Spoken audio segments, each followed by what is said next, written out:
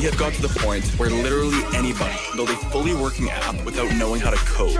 This is Base 44. This is the first look at the current industry-leading AI app builder. And you wouldn't believe the kind of apps that people are creating. Smart nutrition apps, inventory trackers, onboarding tools, you name it. And if the only thing stopping me from making the app is the idea, then why not build an app that gives me endless app ideas? So let's make it. Pro tip, I draft the full app spec in ChatGPT, and then I drop the prompts directly into Base 44. It gives me super detailed structure. And here it is. Everything I laid out in detail as it goes. This is pretty awesome, but I want... All right, welcome back to the Lit House, Home Meat TV. Hustlers on a mission every day. This is real nigga reactions. Real niggas do what they want to do. Bitch niggas do what they can. Hoe ass niggas gonna talk about it, and fuck niggas gonna hate. Regardless, I promise you that. So do your shit to the motherfucking fullest, nigga. Yeah, feel me? And welcome back to the Lit House. I am Capital. Whatever you do, make sure you do it capital and create a positive impact today and later. Fuck them haters. Get your paper straight like that.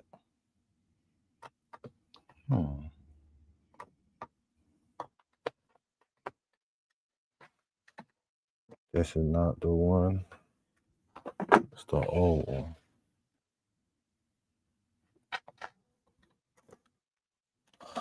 Shit. Oh, shit. Oh, there it go. Whew, excuse me. Had to find my phone.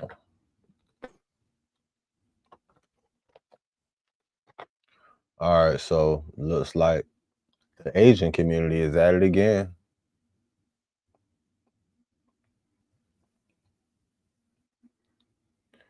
And it's saying Asian restaurant did this to a black teen. Now you must see it.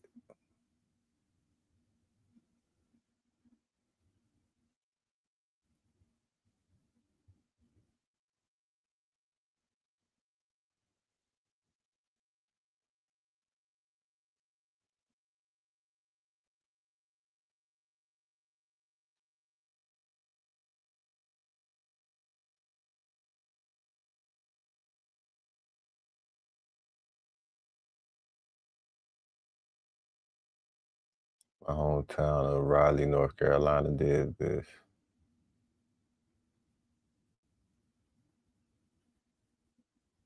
So it's Carolina for real.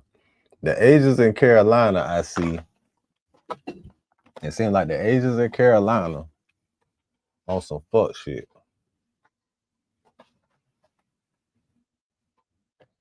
So it's the Asians in Carolina, North Carolina, South Carolina, all around Carolinas.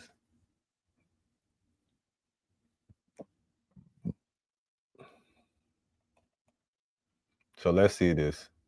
You trespass immediately. Okay? But we all just got here. Yes. So I'm letting you know they don't want you on the property anymore. Okay? Who? Kane Security doesn't want you on the property. They are supervisors of this whole property. So how we're gonna go about this way is I'm gonna notify your guys' parents. I'm gonna let them know that you guys are being trespassed. They're adults, get their information. I'm gonna fill out a trespass form, and you're gonna get off the property. That's what we're gonna do. Okay? Yes, ma'am. What's your number two? You guys are adults.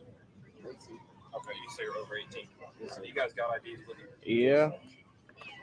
It's kind of crazy.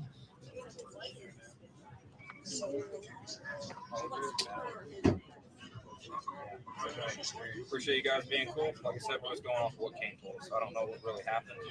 Hey, Halloween around the corner. Just go back and TP that bitch and egg the fuck out them bitches. They didn't say you guys drive-by egging.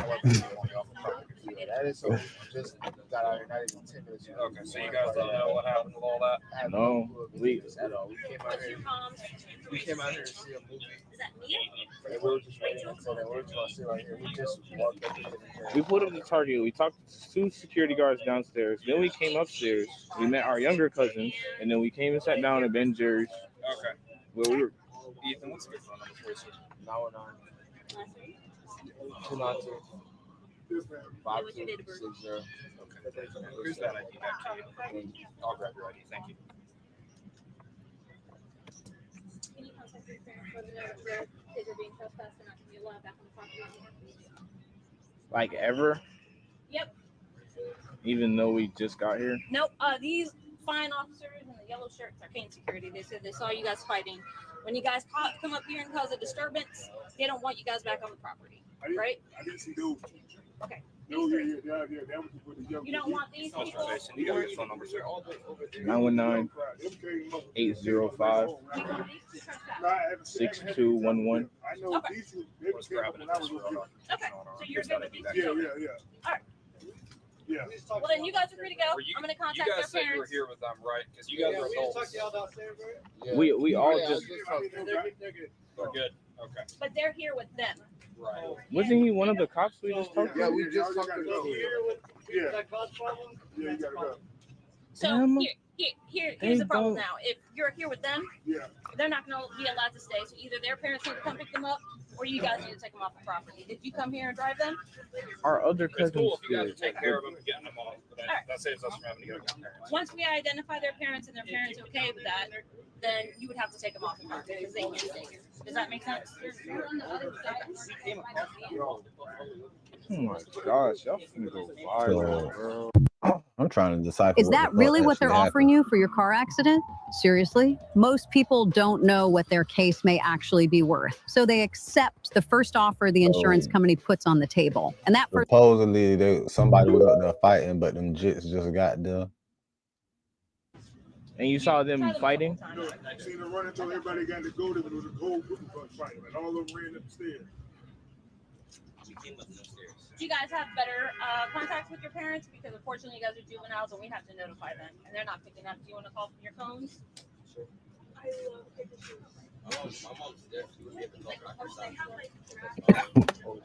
Is she on FaceTime? If you want to put her on FaceTime, that's fine.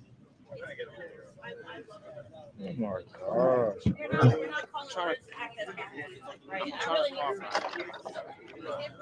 Come on. Come on, can you hear me? Let me see. Raleigh Police. Hello? Hello, aunties. Can y'all both hear me? All right, so cool. Come on. No, yeah, I got Tegan's phone. I have both of y'all kids' phones. Hold on.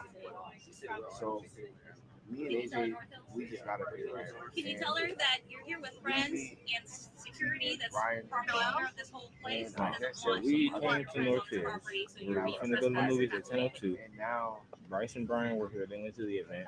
now Tegan, they're Tegan, Josh, and Ryan, they were just walking around. Apparently earlier there were some other kids that were fighting. Tegan, Josh, and Ryan were not involved in that at all. They just got here. they weren't They were surrounded by like 6 police officers that have been recording the whole time. And now they're trying to make them leave. The security here said that they saw them involved in a fight. Hello? Hey, this is Officer Perone with the Raleigh Police Department. So your juveniles, your kids that are here are going to be trespassed. They're not allowed back on at North Hills because they were seen being part of a fight here. Rachel on the And phone. I just need a verbal yes or no if you're okay with the two adults that are It here is. with them to take them back home. It's on speaker. I'm okay. I'm calling Officer Okay. Byron Watson, who's a detective for Raleigh. You can take that up with Kane Security, ma'am. Sorry? Okay. Okay? Hold on, Mom. I'll come up there right now. Okay. Rachel's Your coming daughter up can here. sit here with us, and the others can go. Whoever Mia is, Rachel who's Rachel? is mom. You can stay with us, but you guys can get off the property then, because your mom wants you to. Rachel, I'm headed up here right now. where are they gonna go? I'm gonna I would like to stay Okay, with my Rachel, it's already cousin. ready. We'll take them. Is that fine? I need a verbal yes. Bring Tegan home. All right, her mom said we'll take All right. her.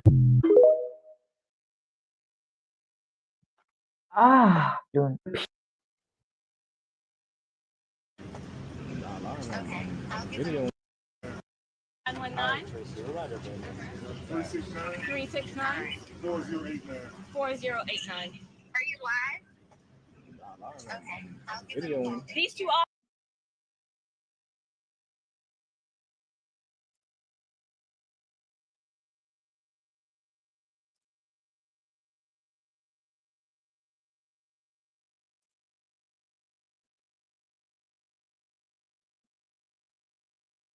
Hey, is your Mac secretly underperforming? Mine totally was. I used Clean My Mac's Yeah, we're health still check on to it. figure it out. Super.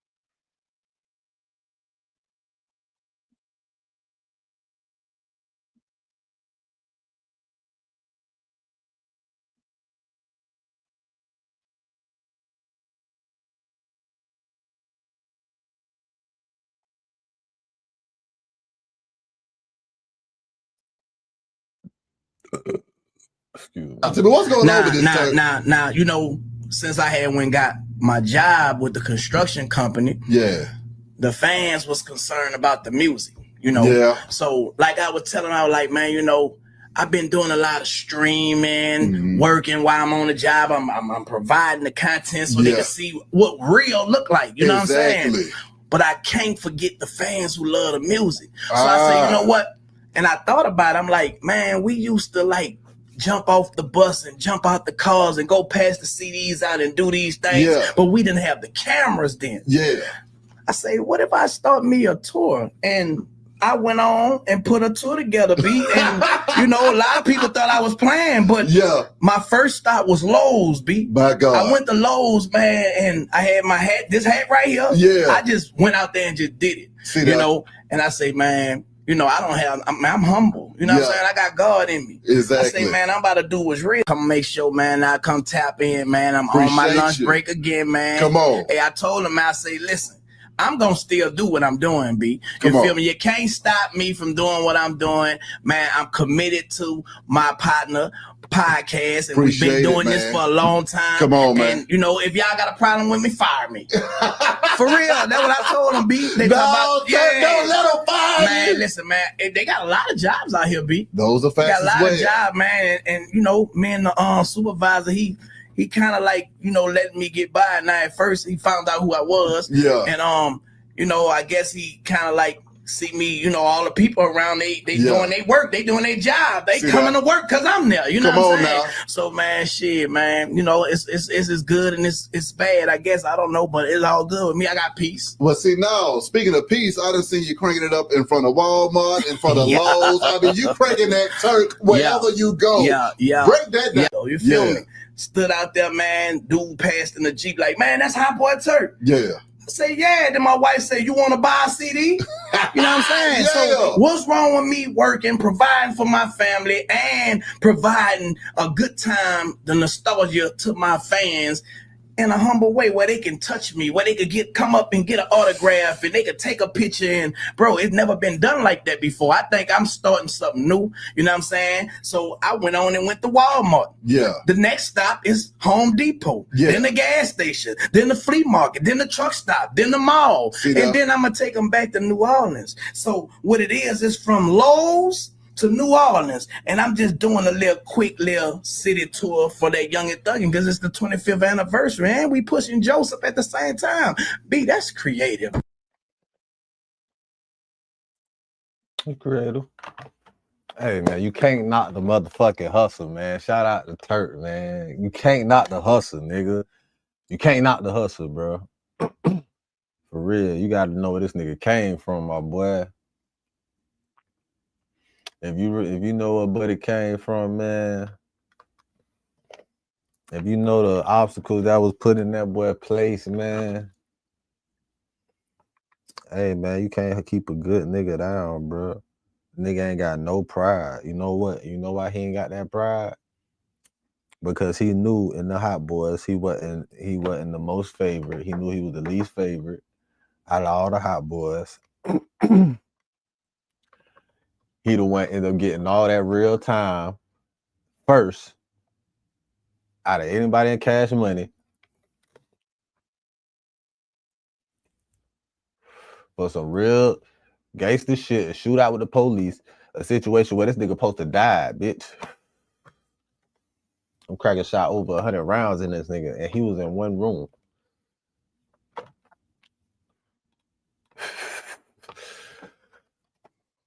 They let off more than 100 rounds with Turk in a shootout. And he survived, nigga. He went in, did his time, came home, and goddamn it, still out here doing some real shit. He just keeping it real, bro. Listen, bro.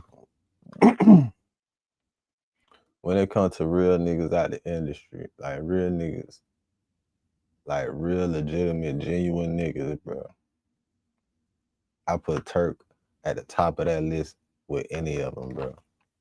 I put Turk at the top of that list with fucking who else, bro? Who else was fucking fuck? Who else?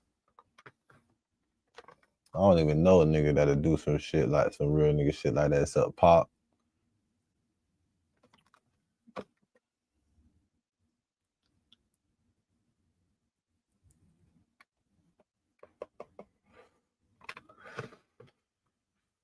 I put Turk up at the top of the list with all of the real niggas, the real niggas. No bullshit, man.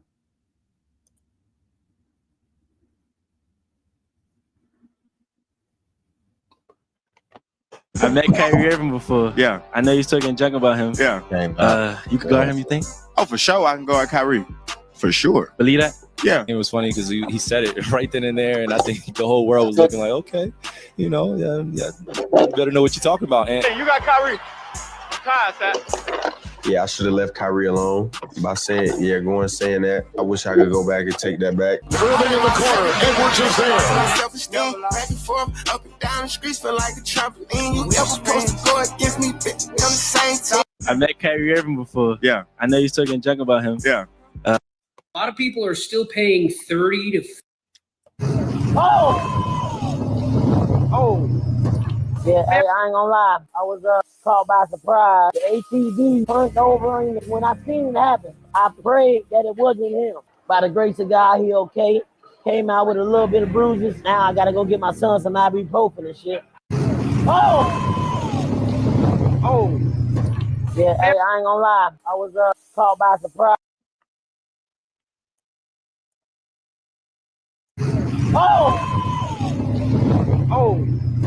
Yeah, hey, I ain't gonna lie. I was caught by surprise. The ATV. Hey man, he lucky he had a helmet on, bro. Rest in peace, my dog, Big T, man. I had a partner. You know what I'm saying? Lose his life on the motherfucking phone. Yeah, hey, I ain't gonna lie. I was caught by surprise. But that shit, my partner shit, he was flipped that bitch back, and that bitch fell back like that. He was a big nigga, so split his head open on the fucking concrete, man. Rest in peace, my dog, man. Yeah, that shit be serious, man. You gotta have your gear, your protector, get your helmet, all that shit. My partner had a helmet on. He'd probably still be here to this day, you feel me? That nigga ain't had no helmet on, though, you know. Reckless ass young niggas like we was. How much are you selling the lemonade for? $1. What are you raising money for? My room so I can get stuff. Also for my mom so I can help me like buy food and stuff. How old are you? 10. You're 10 years old? Could I buy you a lemonade? Why are you helping your mom? Because I know she's going through a lot right now.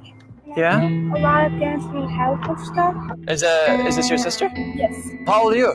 I'm gonna be 12. What's going on with your mom? Well, somebody stole her money. Somebody stole her money? Yeah, when we got money, we just give it to our mom so we can help her pay her bill and stuff. Did she ask you to come out here, or was this your guys' idea? It was our idea. We did it last summer just for fun. We decided to do it this summer for our mom. Aw, well, she must be so proud of you guys.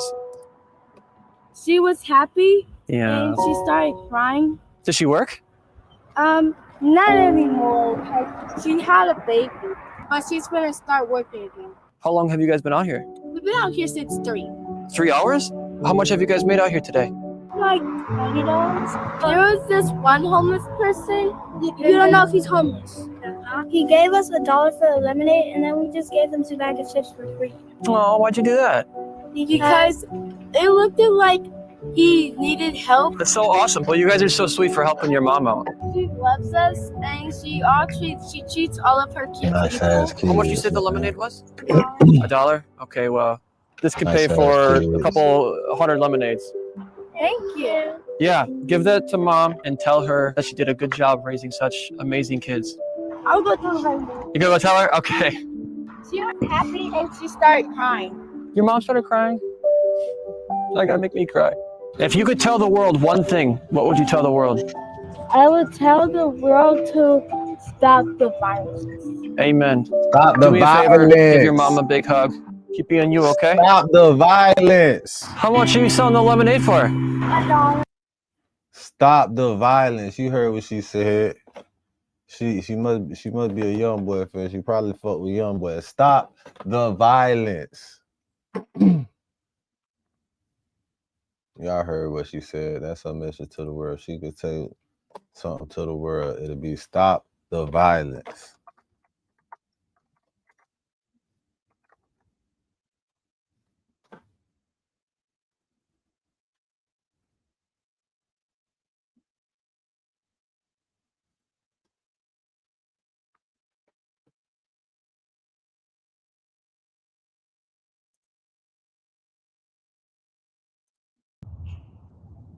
Mr. Garden.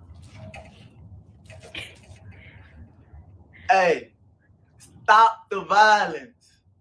Hey, look at me. I could promise you it's a bigger side of life. Stop the violence. You could be a rich nigga, you hear me? I could promise you. I'm talking about, I ain't gonna tell you what's in my bank account, bitch, but hey, stop the violence. You hear Stop me? the violence. Thank you. You heard what them little kids said. Mr. God. So I can get stuff. Also from my mom, so I can help me like buy food and stuff. How old are you? 10. You're 10 years old? Can I buy you a lemonade? Why are you helping your mom? Because I know she's Shout out to going through a Josh, lot man. right now. Shout out to Josh, man. Real nigga shit. Creating a positive impact today and later, you know what I'm saying? Resetting the algorithm and shit like that.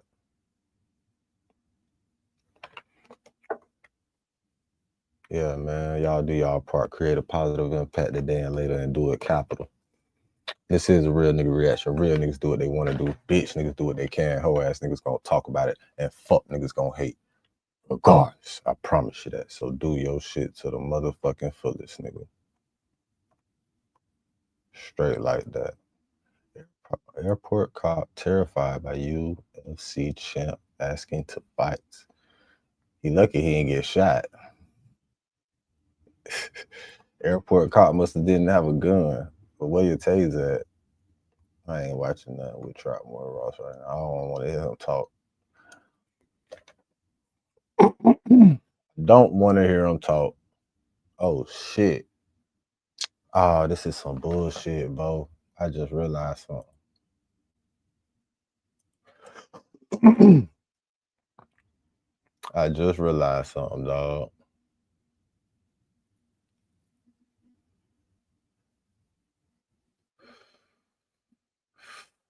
The Kanye concert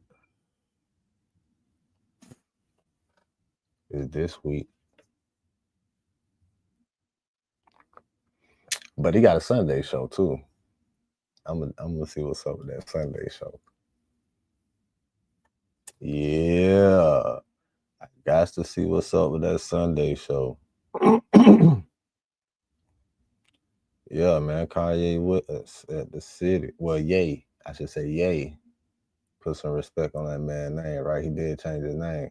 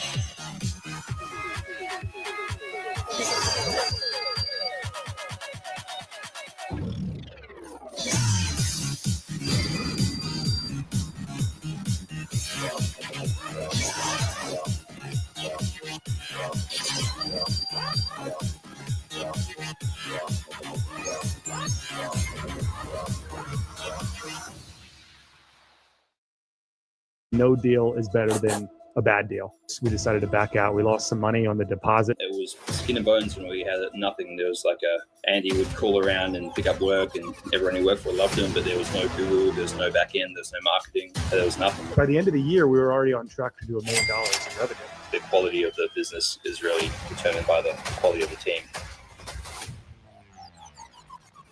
Cool, man. We're back in the podcast seats. It's good to have you all. Man, what's up, everybody? Welcome back to another episode of EOS. It's 1090 Jake, man. I'm rocking with y'all, and y'all rocking with me. And for this video, we're going to be speaking on the Folio, not 5, the Folio 4, the actual killers in this case, and how they were all just sentenced to mandatory life sentences without parole, which is stupid because in Florida, there is no parole. If you get life, you have to die to be released. And we're going to be reacting to their reactions because they were even granted the ability to express how they felt about being sentenced to forever. You want to make hundreds of dollars from your phone for free? There's a bunch of new games you get paid to play on free cash where you can make a quick 10 or really lock in and make $500. And all you have to do to sign up for a free account is scan the QR code on the screen or go to the link in the description of this video and pinned in the comments section. Signing up, you'll get a free $10 bonus. And from what I heard, Match Masters is one of the highest paying games on free cash right now. So if you've got some time to kill or genuinely just enjoy phone games, go ahead and make you some free cash. Mr. Chance, I'm going to start first. I'm going to adjudicate you guilty. Count 1, sentence you to mandatory life without the possibility of parole. Count 2, I will adjudicate you guilty, sentence you to life to run concurrent with count 1. Mr. Gathright. On count 1, I will adjudicate you guilty, sentence you to life without the possibility of parole. You also have a 20-year minimum mandatory sentence. On count 2, the conspiracy, I will sentence you to 30 years in prison to run concurrent. Count 3, attempted murder in the second degree, I will sentence you to 30 years Florida State Prison with a 20-year minimum mandatory sentence, again to run concurrent. Now, listen to this, right? Just hear me out for y'all that haven't caught on. This is the one that was crying the majority of the trial. She's adding on sentences for the other crimes, right? So he's getting hit with forever. He's got the mandatory life sentence. Yeah. But when she's saying like, oh, you're getting 15 for this, 30 for this, 20 for this, all of it is to run concurrent. So it's all a part of one sentence. He basically just has life. And all the little shit that's sprinkled in is just solidifying you're not getting out of this situation. All 4, and let me just show you the 4 that I'm speaking on. All 4 of them are going to die in prison. All 4 of them. They're going to be forgotten about within 10 years. Within 20 years, the realization is going to set in, you know, because they're all fairly, well, maybe not these 2, but these 2 are young. You know what I mean? So in about 10 years, they'll be closer to my age. I'm 31. In about 20 years, they're going to be damn near in their 40s. Nobody's going to remember them. You know, they're probably barely going to have anybody writing them or talking to them. And not for nothing, once you hit your 40s and get into your 50s, that's when your family members start dying off, which means, like I've seen in Florida State Prison, they're going to be those cold guys that walk around, that don't have too many friends, that don't talk to too many people, that you know are dangerous because they have no contact with the outside world. All of their family and friends have died off or went and lived a life and realized that the attachment of holding somebody down in prison for the next 30 or 40 years is nothing but an anchor, a weight holding you down. A reminder that you once had a sibling or a loved one, but they made a fucking choice that cost them their life. And all their asses got smoked. Like, all of them got smoked except for the girl. And people are gonna be in the comments, oh, Jake, you think that's funny? Da-da-da. Abso-fucking-lutely. They threw their life away. They made that choice. They planned, tracked, and executed Julio. So I don't give a fuck. I don't have sympathy. Oh, but he was young. Oh, but he made the choice. You know, this one specifically was a gamer. He was a gamer. You know what I mean? He grew up in a decent upbringing, a suburban upbringing, traveled, military parents. He chose this shit.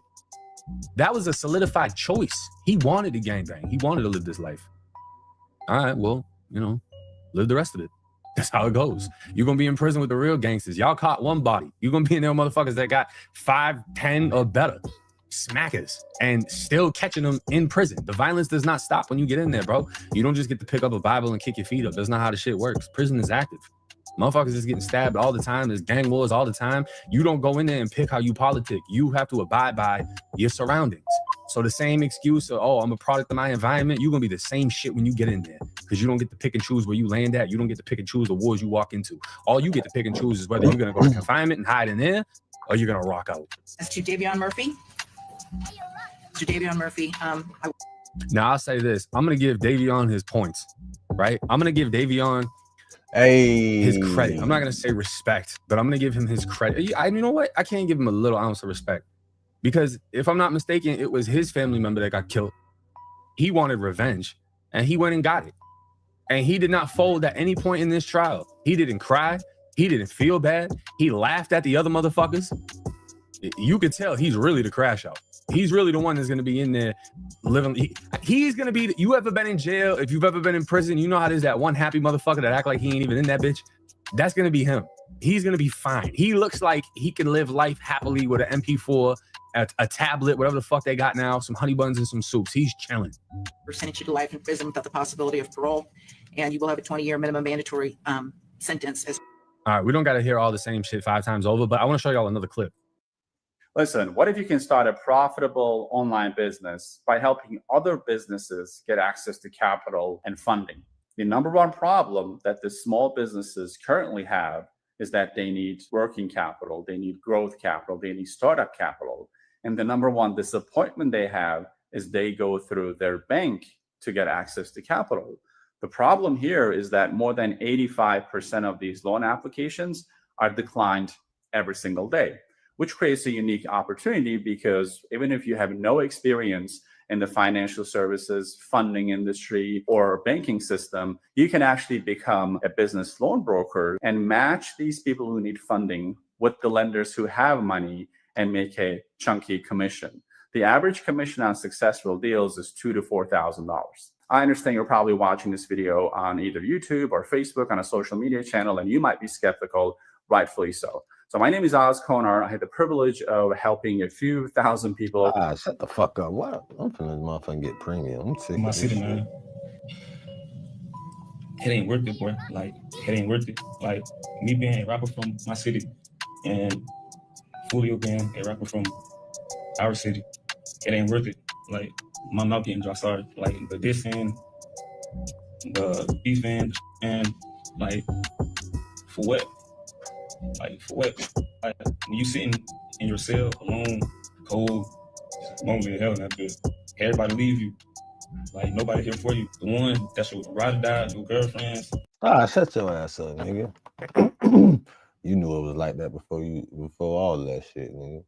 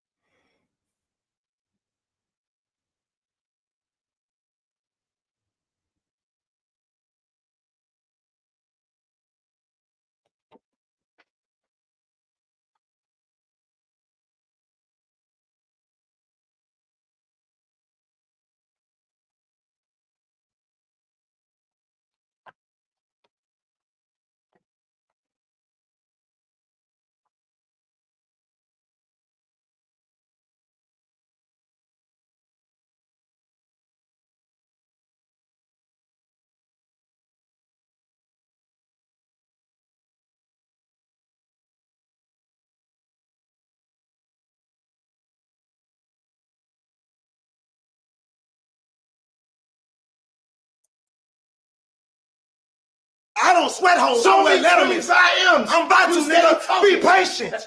Sit your tall ass down. I'm a manager. I got multiple hoes and multiple accounts. I knew this. You fuck with 10 bitches for free and pay their bills. I fuck with 10 bitches for free and wait for meals. February. What's the meal? Oh. So that's 5. Oh, yeah, he want to skill. Yeah, 2 million. Let's go to the next one. Read the next one. Read the next one. 3 mil. You said 7 million, then you said 2. No, ain't no 3 million. You can't read, nigga. What that say? Read correct. 7 million, nigga. Read. I don't sweat hoes. Show I wear me Letterman. 25 M's. I'm about to, You still nigga. Be talking. patient. Sit your tall ass down. I'm a manager. I got multiple hoes and multiple accounts. I knew this. You fuck with 10 bitches for free and pay their bills. I fuck with 10 bitches for free and wait for meals. February. What's the meal? Oh. So that's 5. Oh, yeah, he want to skill. Yeah, 2 million. Let's go to the next one. Read the next one. Read the next one. 3 mil. You said 7 million, then you said 2. No, ain't no 3 million. You can't read, nigga. What that say? Read correct. 7 million, nigga. Read. I don't sweat hoes. Something Just listen to their reaction of his 8th straight finals. Where's the GOAT going this year? Where will the GOAT end up? Back in Cleveland. Man, that man go home to retire, man. He not finna be keep playing with y'all niggas like this, man. They talk about sending that boy to San Antonio. I don't think he fuck with Wemby like that. He probably could go. The thing about it is,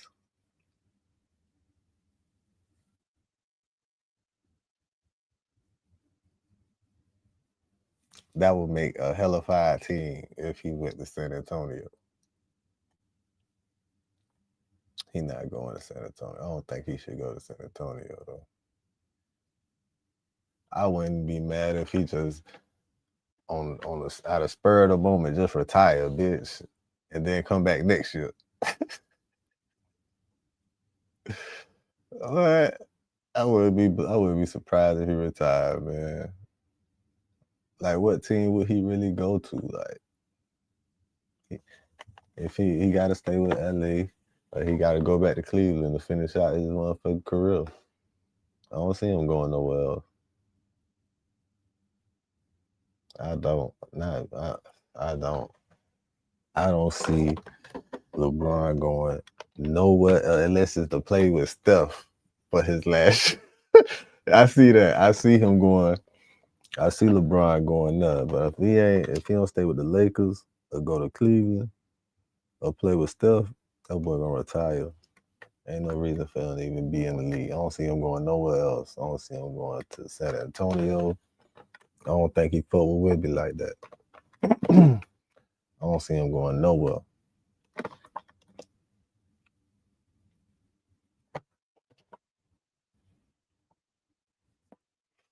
Oh, see that.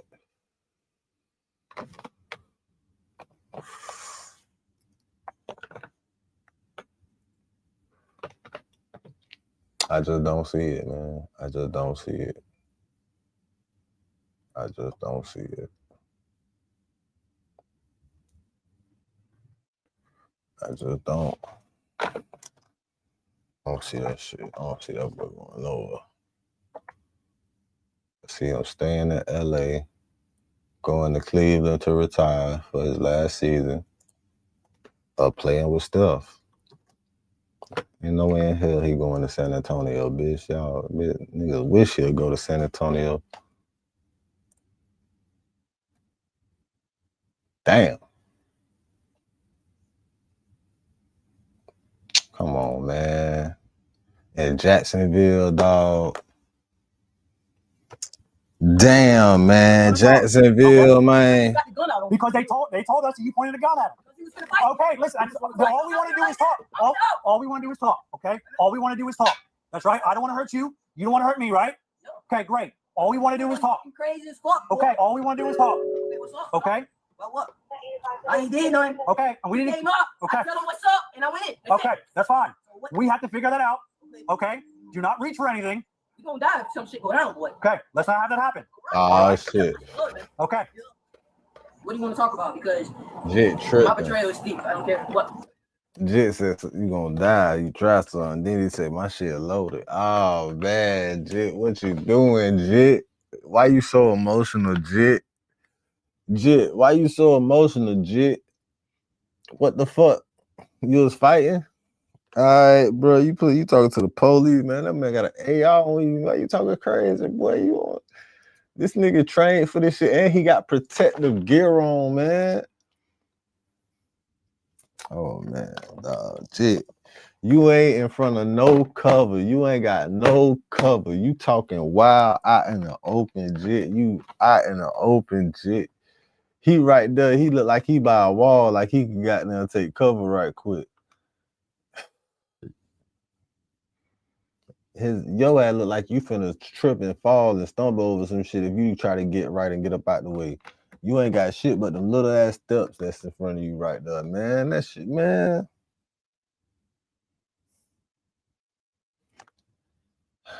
Let this be a lesson to you young motherfuckers out here.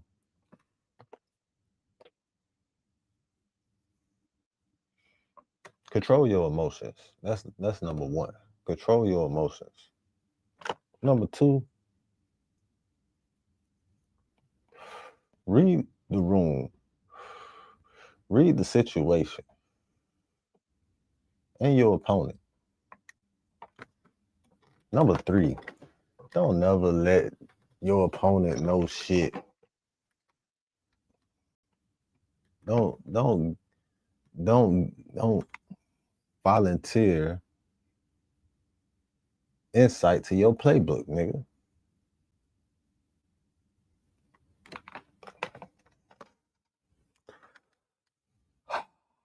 Damn, Jit. Okay, I want to talk about why we're here. Okay.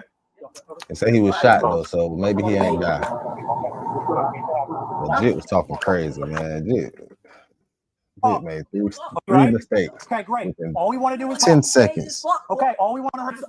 Okay. Why you got the gun out on? Because they told us that you pointed a gun at him. Because he was gonna fight. Okay, listen. All we want to do is talk. All we want to do is talk. Okay. All we want to do is talk. That's right. I don't want to hurt you. You don't want to hurt me, right?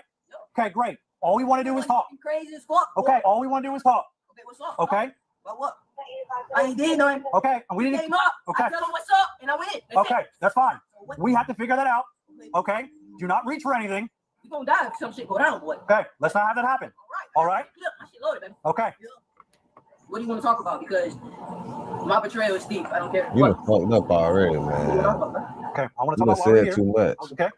Damn, Jit, you done said, well, why are you even manage your emotions, people? You have to manage your emotions. You have to manage your emotions, bro. Because what the fuck was the purpose of even saying some shit like that? Bitch, you talking to the police. This man got an AR out with protective gear, bulletproof vest, and extra magazines, and clips and shit, and all other type of accessories.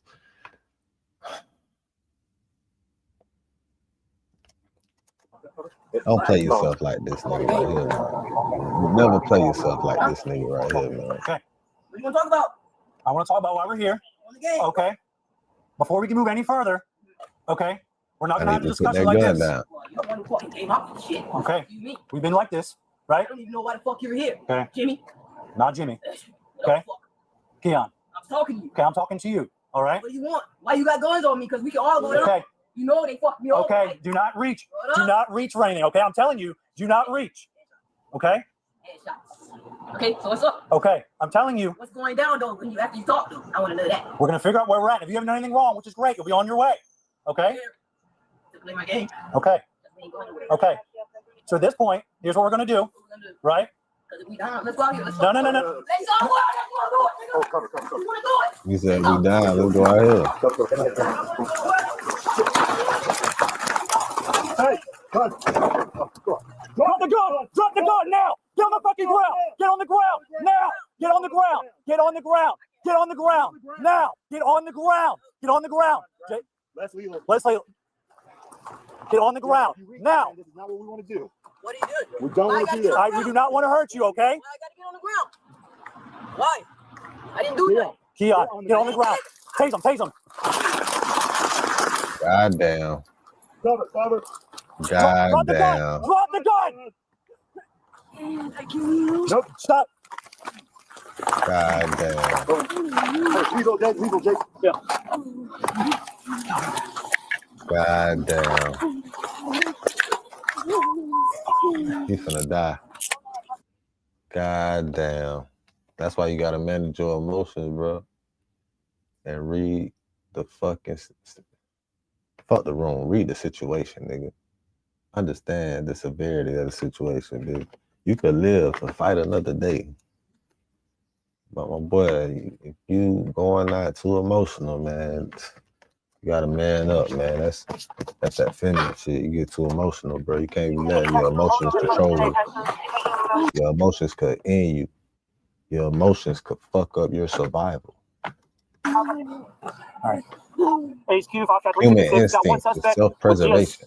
Start rescue 1068. All officers are 77. Hey, hey, Win, you check yourself. Come on, man. He already down and he dead. Y'all got him cuffed. Don't put no. I hope y'all ain't putting no weight on him so he could bleed out. What the fuck is y'all doing? Y'all ain't even putting weight on him. Y'all ain't even got them rendering aid. Y'all just said fuck it. Y'all shot him and put him in handcuffs. Y'all let a nigga. Y'all. This what they do, bro. You put them in a situation where they gotta shoot your ass. They're gonna kill you if it's justified. They don't give a fuck about you dying. That's just another body to them. So what they gonna do is they gonna shoot your ass, put you in handcuffs, and lean on you and push your blood out. They're not putting pressure on no wound. They don't give a fuck about where your wounds at. They're just gonna put pressure on any place of your body and make you bleed out faster before the fucking ambulance get out. They don't give a fuck about none of that shit, bitch. They'll probably get bonuses because you know the government get paid off of the funerals and all that shit too, right? Oh, you don't know? You ain't know that shit. Yeah, man. Bitches, if a bitch got a social security number, yeah, man. This shit all about. This shit a money game. The police gonna shoot your ass when you bleeding. They gonna put your ass in handcuffs and then they gonna press on your body. They gonna put all the force on you. They not putting no pressure on your wounds. They gonna put pressure on your body so you bleed out faster before the medics could get to assist you if they even wanted to. Crackers don't give a fuck. I'm fine. I don't know if you shot or not. It was kind of clear. Yeah. Let's go here. Let's go. No. Shit. Oh, cover. Let's go. He's gonna kill him. He's gonna cover. Head to head. Come on. Oh shit. Hey, come on. Oh, come on. Drop it, Leon. Drop it. Drop it. Get on the ground. Get on the ground. Get on the ground. Get on the ground. Get on the ground. Get on the ground. Get on the ground. Get on the ground. Get on the ground. Less lethal. Get on the ground. If you reach, man, this is not what we want to do. We don't want to do that. I do not want to hurt you, okay? Why I gotta get on the ground? Why? I didn't do it. Leon, get on the ground. Take him. Cover. Leslie. Get on the ground. Now what we want to do. We don't want to do that. I do not want to hurt you, okay? Why I gotta get on the ground? Why? I didn't do it. Leon, get on the ground. Take him. Shot fire. Hey, man. If he was dark skinned, they would have never said less lethal. They would have lit his ass up as soon as they seen that gun. Like, come on, Chid. I hope you make it, my boy. And that's one thing about Florida police officers. When that shit justified, if it's gonna be some type of outrage, they feel like it's tensions high in the city. They already know tensions high around the whole fucking country with shit. So Florida police, when they in the right, anytime police in the right, they're gonna release that footage immediately. That footage gonna be released within 8 hours of an event. With that 8 hours, nigga. With that 8 hours of an event, boy. That shit gonna be released, man. What? If that footage cleared them, man, they ain't finna alter that bitch. They ain't even finna try to edit shit. None of that. They gonna put that bitch out immediately. As soon as they get their hands on that bitch. As soon as they goddamn get it, see it. Like, oh yeah, put this out right now. They gonna upload that bitch. Soon as that file on the computer and they could look at that bitch and that bitch good after the first upload. That bitch gonna upload with a nice little message on their social media. No bullshit. They gonna release that damn footage, boy.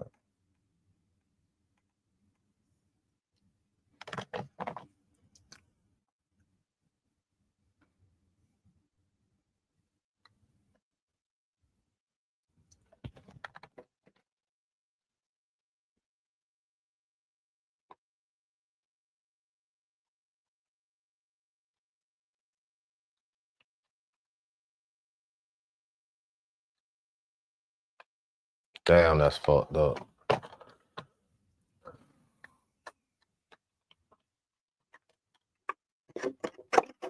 Sheriff's Department.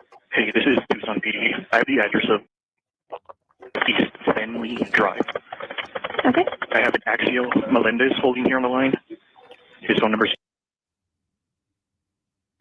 He's reporting his father shot his sister. He's currently locked in a room there at that property. Okay. All right, sir, you can go ahead now. Hey, is this Axel? Yes. Hi, okay, you said that your father shot your sister? Okay, do you know where your father currently is? I don't know, but the last time I saw him, he was inside the house, and he shot my sister. I ran inside the room and locked myself inside. Okay. Okay, what is your father's name? That's okay. Just talk to me, okay? What is your father's name? So this is a swatting call, right?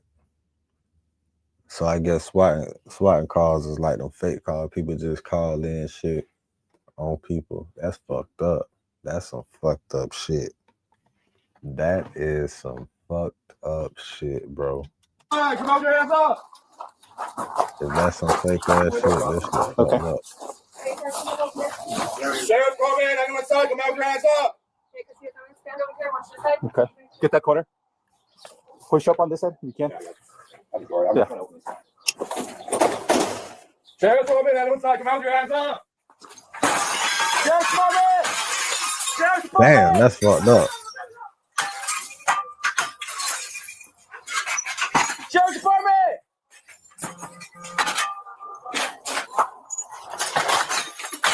Sheriff Department.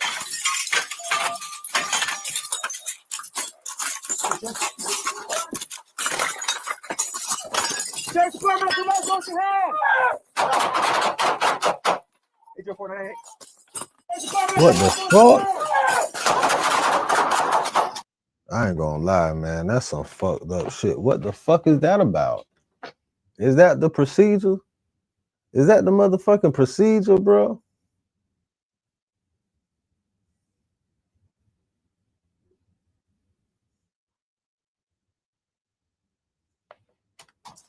I mean, I heard the call, but goddamn.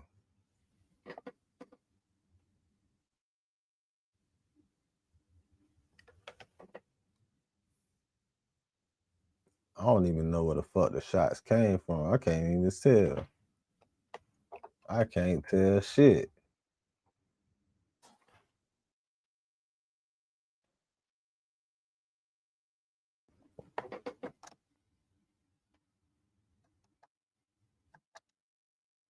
Or somebody was laying down right there or something.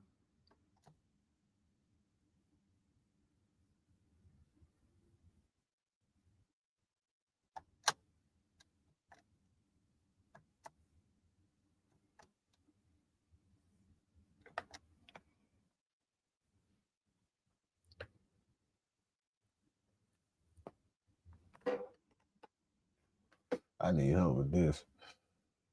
Because I don't see shit.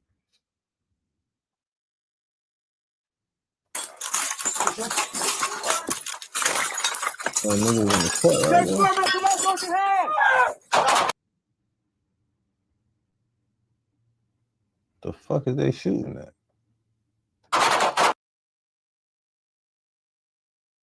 Gotta be that way. But them niggas look like he was pointing. Nigga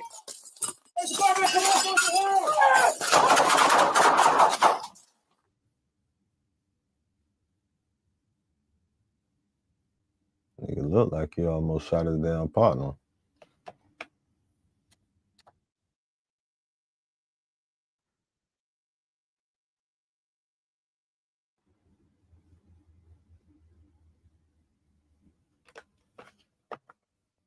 They pointing that way now, busting that bitch. Like his ass was behind the TV or something. He must have been laying down right there.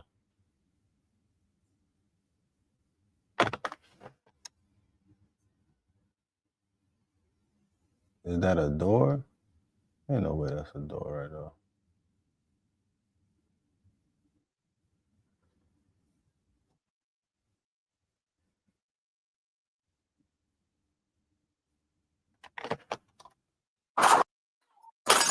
Search department, come on, close your hand.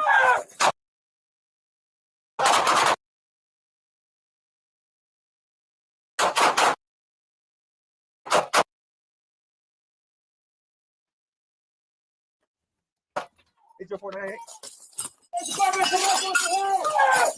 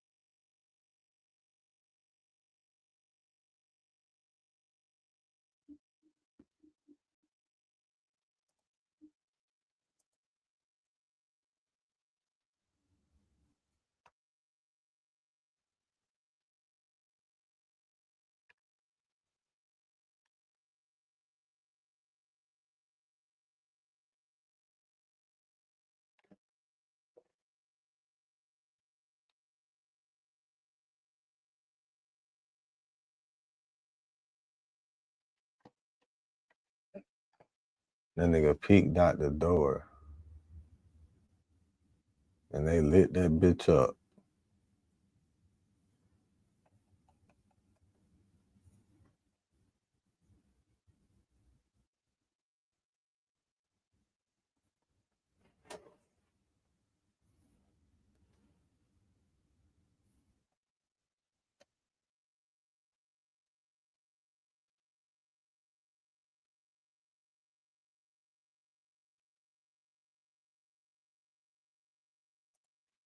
Well, I guess I'm not alone. I just wanted to make sure, like, man, what the fuck?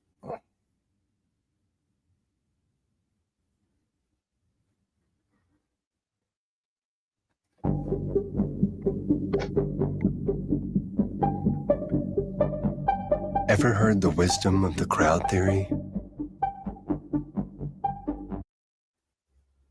In September 2023, police responded to an animal complaint at a neighborhood in La Crosse, Wisconsin.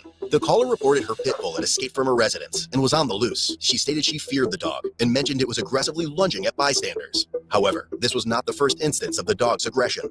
According to the report, there had been multiple incidents over the past few days that made the owner fear for her safety. For example, while she was inside swatting flies, the pit bull attacked her, leaving bruises on her arm. On another occasion, it bit someone. Upon arrival, the officer observed the gray and white pit bull roaming the street. The dog was circling a van and jumping onto its hood, displaying aggression towards anyone who approached. That's my other dog in the car, and that's why he's there. I had my friend come here because he busted my wooden fence to come to me. Oh, they finna kill that bitch. They finna kill that dog. Why the fuck you ain't call animal control, lady? Why you call the fucking police? Why the fuck you ain't call animal control? So they could get this shit and put it around their neck. They got tools and shit. The police ain't got tools for that. The police got guns and bullets and shit. They finna kill the dog, man. You supposed to call animal control. They got the pole with the shit, with the loop around it, where they could put that bitch around the motherfucking dog neck and control his ass and put him in the back of the motherfucking truck and get him some medicine if that's what the fuck he need, or put his ass to sleep. But either way, bro, don't put him to sleep like that, man. Don't put your dog, don't call the police on your dog, man. Don't call the police to put your dog down, man.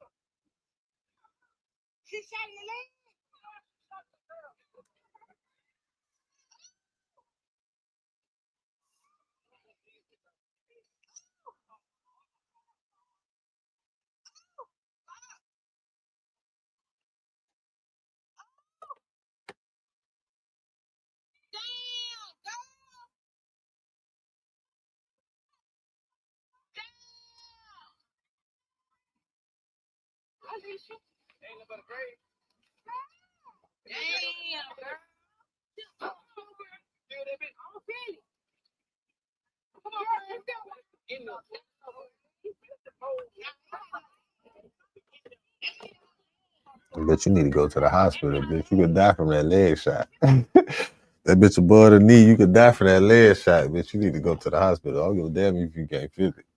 You can't feel it. That's a bad sign, bitch. You can't feel it. That's a bad. You can't feel it because you was just fighting your adrenaline. That's definitely a bad sign. But she just shot you in your motherfucking thigh, bitch. You can't feel it. Oh, go to the hospital immediately, bitch. Your ass could die. That could end up fatal, bitch. That could end up fatal as fuck. All right, let's look at Mixing up this. Benadryl and dog food to put him down. They're doing euthanization because they're killing him tomorrow. He's attacked too many people. He's dangerous. Please.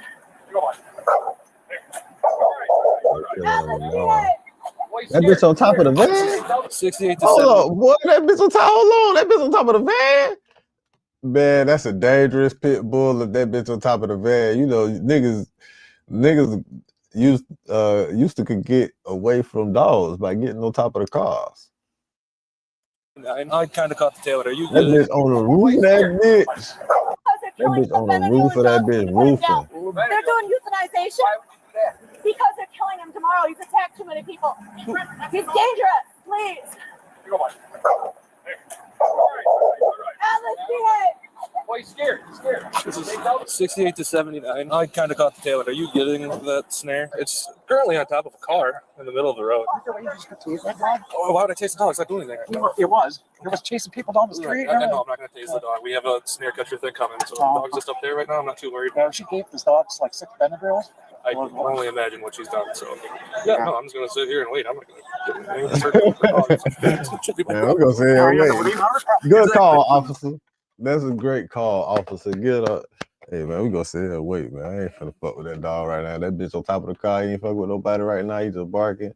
We gonna sit here and wait. Now, if something go on there, but bitch, other than that, 100%. So I'm sitting on the car. So right now, my partner's on his way up here with one of them big old.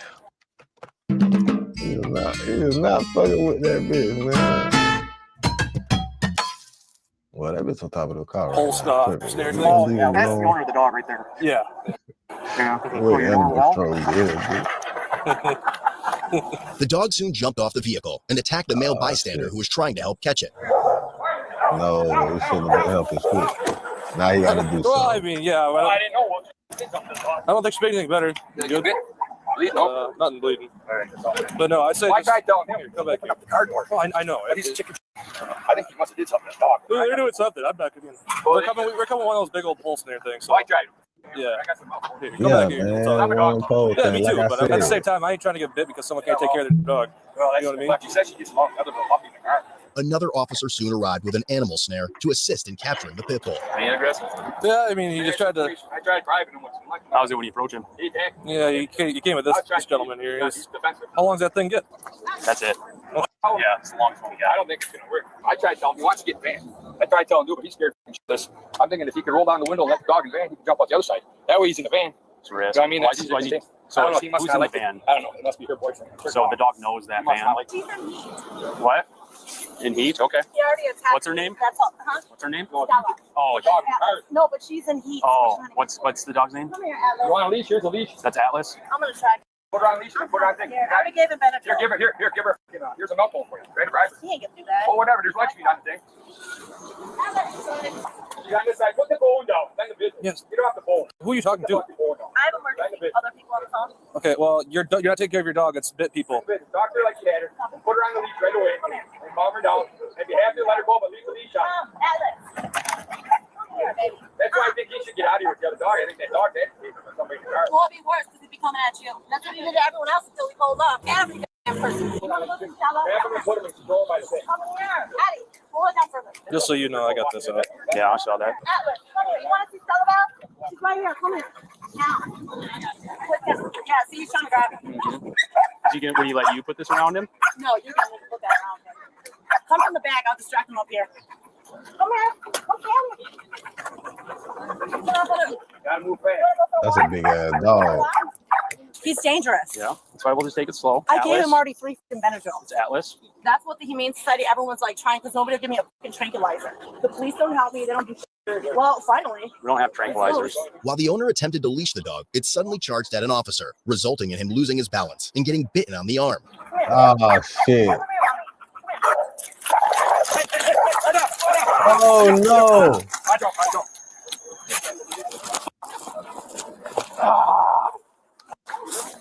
He bit him quick as fuck. I don't even see him die. Oh, yeah, he did. He got his ass.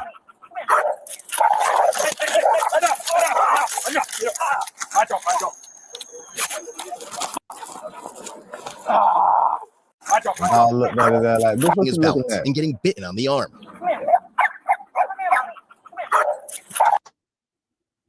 Like, what's up, bitch? What you looking at?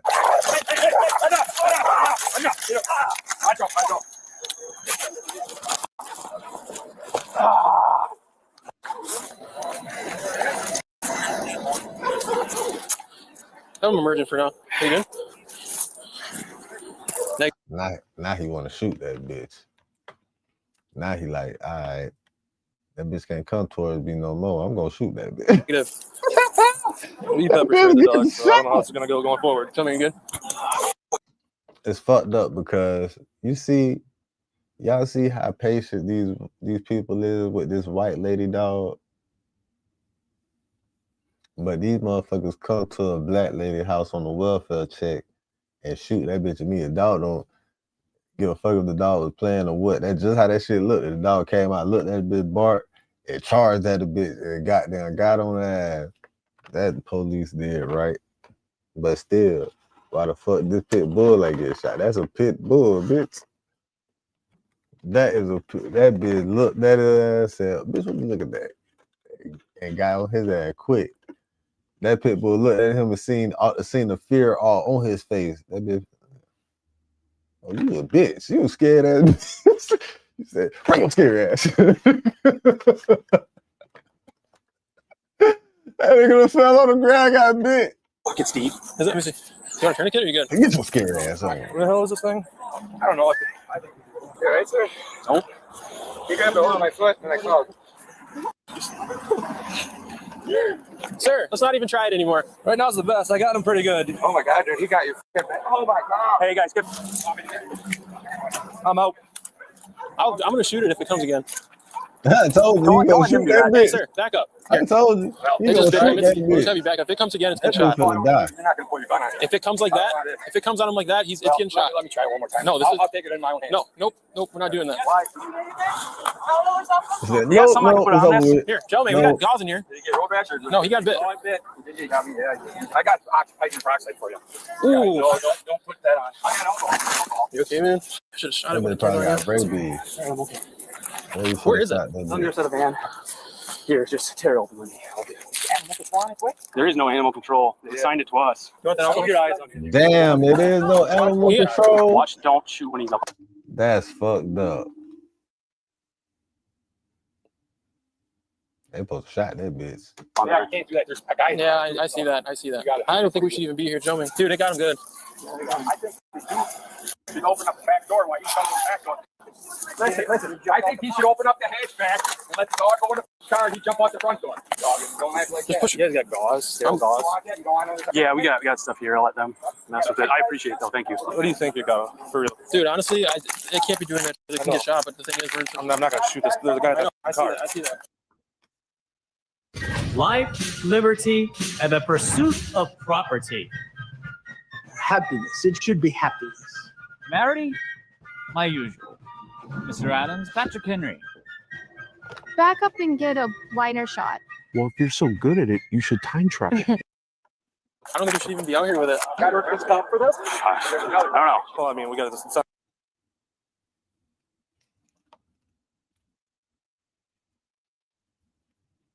This dude's We can try to tase it.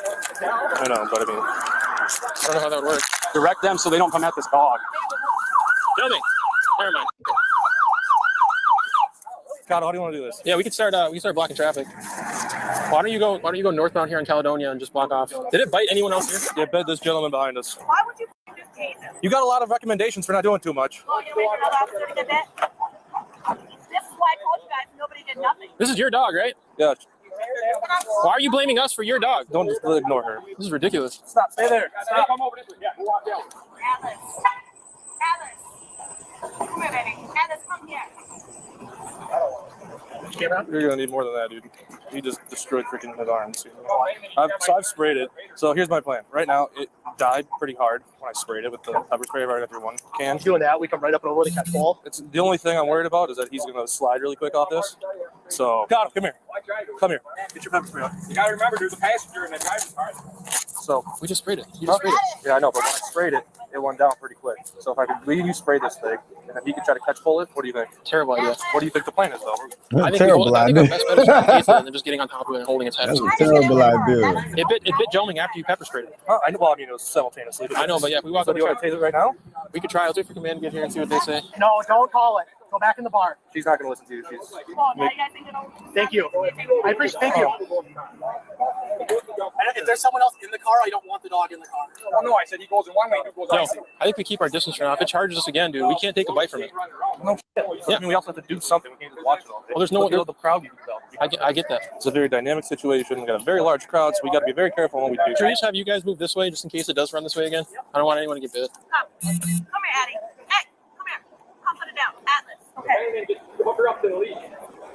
Move fast, move fast. Good girl. Okay, come on. Hold on, let me see you, then we'll get a rope to her.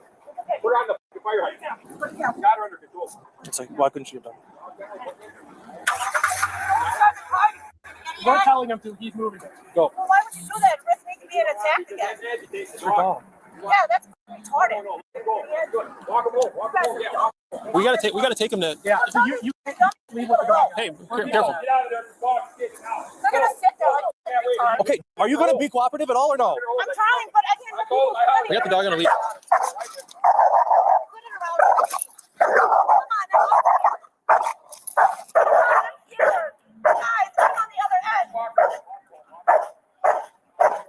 Just have her. No, hang on, back cage. In the back. Oh my God. Tell me, okay. It's down to the bone. We're a first responder. While it was being escorted to the animal control van, it attacked the male bystander again. Brown, you wanna? I don't know how this works. You wanna Why the fuck is you so close? Why the fuck is your ass so close? You dumbass. You deserve to get your ass. Why the fuck is you so close? Bitch, is that your bitch? Oh my God. You trying to talk to the bitch? This nigga done got it. You deserve to get your ass bitch, sir. Cause why the fuck is you thinking try to take this thing or what? Please, Case, I'm scared. can't tase that nigga? That tasing ain't gonna work. So I'm next. Could she just walk it home? Could she if She doesn't want to take it home. She don't want to take that bitch home. Okay, there we go. Please come up. That's why they call the police, but they can't help me. You can talk to her because she's the one that hates me. Let someone talk with her. Let's get her information. We need rabies licensee. Why don't you just? I don't know where my keys are. We'll find them. They're somewhere out here. Either fell. We'll find them. Don't worry about it. Just. I gotta go to the hospital. It's down to the bone. They said I need stitches, so yeah, I'm okay. Do you have any? I can't breathe. No, because I called these police 5 times to help me, and they told me no. Can we get that one in there? These bitches. See, control your emotions.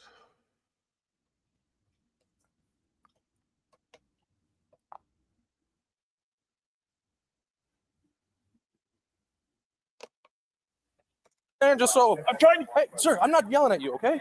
I understand. I'm not yelling at you. I'm just saying, can we just get this dog in and just avoid any issues? That's it. I want it back in the van. Yes, Yes. Take it easy. I'm trying to help you out. Okay, help me out. Yep, that's what I'm doing. Come on, bud. How old is Atlas? He was like a year and a half. A year and a half. He was set for euthanization tomorrow. That's scary, dude. You're lucky I just bit the elbow. Yeah, one time you got bit. It latched and then it shook. Okay. Scheduled for euthanization tomorrow. He's scheduled for euthanization tomorrow. Why the fuck they ain't been pick him up? That's crazy. His ass supposed to been picked up. They would have never let his ass go. Talking about what you scheduled the euthanization. And if that's the case, you know what? She did tell them police officers that. That bitch would have got euthanized on the spot, man. Before he even, he wouldn't even got a chance. That shit crazy. He wouldn't got a chance to bite shit. Not gonna even lie to you. These niggas got a stupid, dumb, big ass pole. That bitch done look at it like, bitch, that nigga, what you want to do? And nobody was ready. Neither one of them was ready for the moment that dog said, what's up, nigga? Neither one of them was ready.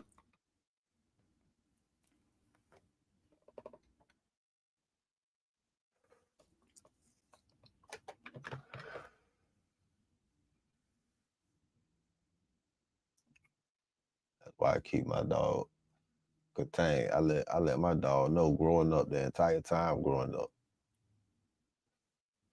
The moment your ass start tripping, it's a reason why I named your ass Tupac. The moment you start fucking tripping, you're gonna see if your ass survive.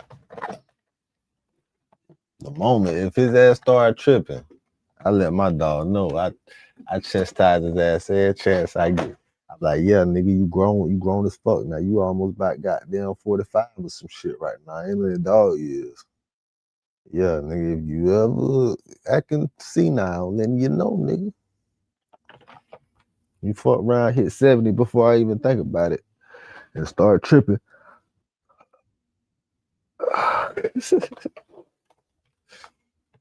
Fuck around, hit 70.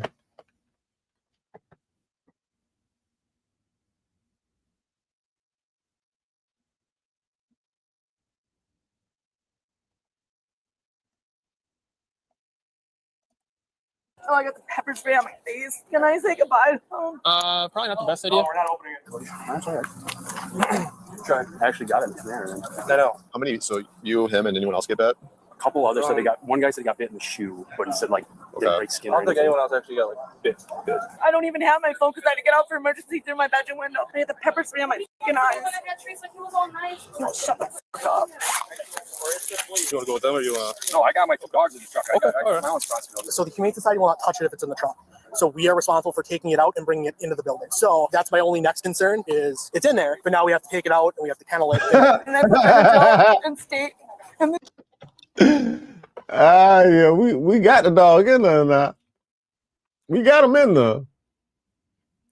But now, we're responsible for getting them in the building. We're gonna need the owner. We're gonna need the owner to come and let the dog out and take the dog inside the building. The owner gotta come and take the dog in there, man. The owner gotta do it. Cause that dog will snap on everybody else. Mistake to like see I was gonna sedate him because nobody would help me. Shut the fuck up and get the fuck away. Stop. Excuse you. What are you doing? Hope it hasn't hurt. Excuse you. Ace. I'm sure it's gonna hurt later, but adrenaline's the one right now. You just tried to catch pole it and it jumped or what? Yeah, and it jumped and I caught it. But then when it like lunged, like the pole went into me and then I fell and then it got out and then it came out. I told them to help me. They wouldn't fucking help me and end up in a whole show. Is it normal to be that color? Yeah, it's turning a little purple. Got strength yet? I mean, it's tingling? Yeah. Yeah, it's kind of deep. You got a pretty good deep gout. Yeah. Go on in and sit down on the captain. I find it funny because this is all coming back on the police. How did you get off the leash? Like, how did you get out here? He bust through my backyard fence. I didn't let him out. He didn't just like get loose. He bust through a 6-foot privacy fence, and I'm over there mixing up Benadryl and dog food because I had to come out my bedroom window. I didn't have the keys or anything getting any other door, so I was mixing it up. They gave me steak.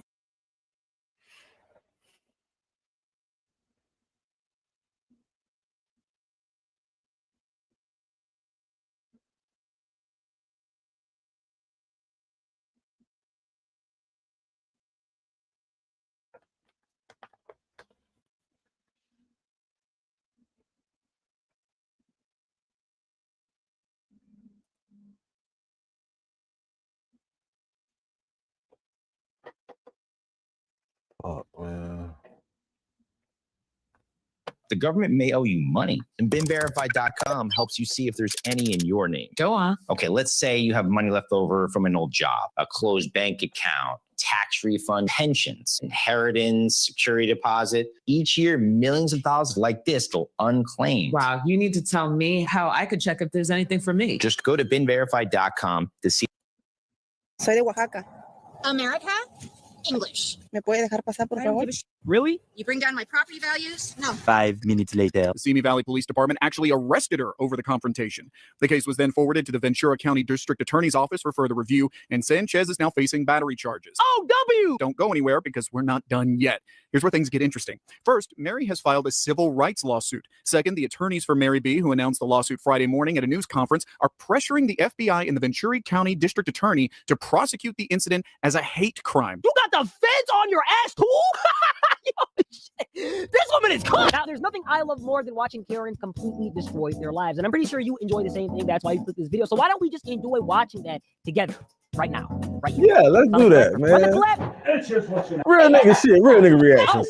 We in the lit house. What the fuck was that? We Like? don't like you.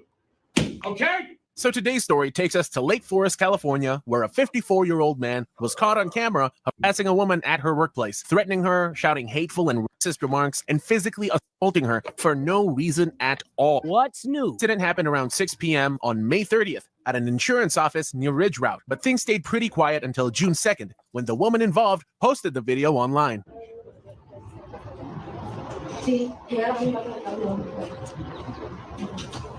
No, this is... What's he doing? You think you're safe, but you're not going to be safer soon. You might get away with this one, but you're going to have a problem. Are you threatening me, sir? Are you threatening me on my job? Yes. threatening me? Yes, yes, he is. That's not okay. Don't come over here in my job that I'm trying to do and threaten me. I know you're trying to help these people. It would be nice if you're trying to help these people.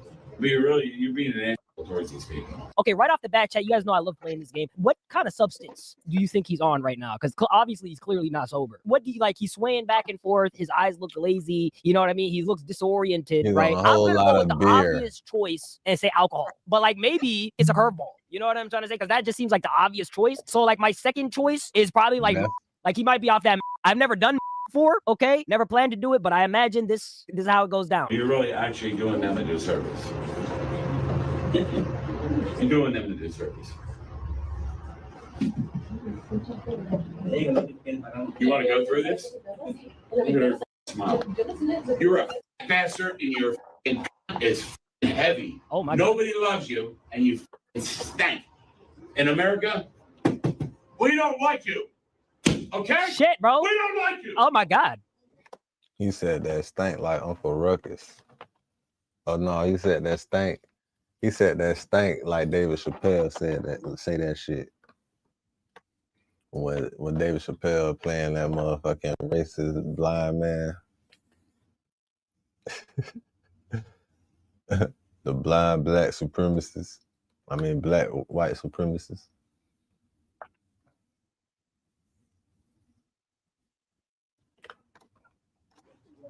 Like you, and you stank. Your is heavy. Oh my Nobody loves you, and you stank.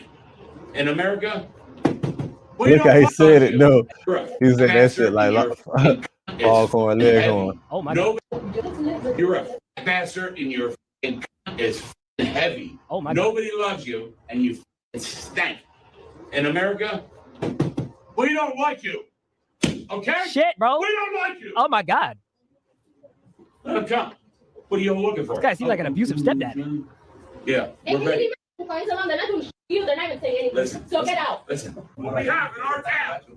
Oh my God. You guys are going to try and do a business in our town where we have a place. Oh, it's definitely alcohol. I don't care if you look like that. Is that? I don't care about you. You He had a one too many Budweisers. Wait till the sheriff's I office told you that. He had too many bills, You man. motherfuckers are going to be out of here. I work with Mexicans all day long. Yo, did you hear the guy? I'm gonna tell you like this. He's like, wow. That guy was just sitting there on the side trying to mind his own business. But as soon as he got hit with the friendly fire, he was just like, wow, what did I do? Like, All day long to deliver concrete. I never have a problem. When it comes to you guys and this place, now you got a problem. All right, there's a lot to unpack. Man, I remember it was a while ago. It was long ago. Long time ago. We slide, me and my cousin, we slide, you know what I'm saying? We catch a play, we around the city. And we pulling up to one of the old goddamn spots and shit. By the gas station. It's like 17, 20 Mexicans chasing this motherfucking white man.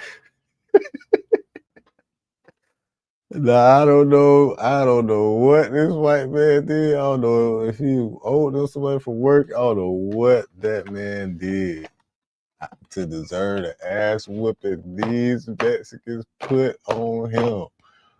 I don't know what that white man did, but them 20 Mexicans chased his ass down at a gas station and beat the shit out his ass. When I say they beat the shit out that man, trash cans was involved. But when we pull up to the gas station, cause it's like, all right, boom, we driving down the street, we finna pull up to the gas station. We just see niggas running. Niggas running into the gas station. Before we turn in, like we come out the street, we about to turn in, niggas running to the gas neck. As soon as we turn in, they whooping this white man. They whooping the shit out this motherfucker. They whooping his ass. It's like, damn, why the fuck they whooping this man like this? We pull up, and then they just break off running and shit. They just dip. So when we pull up, my cousin pull up like he down there trying to help the man. You know what I'm saying? Like, damn, they whooping his ass. We pull up, he pull the car right up to the shit. So boom, they break off, they run off. I'm getting out the car. The white man down right there, like in front of me, like on the other side of the gas pump and shit. Mexican goddamn come running across the motherfucking front of the car. Run across that bitch, step on the man, and keep going. Like Draymond Green did that nigga in the game. That's how the Mexican. I said, damn, boy, I don't know what he did to make the motherfuckers that mad. But they beat his ass. And if he would have kept on, I don't know how many motherfucking Mexicans in there right now, but it's probably at least about 5. If he would have said the wrong thing in that motherfucking store at that moment, they was gonna beat his ass collectively together. I promise you. They was gonna whoop his ass. here, but the biggest question is, how did this even happen? Unfortunately, the woman didn't manage to catch some of his earlier aggressive behavior on camera, but she did give a bit of context in the comments. According to her, he got kicked out of the bar in the plaza, and the liquor store next door refused to sell him alcohol, so he came into the office instead. Honestly, if you're drunk enough to get banned from both the bar and the liquor store in the same plaza, maybe it's time to call it a night. Or, well, 6 p.m. So maybe just call it Dog, he must be trying to go for a high score. That's crazy. a day. Just by looking at the guy, it's pretty clear he's extremely drunk. But that still doesn't excuse barging into an office, causing a scene for no reason, verbally attacking the staff and their clients, calling them assholes, and even threatening to blast her in the face. Yeah, dude, you got jorts on. I will blast your face off. Oh, don't. First off, in what world is it even remotely okay to walk into someone else's workplace and threaten to blast them in the face? My thing is, what's up with the men in this situation? It's clearly at least 2 men right there. In between this white man talking crazy to this lady. I don't agree with it. I don't like it. Like, what the fuck is you doing, bro? And then you threatening her and doing all that. Like, why is you... I know about minding your business and shit, right? I know about minding your business.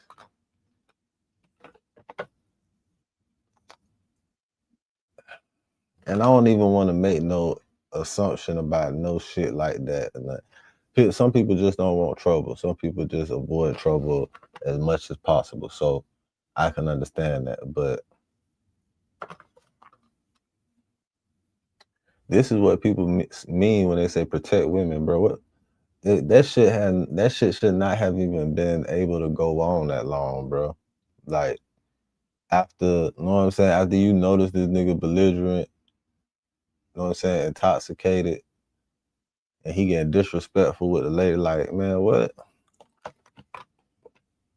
Man, there's supposed to be straightening going on right then. Like, somebody, especially Buddy right here, especially him, the one closest to him, because he leaning all in his face and shit. I know he smells his bro. Like, hey, bro, I would have been like, hey, it would have had to be some straightening. It ain't no way a nigga finna do that shit right on the side of me, talking to a lady like that.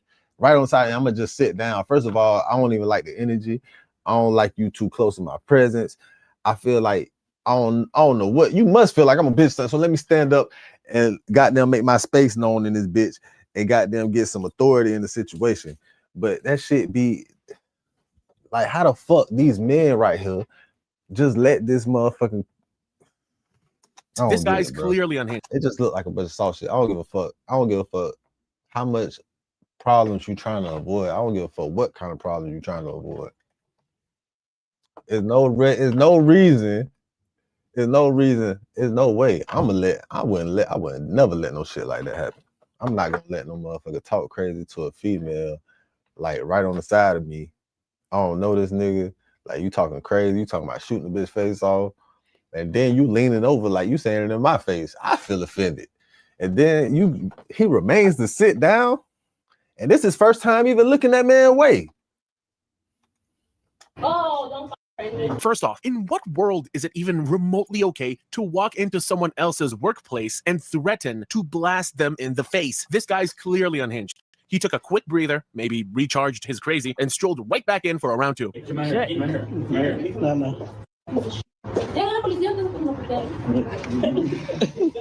American. I'm out here. It's American. I'm out here. I got big lawyers. Bro, they're just laughing. And I got lawyers that are larger than your... I got lawyers that are larger than your ass? Is that what he just said? I don't know if that's a compliment or if that's a... What is that? Yeah, it's just what you know. Oh, no. Whoa, oh, wow, whoa. Man, why the fuck it took these niggas so long to stand up? I can't believe these niggas. Man, you know what? I forgot to do something. Let me do something, man. What the fuck my phone at? I forgot to do something. Hey, nigga. Whoa. Now, when Get someone... It's American. I got big lawyers. Bro, they're just laughing. And I got lawyers that are larger than your... I got lawyers that are larger than your ass? Is that what he just said? I don't know if that's a compliment or if that's a... What is that? Yeah, it's just what you know. Oh, no. Whoa, oh, wow, whoa, hey, nigga. Whoa. Now, when Keep your someone hands to this yourself. aggressive is causing a scene at your workplace, you'd think the obvious move is to call the police. But what if they just don't show up? Because that's exactly what happened. Not only did the police completely ignore her report, but her boyfriend, who lived 2 cities away, actually got there before the cops did. How insane is that? A woman calls for help, says she's being threatened and assaulted by a drunk, dangerous man, and the police take hours to respond? God bless America. We don't get to see how the rest of the confrontation plays out, but from the footage, we can see him try to swing at the woman while she's trying to get him to leave. It's only at that point that some of them... Man, hold on, man. That's some whole ass shit. I'm not even gonna lie to you, bro. That's some whole ass shit if there ever was any ever, bro. Because why the fuck is this nigga still sitting down and this nigga and he's swinging at a female? What the fuck? You right there. You the closest person up, bro. There's no reason this nigga should still be sitting down. To respond. We don't get to see how the rest of the confrontation plays out, but from the footage, we can see him try to swing at the woman while she's trying to get him to leave. It's only at that point that someone... Man, he don't even stand up. That nigga lean up. Like, you see him swing. Oh my God, boy. That's the most softest. That's the softest shit in the world, boy. I ain't never seen no pussified ass shit like that. I ain't seen no shit like that in a long time. I ain't never seen no shit like that. I ain't seen no shit like that in a long time. Ever. Hey, he's not even a part of our community. I'm shocked. I'm shocked. I'm shocked. He just sat his ass there, man. He just sat there. He just sat there and let that girl get swung on. Some of the men in the office finally step in. According to the woman, after her boyfriend showed up, the guy even tried to start a fight with him, and it took a couple of clients stepping in to finally force him out. So yeah, he eventually leaves her alone, and then the cop...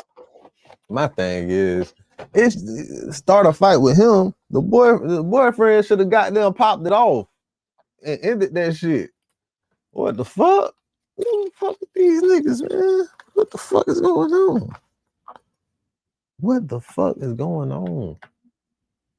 Why wasn't that would have never transpired? That would have never happened. That would have never happened. You know what? That's one thing about us. That shit would have never happened. That shit would have never happened to us. That shit would have never happened. He would have got his ass whooped. He would have got his ass whooped in the first quarter of their confrontation. He would have got his ass. And then the police ain't show up, and then they say cops finally show up. Man, the cops would have never had to show up, man.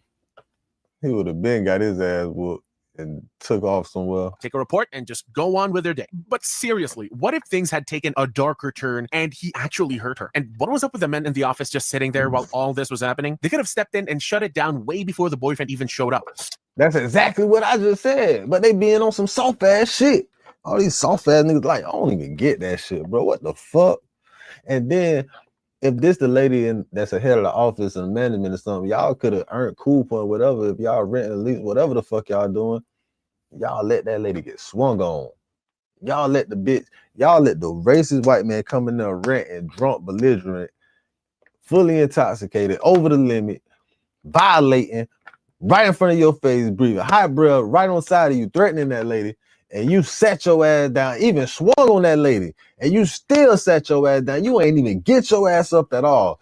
This nigga right here, boy, you ought to be ashamed of your motherfucking self. Who the fuck? This big Humpty Dumpty built that? Oh my, man, who the fuck raised these niggas? I understand why that nigga say that now. Because who the fuck? And this, man, that shit supposed to been shut down. It shouldn't even been no, man, that shit supposed to be, man, look. That shit ain't even have to get violent, physical, none of that shit. But that shit could have definitely been shut down. Because why the fuck is he still in there? And he just got kicked out of 2 different places from over there. So the two other places over there clearly motherfucking shut that shit down where he ain't fucking around over there no more. But he come over there to fuck with the lady. And he... Oh my God.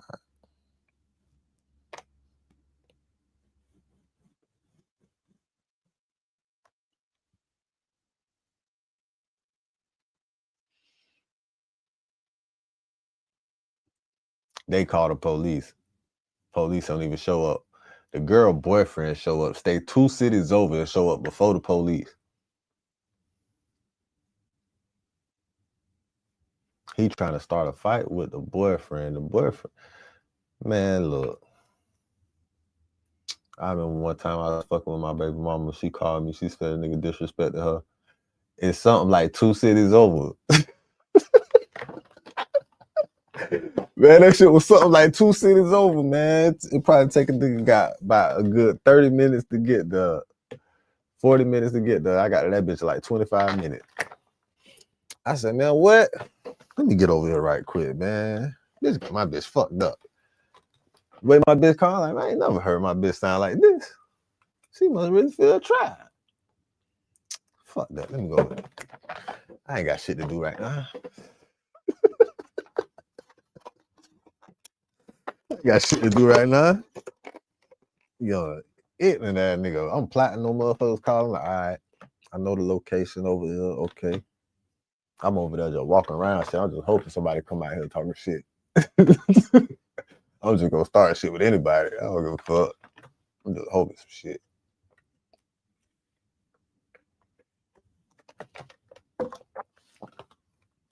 Man, that shit be crazy.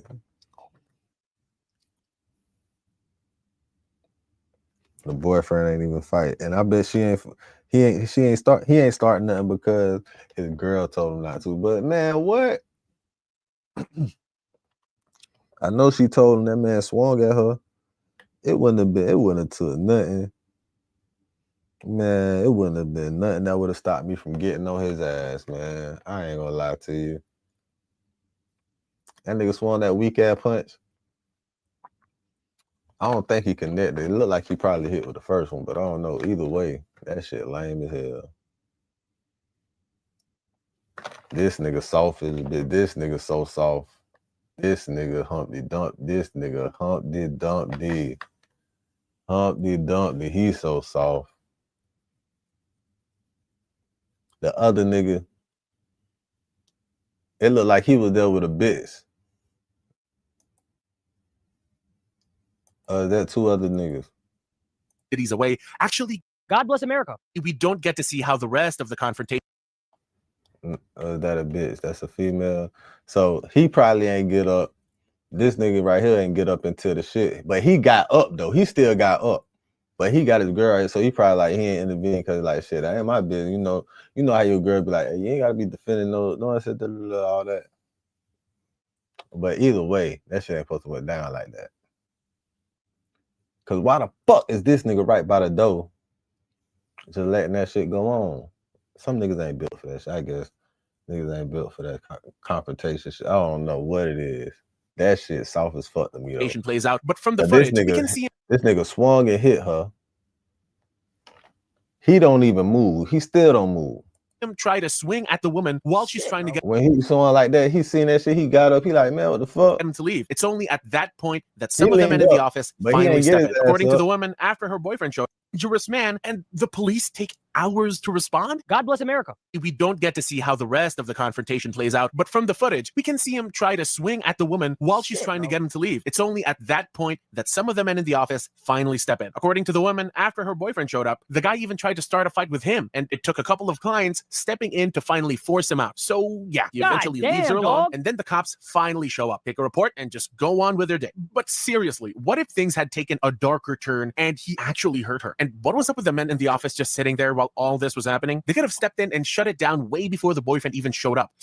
Anyway, after she posted the video to try and identify the man and bring him to justice, the video immediately went viral, gaining over 1 million views. That Dinesh guy made a video about the situation, and so did Tizzy. And as expected, the internet did its thing, and the man's identity was revealed. But that's not the only good news, because just 2 days after the video was posted, the Lake Forest Police Services released a statement confirming the arrest of the man, identified as Eric Walter Raminger. Here's what the statement says. Oh, we love to see it. We are aware of a video posted recently on social media of a man causing a disturbance using racial slurs and allegedly an employee at a local business. We understand and share the community's concern about the man's behavior. We wanted to share some information about the events regarding this call for clarity and transparency. We received a call about a man yelling at a business near Ridge Route and Lake Forest Drives at 6:47 p.m. on Friday, May 30. With the information provided to dispatch, the call was assigned as a low priority call. The deputies responded to the call and arrived at the business in less than 30 minutes. After speaking with one of the reporting parties, we took a report and forwarded it to our investigators. A deputy was able to identify the suspect from previous contact, and today, previous contact? That means he's done this before? At approximately 2:30 p.m., the deputies arrested 54-year-old Eric Walter Raminger of Lake Forest. Raminger was taken into custody on suspicion of trespassing, assault, battery, criminal threats, and charges related to hate crimes. Okay, so according to the cops, deputies showed up at the business about 30 minutes after the first 911 call. But that doesn't exactly line up with the victim's side of the story. She clearly said she called twice, and they didn't show up until hours later. At least we know he's been arrested, charged, so this time he won't just walk away like nothing happened. And the charges aren't light either. If he's convicted, he could be looking at about 4 to 6 years in prison. Hey, don't drop the soap, big homie. Doesn't mean he's suddenly going to stop being a hateful, vile person. And let's be real, he probably won't even do any time. He'll most likely just get a fine and walk away. But hey, at least he's sobered up now that he's sitting in a jail cell. So that's it for now. I don't think he's going to get a fine and walk away, man. I think he's going to get at least a few months. You know what I mean? But that's good enough for me. You know what I mean?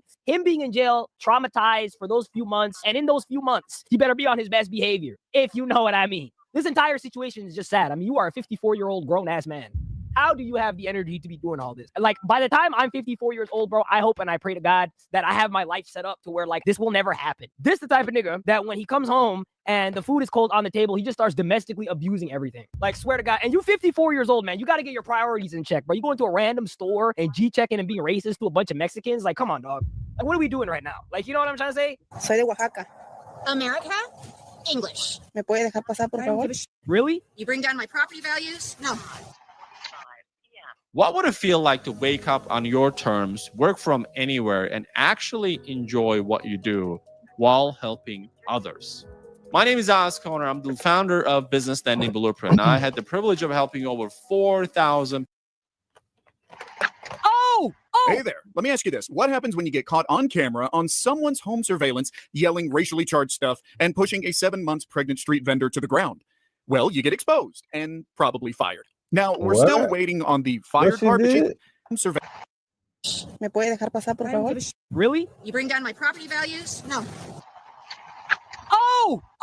Really? You bring down. You know what I'm trying to say? Soy de Oaxaca.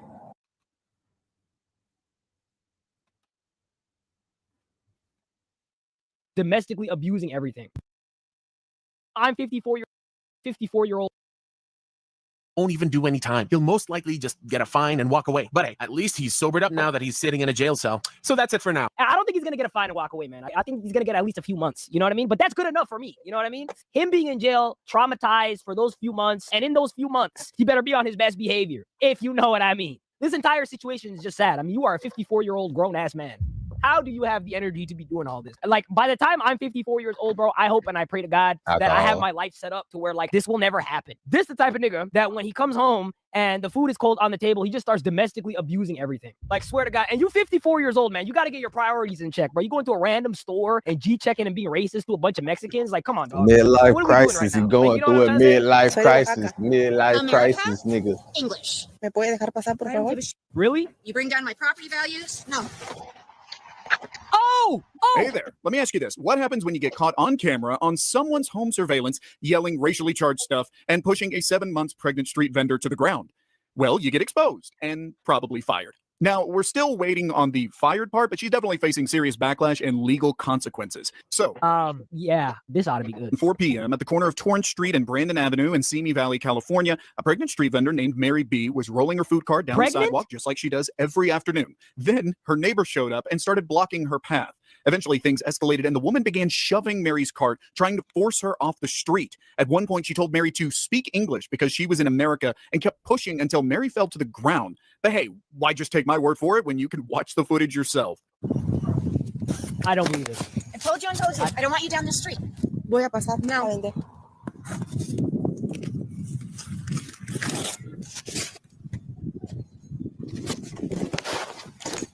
So she's just... I said no. Go. No. I said go away. No. Go. You're not coming down the street anymore. What? Déjeme pasar. No. Yo no la estoy molestando en su casa, estoy pasando en la calle.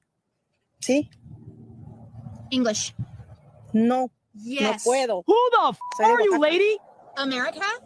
English. No more. Somebody needs to punch that thing across the face. That abomination. Oh my God, dog. She looks like a jump scare. It's pretty clear this wasn't the first time. Mary had definitely been stopped and harassed by this woman more than once, dealing with her comments, attitude, and straight up bullying. It feels like Mary knew something was coming. She probably expected another confrontation, which is why she had her phone and camera ready to record. We can also clearly see that she's forcefully not letting Mary pass, so there's that. Okay, let's continue. Like what? Déjeme pasar. No, I would just run her over with the thing. ¿Me puede dejar pasar, por favor? ¿No entiende? And I don't care. No. Yo no la estoy molestando, señora. What? I told you not to come down the street anymore, and I meant it. I bring down my property values? No. Oh no! Oh no! You can't do that! Hey, you can't do that to her. Yeah, you can't do that. Look, everybody tell her, look, now they coming out. Can somebody punch her across the face? Oh, hell no!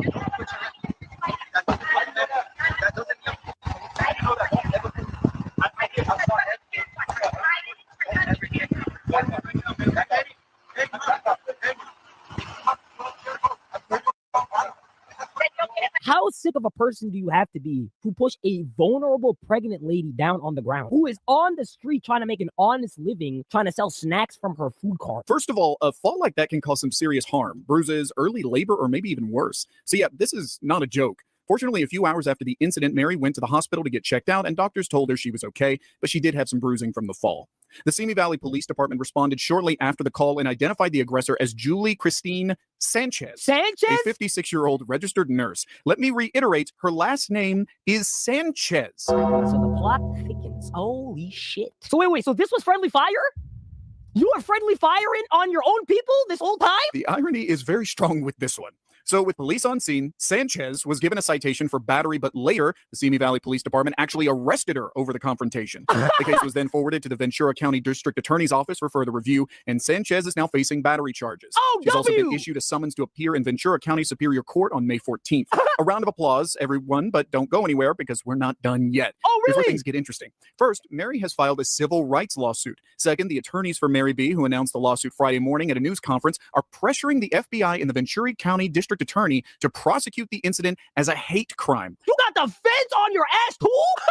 Yo, shit. This woman is cooked. Arguing that the Simi Valley Police Department is disregarding the case as insignificant. They hope federal and county authorities will take the case seriously and investigate it further. And to speak Spanish, because you speak Spanish, you're going to be attacked. A pregnant woman's going to be attacked and slammed to the ground. Well, I have this to say. If you're going to be attacking people because they look different and they speak a different language and you're going to hurt them, we're going to come after you. I'm just here to ask if you could take a closer look at this case and pay more careful attention to this case to ensure that this woman, her unborn child, and the entire Street Vendor community is protected, to ensure that people like that local woman who attacked Mari are held accountable. Once the footage hit the internet, it racked up millions of views across Facebook, TikTok, and Of course. Instagram. And yeah, people were not having it. One of the first things internet detectives uncovered was that Sanchez is a registered neonatal intensive care unit Oh nurse my at Holy Cross God. Hospital in Mission You Hills know she and Dignity does. Health in Sima Valley. You know she does. Naturally, this sparked a firestorm in the comments because Shit. how do you work as a nurse caring for critically ill and premature newborns while also being the kind of person who pushes a pregnant woman to the ground and yells demeaning remarks? Welcome to America, where things just do not make sense. Yeah, a lot of people are now calling for her nursing license to be revoked, and rightfully so. Right now, if you check out Providence Holy Cross Medical Center's Facebook page, you'll see they have directly addressed the situation, but with so many people getting heated and flooding their comment section, the company couldn't exactly ignore it. So they just slapped up this generic copy-paste statement saying, as an organization that is steadfast in serving all, the behavior depicted in the video does not align with our mission and core values. Our hearts are with the victim of this incident, and we pray for her quick recovery. As this incident did not occur on our property, we will not comment further. Those first few sentences. That is a ass statement if I ever heard one. Wow, goddamn. Like, all you got to do is fire her ass. That's it. All you got to do is fire her ass. She already got arrested. The FBI's already closing in on her ass. It's over. Like, you know what I mean? Almost made it sound like she was put on leave or maybe even fired, but that last line gave it away. They couldn't care less, and their excuse is pathetic. It's not about where it happened. It's about the fact that she's behaving like this while representing your clinic, and you're out here acting like it's not a problem. Exactly. And it's pretty interesting because honestly, I thought after getting slammed with 1-star Google reviews, they'd fold under the pressure, but maybe they just need a few more angry phone calls and bad reviews before they finally take action. Hey, you guys know what to do. Find that place and get to work. Mary's civil rights attorney, Christian Contreras, has also organized a GoFundMe page for anyone who wants to support Mary and her unborn child. Currently, it's already pulled in almost half of the $50,000 goal. I'll leave the link in the comments below for anyone who wants to check it out. So as you can see, this story is still developing, but the damage is already done. Sanchez's reputation is ruined. She's probably about to get fired, and she's now facing both a civil lawsuit and a criminal case. And the I'd like to FBI. hope that this will teach her to mind her own business and realize she doesn't own the street.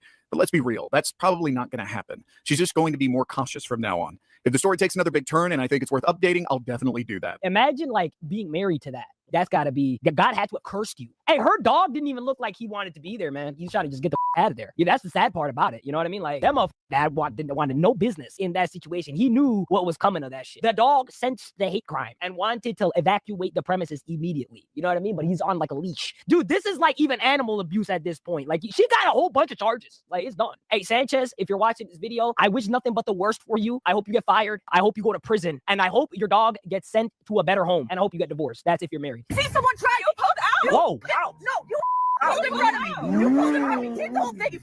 So this whole situation came to light thanks to Tizzy, and let me tell you, it's pretty wild. According to the person who recorded the video, this happened in Buffalo, New York on June 4th at around 6:23 p.m. at Catalyst Fitness on Eggert Road. My roommate was driving, and as we pulled into the plaza, a woman suddenly swerved out from a row of parking spaces and tried to turn into our lane, completely on top of us. My roommate continued driving as usual and pulled away, but the woman began chasing us in her car, screaming all the way down the length of the plaza, swerving and trying to ram us the entire time. We eventually reached Catalyst Fitness at the end of the plaza, where she pulled in front of us, tried to turn into our lane, pulled into the plaza, 23 p.m. at Catalyst Fitness on Eggert Road. My roommate was driving, and as we pulled into the plaza, a woman suddenly swerved out from a row of parking spaces and tried to turn into our lane, completely on top of us. My roommate continued driving as usual and pulled away, but the woman began chasing us in her car, screaming all the way down the length of the plaza, swerving and trying to ram us the entire time. We eventually reached Catalyst Fitness at the end of the plaza, where she pulled in front of us and blocked her path so she could get out of her car. That's when I started recording. So apparently, even though she was the one in the wrong, this woman got all up in her feelings and decided it was time for some good old-fashioned road rage.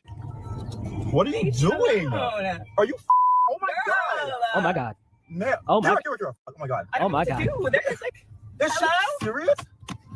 Hey, this is perfect for the lawsuit, girl. And you got the license plate, 4K. Oh my god! See someone try, you pulled out.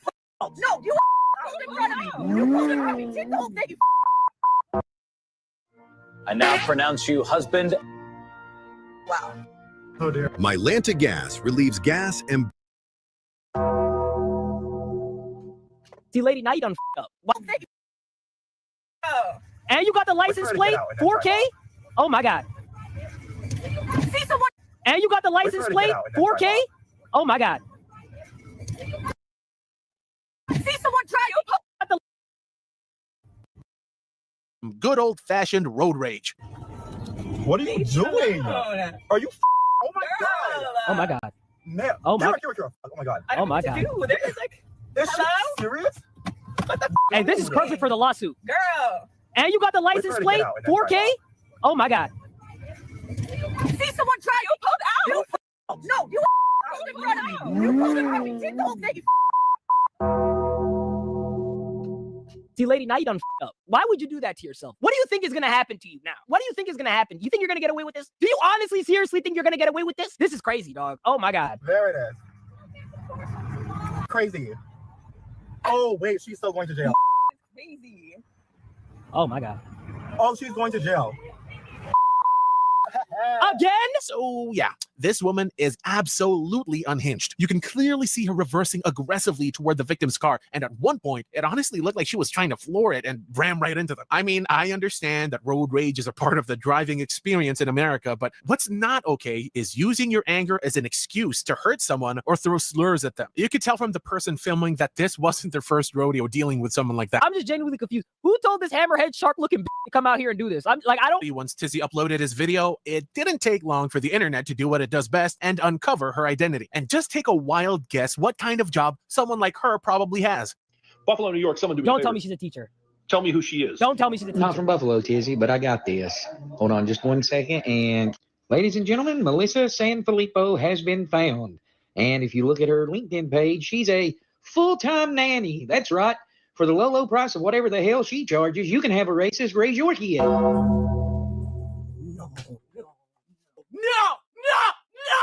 Oh my God, they do it to themselves. Oh my God, they do. Why? Why would you ruin your life like this? There's no recovering from this. You're not even cooked. This is like sauteed. You're done. Or maybe not, because in the last few hours, she has disabled her LinkedIn page. Shit! So anyone who's found her before this video, good job. You put a racist in their place. Yeah, she's a nanny. I mean, why wouldn't she be? Someone with such a nasty and hateful attitude should definitely be put in charge of children. Apparently, her identity was also confirmed by another TikTok user who seemed to have actually had a previous encounter with her as a nanny. But for some reason, she decided to private the videos. Melissa Sanfilippo might have a tough time landing new gigs now that she's internet famous, and not in a good way. She ended up taking down her LinkedIn. But at this point, anyone thinking about hiring her to watch their kids can find everything with a quick background check. You know what they say? The internet never forgets. And this is exactly why you should always hit record if you ever find yourself in a situation like this. This is what the internet was made for people like this to completely ruin their lives for our entertainment. Hallelujah. I don't know who's going to be trusting you with your kids after that. The funniest part about this entire situation is it's always the ones that look like, why do they always look like this? Like, bro, why does she look like a chipmunk? The thing for me, right? Like, the people that get caught in these situations, right? It's like, don't you know that this is going to happen to you? Like, are you really sitting here acting as if you didn't think that this was going to happen? Like, one bad impulse move that you made wasn't going to cost you your entire life? Like, come on, bro. Like,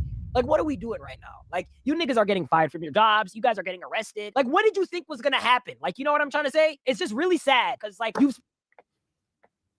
They didn't think. That's the thing about it, man. They were not thinking at all. They were emotional creatures and beings. Being emotional. Not thinking about what that emotional reaction would cost them. That's what.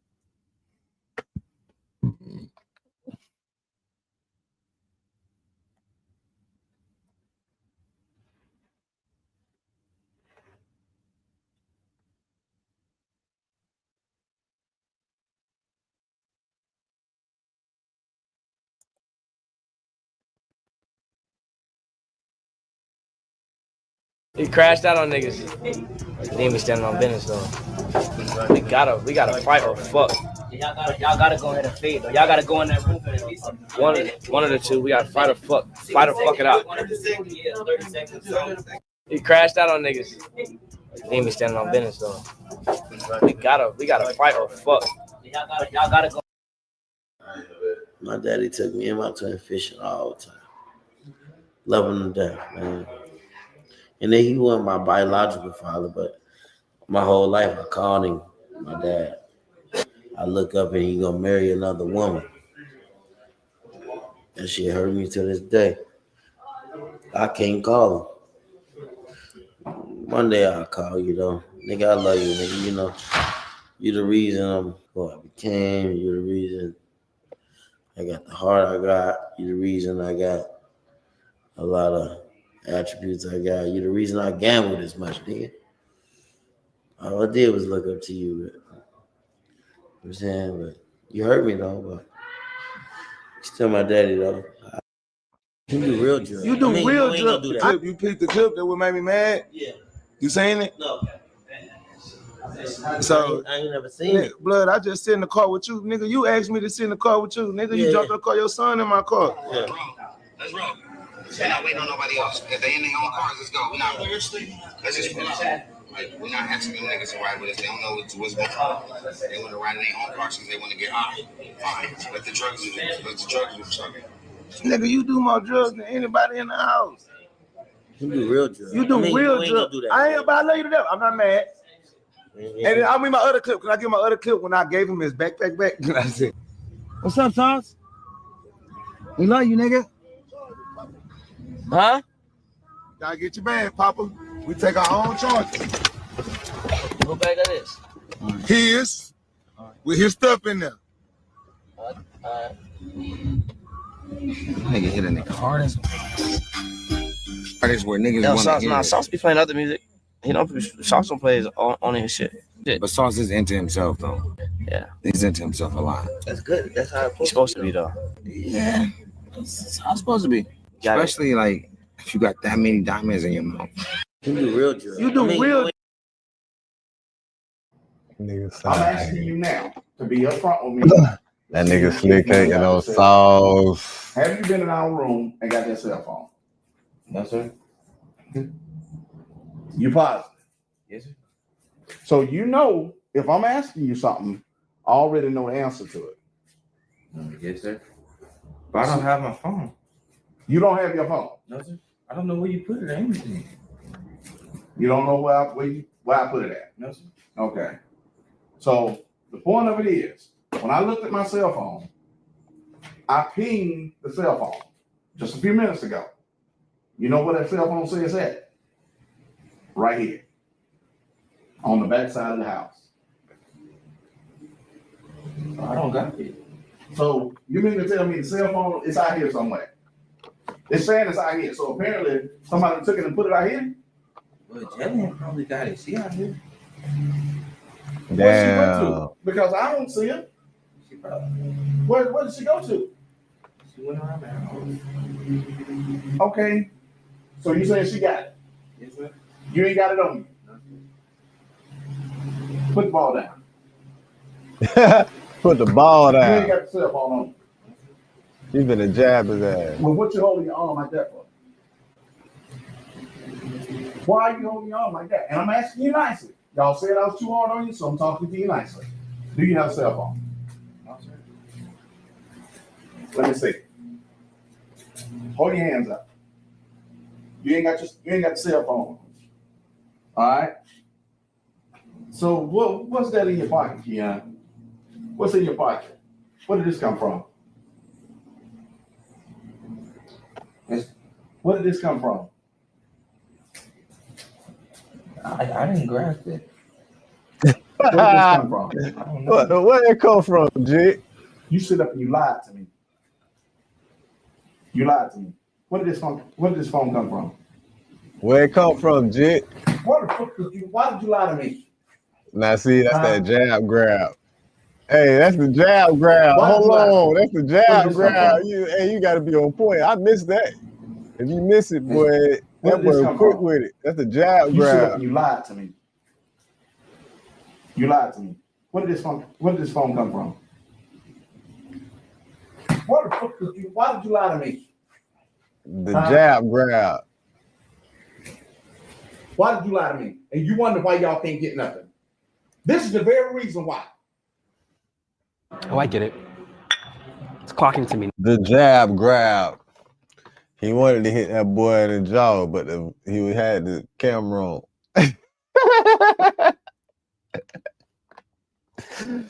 The jab grab. That boy made that boy feel the power in his chest and then grab that boy. Turn the camera off. That's what my motherfucking next line would have been. Why the fuck you turn the camera off? Turn the motherfucking camera off. Turn the motherfucking camera off. Stop recording.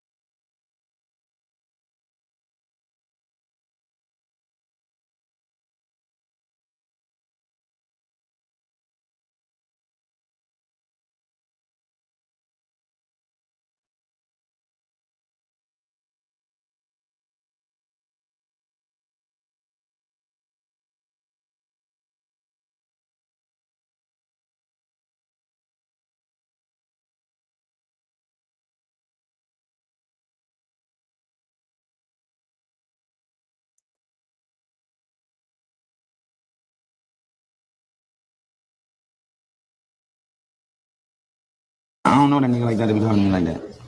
Especially if he got it all wrong too. It's like, I don't care. Yeah, I'll keep it cool for a little while. I'm not gonna keep it cool all night though.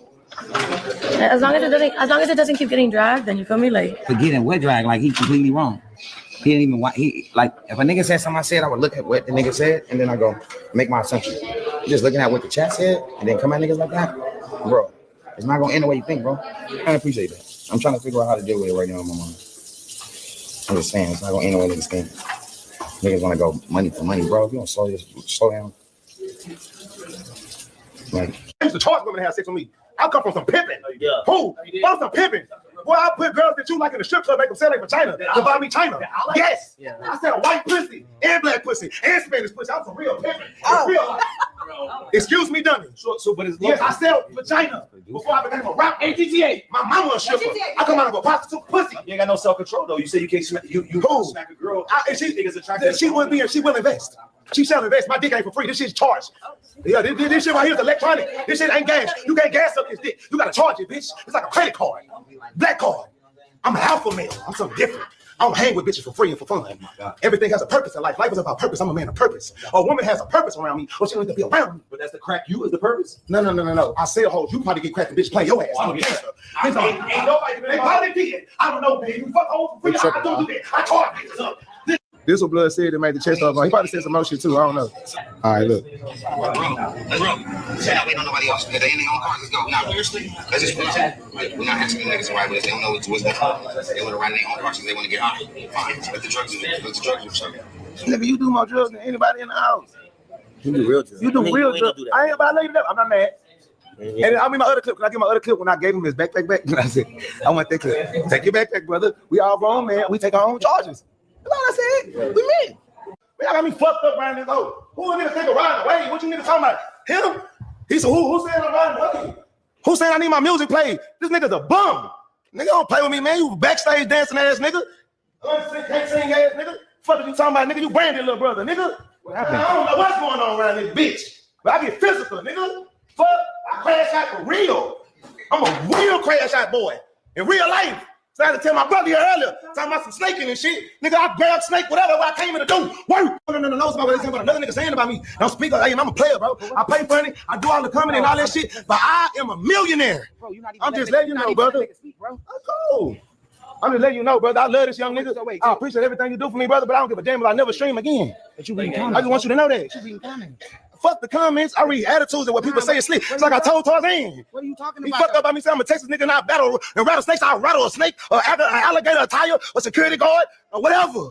Yes, sir. 5'2", you know what I'm saying? Niggas paid Yes, penitentiary, brother. I've been to jail. I read body like I apologize. I apologize. Don't do that with me though, nigga. I'm just letting you know. But don't do not what with you? Everybody know who I am and what I be on. Yeah. Let everybody know who I am, what I be on, nigga. I got a nigga fucked up, man. Do your research on AWOL. Get that shit twisted, man. I'm a real crash out boy, real life. He ain't bullshit. That nigga ain't bullshit. When he said that shit, nah, I felt that shit, boy. Hey, y'all niggas don't. Hey, look. I understand where Dean come from. Dean come from the crib, so I know the cloth that he may be cut from and he be on. So and he'll look, so I can understand. I know he cut from the same cloth. He a Florida nigga. And Dean was just caught off guard. Dean was just surprised. He like, goddamn, hold on, Sauce. He like, hold on, Sauce, goddamn. This we went in on this crash out part right here. What just happened? You're like, hold on, man.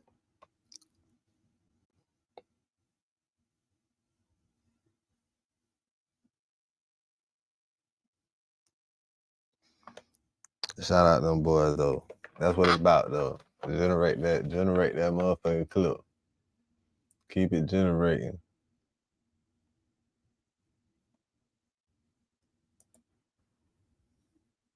You want to talk about the boy? Let's talk about the kid that did though. How the fuck did I lose to Buddy when the money that came from Buddy is what sponsored my brand new Maybach. How many times have y'all baby mamas or your girlfriend cheated on you and she never gave you $300,000 to cheat on you? Let's sit down and talk about this because I know y'all feelings are hurt right now. If I can make your favorite celebrity or your favorite basketball player, your favorite football player, your favorite actor sponsor my life, salute to the tricks, salute to the players. But my OVO stands for official operator. Would you like to make an order? You want to talk about the boy? Let's talk about the kid that did though. How the fuck did I? The official Because the vagina world is operator. changing. Ready for this? Hold on. Okay. You see all the black hair care natural hair out, right? Right? Hold on. Y'all, they locked up the white people shit. I ain't never seen this before. All the white people shit locked up. Look at it. All the way down to Head and Shoulders. That's how you know it's for the white guy. That is crazy. Bedhead. Oh my God. I ain't never seen nothing like that thing because the world is changing. Ready for this? Hold on. Okay. You see all the black hair care natural hair out, right? Right? Hold on. Y'all, they locked up the white people shit. I ain't never seen this before. All the white people shit locked up. Look at it. All the way down to Head and Shoulders. That's how you know it's for the white guy. One of our listeners is 23 and they feel like they're behind on their finances. Hey, bro, we all been there. They say they overdraft from time to time and their credit looking shaky. They cook. If you had to describe me to the police if I went missing, what would you say? She about 5'4", bald head. Shoot. Kind of big in the leg. Too big, you know what I'm saying? Kind of big in the back. A lot. You know what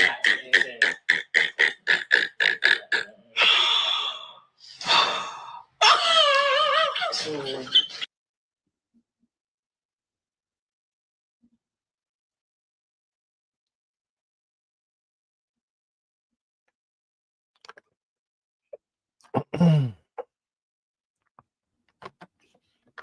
Yeah, man, it's a lot of crazy ass fuck shit going on. Honeycomb braids and mom holds court to deny. So she denied she did anything with that nigga.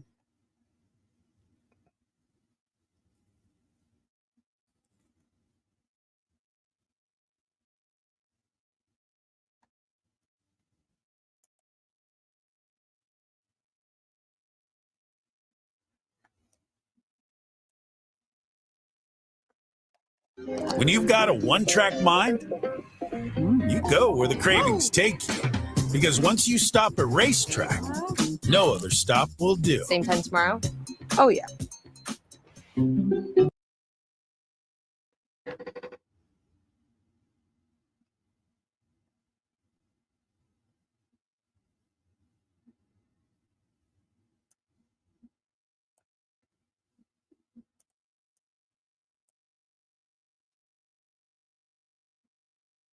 Oh shit. Yeah, Marlo Mike coming home. It's official. Should see him by 2027. Mike coming home. Marlo Mike, also known as his government name Michael Loudon, who was on the case with Sucker. Anyway, yeah, and this official. This from the family. Mike coming home. Mike first interview gonna be right here under that neon light right here, bang section. You know what I'm saying? I'm going to Angola to visit with Mike. You know what I'm saying? I'm gonna go visit him. And as much as I don't like Charleston White is doing some things to help. You know what I'm saying? I ain't gonna lie. Yeah, I don't like him, but I gotta give him credit. He kind of helped on this one, you heard me? But yeah, it's official. Marlo Mike is coming home. I don't know what that means for old boy. You heard me? I ain't even say his name no more.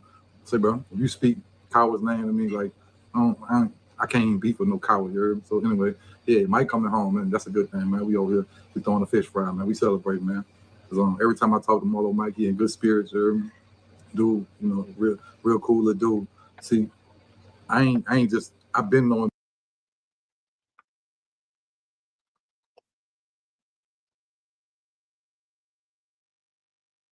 Marlo since, before he went to jail, you know what I'm saying? See, a lot of y'all people on here, y'all don't really know Marlo. Y'all know Marlo from being an alleged hitman, you know what I'm saying? Which he wasn't. I'm saying, I want to say Marlo ain't do none of that stuff, you heard me? It was just, they just charged him with all that. But I've been on Marlo, and Marlo, see, a lot of people think that's Boosie homeboy, but not really. That was Lil Fat homeboy, you know what I'm saying? Rest in peace, Lil Fat.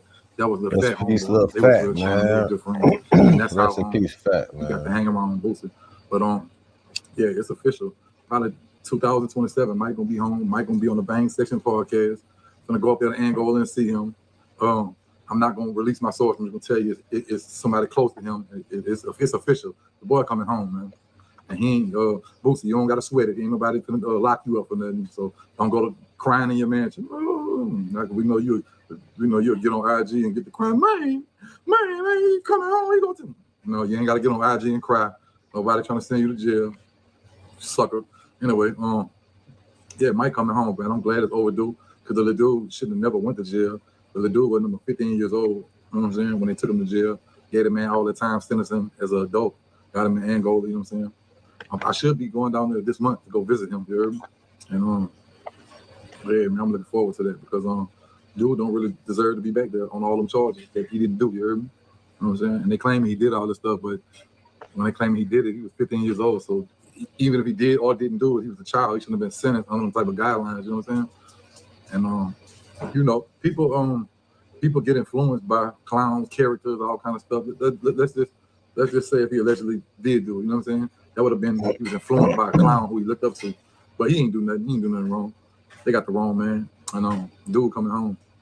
I know a lot of people on the other side, they hate it. They don't like it because they were putting pressure on little man, bro. Like I don't like how they did him, bro. And a lot of other people don't like it either. I talk to a lot of people from South Baton Rouge, and they don't like how he was handled in that whole ordeal. You heard me? Because you got to realize Mike came from a real poor family. They ain't really have nothing, but that little dude grew up rough. Like he really ain't like his whole family was poor. They ain't have no money, bro.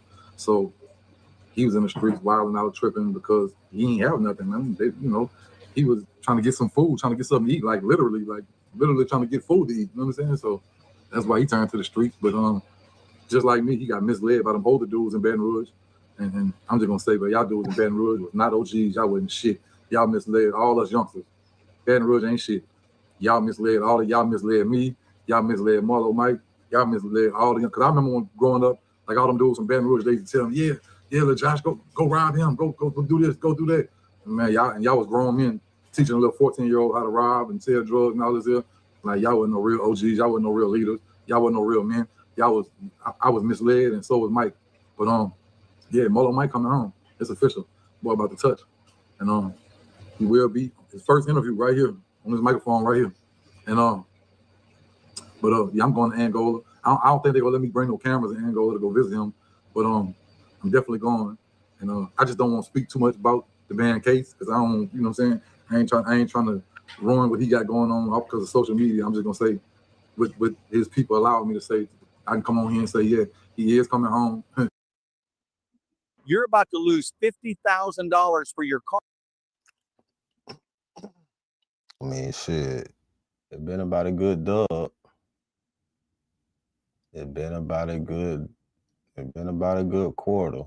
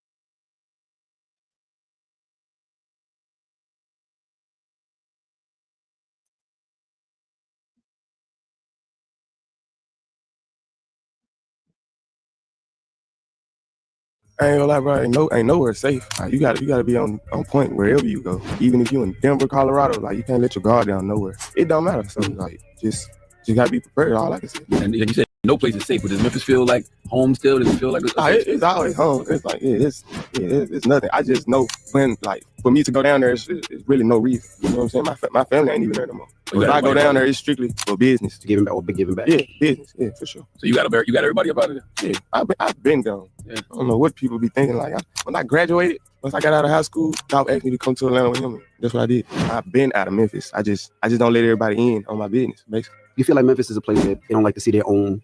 Oh yeah, we crabs in the bucket for sure until you get to a certain extent. November 17th, 2021.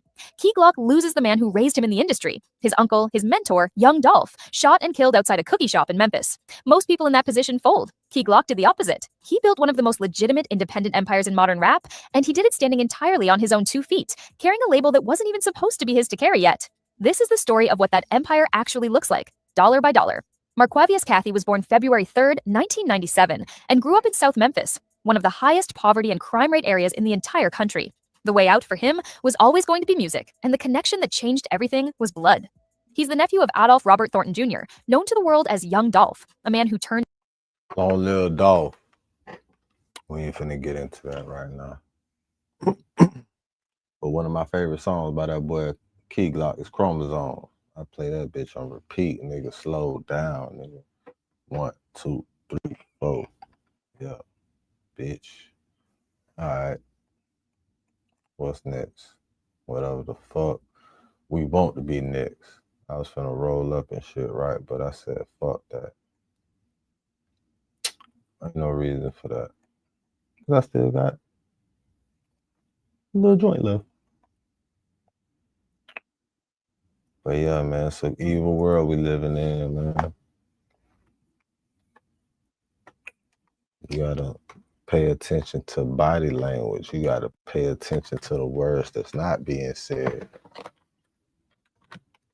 You gotta pay attention to the energy that you allowing around you.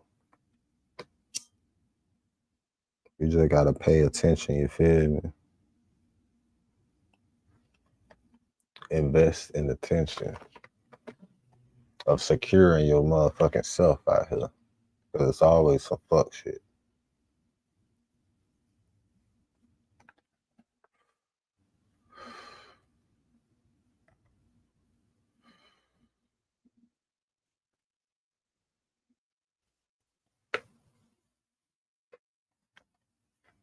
They say that aliens on the way to intervene. But you didn't hear it from me.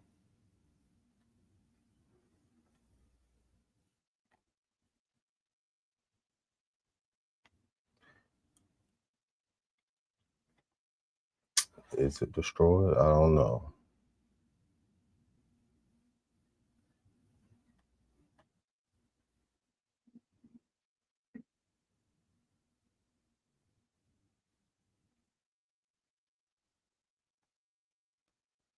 Yeah, man, I'm finna take a break. I'll be right back. Home Meat TV, real nigga react. Just, you know what I'm saying? R&R. 2 minutes. I'm a hustler on a mission, grinding for that spot, a brand new pot to piss in. Trying to school my partners, I don't think they pay attention. I'm sticking to my vision, on the road to the riches. Every single day, I'm a hustler on a mission, trying to get 100 M's, nigga, I ain't kidding. I'm on a mission, 24/7, 365, until I reach the heavens. I'm a hustler on a mission, grinding for that spot, a brand new pot to piss in. Trying to school my partners, I don't think they pay attention. I'm sticking to my vision, on the road. When I'm on tour, my bitch say I talk too fly. I hope it hurts. Got the stroll straight swinging like Floyd. Good as I got a nigga feeling annoyed. Mayweather how we them boys. Fuck your main bitch when I get bored. Fuck your side bitch when I'm on tour. My bitch say I talk too fly. I hope it hurts them haters when it's sore. Fuck, got the stroll straight swinging like Floyd. Got heart that white that boy. Got lean, got kush, got dro. Everything for the low, you ain't even know it. Everything Everything got a price, everything going. So hard to believe I started off a poet. I was in books, I was getting pubs, y'all niggas out there just rapping that rubbish. Boy, I had to scroll straight swinging like Floyd. And my phone stayed swinging like Floyd. Want my first house bigger than Floyd's with a lot of hoes twerking in my room like Floyd. Bandwagon bitches make them hop on board. We in class in such a pay attention to the course. We got money, still gotta get more. It's a circus out here, sit free then roar. Boy, I got the scroll straight swinging like Floyd. Capital, I'm the real McCoy. True story, gotta keep that toy. Nigga catch you slipping, they gon' make you pay for it. Nah, I ain't tricking, bitch, ain't finna pay for it. Getting money, only thing, bring me joy. Billionaires international, everything foreign. On a mission every day, up early every morning. Boy, I got the scroll straight swinging like Floyd. Hating motherfuckers can't block us. Jake sick the stroll, but they lost us. Rebate high curve on charges. Too fast, hand rates obnoxious. Undisputed, undefeated, no losses. Lord be with any nigga crosses. Swine ass motherfuckers make me nauseous. Boy, I remember Halloween, we hit behind the trees. Scroll straight swinging like Floyd. Good as I got a nigga feeling annoyed. Mayweather, how we them boys. Fucking main bitch when I get bored. Fucking side bitch when I'm on tour. My bitch say I talk too fly. I hope it hurts from haters when it's sore. Fuck, got the scroll straight swinging like Floyd. Got hard, that white, that boy. Got lean, got kush, got dro. Everything for the. Got the stroll straight swinging like Floyd. Good as I got a nigga feeling annoyed. Mayweather, how we them boys. Fucking main bitch when I get bored. Fucking side bitch when I'm on tour. My bitch say I talk too fly. I hope it hurts from haters when it's sore. Fuck, got the stroll straight swinging like Floyd. Got hard, that white, that boy. Got lean, got kush, got dro. Everything for the low, you ain't even know it. Everything got a price, everything going. So hard to believe I started off a poet. I was in books, I was getting pubs, y'all niggas out there just rapping that rubbish. Boy, I had the stroll straight swinging like Floyd.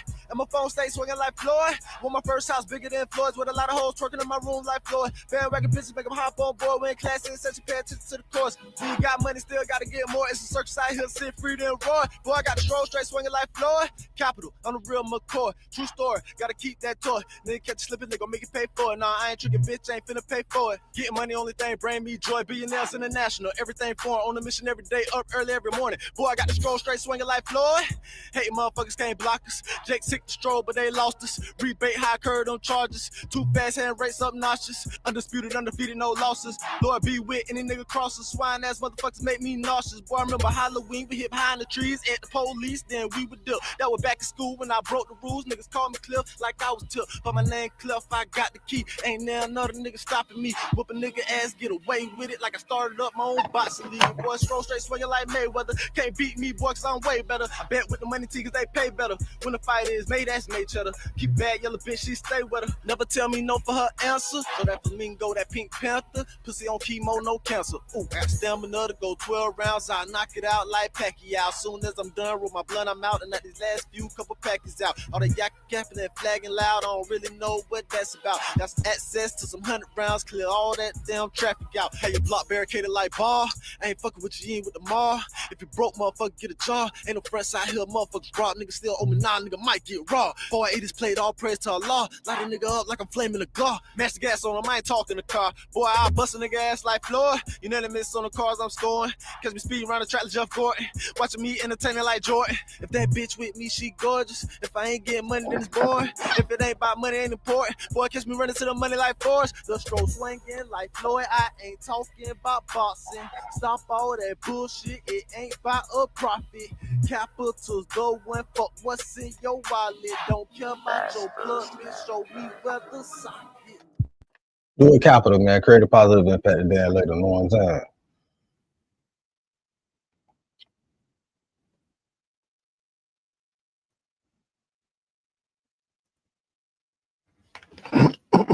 All right, I'm back. We back. Welcome to the lit house. We lit.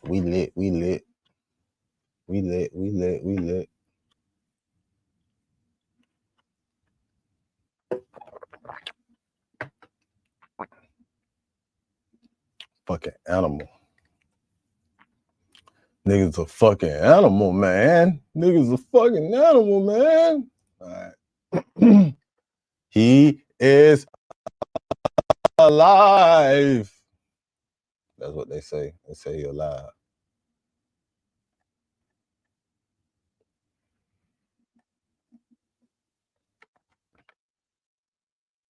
Shit.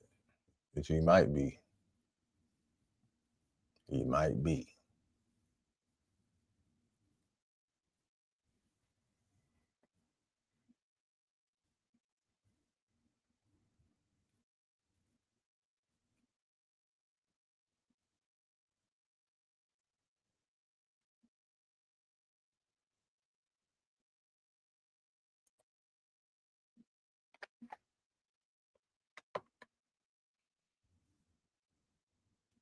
This woman in Kansas City searched her name and found 6.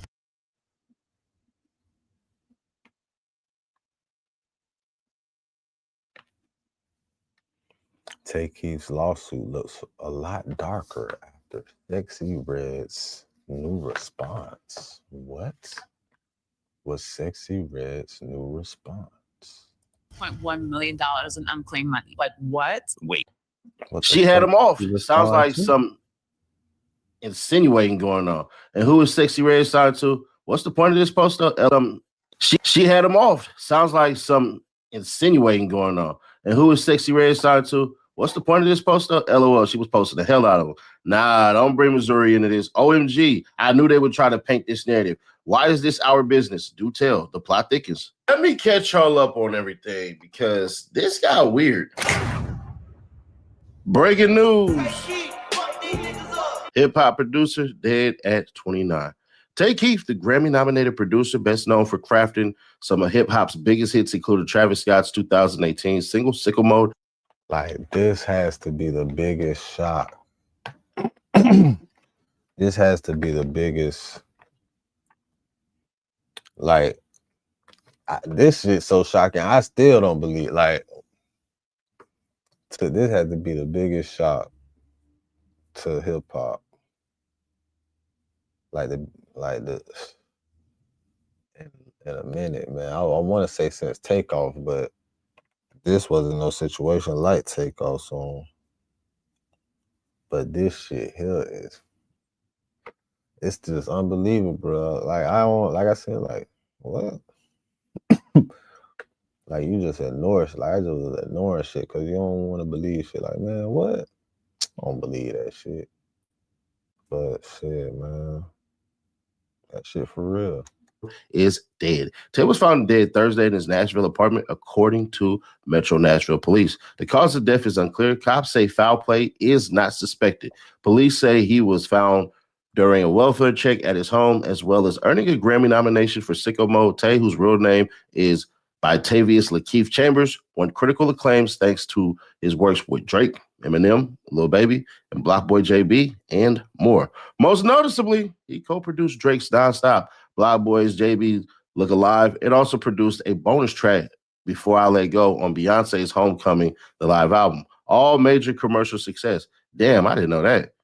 Keith also played a key role in Sexy Red's rise to stardom, producing her 2023 breakout hit Pound Town before reuniting with her on tracks including Pound Town 2. I ain't never heard that shit, but I have heard of Getting Sexy. He was 29, RIP. The sponsor of this video Pound Town. Pound Town. You There are a lot of people about who are Pound wondering why Town? I'm going so hard. You say you ain't never heard about Pound Town. Pound Town. Bitch, you heard about Pound Town, bitch. You know what I'm saying? No, he just need to be reminded. You damn sure heard that shit, man. To go with coke and push it and everything. I want to share with y'all something that happened to me on March 7th of this year, right? And what happened was, and this is all real, this is literally out of my damn inbox. They put up my social, they put up my full name, they put up my birthday. They even, man, we're trying to sold your info today. Just take the challenge. If you don't like it, hey, don't sign up. Just see what info they have. That's all I'm asking. Try Cloak today. Now, for anything, and I think it's very actually look at the lawsuit before you infer anything, and I think it's very telling. Roll it. Y'all gonna have to pardon me a little bit because it is small on here. I'll try to increase it for y'all, but I can't increase it right now on my end. Anyways, Tay keeps suing Rebel Music and Sexy Red. When y'all see PK, that's professionally known as.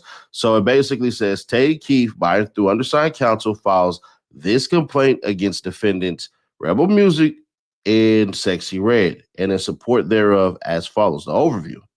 This is a complaint seeking equitable and legal relief emanating from claims from unjust enrichment and violations of the Florida Deceptive and Unfair Trade Practices Act with respect to 13. Compositions authored and co-authored by plaintiff. Plaintiff also seeks equitable accounting, declaratory relief, and disgorgement of royalties otherwise belonging to plaintiff and paid to defendants as a result of their exploitation of the aforesaid compositions authored and co-authored by plaintiff. Defendant Weary is a recording artist who has commercially released and publicly exploited musical compositions produced by plaintiff. That's very important. Defendant Rebel is a music label and business entity that distributes, markets, monetizes, and otherwise exploits recordings and compositions performed by Weary, including the works produced by plaintiff. On or about March of 2024, and continuing thereafter, plaintiff created and produced 13 musical compositions performed by Weary and commercially released and exploited by defendants, collectively the works. The works include, without limitation, the following compositions on which plaintiff received production credit: Boss Me Up, My Everything, co-produced by Tay Keith. So that had Drake on there. That, you my everything. Yeah, Get It Sexy, Fake Jammin', Sexy Love Money, TTG, Awesome Jawsome. If I ever met a girl named some shit like that, yeah, I'm leaving the party. It's My Birthday, Pound Town, Ski. I didn't know he produced that. Wow. Bow, bow, bow. F My Baby. Damn, Cuz is on a roller coaster. Shit. Produced by Tay Keith, credited alongside DJ Meech. I Don't Want to Be Saved. And lastly, Pound Town 2, remix version credited to Tay Keith due to his original beat contribution. The works were delivered to, accepted by, and commercially released by defendants. The works have been widely distributed and exploited by defendants across streaming platforms, digital downloads, social media, live performances, radio play, synchronization licensing, and other revenue-generating channels. Now, why is this video being made? Because Sexy Red lawyer said some shit, and I got sent this article, and basically it was asked, yo, Nash, look into this and let us know what you think. And this wasn't just by 1, 2, 3. Nah, this is about like 10 people. So in my thoughts, I'm like, oh, I read what happened. It's clear what his people are insinuating, but maybe there's something more to it. Check it out. Maybe there is every day. Millions of Americans. There has to be. I mean, just think about it, right? Out of nowhere, just randomly, he just drops dead. Not too long ago after filing this lawsuit. Kind of seems like a murder mystery type shit, like some Law and Order episode. Dun dun.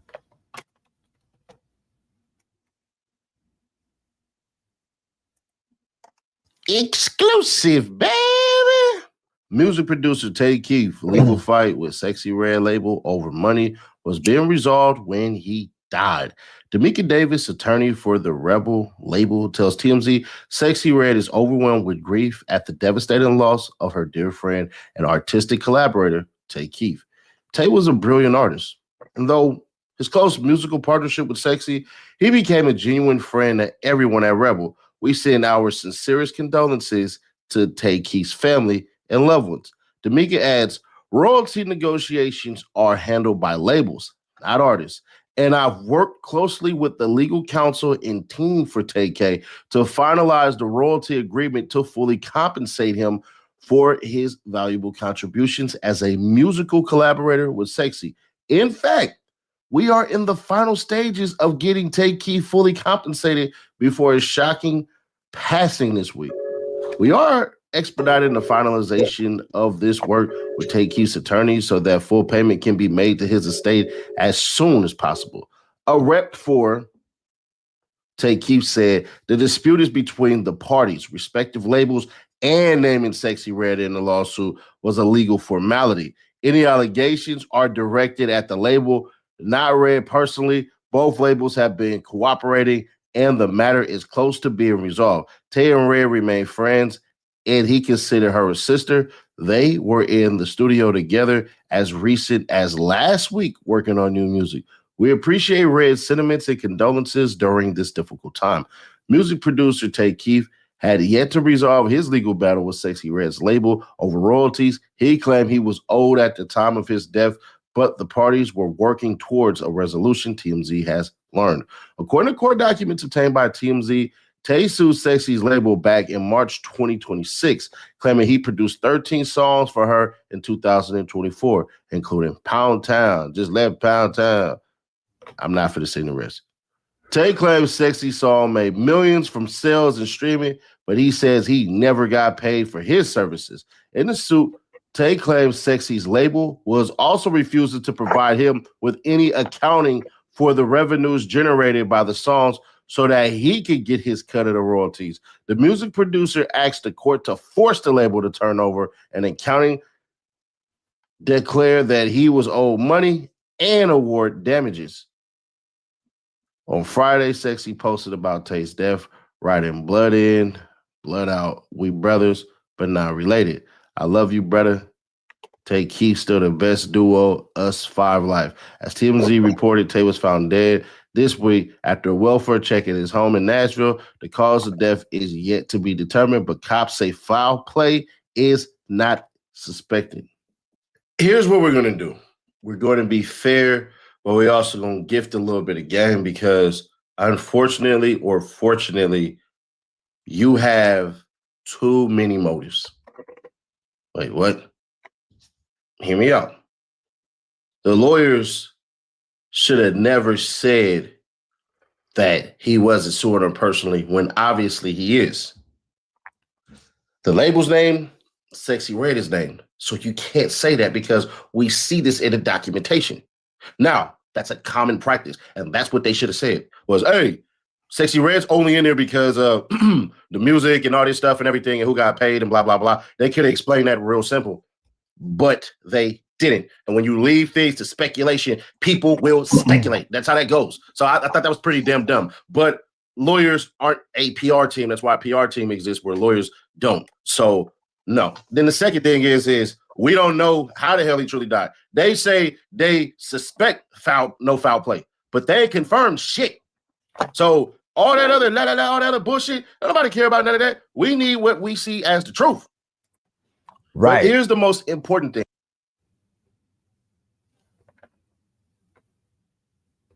The most important thing is I'll be right back after these messages.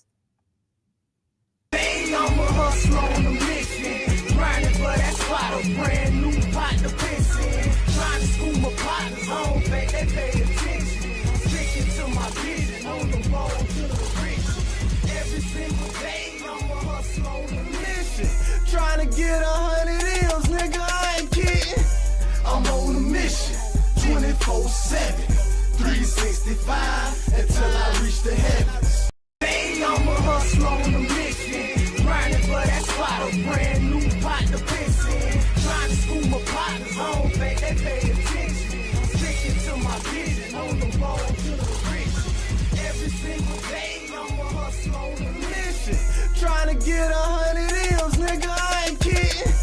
I'm on a mission, 24/7, 365, until I reach the heavens. I'm a hustler on a mission, grinding for that spot, a brand new pot to piss in. Trying to school my partners, I don't think they pay attention. I'm sticking to my vision, on the road to the rich.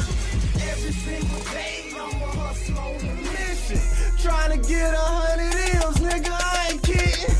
I'm on a mission, 24/7, 365, until I reach the heavens. I'm a hustler on a mission, grinding for that spot, a brand new pot to piss in. Trying to school my partners, I don't think they pay attention. I'm sticking to my vision, on the road to the rich. Every single day, I'm a hustler on a mission, trying to get 100 M's, nigga, I ain't kidding. I'm on a mission, 24/7, 365, until I reach the heavens. I'm a hustler on a mission, grinding for that spot, a brand new pot to piss in. Trying to school my partners, I don't think they pay attention. I'm sticking to my vision, on the road to the rich. Every single day, I'm a hustler on a mission, trying to get 100 M's, nigga, I ain't kidding. I'm on a mission, 24/7, 24/7, 365 until I reach the heavens. Hey, I'm a hustler on a mission, grinding for that spot, a brand new pot to piss in. Trying to school my partners home, they pay attention. Sticking to my vision, on the road to the rich. Every single day, I'm a hustler on a mission. Trying to get 100 M's, nigga, I ain't kidding. I'm on a mission, 24/7, 365 until I reach the heavens. Hey, I'm a hustler on a mission, grinding for that spot, a brand new pot to piss in. Trying to school my partners home, they pay attention. Sticking to my vision, on the road to the rich. Every single day, I'm a hustler on a mission. Trying to get 100 M's, nigga, I ain't kidding. I'm on a mission, 24/7, 365 until I reach the heavens. Hey, I'm a hustler on a mission, grinding for that spot, a brand new pot to piss in. Trying to school my partners home, they pay attention. Sticking to my vision, on the road to the rich. Every single day, I'm a hustler on a mission. Trying to get 100 M's, nigga, I ain't kidding. I'm on a mission, 24/7, 365 until I reach the heavens. Hey, I'm a hustler on a mission, grinding for that spot, a brand new pot to piss in. Trying to school my partners home, they pay attention. Sticking to my vision, on the road to the rich. Every single day, I'm a hustler on a mission. Trying to get 100 M's, nigga, I ain't kidding. I'm on a mission, 24/7, 365 until I reach the heavens. Hey, I'm a hustler on a mission, grinding for that spot, a brand new pot to piss in. Trying to school my partners home, they pay attention. Sticking to my vision, on the road to the rich. Every single day, I'm a hustler on a mission. Trying to get 100 M's, nigga, I ain't kidding. I'm on a mission, 24/7, 365 until I reach the heavens. Hey, I'm a hustler on a mission, grinding for that spot, a brand new pot to piss in. Trying to school my partners home, they pay attention. Sticking to my vision, on the road to the rich. Every single day, I'm a hustler on a mission. Trying to get 100 M's, nigga, I ain't kidding. I'm on a mission, 24/7, 365 until I reach the heavens. Hey, I'm a hustler on a mission, grinding for that spot, a brand new pot to piss in. Trying to school my partners home, they pay attention. Sticking to my vision, on the road to the rich. Every single day, I'm a hustler on a mission. Trying to get 100 M's, nigga, I ain't kidding. I'm on a mission, 24/7, 365 until I reach the heavens. Hey, I'm a hustler on a mission, grinding for that spot, a brand new pot to piss in. Trying to school my partners home, they pay attention. Sticking to my vision, on the road to the rich. Every single day, I'm a hustler on a mission. Trying to get 100 M's, nigga, I ain't kidding. I'm on a mission, 24/7, 365 until I reach the heavens. Hey, I'm a hustler on a mission, grinding for that spot, a brand new pot to piss in. Trying to school my partners home, they pay attention. Sticking to my vision, on the road to the rich. Every single day, I'm a hustler on a mission. Trying to get 100 M's, nigga, I ain't kidding. I'm on a mission, 24/7, 365 until I reach the heavens. Hey, I'm a hustler on a mission, grinding for that spot, a brand new pot to piss in. Trying to school my partners home, they pay attention. Sticking to my vision, on the road to the rich. Every single day, I'm a hustler on a mission. Trying to get 100 M's, nigga, I ain't kidding. I'm on a mission, 24/7, 365 until I reach the heavens. Hey, I'm a hustler on a mission, grinding for that spot, a brand new pot to piss in. Trying to school my partners home, they pay attention. Sticking to my vision, on the road to the rich. Every single day, I'm a hustler on a mission. Trying to get 100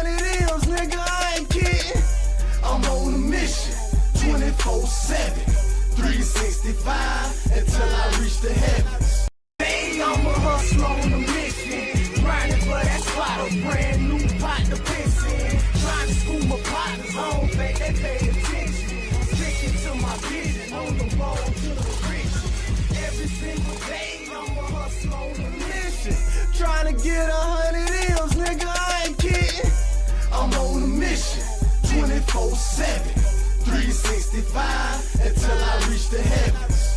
Hey, I'm a hustler on a mission, grinding for that spot, a brand new pot to piss in. Trying to school my partners, I don't think they pay attention. I'm sticking to my vision on the road to the rich. Every single day, I'm a hustler on a mission, trying to get 100 M's, nigga, I ain't kidding. I'm on a mission, 24/7, 365 until I reach the heavens. Hey, I'm a hustler on a mission, grinding for that spot, a brand new pot to piss in. Trying to school my partners, I don't think they pay attention. I'm sticking to my vision on the road to the rich. Every single day, I'm a hustler on a mission, trying to get 100 M's, nigga, I ain't kidding.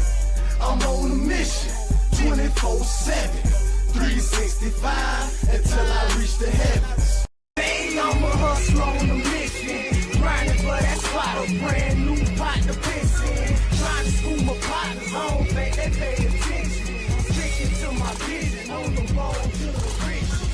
Every single day, I'm a hustler on a mission, trying to get 100 M's, nigga, I ain't kidding. I'm on a mission, 24/7, 365 until I reach the heavens. Hey, I'm a hustler on a mission, grinding for that spot, a brand new pot to piss in. Trying to school my partners, I don't think they pay attention. I'm sticking to my vision on the road to the rich. Every single day, I'm a hustler on a mission, trying to get 100 M's, nigga, I ain't kidding. I'm on a mission, 24/7, 365 until I reach the heavens. Grinding for that spot, a brand new pot to piss in. Trying to school my partners, I don't think they pay attention. I'm sticking to my vision on the road to the rich. Every single day, I'm a hustler on a mission, trying to get 100 M's, nigga, I ain't kidding. I'm on a mission, 24/7, 365 until I reach the heavens. Hey, I'm a hustler on a mission, grinding for that spot, a brand new pot to piss in. Trying to school my partners, I don't think they pay attention. I'm sticking to my vision on the road to the rich. Every single day, I'm a hustler on a mission, trying to get 100 M's, nigga, I ain't kidding. I'm on a mission, 24/7, 365 until I reach the heavens.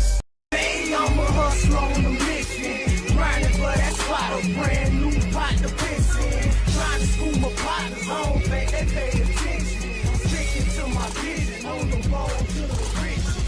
Every single day, I'm a hustler on a mission, trying to get 100 M's, nigga, I ain't kidding. I'm on a mission, 24/7, 365 until I reach the heavens. Hey, I'm a hustler on a mission, grinding for that spot, a brand new pot to piss in. Trying to school my partners, I don't think they pay attention. I'm sticking to my vision on the road to the rich. Every single day, I'm a hustler on a mission, trying to get 100 M's, nigga, I ain't kidding. I'm on a mission, 24/7, 365 until I reach the heavens. Hey, I'm a hustler on a mission, grinding for that spot, a brand new pot to piss in. Trying to school my partners, I don't think they pay attention. I'm sticking to my vision on the road to the rich. Every single day, I'm a hustler on a mission, trying to get 100 M's, nigga, I ain't kidding. I'm on a mission, 24/7, 365 until I reach the heavens. Hey, I'm a hustler on a mission, grinding for that spot, a brand new pot to piss in. Trying to school my partners, I don't think they pay attention. I'm sticking to my vision on the road to the rich. Every single day, I'm a hustler on a mission, trying to get 100 M's, nigga, I ain't kidding. I'm on a mission, 24/7, 365 until I reach the heavens. Hey, I'm a hustler on a mission, grinding for that spot, a brand new pot to piss in. Trying to school my partners, I don't think they pay attention. I'm sticking to my vision on the road to the rich. Every single day, I'm a hustler on a mission, trying to get 100 M's, nigga, I ain't kidding. 24/7, 365 until I reach the heavens. Hey, I'm a hustler on a mission, grinding for that spot, a brand new pot to piss in. Trying to school my partners home, babe, they pay attention. Sticking to my vision on the road to the rich. Every single day, I'm a hustler on a mission, trying to get 100 M's, nigga, I ain't kidding. I'm on a mission, 24/7, 365 until I reach the heavens. Hey, I'm a hustler on a mission, grinding for that spot, a brand new pot to piss in. Trying to school my partners home, babe, they pay attention. Sticking to my vision on the road to the rich. Every single day, I'm a hustler on a mission, trying to get 100 M's, nigga, I ain't kidding. I'm on a mission, 24/7, 365 until I reach the heavens. Hey, I'm a hustler on a mission, grinding for that spot, a brand new pot to piss in. Trying to school my partners home, babe, they pay attention. Sticking to my vision on the road to the rich. Every single day, I'm a hustler on a mission, trying to get 100 M's, nigga, I ain't kidding. I'm on a mission, 24/7, 365 until I reach the heavens. Hey, I'm a hustler on a mission, grinding for that spot, a brand new pot to piss in. Trying to school my partners home, babe, they pay attention. Sticking to my vision on the road to the rich. Every single day, I'm a hustler on a mission, trying to get 100 M's, nigga, I ain't kidding.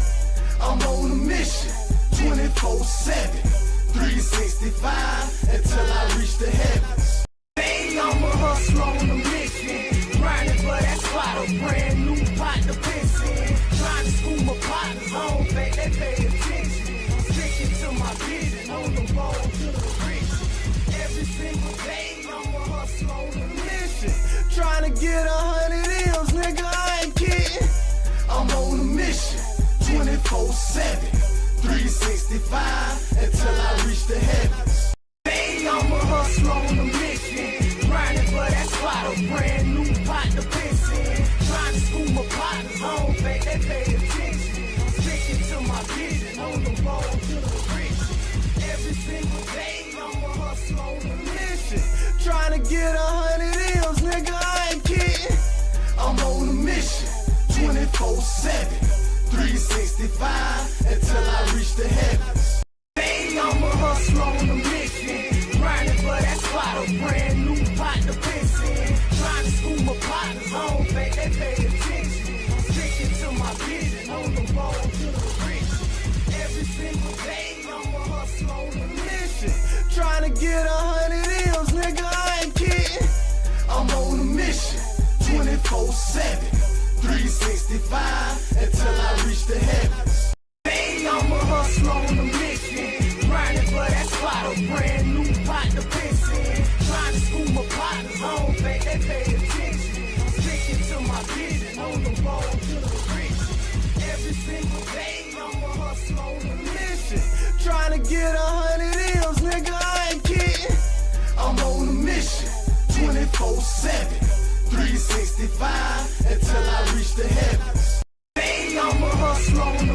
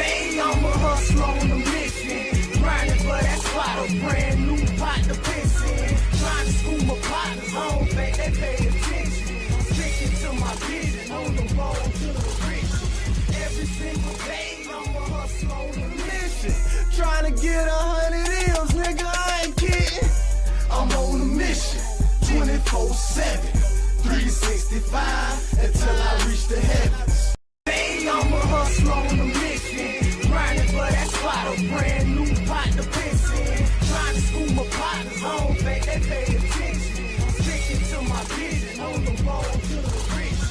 Every single day, I'm a hustler on a mission, trying to get 100 M's, nigga, I ain't kidding. I'm on a mission, 24/7, 365 until I reach the heavens.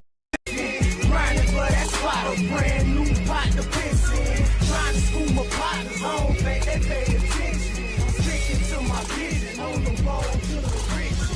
Every single day, I'm a hustler on a mission, trying to get 100 M's, nigga, I ain't kidding. I'm on a mission, 24/7, 365 until I reach the heavens. Hey, I'm a hustler on a mission, grinding for that spot, a brand new pot to piss in. Trying to school my partners, I don't think they pay attention. I'm sticking to my vision, on the road to the rich. Every single day, I'm a hustler on a mission, trying to get 100 M's, nigga, I ain't kidding. I'm on a mission, 24/7, 365 until I reach the heavens. Hey, I'm a hustler on a mission, grinding for that spot, a brand new pot to piss in. Trying to school my partners, I don't think they pay attention. I'm sticking to my vision, on the road to the rich. Every single day, I'm a hustler on a mission, trying to get 100 M's, nigga, I ain't kidding. I'm on a mission, 24/7, 365 until I reach the heavens. Hey, I'm a hustler on a mission, grinding for that spot, a brand new pot to piss in. Trying to school my partners, I don't think they pay attention. I'm sticking to my vision, on the road to the rich. Every single day, I'm a hustler on a mission, trying to get 100 M's, nigga, I ain't kidding. I'm on a mission, 24/7, 365 until I reach the heavens. Hey, I'm a hustler on a mission, grinding for that spot, a brand new pot to piss in. Trying to school my partners, I don't think they pay attention. I'm sticking to my vision, on the road to the rich. Every single day, I'm a hustler on a mission, trying to get 100 M's, nigga, I ain't kidding. I'm on a mission, 24/7, 365 until I reach the heavens. Hey, I'm a hustler on a mission, grinding for that spot, a brand new pot to piss in. Trying to school my partners, I don't think they pay attention. I'm sticking to my vision, on the road to the rich. Every single day, I'm a hustler on a mission, trying to get 100 M's, nigga, I ain't kidding. I'm on a mission, 24/7, 365 until I reach the heavens. Hey, I'm a hustler on a mission, grinding for that spot, a brand new pot to piss in. Trying to school my partners, I don't think they pay attention. I'm sticking to my vision, on the road to the rich. Every single day, I'm a hustler on a mission, trying to get 100 M's, nigga, I ain't kidding. I'm on a mission, 24/7, 365 until I reach the heavens. Hey, I'm a hustler on a mission, grinding for that spot, a brand new pot to piss in. Trying to school my partners, I don't think they pay attention. I'm sticking to my vision, on the road to the rich. Every single day, I'm a hustler on a mission, trying to get 100 M's, nigga, I ain't kidding. I'm on a mission, 24/7, 365 until I reach the heavens. Hey, I'm a hustler on a mission, grinding for that spot, a brand new pot to piss in. Trying to school my partners, I don't think they pay attention. I'm sticking to my vision, on the road to the rich. Every single day, I'm a hustler on a mission, trying to get 100 M's, nigga, I ain't kidding. I'm on a mission, 24/7, 365 until I reach the heavens. Hey, I'm a hustler on a mission, grinding for that spot, a brand new pot to piss in. Trying to school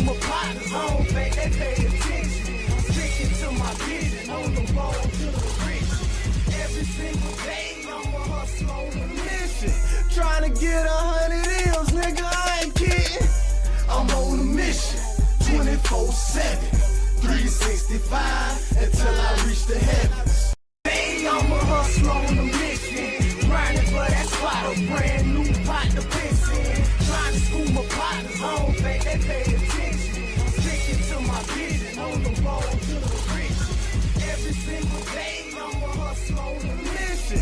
Trying to get 100 M's, nigga, I ain't kidding. I'm on a mission, 24/7, 365 until I reach the heavens.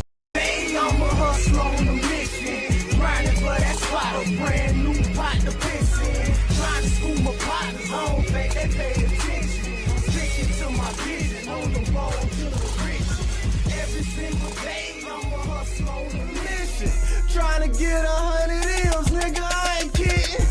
I'm on a mission, 24/7, 365 until I reach the heavens. Hey, I'm a hustler on a mission, grinding for that spot, a brand new pot to piss in. Trying to school my partners, I don't think they pay attention. I'm sticking to my vision on the road to the rich.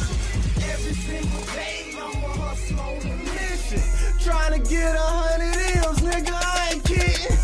I'm on a mission, 24/7, 365 until I reach the heavens. Hey, I'm a hustler on a mission, grinding for that spot, a brand new pot to piss in. Trying to school my partners, I don't think they pay attention. I'm sticking to my vision on the road to the rich. Every single day I'm a hustler on a mission, trying to get 100 M's, nigga, I ain't kidding. I'm on a mission, 24/7, 365 until I reach the heavens. Hey, I'm a hustler on a mission, grinding for that spot, a brand new pot to piss in. Trying to school my partners, I don't think they pay attention. I'm sticking to my vision on the road to the rich. Every single day I'm a hustler on a mission, trying to get 100 M's, nigga, I ain't kidding. I'm on a mission, 24/7, 365 until I reach the heavens. Hey, I'm a hustler on a mission, grinding for that spot, a brand new pot to piss in. Trying to school my partners, I don't think they pay attention. I'm sticking to my vision on the road to the rich. Every single day I'm a hustler on a mission, trying to get 100 M's, nigga, I ain't kidding. I'm on a mission, 24/7, 365 until I reach the heavens. Hey, I'm a hustler on a mission, grinding for that spot, a brand new pot to piss in. Trying to school my partners, I don't think they pay attention. I'm sticking to my vision on the road to the rich. Every single day I'm a hustler on a mission, trying to get 100 M's, nigga, I ain't kidding. I'm on a mission, 24/7, 365 until I reach the heavens. Grinding for that spot, a brand new pot to piss in. Trying to school my partners, I don't think they pay attention. I'm sticking to my vision on the road to the rich. Every single day I'm a hustler on a mission, trying to get 100 M's, nigga, I ain't kidding. I'm on a mission, 24/7, 365 until I reach the heavens. Hey, I'm a hustler on a mission, grinding for that spot, a brand new pot to piss in. Trying to school my partners, I don't think they pay attention. I'm sticking to my vision on the road to the rich.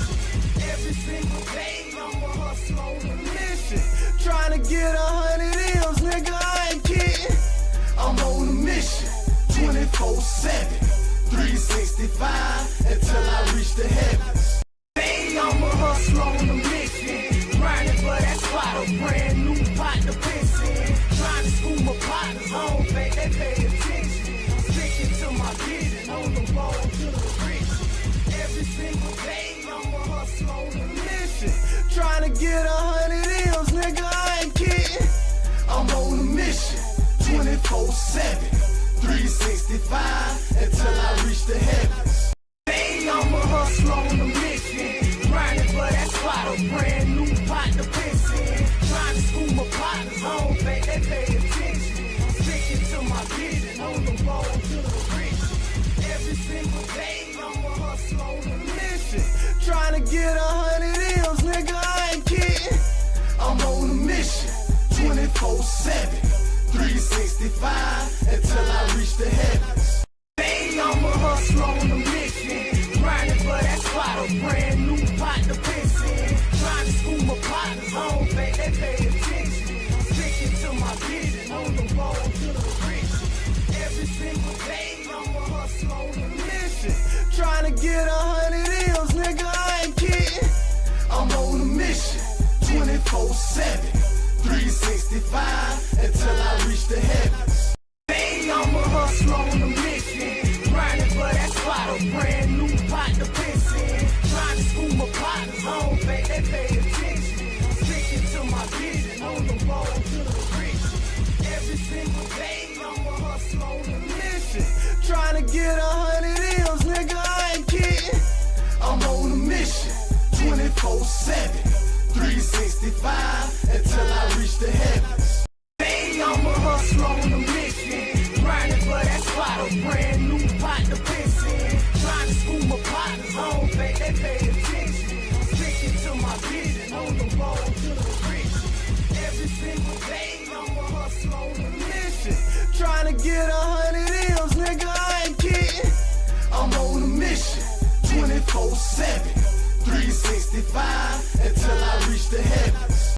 Hey, I'm a hustler on a mission, grinding for that spot, a brand new pot to piss in. Trying to school my partners home, babe, they pay attention. I'm sticking to my vision on the road to the rich.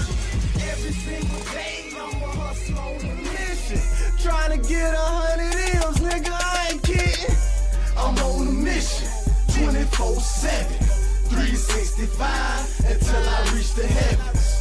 Hey, I'm a hustler on a mission, grinding for that spot, a brand new pot to piss in. Trying to school my partners home, babe, they pay attention. I'm sticking to my vision on the road to the rich. Every single day, I'm a hustler on a mission, trying to get 100 M's, nigga, I ain't kidding. I'm on a mission, 24/7, 365, until I reach the heavens. Hey, I'm a hustler on a mission, grinding for that spot, a brand new pot to piss in. Trying to school my partners home, babe, they pay attention. I'm sticking to my vision on the road to the rich.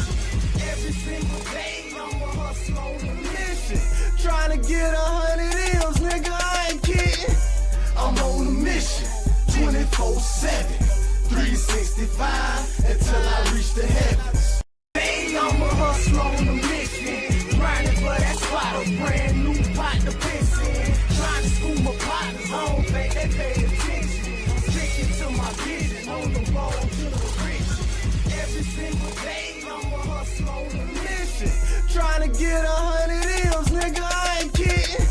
I'm on a mission, 24/7, 365.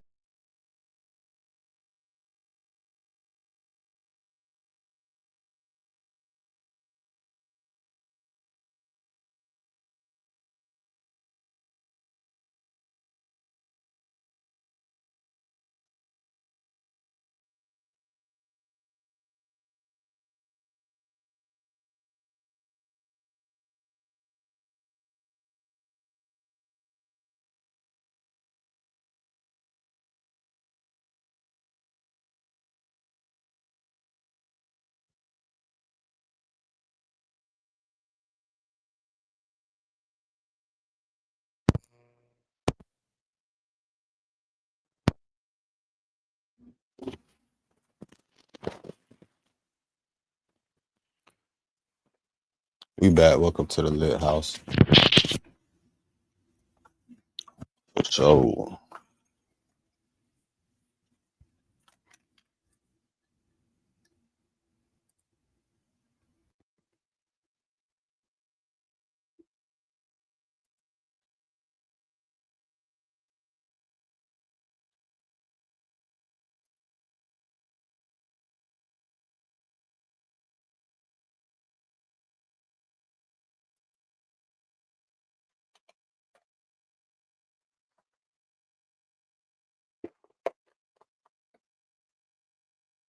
With Base 44, a simple sentence becomes your website. Page after page. Ready for business. Plug in what you need. Connect payments, sync calendars, and voila, watch notifications fly in. Sales, bookings, the good kind of noise. Edit? Well, 50-50 with a nigga. I rather pay all my bills than Right. go half with a nigga. That don't make no sense. All the fence. Then I call the She'd shot. rather struggle by herself. I don't struggle. I don't, only Americans in survival We mode. talking about women. As an international woman living in America, Tell only these women to Americans in struggle by survival mode. themselves rather than goddamn take half the load off. Juan Solo, $2 super chat. He says, I can get all that off of Ember Drive by JJ Fish for $60. The things that you was talking about you was going to bring to a man to marry you, he said he can get all of that on Ember Drive. That's over there by the old Chit Chat. By the JJ Fish and the big man package store. He on Cali. I know exactly where he at. In that oil, nasty fish fried in our oil. Somebody. There it is. There it is. All right, let's move forward. That was a good topic. That was a good topic. Got my boy Ink Badus in the super chat. Shout out my boy Ink Badus. Shout out to Ugly Money for the $9.99 super chat. Salute to my guy Deuce. Make sure you tap in Tattoos Ink by Deuce on Buford Highway. That's my guy. Salute to him. Tap in with his gang. Whenever I'm ready to get a tattoo, I'm gonna come see you. Deuce, salute to you, brother. All right, ladies, let's move forward. Biz, let us know what the next topic is brought to us. Next topic is brought to us by Little Leaf, a cut above the rest. Natural pre-cut wash leaves available all across the country. If you want to tap in with their game, you can go to Instagram at Little Leaf Smoke to follow all events and things they have going. If you want to purchase merch as far as t-shirts, trays, lights, things of that nature, you go to @littleleafsmoke.com. Salute to Little Leaf, official sponsor for Trigger Alert, Ugly Money Podcast. You did. Already. That ugly money. Our next topic of discussion. That ugly money. Great show, by the way. Y'all are doing great. That ugly money. Let's talk about independent women. That ugly money. I can do it all by myself. I got no worries. All right, ladies, is being too independent helping or hurting modern relationships? And we will start with Odisha. I personally feel like it hurts. I feel like being an independent woman actually sabotaged a lot of the relationships that I could have been in. No, you sabotage them. Drop a bomb. Had your shit. Having your shit together will never sabotage a relationship that you're in. If you got all your ones and twos and you handle all of your business, that is not sabotaging shit. That is called being a grown adult, handling your responsibilities and priorities, and I mean that humbly and respectfully. You gotta cut that bullshit out. You tripping. I agree. I feel like every adult should handle their responsibility. Every adult should have this. This shouldn't. So how would that sabotage the relationship? Like, okay, I'm dating, right? Okay. A lot of people like that. Oh, you have this, you have that. You should have that. You should have a house. You should have a car. You should have a job. That's automatic. That shouldn't even be a question. Right. So I'm saying a lot of men, though, when they see that you're independent and me being a single mother of two on top of that, they get scared because they be like, how the hell she? No, I'm scared of them kids that ain't mine. I'm scared of you being able to pay your own bills. I'm scared of them babies that ain't mine. I'm scared of them little niggas is bad. And any ass whooping you won't let me whoop. And when I come back home, that nigga done ate all my Fruity Pebbles and drank all the milk up. I'm scared. Nigga, Your disciplinary actions for your children may be a little bit lenient compared to mine. But I'm scared that I'm going to be held responsible to financially provide for this child that's not mine. But I cannot discipline that motherfucker because you say, oh, no, I don't hit my children. That's what we scared of. We is definitely not scared of you taking care of Georgia Power. A lot of, I'm speaking from an international woman standpoint. A lot of American men are looking for boyfriends too. They looking for a bitch to take care of them. Just the men that you meet. Drop a bomb. You're meeting men that are looking for boyfriends. You're meeting men that are looking for you to take care of your responsibilities for both. You need to choose better. You need to change your perspective. You need to go to different places. Maybe you need to meet different men.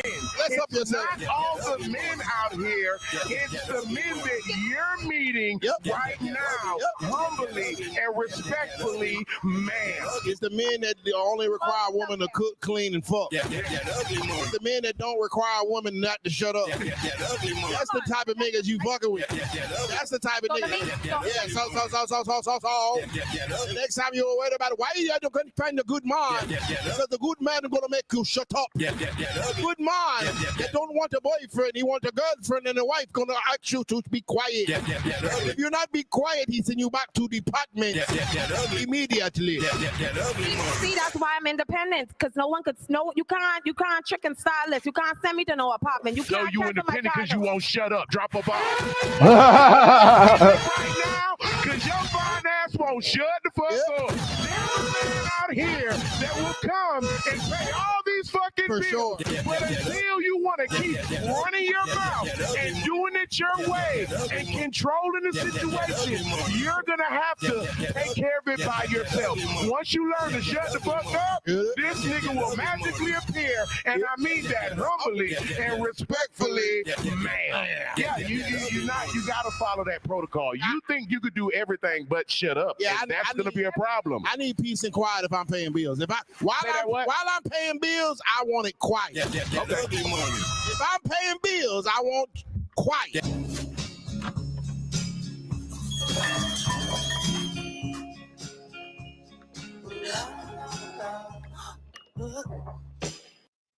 You want, and I'ma shut up. You got one time to pay my motherfucking high ass mortgage, I'ma shut the fuck up.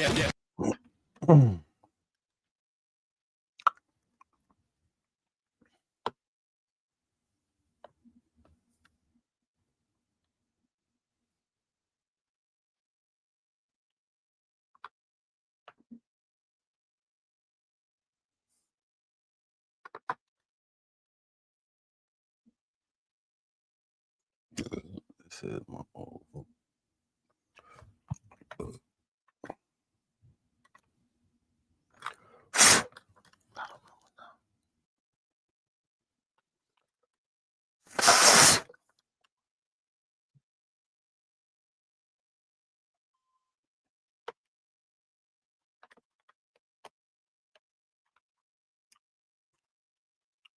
Investigation of Adrian Broner. What he had done. Playboy Max is doing these kids. So what Playboy Max is doing? What Playboy Max is doing to these kids? Disturbing. Brainwashing them. Doing what them folks paid him to do. There's something very disturbing and unsettling about this Playboy Max situation. After building an audience of primarily children with his gaming content and his music content, Playboy Max recently woke up one day and decided he now wants to be an LGBTQ disciple, and he now wants to push that on his audience of children. And I don't understand why. I can't really put my fingers on it. Playboy Max seemed like a pretty normal dude. He don't seem like the type of dude who will be on stream talking about why men can't booty pop. I'm like, hold on, cuz, what's going on here, man? This drastic shift in content has caught a lot of people's attention. A lot of people is really hyper-focused on this Playboy Max situation. Waka Flocka and other celebrities are speaking out, calling out Playboy Max for building this audience off of gaming, and now he's trying to groom them into zesty disciple activities. And they're saying it's not right and it's not cool. The first nonsense he did that started this disturbing trend that has lasted a couple of days now is when he popped out with the lace front wig. Now, he pops out with the lace front wig with edges. People is wondering why. Like, why would you put on a lace front wig with edges as a man, especially if your audience is like these young boys? Like, why would you want to set this as an example for them? He responded back claiming that he's doing it for the swag. He then doubles down and somehow, I don't know how he did it, pops up with a lace wig even more flamboyant than the first one. He pops up with this blonde lace wig that he has had on now for a couple of days. I think this is just a bad mistake. Like, before we even get to the super deep stuff, it's just a bad mistake in general because I don't think this is authentic or genuine. Now, if you're a Playboy Max and this is just you just genuinely like to wear wigs, right? These activities is what get your belly button stiff. Then do what you got to do, but also accept the consequences that come with it. Be happy with accepting the consequences. But I don't think this is authentic. I don't think this is genuine. I think he's being paid to do this. I think he's being paid to press this agenda. He's doing a really poor job at making us look genuine and making us look authentic. This don't even look like a genuine push. This obviously looks like, he's being paid to do this. Some weird sicko at the top, some type of music industry exec, right, played in that butt a little bit and got him out here working. Simple as that. Right? And it's going to backfire. Now, the thing with this is, the reason why it's not even like resonating like culturally as if like when Young Thug did it. Young Thug is a masculine 6'3", super gangster, super killer. Him doing what he did, even though it wasn't cool either, like, again, like I know uncles, I know family members who banned Young Thug music from being played. They not letting their 6-year-old little boy be a fan of Young Thug. They're not letting their teenager bang Young Thug. Are you crazy? But it still resonated culturally because Young Thug, it was like the contradiction. It was like, yo, he's like the 6'3" killer gangster who's putting on a dress for an album cover, right? It just resonated a little bit more. The aura was a little bit more. With Playboy Max, he's like a 5'3", a feminine, light-skinned brother. You putting on the lace front wig and the dress, it's not giving polarizing, bro. People aren't looking at that as, like, oh my God. No, they aren't shocked. They see that and say, all right, bro, this, like, he's a sissy. All right, man, you feel me?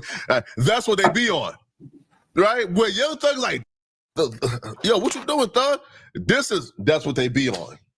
If his antics would have stopped at the hair, I would have said, man, y'all may be overreacting, man. He just like to wear wigs. That don't mean nothing. But this is where his antics go from personal preference to just outright grooming. Playboy Max decided him wearing the lace front wigs was not enough. Him just, hey, this is my personal preference. I'm not pushing this on nobody. Cool. He then goes on his stream and starts to groom his audience of little boys into thinking that twerking and being feminine is cool. He goes on and say, hey, what? Why can men twerk? Why can't we twerk? Why can't we do what we do? Why can't we, What? For over a decade, we've been perfecting the perfect length, fit, and feel of shorts. We said no to shorts that fit we. When you come out with language like that, that tells me, okay, you're now trying to push this on your audience. You're now telling them they can come out here and start booty popping and booty shaking, and that's a masculine thing to do. And I'm saying, bro, why not? Why do y'all always take this turn? Why every time one of you guys go a little bit up the ladder in the music industry, it's always this nonsense, man? I don't understand it. Why? Why not just be like, why not just do what you've been doing? You do your music stream, your gaming stuff, use this hype beast trending kid, you do music, but y'all take like 2 steps up into the music industry and y'all all of a sudden come out as like unrecognizable. This, I don't understand. If I'm stroking the ground or doing some wild nut twerking, why don't we twerk? What? Now that I think about it, my nigga, why is twerk a gender neutral dance? Twerking is the only gender neutral dance. I'm tweaking? Bro, I'm not gonna lie, I never even thought about that. That is the only gender neutral dance, bro. Everything else we share. If we weren't already aware of and hypersensitive about social media, social engineering this generation, then maybe we would have just seen Playboy Max say these things and just kind of like just brush it off as below homie crazy. But because we're very aware that social media is being used to socially engineer these kids, and that a lot of these influencers and streamers are probably being hit up behind the scenes, right, and being given bags and deals to push agendas, man. And I don't think it's a coincidence, bruh, right, that the first streamer, the first one to get nominated for a Grammy and starts to climb the ranks, definitely not a coincidence, in the music industry, he becomes the one who comes out on this type time. Now, Waka Flocka responded back to like Playboy Max asking, like his audience why men can't twerk and his other antics. And Waka Flocka fully believes that Playboy Max is being paid to do this. Waka Flocka hopped in the Instagram comment section and he wrote, somebody or some company paying this kid for these narratives. But to me, the worst part of it all is the youngins that think these ideas linger in minds of unfit thinkers. Internet is spooky. I agree with Waka. I think somebody is paying Max to do this. And Max, bro, here's my message to you, bro. If these folks paid you less than $20 million, you got finessed. If you got paid less than $20 million to ruin your name, your public reputation, your last name, your good face, it's over. If you got paid to ruin your brand like this and they ain't pay you 20 M's, bro, it's raps, homie. Right? Yo, you got finessed. Now, once the narratives that Playboy Max is being paid to do this began to make his rounds on social media, his friends, current like GDG, and then one of his ex-homies, they've been speaking out to, I guess, defend Playboy Max. Now, one of his ex-homies, he came out and said, yo, Max ain't being paid to do this. This is just who he is. Like, I'm not saying he's gay, but he would do things that are kind of, you know, like... I'm like what? Questionable. And he begins to describe some things that Playboy Max would do. Like niggas saying he gay, bro, I ain't gonna lie, nigga. You do be doing some gay, like no cap. Like you do be doing some gay, but it's like if that's you, bro, that's you. You feel me? Like I'm not gonna sit here and act like the nigga hasn't always been doing gay. The nigga was smacking at Miami B&B. Nigga used to send us booty pics like that. Not booty pics, but like he was saying like you ever had that one homeboy that like send you like a photo of him like arched up on something? Yeah, like that. But it's like I ain't gonna lie, bro. No, like we the never nigga been had doing no zesty. homies. So it's like I can't. No, I'm not gonna nigga sit here never and had be no like, homies yo, this nigga doing done no turned shit gay. like No, that. he's always been on some zesty. Hold on. First of all, no. Fuck no. What the fuck did he just say? What? What the fuck did it? What? Man, what? Bit. The fuck did that nigga just say? I ain't even. What? Nigga sent the pictures like what? Man, what?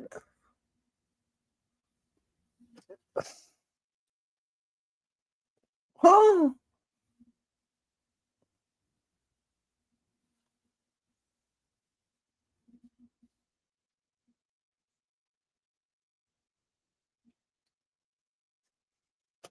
So it's like you feel me? Like the nigga just be trolling. Like I've seen how this nigga get down though. I ain't gonna lie, the nigga's clearly not gay. No cap. You say he been doing gay. So nigga, the nigga was literally, bro. I've watched this nigga literally, like you feel me, on stream. Like I've watched the nigga since he's had like 200 viewers. The nigga used to like you feel me, way worse gay. The niggas probably never have seen. It's just worse now because like he's a rapper and like he has like that aesthetic. You feel me? Which I feel like he built that. You feel me? But it's kind of hard to manage the aesthetic and who you really are. Hey, gang, I don't know where y'all from. I don't know who raised you. I don't know if your daddy was in your life. I don't know what type of father you had, bruh. Any man sending you a picture, a video of them arching their back is a violation. That's a crime against your humanity. Another man taking a video or a picture of him arching his back and sending it to you is a crime against your humanity, homie. That is treason against your masculinity. And you sat there and you took it because he had the clout. That's that crazy. Man, wait, hold on, son. That man was on all fours arching his back and sending it to you on a routine basis. And he did it so much to where you like, man, that's normal. Man, that's just fine. Nah, it sounds like he was grooming y'all too, bro. It sounds like you was being groomed and you ain't know it. What type of what? Listen, yo, like, listen, bro. Maybe it's because me and my friend group, we just did like I don't know, like we might do like a joke here and there. Don't do nothing. Like on some playful stuff like that. And I'm talking about like some real like gray area, like yo, pause. You feel me? Like some pause. Right? We might play the pause game a little bit. Right? Pause. Hey, bro, chill. Pause. Cool. But pause is a little, ain't no unpausing. You sending me a picture of the arch, bro. I'm cool. So he tried to defend Playboy Max, and it just, you defended him, made it even worse. Now, the reason why a lot of people, including myself, still ain't convinced that Playboy Max ain't being paid to push this agenda is because Playboy Max himself came out and said that he was given $100,000 to start his streaming career by a random dude. Now, fam, he told this story. I didn't see not one smirk, not one laugh. So I don't think he was joking when he said this. But he said some random dude randomly just gave him $100,000 to become a streamer. And you telling me that he's not beholden? He don't have an alliance and allegiance. He don't have obligations he got to fulfill. Who is giving $100,000 to anybody with no obligations? And he saw me in New York. He's like, bro, I really see something in you, gang. I need to put you on Twitch. You're a prodigy. I was one of the first Twitch's prodigy. So he put me on that. And yeah, bro, he gave me 100 bands. He said, stop hooping. Here's 100 bands. Start streaming, bro. Yeah, bro. Just like that, gang. That ass, bro. Like, no cap in my rap. We don't lie. I like that a lot. W's in the shot. Excuse me, sir. How old were you when you made your first million? What is this for? We're trying to get advice for the younger generation. I made my first million last year, actually. What line of work are you in? I'm in sales. Okay, what's the best advice you can give someone that's in sales? Come on. Excuse me, sir. Hold on, bro. Hold on, man. Hey, well, what? Hey, y'all that's not suspicious? Y'all don't see that and say, hold on, bro. Something, huh? Somebody gave you a, huh? 100 to start streaming. Hold on, bro. That don't even sound right. That don't even sound boo. That don't even sound like something. What? Is this man the first industry streamer? Yo, they got him hot. They got him lit. They ingratiated him into like the hip hop culture, right? Ingrained him into the fabrics of what we do in terms of like the music streams. And then once he got fully on, hey, yo, switch up the program, man. Start wearing these wigs. But telling men to twerk, well, his kids to twerk, telling his audience to twerk, wearing the lace wigs, isn't even, y'all really got to go through the Playboy Max rabbit hole.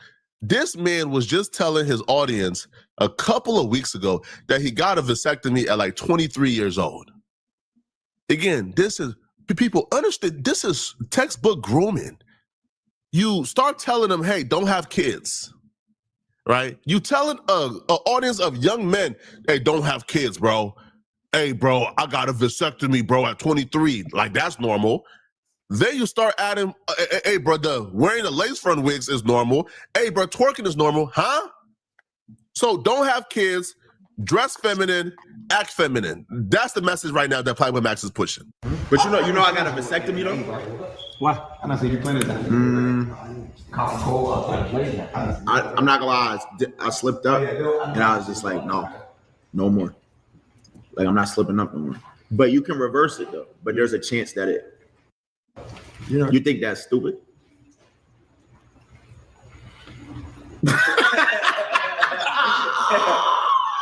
You gotta be really careful on stream. Yeah. But yeah, that's stupid. Okay. All right. I appreciate you being honest though. On me. Stupid. On my Got a vasectomy before kids. That's stupid. You're right. And you think so? Like right Islam now, is God right, forbid, if you were to die right now, you think God gonna let you in? Like you think? No, nigga, what the f- put you on earth? The only gift I gave you. The only thing I want you to do on this earth, all this what we doing is cool. Nigga. He put you here to create. Procreate, kid. That's what humans is. That's what. And they got a vasectomy before kids. God gonna slap them. Come up here, young nigga. Islam is right. Thug is right. Now, if you're, let's say, 40, 50 years old and you fully made up in my head, I don't want no kids, a vasectomy is cool. Do your thing. You're 23 years old and this the message you push. You could be talking about, I don't know, working out, lifting weights, getting a bigger chest, right? I don't know, getting more athletic. I don't know, like chasing your dreams, chasing your passions, getting wealthy. You could be talking about so many things that can help out your young audience, but instead, hey, bro, wear lace front wigs, take away your ability to have kids. I'll talk about some motherfucking, you know what? You got to be careful what you say on stream, like Thug said. But that's exactly what it is. That's what it is, man. That's exactly what it is, bro. And start twerking and acting like women. But you got to be careful what you say on stream. Like Young Thug told him you'll find God in this clip, right? But other people have been telling Playboy Max to find God. And this to me was really telling. Playboy Max says it bothers him. It bothers him when people tell him to find God. I wonder why. I'm talking about people that I actually know. Y'all already know my one. You mean I'm not even gonna say her name. That one hurt the most, for sure. Couple other people told me that, and it just be random. I'm just like, yo, King, how do you know what's going on in my life? You telling me to find God because I put a wig on? King, Thank you, though. I appreciate you guys wanting me to. I just view it as they looking after me. It's not like, you know what I'm saying? They just want me to be good. You know what I'm saying? But granted, though, I do not talk to a lot of, you know what I'm saying? Like I talk. Fuck that. Find God. Find a God within yourself, nigga. The fuck? To y'all. I talk to my close circle. Feel like you need to hear it again. That ain't even no type of shit that I say usually. But find God, nigga. It sounds like that's what you need to hear. That's what's getting to your ass. Find God, bitch. Create a positive impact today and later and stop doing that bullshit that you're doing. All money ain't good money. I do not talk to a lot of people. So maybe niggas just think I'm going on a wild, deranged. I don't know. Y'all let me know what y'all think, man. I'm a few years older than Playboy Max.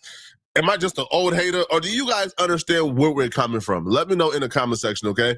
If you're still watching this video and you want to watch another good video, click on this video right here somewhere on my screen, to find out why Akash's wife just revealed exactly why he hates Andrew Schulz with a passion and why they're no longer friends. Man, don't nobody give a fuck about their friendship. Hey, man. Sometimes you're never meant to be friends with niggas anyway. Sometimes your friends was only holding you back in the first place. Think about that shit. Niggas only be your friends for what it's called. Shit.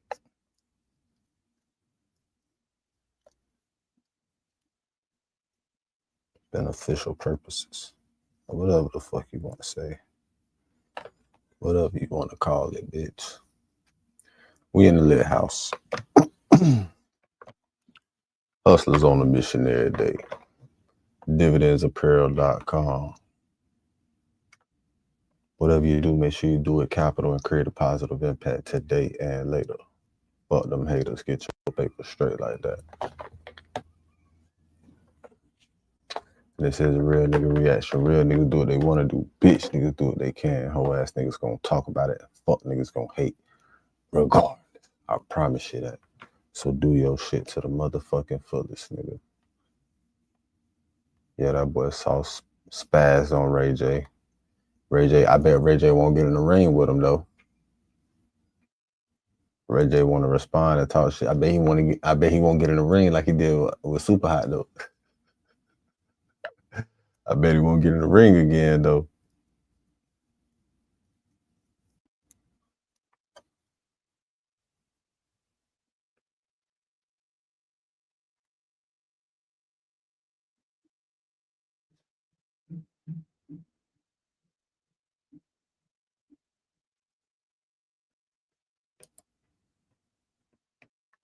But just in case y'all didn't know, nigga, we got a whole bunch of this shit right here. You find a $20 bill up in this bitch, I'm a natural hoe. You find one $20 bill, I'm a natural pussy. I'll just tell you right now, find one dub and I's a bitch. But just in case y'all didn't know, nigga, we got a whole bunch of this shit right here. You find a $20 bill up in this bitch, I'm a natural hoe. You find one $20 bill, I'm a natural pussy. I'll just tell you right now, find one dub and I's a bitch. Why that nigga sound like he need to be on the But just in case voiceover y'all for the didn't know, nigga, Boondocks? we got a whole bunch of this shit right here. You find a $20 bill up in this bitch, I'm a natural hoe. Why this nigga sound like Stink Meaner? Why you got this nigga out here sounding like Stink Meaner, man? Why that nigga got his still sounding like Stink Meaner?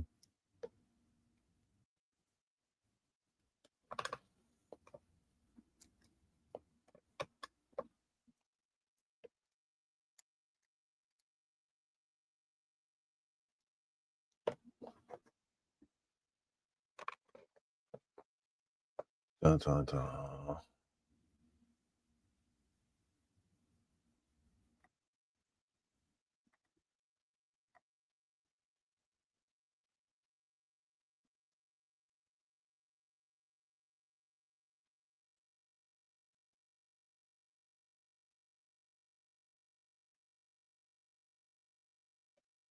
Nah, but now you saw I'm a good person. I can look chill. Right? But look, me and you was just chilling in the car. I don't think we did anything wrong. Do you? I'm good. Some niggas just, and then don't take it like this. Don't take. It's just the rage. It's just chat. Like some niggas is rage bait. Like if somebody was rage baiting you, you'll probably be like, "What the fuck is wrong?" That we're wrong together. Yeah. Be like, I love you. I hate you. It's like, it's just a chat, bro. That shit, they be getting. Sometimes they be rage baiting me. I swear to God on my kids. All right. Yeah. Nah, but now you saw I'm a good person. I can look chill. Right? But look, me and you was just chilling in the car. I don't think we did anything wrong. Do you? I'm good. Some niggas just, and then don't take it like this. Don't take. We about to leave, but Ty doesn't want. He's from what he said. He don't want us to bring nobody else. Who? Ty. Man, we going in there. Who we with, nigga? The fuck, nigga? I'm a celebrity too, nigga. Crazy as fuck. Yeah, it's cool. We ain't got no randoms with us. These are our people. These ain't no randoms. You're the show. Remember that. Come on, gang. He want to collab with us, gang. Huh? Nah, they coming. Crazy as hell, nigga. Can't stop our show. We about to leave, but Ty doesn't want. He's from what he said. He don't want us to bring nobody else. Who? Ty. Man, we going in there. Who we with, nigga? The fuck, nigga? I'm a celebrity too, nigga. Crazy as fuck. Yeah, it's cool. We ain't got no randoms with us. These are our people. These ain't no randoms. You're the show. Remember that. Come on, gang. Shit. He want to collab with us, gang. Huh? That G shit though, nigga. Nigga, we come together, we lead together, nigga. Straight like that. What? They say Kodak Black did what? She couldn't afford traditional therapy, so she answered a few questions on Teladoc Health to match with the right therapist. Now, she's able to schedule ongoing visits without a On June 15th, 2026, new footage of Kodak snitching in the interrogation room was released online. This came out after new updates in his court case revealed that he's gonna face over 30 years behind bars. Meek Mill reacted, "I damn near don't even want to be labeled a rapper no more," after hearing that Kodak snitched. His court case from 2015 started with a police interrogation that was buried in the court files, where Kodak Black is seen telling the officer during the interrogation, quote, "I'll tell you whatever." Let's do this. Let's start by one by one. Right. Tell you whatever. We're just talking about the kids right now. To be fair to you, tell me about the burglary. It's helping me in any way. This got a fan reaction reading. This Kodak interrogation of him snitching is going to mess him up when he reaches prison. I haven't been this worried for a rapper since Vaughn passed, but it even got the attention of DJ Academics, who said, "Okay, cool. I don't care about his history. Like musically, Kodak to me is one of the greatest artists. Listen, I got Kodak up there when we talking about this era. Kodak's up there with the Playboy Cardis, with the YBs. They all up there to me in importance. So when anybody talks crazy about Kodak, I'm gonna defend Kodak. I'm sorry. I know when somebody's really important.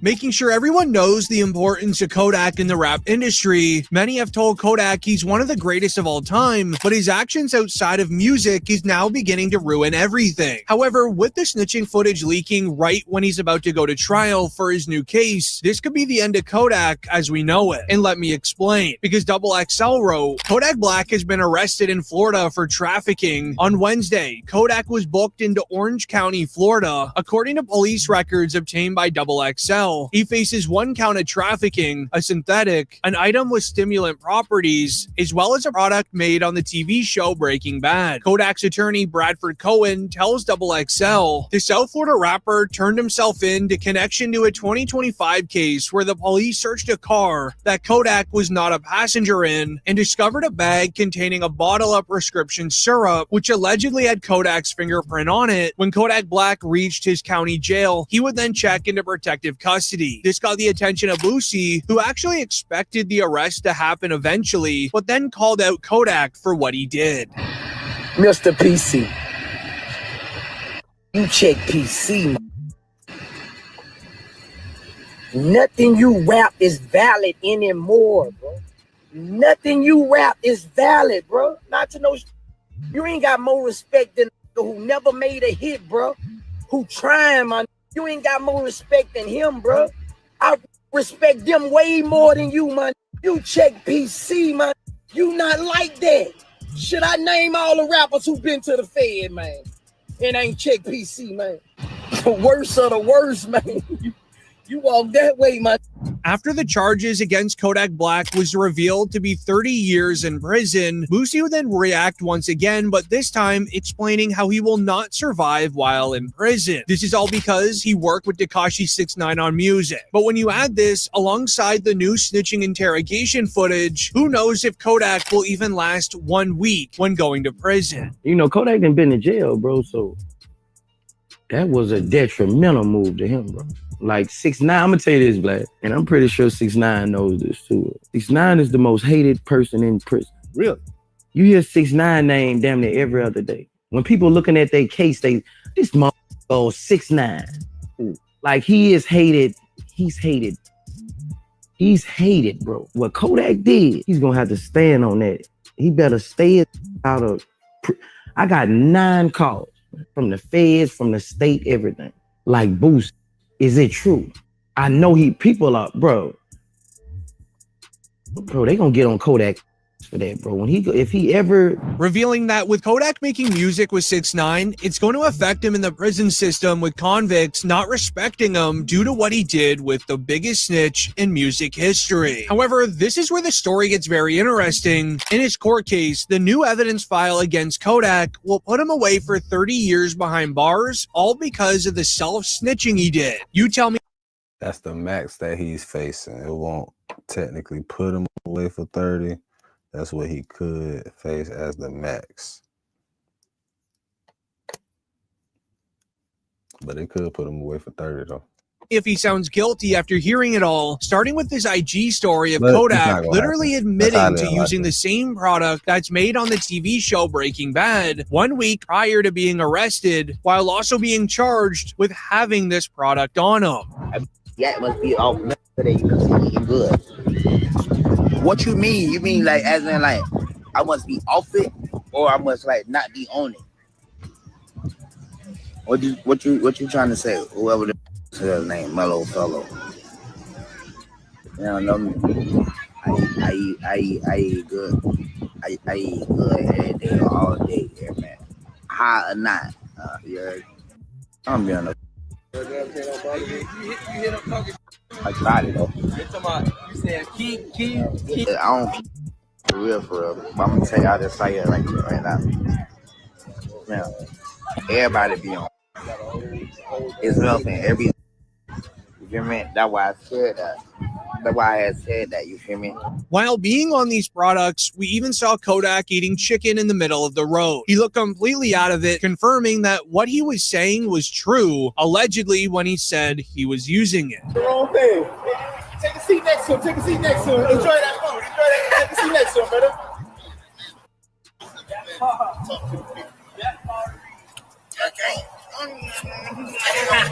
hold on, baby. I want to be better. Bro, I want to drink that. Bro. I want to be down here.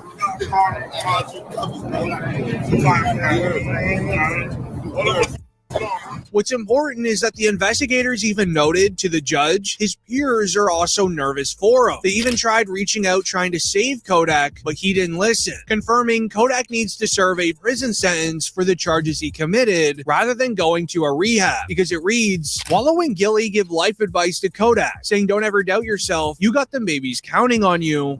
Don't ever doubt yourself, you got them babies counting on you. There's going to be times where you're going to doubt yourself, you're going to be in pain, but them babies counting on you, you got to be here. And I'm telling you that because a lot of people get around you and they see your success and they say, oh man, a lot of people need you, and they yes man you. I ain't here to yes man you. You know me, every time we connect with you, you know I got love for you. Not because I need you, I got love for you because you're a young cat and I was young, Gil was young. Live. And I'm telling you that because you see that love that lady get. You see how you light up when I talk about your babies. Live. These people want to laugh. They want to joke. They want to criticize. They don't know your pain. I don't know your pain. But I know one thing. Them babies counting on you. Trying to reason with him as his recent struggles in life are a lot bigger than just him. According to Google, Kodak has 5 children, while also being the main breadwinner for his own personal family. A lot of people depend on. But on the real, man, Wallow, one of the realest niggas. Like, Wallow is like one of the best things that could have happened to the hip hop community, to these young niggas, bro. Wallow, one of the best things that could have happened to these young niggas, even though these niggas ain't listening. Even though them niggas ain't listening, the young niggas under them that's watching that shit and seeing the example, well, these niggas not listening, they watching and they learning though. So, you know what I'm saying? Salute to the OG, man. Nigga did 20, came home, you know what I'm saying? Solid. And doing what he posted to. Create a positive impact a day later. On Kodak financially, which is why when Kanye West even tried reaching out to save him, he didn't even listen or accept the help that Kanye wanted to provide. Okay, so I thought Kodak was in Miami. I see he's in Atlanta. So I'm getting a flight down to Atlanta right now and do something. So anybody that's already down in Atlanta that knows him and knows anything about him, I know I said rappers and all that, but right now I need y'all, man, to like really go and do something. Like we can't. I know y'all think I'm crashing out. Y'all, you see me talking. I'm expressing myself. And look, man, please don't. I know I said a lot, and just let me go down there and go help this man out. But instead of answering Kanye West's message, Kodak was seen on live stream jumping around his kitchen counters while his entire chat was telling him to reply to Kanye.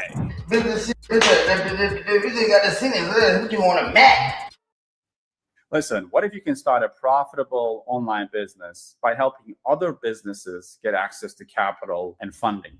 The number one problem Well, not reading the chat. currently have is that they need working capital. That boy Yak was not reading the chat.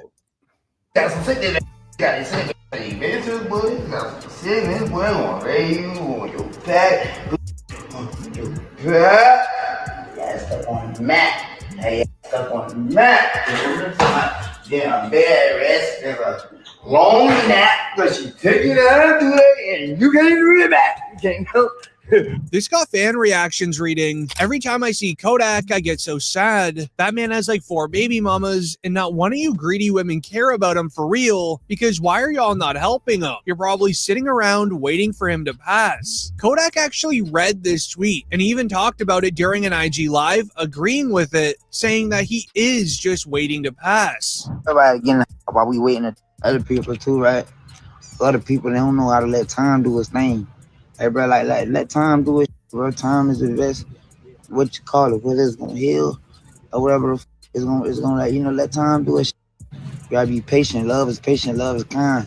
You know, like I'm saying, it makes absolutely zero sense, no sense at all. To try to approach the situation with any type of aggression. The whole world on. Everybody on the amendment on. Everybody getting. While we waiting, while we just down here waiting on when. But this was only the beginning. More tweets read, every day I see a new video of Kodak strung out, not even acting like a human. Is somebody gonna help him? Or even, is anyone else afraid if Kodak doesn't get any help, we are gonna lose him? Things are bad. As this downward spiral only continued to happen, where Kodak even showed up to the Baltimore Ravens game. A viral tweet read, NFL fans are worried for rapper Kodak Black's health as he appeared off while showing love to star quarterback Lamar Jackson. Hey Kodak, what you gotta say about the Ravens, big G? I love Ravens. Hello. Hey, what about that boy LJ, man? What you gotta tell the flock about that boy LJ, man? Yeah. That boy Yak in the city. Yeah, Yak in the city. I live out here. I live out here. What's wrong with that, To even man? going to a Little League game where Kodak was spotted by a fan, this fan told Kodak he loves it when he's clean, and Kodak responded very aggressively. Say I love when Kodak's change. I love. That nigga's going for two. No. For what? For what? Look at all this money. Look at all this cash. For what? We are.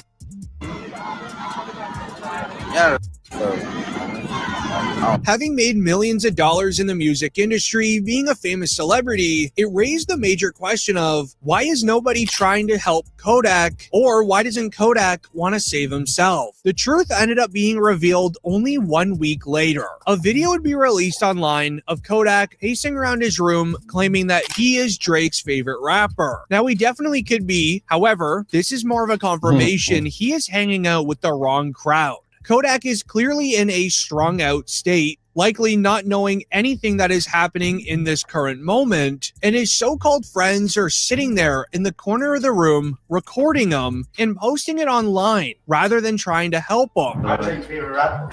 Who? I'm his favorite rapper. You Drake favorite rapper? Yeah. Nah. He always say that. Even his people always say that. Man, Kodak probably told them boys to record him though. We not finna act like, you know how niggas be like, hey, record this shit. And then he just motherfucking put on the show. Yeah, I'm Drake's favorite rapper.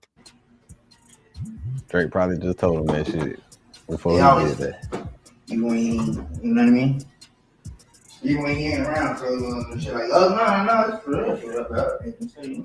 real. With this going viral online, Kodak would finally respond. He would want to apologize to everyone and say that he wants to use his influence for change and to become a much better person. I'm honestly I'm sorry to everybody. I'm sorry to the people who I heard it. I'm sorry if you don't understand me. I'm sorry if you just don't like me. I'm sorry, and I'm sorry, and I'm sorry to everybody that I've wronged, and I'm so sorry to all the times I made my mom cry, and I'm sorry to all the girls whose heart I broke. I'm sorry to that nigga right there, boy. You going to saying all that, boy. You lit, boy. Disrespecting her and stuff like that. She accepted my apology. She did? At this moment, Kodak would really start to change, apologizing to everyone he ever did wrong and really being sincere about it. But then he would reveal why he is likely acting like this and using things as a distraction. He would hop on IG Live saying that he has never really felt true love before, making many believe Kodak uses these extracurricular items to fill the void of never feeling love. I know girl treated you right. Never, bro. I never had a bit of love. I never experienced love before. I never experienced it. I never experienced it, bro. I never experienced it, bro. I never did, bro. I never did, bro. I never experienced love, bro. I never did, bro. I never had it. I never had it, bro. I never had it, bro. I never had it. This would end up getting the attention of Boonk. He would reach out on an IG story, reaching out with lots of love, trying to save Kodak and wanting to actually help him change his life around. But right now, man, we worried about you. You don't look too healthy. And from the outside looking in, it's obvious that you're. If you or someone you know have a teenager who is on TikTok, Instagram, YouTube, or Snapchat, this is the money glitch that could get families potentially. And I don't believe for 1 second you just doing for your own enjoyment. Nah, you trying to find something to fill up that void that's within your chest. See, I've been where you at right now. But by the grace of God, I'm clean. Them strongholds have been pulled down. Them chains are broken. So I'm qualified to talk about this. You got to make a decision, bro. You got too many people looking up to you. And from one father to another, you got to set the right example for your son. This coming from somebody who genuinely cares. So if you come across this video, you want to sit at the table, break bread, man, holla at me. But sadly, this is where the story would change forever. Investigators noted that Kodak has actually committed these crimes 2 to 3 years ago in a separate case. This now makes him a repeat offender, which increases the probability of him going to prison by a lot. Because on February... But anybody know He not gonna get no motherfucking match. As you can see, he was clearly using. He was not dealing, and the lawyers that he pay gonna do their motherfucking job. I guarantee you, the lawyers that got, I guarantee they do their motherfucking job. I guarantee it. If he has to do any jail time, I don't see him doing more than 3 years. If he has to do something. February 28th, 2023, it was announced Kodak Black admits to being on drank, but denies being on other items after pleading not guilty on possession and firearm charges. I was on the and I was asleep in front of my family house, bro. That's it. I was on that drink, sleep in front of my people's house. But that ain't illegal. And that ain't illegal. I mean, so all that shit is just the process that it had to be in other mud shot. The process that even though like bogus is plastered all over the internet, then on top of that, it's like, bro, like I'm Haitian. I mean, and then it's just like my era, shit, bro. Like, nah, like, man, you better off. Shortly after this IG Live, the feds would end up raiding Kodak's Florida home, arresting the rapper. Kodak then arrested. He hired his lawyer, Bradford Cohen. He was able to secure a deal to have Kodak sent to rehab rather than sitting in jail. Kodak, whose real name is Bill Capri, faced a judge Tuesday in Orange after turning himself in following an arrest warrant issued for violation of his pretrial release. Authorities said he tested positive during a random test earlier this month.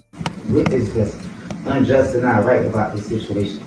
Black, addressing the judge after the pretrial release technician testified he may have mixed up the samples between Black and another patient. There's no way you tested positive. We can resolve that by way of the hair sample, and that'll clear you. Judge Barbara Duffy then asking for a hair sample today to clear up the alleged mix-up, which Black refused, rather choosing to check into the Legacy Rehabilitation Facility for 30 days as part of his pretrial release. So now with Kodak committing the exact same crime again, he already used his get-out-of-jail-free card being rehab. Now when he goes to trial again, he won't have that card anymore, meaning he is gonna go to prison. My feet are killing me, but they don't have to. Dr. Scholl's, new life for your feet. That shit ain't off the table. He could still end up going back to rehab. You gesture, the world responds. Any car that doesn't offer that sense of control.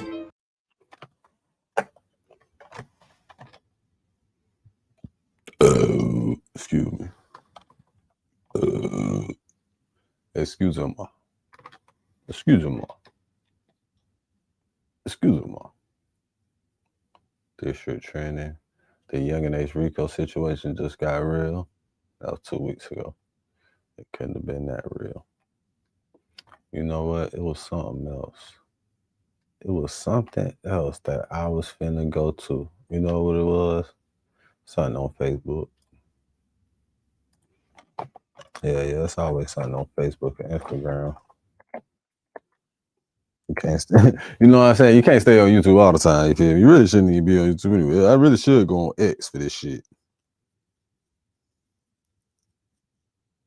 That's what I really should be doing. I really should be going on Twitter for this shit.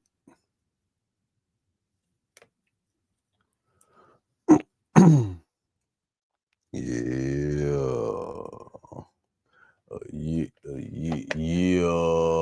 Hold on. What is that, bitch? Hurry up, bitch.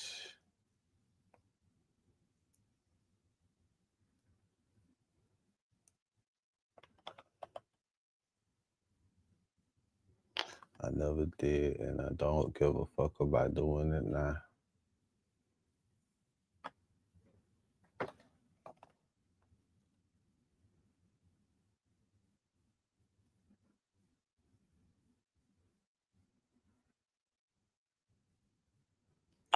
Oh, don't call it a comeback. I've been here for years. It's been 12 years since that shit. I know it ain't been 12 years. It's been 12 years since that shit. Damn. 12 years? I don't know about that. 12?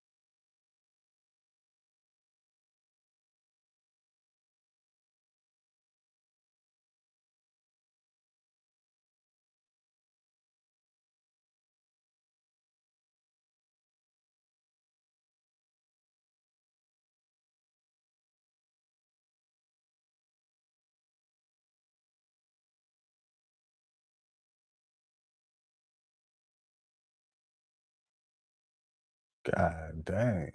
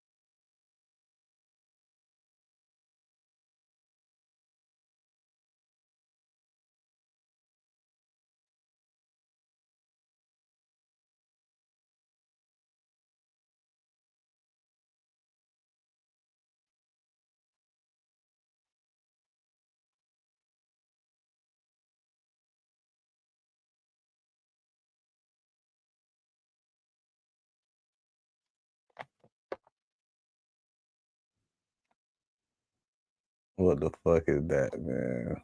Who the fuck made this shit?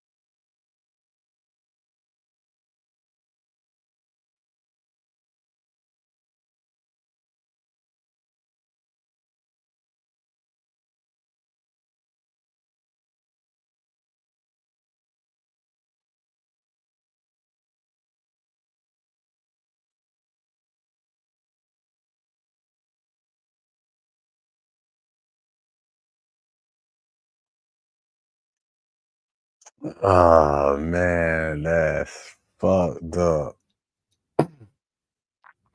Woman sentenced to 4 years in prison for involuntary manslaughter after customer died in freak session.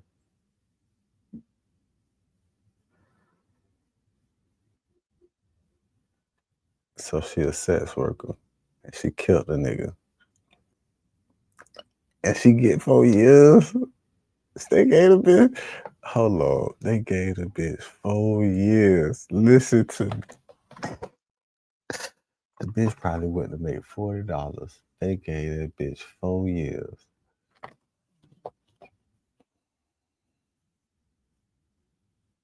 Hold on, man. What the fuck? They gave the bitch 4 years? Come on, this can't be for real. This gotta be a joke, right? This a joke? This gotta be a joke, man. How did the nigga die, first of all? Like, was he being choked or something?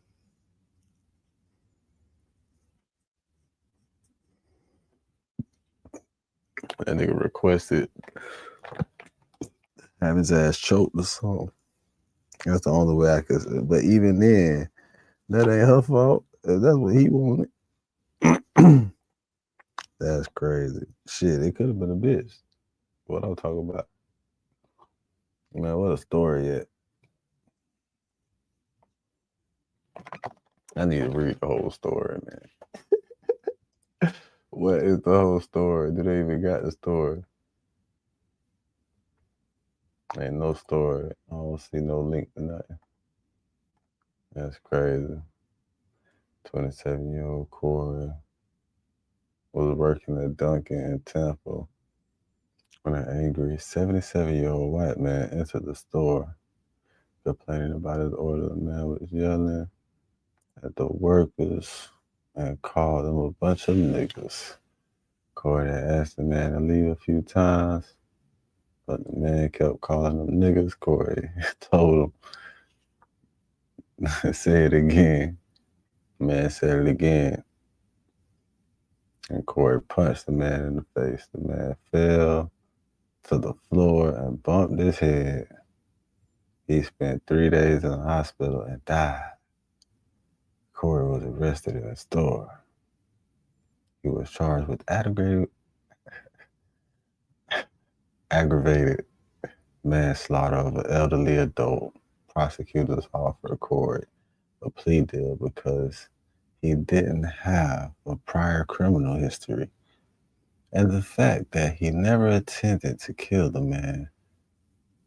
Also, the elderly man had been highly aggressive, and because of his racial offensive behavior, Corey took the deal and pleaded guilty to a reduced charge of felony battery, and he was sentenced to 2 years of house arrest, 24 hours of community and mandatory attendance and anger management course. That's a win. Boy, if that ain't a win, if there ever was a win, if there ever was a win for a nigga, that is a win for a nigga.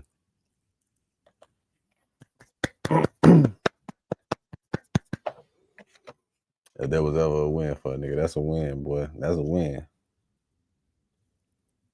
That shit happened at the crib too. That's a win. It's definitely a win.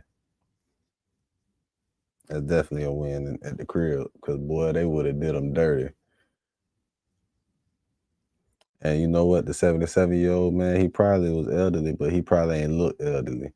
He probably one of them in shape ass, young looking 77. You know what I'm saying? He was 77, but he probably looked like he was about 50 something. Talking shit.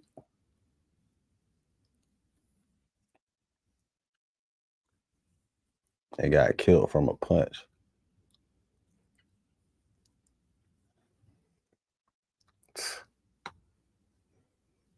That's a damn shame.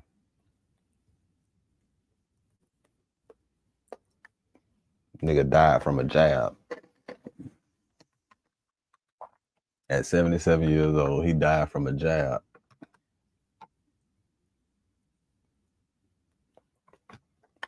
Tripping by the damn coffee.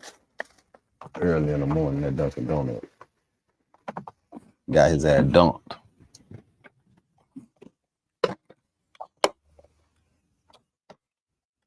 That's crazy. Oh shit.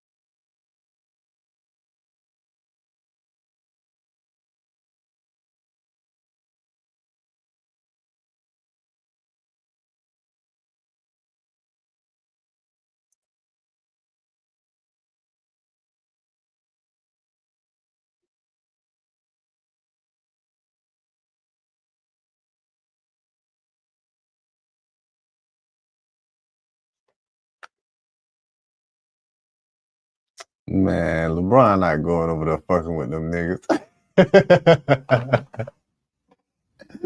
Man, LeBron is not going to Miami fucking with Pat Riley, man. Ever since Pat Riley, you know he fucking with Pat Riley ever since he took that man cookies off that jet. I know he ain't. Nigga still don't fuck with Pat about that shit.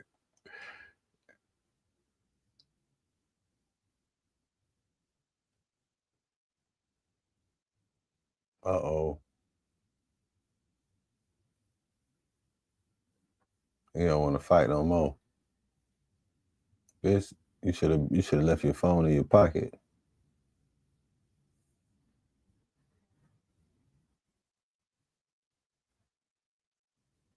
He finna knock his ass out.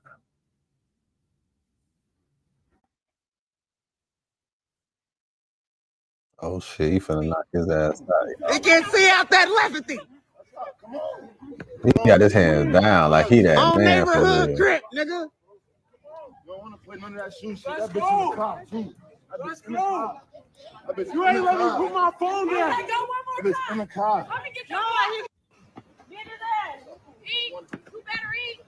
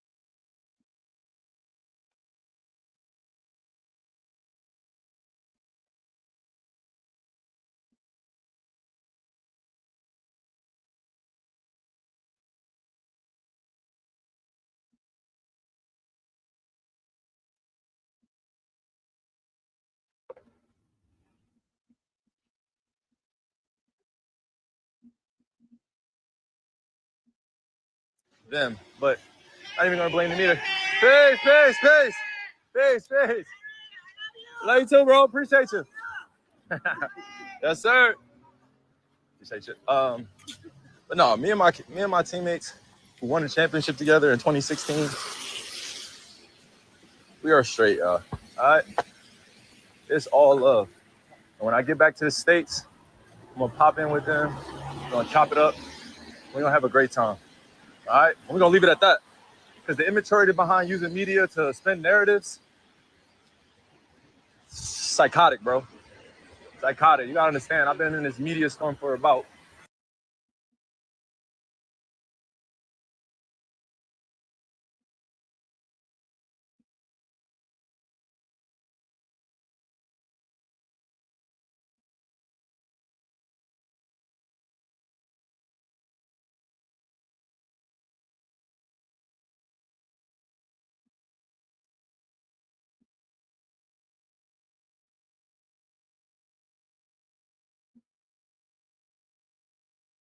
Talking about that IUD.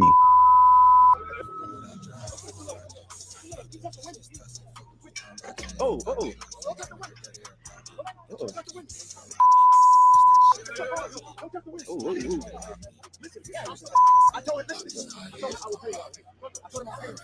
What? Offset allegedly facing 20 years in Dubai after fighting taxi driver. What? Oh shit. This ain't some news.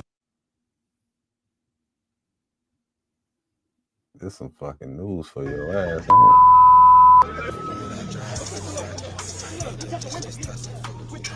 Oh.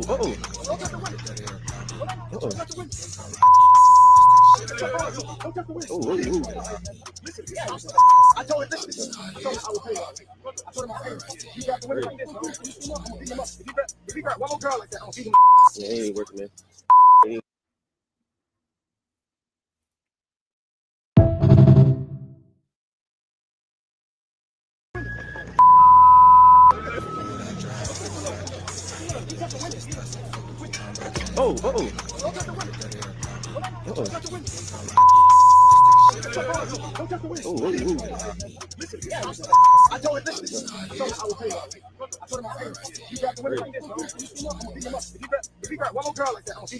Yeah, he ain't working, man.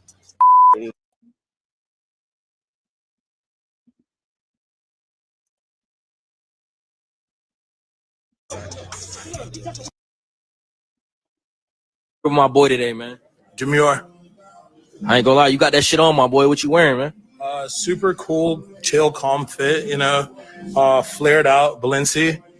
This is like the summer collection that they had. PSD undies.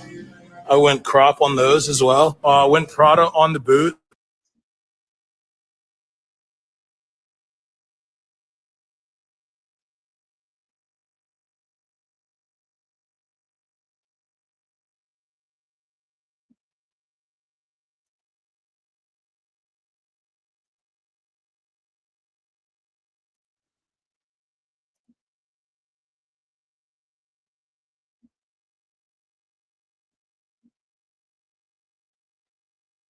Oh, you fucking lying.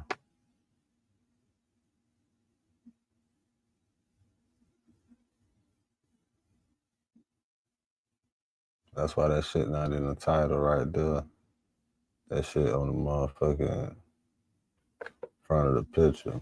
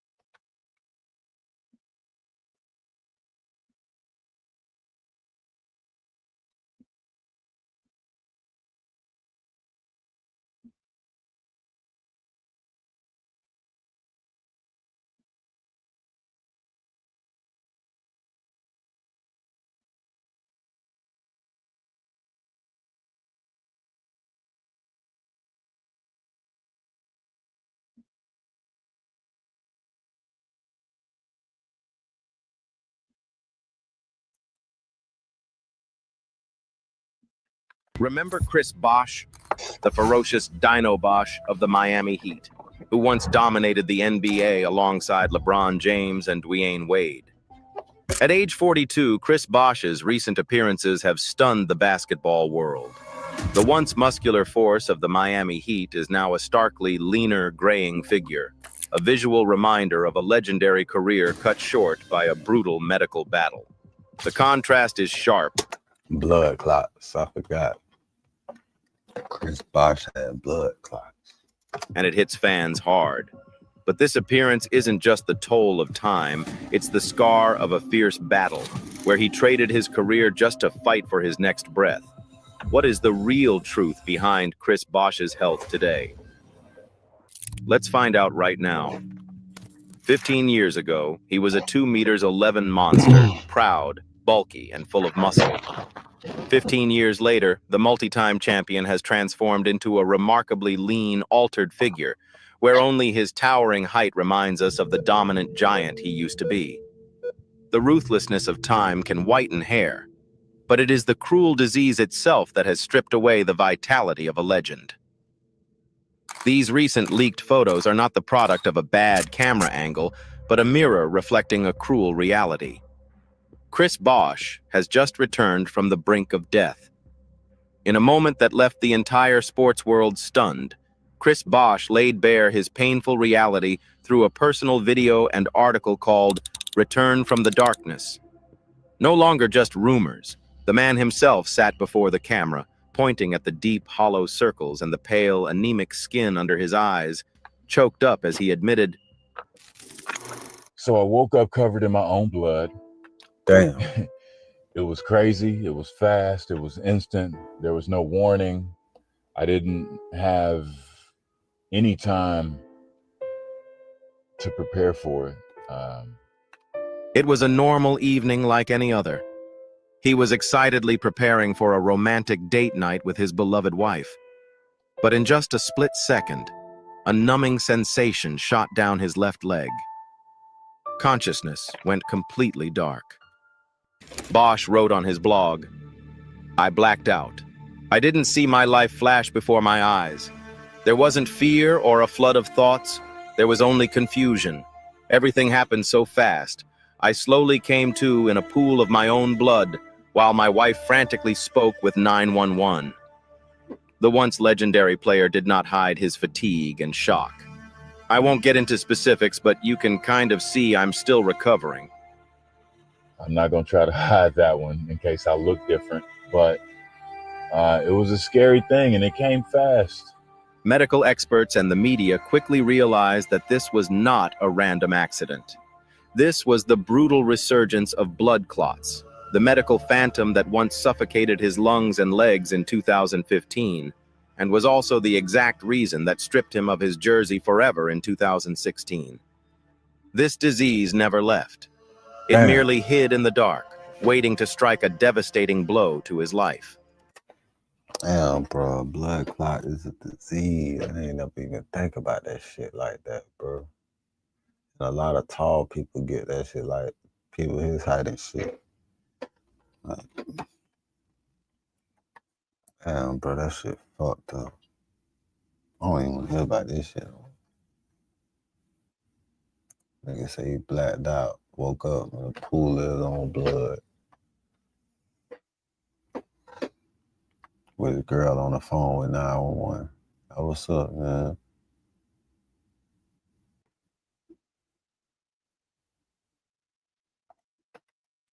What Timberwolves trade that detonated the NBA? I know damn well. I know damn well. I ain't even gonna look at that. I know damn well Ja Morant better not be with Anthony Edwards. I don't even want to, I ain't even looking at that. I don't even believe that shit. All right, what's next then? Oh yeah, it was some other shit. That was next.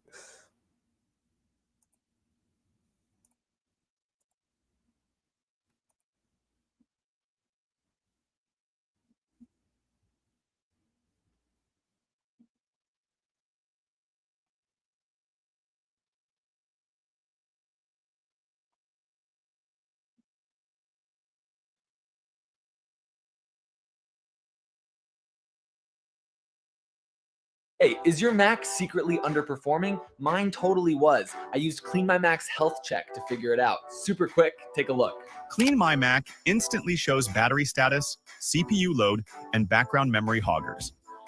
It empowers you with control to keep your Mac healthy and organized, fighting digital mess and ad trackers.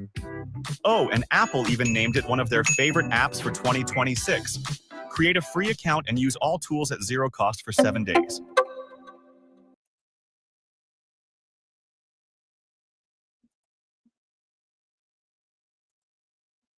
Just talked to my PO when he found the email for me to travel to Houston. He said it was at the bottom of the paper under the flights and he overlooked it. He also said he would not count this as a violation. I've had over 50 shows since being on paper, and I went through the right process to notify my PO on every show. And yes, I had marijuana in my system when I got on paper. Every test after that shows that I'm drug-free. I get tested all the time. I'm always crystal clean. I'm not stupid. My probation officer has been fair to me throughout this process. It is the people over him who have problems with me. They asked him to ask me would I sign a piece of paper saying, can he record our conversation? And I said, hell no. I will not sit back and let these people drag my name. I have several hours of community service completed. I've been doing great on federal probation. Me and my attorneys are working to get this other case dismissed. And here's proof of my email to travel to Houston. So he's showing his goddamn email right here. Okay, Boosie. So, okay. What are we looking at here? Can I speed this shit up? I'm going to try to speed this up, bro. Okay, let me see something. Because what do we care? I'm assuming he's saying that this is the email that he sent to his freaking PO about all the shows that he did, because this is the only thing that makes sense to me, you know? In a move that actually shocks nobody because of the paperwork that dropped yesterday, Boosie might be headed back to federal prison. Man, shout out to my news reporter homie, because y'all know how we get it, man. So, man, Boosie ain't going back to jail. Not for this. Kunif, here we go. Boosie in trouble again in his federal gun case. A judge in January sentenced the rapper, legal name, Torrance Hatch, to 3 years probation. Now his probation officer wants him arrested and imprisoned after he was booked in Houston last month for aggravated assault. And you can see right here, mandatory condition, not commit another federal, state, or local crime. Then it says on May 24th, 2026, Mr. Hatch committed a new law violation, aggravated assault with a deadly weapon, a felony in violation of Texas Penal Code. You see, as to one allegation, I have received and reviewed the violation report prepared by the U.S. Probation Office in the Northern District of Georgia, Houston Police Report, and got the number there, and criminal complaint filed in Harris County, Texas, which verifies the following in summary. According to the warrant affidavit on May 24, 2026, an officer with the Houston, Texas Police Department was notified of an incident which occurred at 1720 Main Street, Houston, Texas. We go on to read. This indicates Boosie is looking at 18 to 24 months in federal prison. Damn. After managing to avoid any prison when U.S. District Court Judge Kathy Ann Bensavingo sentenced him in January. Then it goes on and says whatever the hell she just said, because I'm not reading all that. Then it says judge declined to issue a bench warrant for Boosie. She instead ordered him to appear in her courtroom in San Diego on July 10th to show cause why supervised release should not be revoked. Right here. Agree a bench warrant should be issued based upon a finding of probable cause to bring the offender before the court to show cause why supervised release should not be revoked for the alleged violations. But she says, no, I disagree. The issuance of a summons ordering the offender to appear before the court on July 10, 2026 at 10 p.m. to show cause why supervised release shouldn't be revoked, meaning have your lawyers come argue this shit, because I hope your ass is innocent. Is really what she's saying. The sponsor of this video is Clout. And we don't give a fuck about by the way, second time, if you I got telling you talking about paperwork that dropped yesterday. Don't worry, I got you. Ron Texas versus Torrance Hatch. Motion to suppress defendant's statement pursuant to Jackson v. Deno to the Honorable George of said court. Now comes Torrance Hatch Jr., the defendant in the above entitled and enumerated cause. By and through counsel, call A. Moore. And was shown to the court in support of this motion to suppress statement of the defendant under the authority of Jackson v. Deno. At the time of any recorded conversation by and between the defendant and law enforcement officers, the defendant was either under arrest or was so substantially deprived of constitutional liberties by the conduct of law enforcement officers in the surrounding circumstances as to constitute an arrest. 2, any resulting statement, whether oral or written, was involuntary, coerced, and/or enticed by, from the defendant. 3, defendant was deprived of the right to counsel and did not intelligently, understandably, and knowingly waive any right to counsel afforded by the Constitution of the United States and the state of Texas. 4, for the above and foregoing reasons, the admission of the defendant's statement violates the defendant's rights under the 5th, 6th, and 14th Amendments to the United States Constitution. Wherefore, premises considered, the defendant herein would respectfully pray that this court conduct a pretrial hearing on this motion, and after such hearing, that this court order any and all or written statements taken from the defendant suppressed for the aforementioned reasons. Defendant prays for such other and further relief as to which the defendant may be entitled. So, Boosie, if nothing happened, what did you talk to the police for? I'm just curious. Now, every single time a crime happens, you want to suppress everything. I don't give a shit what it is. If you are innocent, who gives a shit? Every single damn time somebody goes to jail, gets a bond, or a crime happens and all of this shit and everything, they always go to suppress whatever the hell they said. But the problem with this right here that everybody should be obviously worried about is not what he said, the fact that he had to say anything. Because Boosie's team is leading us to believe basically Boosie ain't know what the hell happened and got his ass out of there. No, that ain't true at all. Boosie knows something happened, and Boosie gonna have to figure out how the hell he gonna spin that to win that. But wait. Introducing Iron Beam, a bright choice for futures trading. There's more. Iron Beam is an industry-leading broker catering to traders worldwide with 24. Guess more. So he went on for a defendant's motion to designate location of physical evidence to the honorable judge of said court. So you have that one. Then he went on for the order of the defendant's motion requesting to designate location of physical evidence. That's for the judge to actually sign off on. So I shouldn't even read that one. Motion for disclosure of impeaching information to the honorable judge of said court comes now. Torrance Hatch Jr., defendant in the above and entitled and numbered cause by and through their attorney of record, Carl A. Moore, and respectfully move this court pursuant to the 5th, 6th, and 14th Amendments to the United States Constitution and the Texas codes and all of that shit for entry of an order directing the prosecuting attorney forthwith to make an inquiry and disclose all of the following within the possession, custody, or control of the state, or the existence of which is known by the exercise of due diligence could become known to the prosecuting attorney. Any and all records and information revealing prior felony convictions or guilty verdicts of juvenile adjudications attributed to each witness called by the prosecuting attorney, including but not limited to relevant rap sheets. So he's talking about what he did. And this is just effing nuts. Because he talks about the threats and all this shit that dude had and all that and everything. This is super cheap. And then once again, this is for the judge to sign off on, but he ain't going to be doing that. And then once again, motion for disclosure of impeaching information, meaning they're about to try to make Buddy look like a freaking liar. And then in order for a defendant's motion for disclosure of impeaching information be signed by the judge, motion for discovery of scientific evidence. So the defendant stands charged with ag assault with a deadly weapon. An essential element to the state's proof is based upon evidence which will require the state to rely upon scientific procedure utilizing certain machines, instruments, or devices. The validity of such evidence is dependent upon the reliability of such equipment, the programs, data entry process, system controls. Basically, it's like if you are a truck driver, right?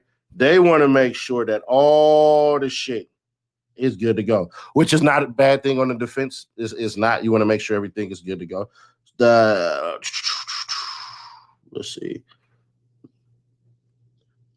Adequately prepare a defense. The defendant must have sufficient knowledge about the equipment, machines, instruments, or devices used in this case or in this cause to allow for an intelligent evaluation of the case. So this isn't a bad thing. Just wanting to know all of this shit anyways. So yeah. And that's it. And some of y'all will go, damn, Nash, so you had this shit since yesterday and you didn't drop it. Because a lot of things that are said on the internet, y'all believe, not everybody, of course, not the visionaries, but the people who pop in, pop out just to talk shit will say, if you point out the obvious, the feds won't notice the damn obvious. So in my defense, I'm not going to be dropping certain shit just because I don't feel like trying to interact with people and had to look at stupid ass comments saying, you said the figure fans own Boosie. No, I did not. I'm the only person who cleared Boosie of quote unquote snitching on his bodyguard because in the courtroom, his lawyer painted and pointed out there is no statements from Boosie about any of that shit. There's no records. There's no recordings. There's nothing. There's no body cam footage that exists of Boosie doing any of this shit, which means the police lied. Then you find out there's a dirty ass cop involved in the case, and that kind of leads to the reason why Boosie ass wasn't going to be bammed off the rip. But as it stands right now, I believe that the judge in this case is going to wait it out a little bit, see what evidence pops out, see what evidence the judge, that the damn lawyers are able to produce to prove Boosie's innocence. That video that we saw, if that actually is the video, which I don't believe that was the actual damn video, then he'll be free. But something is telling me that video that had went viral of Boosie just standing there and some nigga launching this damn thing like a freaking football player with bad aim. I'm trying not to be petty and dish off football quarterbacks, but I'm trying.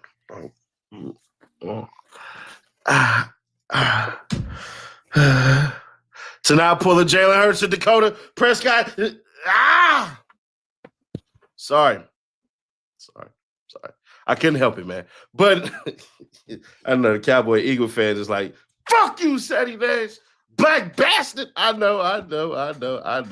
I would say the Commander's fucking quarterback, but he ain't got a leg to stand on.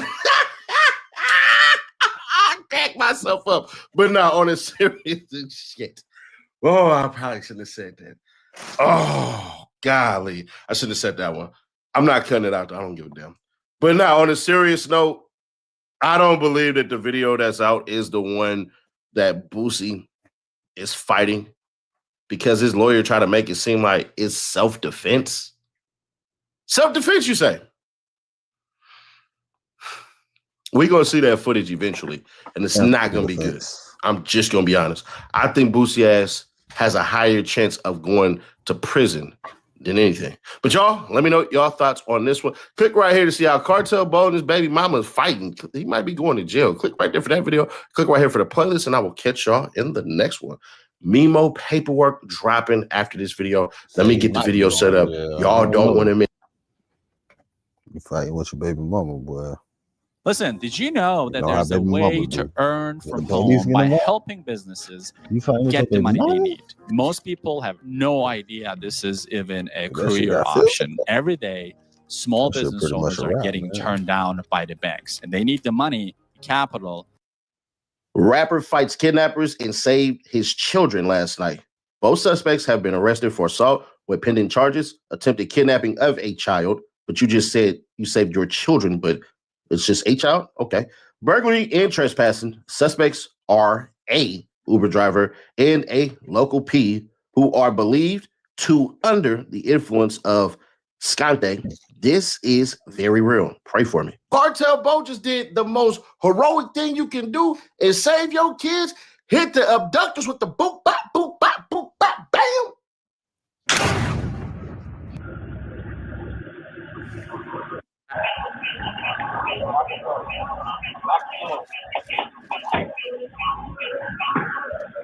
Hello?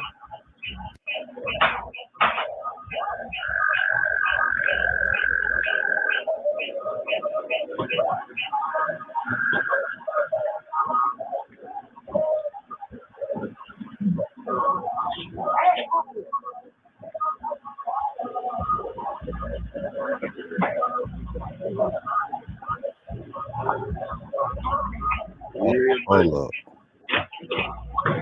Let me see that again.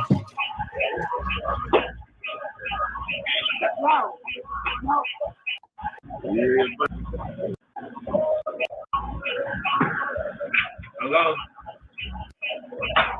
Oh shit, here you go.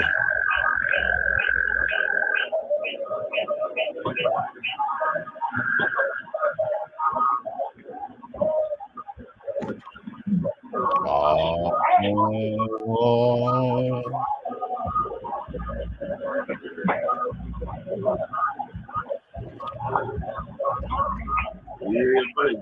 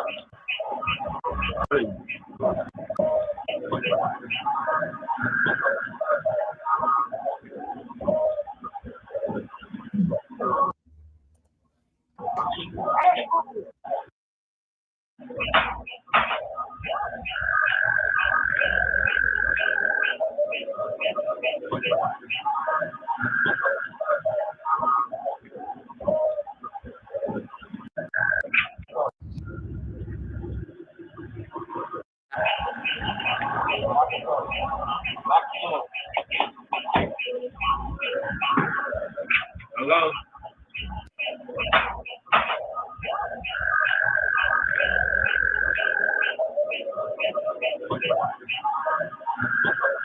Man, they creep as hell, man. What the fuck? Now hold on.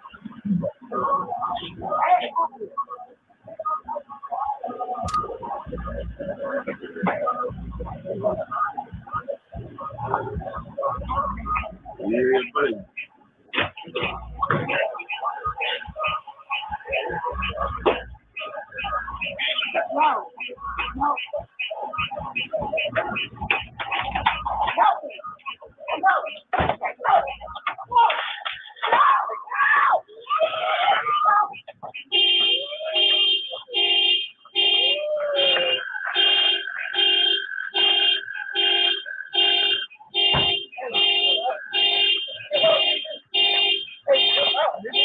Get that bitch. Get that bitch. Don't let her drive off. Get that bitch.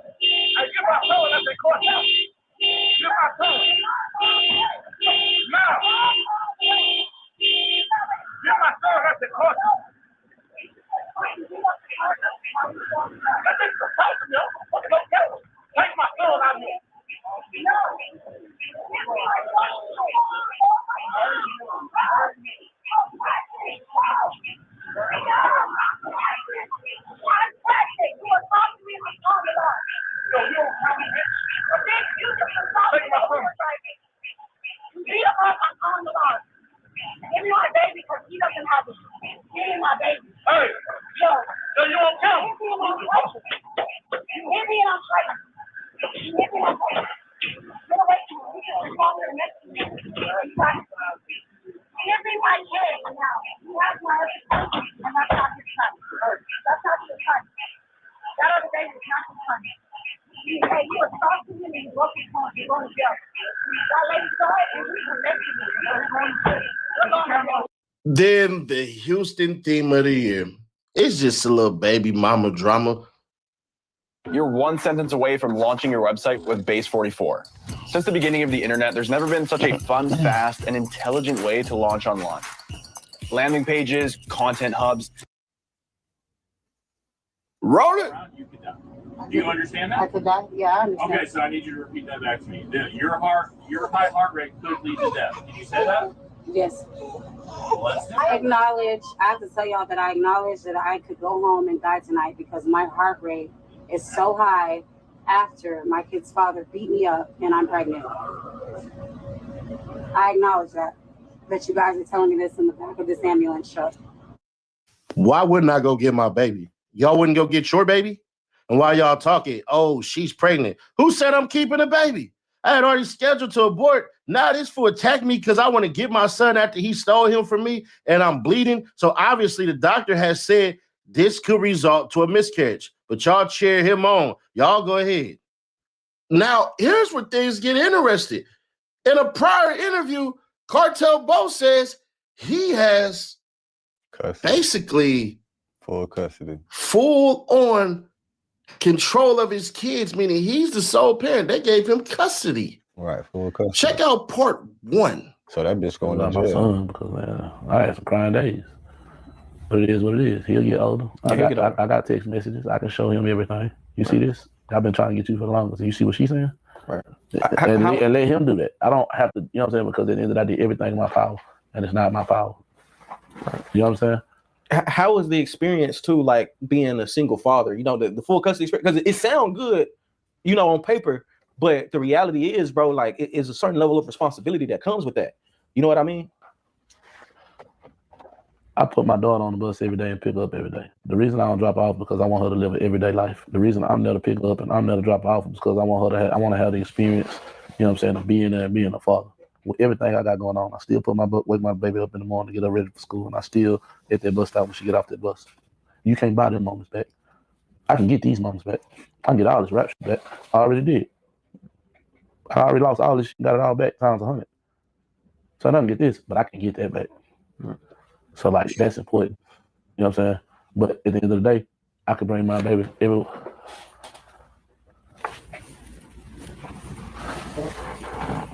I can bring my baby everywhere I go. You know what I'm saying? Right.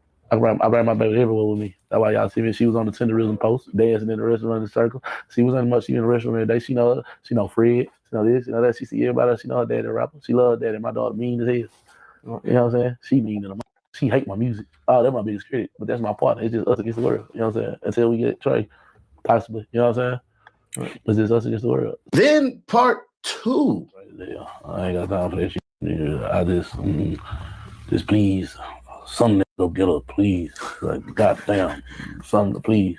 Man, it's one of them situations, bro. I got a kid, you know what I'm saying? And like, let me just ask you like this, right? Because as we just saw, you had the phone call, you about to go get your daughter.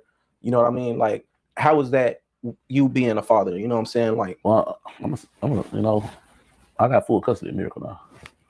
You know what I'm saying? So I had got lawyers when I got out. I did everything I had to do. You know what I'm saying? Because I heard and I found out, you know, about a whole bunch of shit that was going on while I was in jail, which I don't want to bring up on camera. You know what I'm saying? Because I get mad and say shit, but at the end of the day, I know this is my kid's mother. Right. If she gonna be the stupid get on there doing all this shit, let her do that. You don't, you know what I'm saying? You're a man. You know what I'm saying? Let her embarrass herself. You just keep getting money. You keep building up. You leave that shit where it's at. You know what I'm saying? I've been going through shit. I don't want to let me see my son. Act like I'm abandoning somebody. I ain't seen my son in months. You know what I'm saying? Be people calling me, talking about asking them to watch them while they go do them. They don't even know them like that. And all type of crazy shit. Rather than letting you see them. Just giving me my son and let me, well, you can do whatever the fuck you want to do. I help. But just do it your way. Go on. I ain't gonna bother you. I ain't got nothing to say about you. Just go on. When men are in those situations, because a lot of men be in them situations, and it's hard to deal with because it's like that's still your son. Well, y'all know what kind of father I am. I ain't got to tell you that because you see it. Right. I show the world every day what kind of father I am. Does it hurt you that you can't just go over there and just, you know what I'm saying? It drives me crazy. But I know if I think into it, I'm gonna make a decision that's gonna make me lose my life in prison. So I just don't think about it. I stay busy with businesses. And I got a recording studio. I got to work out. I got a rap career. I'm on tour. I have a trucking business. I just got a restaurant with tenderism. I got too much going on, bro. Right. I'm not in. Bruh, they got like 5 kids together. The baby that she might be miscarrying, that might be his as well. But it's wild because they just got tumultuous bullshit going on. I'm going to show y'all a couple of clips and shit that he accused her of doing and all of this stuff, bruh. He done been locked up behind her. She done been locked up behind him. Check it out. He's hurt, y'all. He's hurt. I'm not going to lie. Some of them people try to talk to me, but did I sleep with all them people? No. Like, why do you have Kurt Cobain's dick in your mouth, Cartel Bo? Why do you want to be a celebrity that bad, my G? Do you? Why you got everybody named?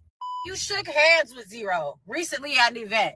Why you turning around being a grown man that you are? Why you lying? You text me.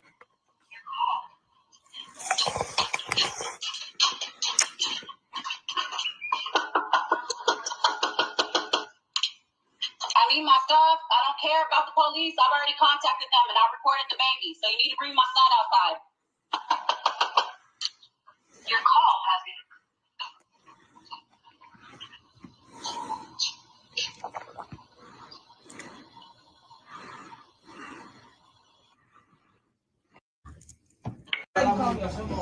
The administration already called me. So. No, call him again, please. Marisa. No, shit, my children are not safe for her. Look how she's doing. No, they're not safe for her. They're not safe with her. So This is my nanny's house. Yes. Everybody's scared of me. Telling them that I'm hitting him. Good. He's lying, telling them that I'm hitting him, and I want somebody to stay so y'all can see when they get here. Marisa. I have 2 kids in my hand. Marisa. The administration already told me. They're going to throw me away from my own apartment. If you got hit, even as a passenger or in an Uber, you would need to try this. Were you recently injured in a car accident? Like, at what point do you hoes start taking accountability? A hoe go interview, line bashing, trying to put on as I'm the best pussy biggest hoe and pretend like I'm simped out about a hoe. And at the same time, homeless. Don't call to check on her daughter. Don't ask to speak to her daughter. Don't check on the other 2 daughters. Act like the only kids that exist is them kids. You understand what I'm saying? Like, at what point do accountability kick in? Oh, well, he need to help her. Oh, no, I bought her a car. You know what she said when I bought her? I bought a 2022 Jeep Grand Cherokee. Brand new. You know what the hell said? I'm used to riding Benz. Bitch, you ain't got no car. You ain't got no car. How you used to riding Benz? You ain't got nothings. I was gone 5 years. It's not my fault you ain't got shit. What did you do in 5 years to where it's my fault that you ain't got shit? Accountability. You hoes don't respect accountability. You don't want to see accountability. You understand what I'm saying? He should have put her up. No, I let her come stay with me in my house after I didn't have nowhere to go. You understand what I'm saying? In a 3-story high rise. I did that. You know what she brought? Problems, drama, calling the landlord, calling the police, extra shit. All that. Didn't deserve it. You know what I'm saying? Didn't deserve it. You hear me? You don't understand, gang. People go through the shit they want to do because they want to, not there for the kids. You know what the hell said when I put in the 3-story condominium? You trying to hide me. You don't want me to be a superstar. That was that was her response for me putting in the 3-story house. Like, hey, man, just chill at the spot, watch the kids. I'm going to go out here and get this money. We ain't eye to eye, but we can have fun, do whatever, this, that, and other. But I got to go get this money so I get these bills. You know what I'm saying? That's how I'm trying to hide her from the world. I'm trying to stop her from being a superstar. But you gonna interview the interview blast and this, that, and the other, woo, woo, woo. You pulling all these nigga dicks and shit. But you ain't got nowhere to stay, fam. and my kids going through a situation where they got to be wherever you at, and they don't want to be with you. You in McDonald's chilling all day. They don't know that when you go do these interviews. Do they know you be in the airport all day sometimes? Now the nanny finally lets you stay up. The nanny tell you, let this boy see he want to see his daddy. He need to be with his daddy. His daddy okay. But you stopping it because you hurt. You hurt. So at what point do you hoes get held accountable? It don't matter. What don't matter? You ain't doing nothing with your life. And you're not listening to somebody that want to help you do anything with your life. So it's not my fault you don't have shit. You cost me $88,000 in criminal justice fees for life.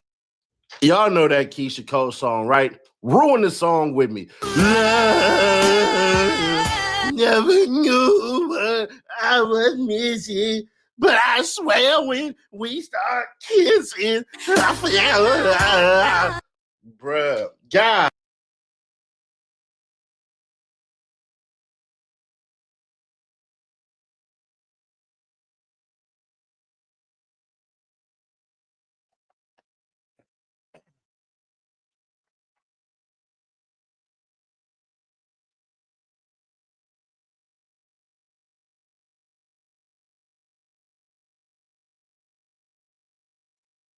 And if they had a video of that shit would have been came out.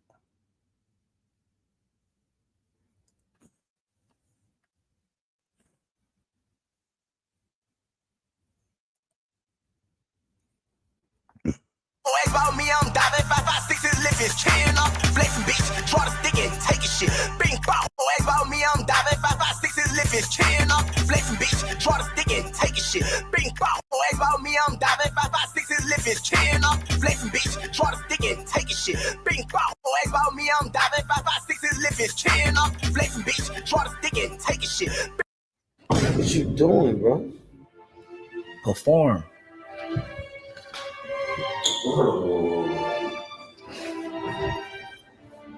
What you mean perform? They think this shit is an act, but they don't know this is really good. But why you recording? I'm not recording, gang.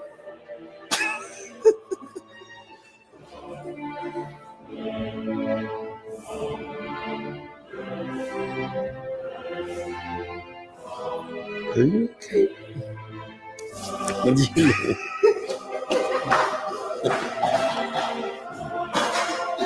nigga dumb, man. This is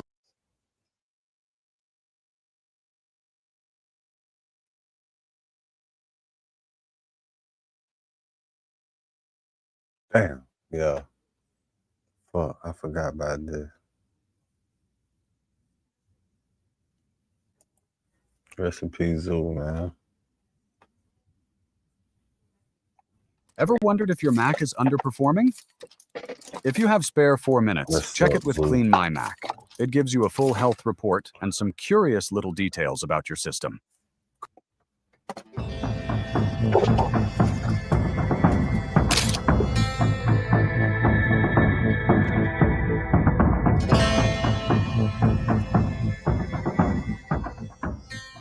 Out of Little Village, 3 men are in the hospital after a shooting. This happened around 3 this afternoon near 31st and St. Louis. Live by the gun, die by the gun. I know what's coming to me. Y'all just got to get there. Those were his words. Not a lyric, not a punchline, a prophecy. Saturday, October 25th, 2025, 3 o'clock in the afternoon. Little Village, Chicago. What you want, man? The sun is still up. People are moving. It's an ordinary day, except it isn't. A 35-year-old man walks into a scrapyard on the 3100 block of South St. Louis Avenue. No drama, no argument. He's there for one reason: car parts. A simple errand. His girlfriend asked him to run. That's it. Then 2 gunmen close in. 39 shots ring out, 5 cars are hit, a puppy dead at the scene. And the man who once walked out of a Cook County courtroom a free man, after beating a murder charge, is now bleeding out by a tree in a neighborhood that isn't even his. He didn't just predict his death, he announced it. And nobody stopped it. Welcome to True Crime Malice, where we don't just tell the story, we make sure it's never forgotten. Today, we're taking you deep into the life, the loyalty, and the brutal death of THF Bezu. And before we go any further, drop your city in the comments right now, because this story isn't just about Chicago. This is about every city where the streets eat their own. His name was Devon Shakalia, but on the south side of Chicago, nobody called him that. They called him THF Bezu. And if you knew what those 3 letters meant, you already understood the kind of life he was living. THF, taking hits for. Not a rap name, not a brand, a code. A declaration that you absorb the pain, carry the losses, and keep moving no matter what the streets throw at you. And the South Side threw everything. Devon Shaw grew up surrounded by noise, not the good kind. Sirens at night, gunshots that sounded closer every year, block rivalries that had been running longer than he'd been alive. This was the world he was born into. And for a lot of kids on the South Side, that world doesn't offer many exits, but it did offer loyalty. And that's where Lil Durk comes in. Born Dirk Banks, Lil Durk grew up on the same blocks as Devonsha, same streets, same struggles, same survival codes. The two built a bond early, the kind that doesn't come from school or church, but from standing on the same corner and watching the same things happen to the same people. That bond would last for decades. It would also cost them both more than either could have imagined. As Durk's name grew bigger first in Chicago, then nationally, Bezu stayed close, not chasing fame, but riding with his people. That was his nature. People who knew him described him as charismatic, confident, and direct. He carried himself like a grown man, even when he was young. He commanded rooms without trying.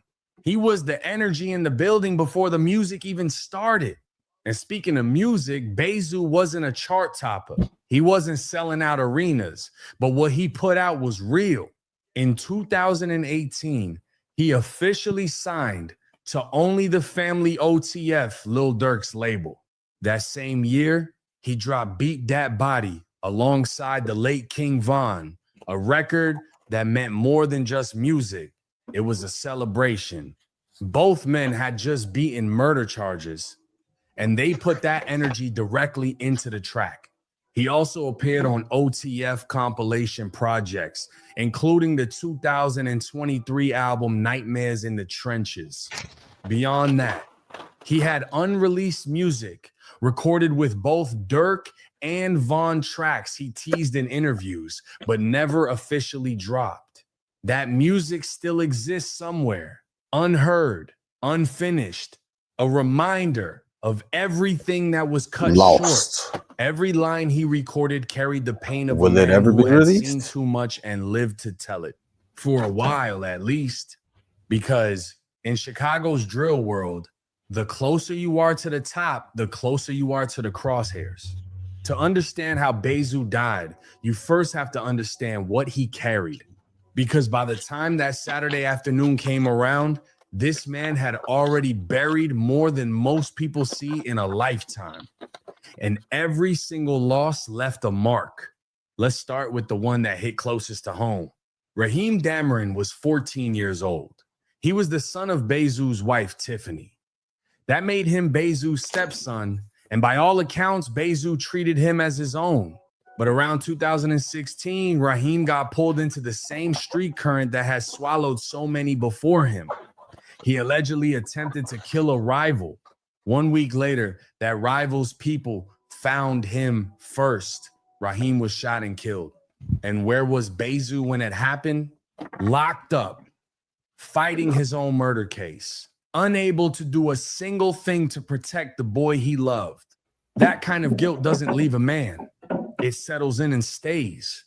Then came King Von. Born Davon Bennett, King Von was one of the most promising voices to ever come out of OTF. He and Bezu were close, not just label mates, but genuine friends. In November 2020, both men were in Atlanta. Von had an album release party that night. Bezu attended. They were together just hours before everything changed. After the party, Von left in a bulletproof truck. Bezu and his crew headed to a nearby Waffle House to eat. Bezu was outside in the parking lot smoking a cigarette when he heard gunshots. Rapid, nonstop, different guns going off like it was the Wild West. He said something told him immediately it was Von's people, but he told himself Von was safe. Bulletproof truck, security. What could go wrong? Everything. King Von was shot and killed that night. He was 26 years old. Bezu never got over it, and the losses kept coming. L.A. Capone, OTF Nunu, both gone before their time, both part of the same OTF family. Each death, another hole that couldn't be filled. Then in October 2024, the foundation itself cracked. Lil Durk, Bezu's childhood friend, his label head, the man he'd been loyal to since they were kids on the same block, was arrested. Federal prosecutors in Los Angeles charged him with murder for hire conspiracy connected to the death of Xavier Robinson, known as Lil Pab, a shooting tied to the ongoing conflict with rapper Quando Rondo. Durk was held at MDC Los Angeles with his trial pushed to January 2026. By 2025, Bezu had outlived his stepson, his closest friend Von, and his label's freedom. He was still standing, but barely. And then came the beef that would seal his fate. In Chicago's drill world, beef doesn't always start with a gun. Sometimes it starts with a chain, sometimes it starts with a watch. But no matter how small the spark, the fire that follows can burn everything down. And for THF Bezu, the fire had been building for a long time. It started internally. Within THF itself, members of the crew were accused of stealing watches from a man known as Lil Zed. That kind of move, robbing someone connected to your own circle, doesn't stay quiet. It spreads. It embarrasses people. And in street culture, embarrassment demands a response. That response came publicly. A rapper named Lil Z Osama went online and pointed the finger directly at Bezu. He accused him of stealing his chain and made sure the whole internet heard about it. He dissed Bezu on record, called him out by name, and painted a picture of a man he felt had crossed the line that couldn't be uncrossed. Bezu's response? Unbothered, defiant. He fired back without flinching, denying the accusations, questioning Lil Z Osama's credibility, and making it clear he wasn't losing sleep over any of it. But while that beef played out online, something far more deadly was happening off screen. February 2024, a THF affiliate known as THF-TP was shot and killed, not in a back alley, not late at night. He was murdered in front of his children. The alleged shooter was a man known as Man, connected to a Black Disciples faction called Bashville Crazy, operating out of 71st and Wabash on Chicago's South Side. THF-TP's death didn't go unanswered. According to street reports, THF retaliated. Man was subsequently killed, allegedly taken out by members of the THF circle. One life for one life. That's how the math works in these streets. But that math never balances. It only multiplies. The violence didn't stop there. A THF member known as BA targeted a man named Makadu, a member of the 600, at a party. The shooting left 7 people wounded and 1 person dead. 7 people at a party. By this point, the Bashville Crazy faction of the Black Disciples was fully locked in against THF. This wasn't a misunderstanding anymore. This was blood for blood. And every diss track posted online, every location hint dropped in a comment section, every public call out on social media was adding fuel to a fire that was already out of control. Bezu knew all of this. He wasn't naive. He understood exactly where things stood. And yet, when people came at him online, when rivals talked reckless and threats floated around, his response stayed the same. Calm, steady, almost daring. I heard a lot of y'all. They know that. Prove it. He wasn't hiding. He wasn't running. And that confidence, that pride is exactly what his killers counted on. Here's the part of the story that doesn't always make the headlines. Because when people heard the name THF Beizou, they thought street, they thought drill, they thought beef. And yes, all of that was real. But there was another side to Devonshire Collier that the internet never gave enough credit to. He talked about peace, not in a performative way, not for cameras or clout. He would have real conversations on the block, direct, honest, no sugarcoating. His words were simple, but they carried weight. I can't promise to stop no wars, but I can promise in this community, the kids can come out and play. That was his goal. Not world peace, not a movement. Just let the kids outside. Let them be kids. He understood the streets weren't going anywhere overnight. So instead of preaching, he led by example. His philosophy was straightforward. Put the clean glass next to the dirty glass and let people choose right. No judgment, no lectures. Just show people a better option and trust them to pick it. Away from the noise. Beizou had a genuine passion for cars, modifications, mechanical work, junkyards. He loved all of it, which makes the location of his death even more painful. He died doing something he actually enjoyed. At home, he had Tiffany Collier, his wife. She was loyal, present, and by his side through everything. When he was gone, she was the one who confirmed it to the world. A single Instagram post, no long speech, just the wife telling people her husband wasn't coming back. The tributes that followed said everything about who he really was. Duty Low, one of his closest brothers, wrote publicly, "My BFF, my brother, I got your kids for life. When I got shot, you jumped on the road, no questions, no hesitation, no conditions." That's the kind of loyalty Beizou gave people. Even 21 Savage, a major name out of Atlanta, stepped forward and pledged to cover his funeral costs. Cross City respect, earned, not given. That was the contradiction at the center of Devonshire Collier's life. A man who genuinely wanted peace but lived every day inside a war. Real talk, have you ever known someone who was trying to change but the streets just wouldn't let them go?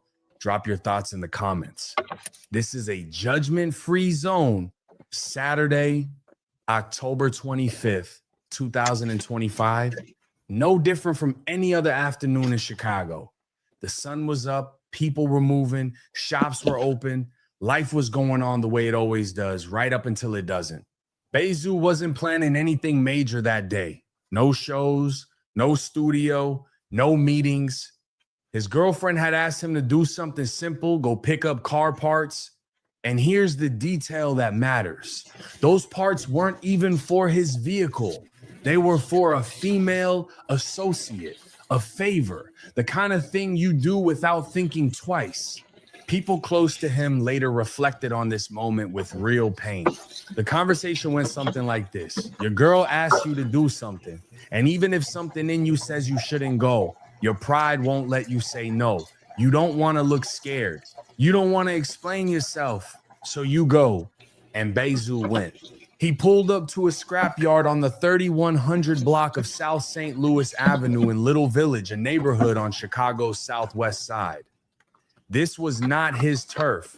Little Village is predominantly Latino, a community with its own codes and its own tensions. For a known THF affiliate to be moving through that area without a plan was already a risk. But he wasn't alone. He brought two bodyguards with him, one age 39, the other 42. Two grown men whose entire job was to make sure nothing happened to him. It wasn't enough. Because what was waiting for Beizou that afternoon wasn't a random confrontation. It was a plan. Two gunmen approached on foot. No shouting, no back and forth, no warning of any kind. They closed the distance fast and opened fire from just a few feet away. The shooting was immediate and overwhelming. 39 shots fired from both rifles and handguns. 5 vehicles in the parking lot were hit. The chaos lasted only seconds. Distance shouting. It was a plan. Two gunmen approached on foot. No shouting, no back and forth, no warning of any kind. They closed the distance fast and opened fire from just a few feet away. The shooting was immediate and overwhelming. 39 shots fired from both rifles and handguns. 5 vehicles in the parking lot were hit. The chaos lasted only seconds, but the damage was permanent. Bezu was struck multiple times. He tried to run. His body wouldn't carry him far. He collapsed near a tree at the edge of the lot. His puppy who had been with him died at the scene. Both bodyguards were hit. Damn. They survived and were later listed in fair condition. The man they were there. Damn, they killed him and the puppy. Damn, they shot the puppy too. They were just there to protect was bleeding out on the ground of a neighborhood he had no business being in that day. Within hours, footage of the shooting leaked across social media platforms popular with Chicago's drill community. People watched it in real time. A man's final moments turned into content. Comments flooded in. Prayers came too late. Bezu was rushed to Mount Sinai Hospital in critical condition. Doctors worked on him, but the wounds were too severe. He was placed on life support, and the family was told clearly he was not going to recover. They made the hardest decision a family can make. Life support was removed. Early Sunday morning, October 26th, 2025, Devon Shaw Collier was pronounced dead, 35 years old, gone. No arrests, no suspects in custody, just a parking lot full of shell casings in a city that had seen this story before. But here's where it gets darker. Someone allegedly told his killers exactly where he would be that afternoon. Right. They knew the location. They knew the time. They were ready. And that person, she would be dead within 48 hours. Bezu was dead. But the story wasn't over, because in Chicago's drill world, his wife, friend, death doesn't end the conversation. It starts a new one.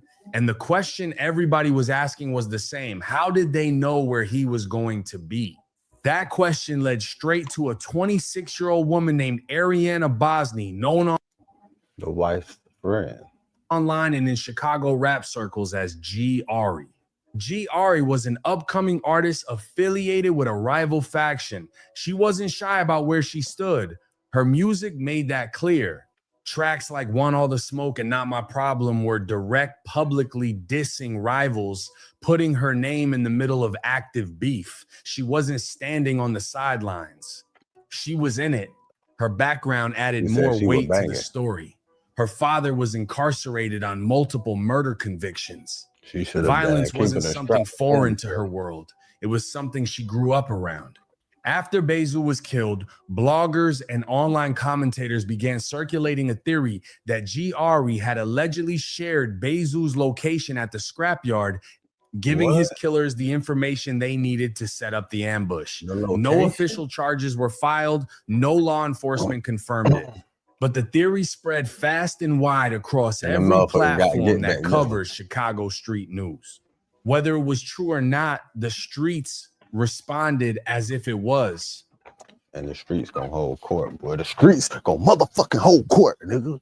The streets gonna hold court, nigga. See, that's how all cities around America, them niggas should act. Especially when it's the other side. When it's other people, we just need to hold court. When people, you know what I'm saying? We could do this to our own, right? That's because they be lacking. But them other people, they be protected. They be moved around. The government actually protect them. They be under protection to the point. Well, you have to use certain systems to find them people. You got to be affiliated with the government to really find them people. The government protect them motherfuckers. Well, I'm telling you, that shit funny. They don't protect no nigga though. You know why? They just gonna lock the nigga ass up and get free slavery out of that. Monday, October 26th. And if a nigga ain't gonna work for them, guess what they gonna do? They still get a check just for housing a nigga. 7th, 2025. Just 2 days after Bezu took his last breath, G. Ari was shot multiple times while sitting at a stoplight in Chicago. She died from her wounds. Her young son was in the car with her at the time of the shooting. Damn. He was not physically harmed, but that child watched his mother get killed at a red light. No arrests were made in her case either. Then there was King Yella, who offered a completely different theory. His view was that the shooting may not have even been connected to THF's known enemies. His words were direct. Bezu was in Little Village, a Latino neighborhood, and sometimes being in the wrong area at the wrong time is all it takes. The internet, meanwhile, was running its own investigation. Wrong about that either. A man named Kuglo Lil Sam became a target of online suspicion after he posted content that many felt celebrated Bezu's death. People pointed to his outfit, his timing, his energy online, claiming it matched the footage from the shooting. He went live shortly after to deny everything, saying he was out of town when it happened and had nothing to do with it. Nobody officially knows what happened, no arrests, no confirmed motive, no conviction. And sometimes that silence is its own kind of verdict. 2 people dead in 48 hours, a city holding its breath, and a rap world forced to reckon with what it keeps creating. Long before that Saturday afternoon in Little Village, Devonsha Collier had already looked the legal system in the eye and walked away. Let's go back to the summer of 2009. It's hard. 4th of July weekend. The 3500 block of South Forestville Avenue in Bronzeville, Chicago. 4th of July is always a 21-year-old man named... Beware, the 4th of July is around the corner. Listen to what I said, 4th of July, some shit always go down. And this year, it's gonna be some fuck shit. I just feel the fuck shit. Dominic Barnes was approached by someone who asked him about his gang affiliation. Seconds later, Barnes was shot and killed. Prosecutors would later say that person was Bezu. For 5 years, the case sat. Then in 2014, it caught up with him. Bezu was arrested at the Orland Park home of Lil Durk, born Dirk Banks, who was on probation at the time for a pending weapons charge. Both men were taken in. Dirk was later cleared. But Bezu was charged with murder. Prosecutors came to court with what they believed was a strong case. They said multiple witnesses had seen Bezu fire the fatal shots. They were confident. But confidence doesn't always win in a Cook County courtroom. December 2017. After 3 years of legal proceedings, a Cook County jury found Devonsha Collier not guilty. He walked out of that courtroom a free man. It didn't stop there. After the acquittal, Bezu faced 2 more felony gun cases. One was dropped entirely, the other ended in another not guilty verdict. 3 cases, 3 times the system tried to hold him, 3 times he walked. In 2018, he and King Von turned that reality into music. The Beat Dat Body video was their celebration, 2 men who had both beaten murder charges, putting that energy on record for the world to see. Defiant, triumphant, unbothered. The system couldn't hold him, but what the courtroom couldn't do, the streets eventually did. And then there was Lil Durk sitting in a federal detention center in Los Angeles, awaiting trial, hearing about the death of his childhood friend from a jail cell. The man who had grown up on the same blocks as Bezu, who had built OTF from the ground up, couldn't even grieve freely. The OTF toll was now undeniable. L.A. Capone, OTF Nunu, King Von, THF Bezu, 4 members of the same family gone. What remained was his music, Beat Dat Body, his features on Nightmares in the Trenches, and somewhere unreleased recordings with both Durk and Von, voices that will never get a proper release. Even his puppy's death hit people hard, a small detail, but it made everything more human. Not everyone mourned though. Lil Z Osama went online and mocked his death, taunting that Bezu thought he had defeated the streets at 35. King Yella said it plainly. Now he's left his kids behind. That's the part that hurts all of us.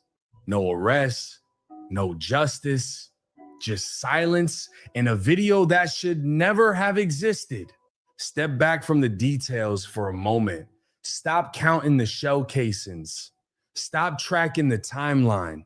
And just ask one simple question. How does this keep happening?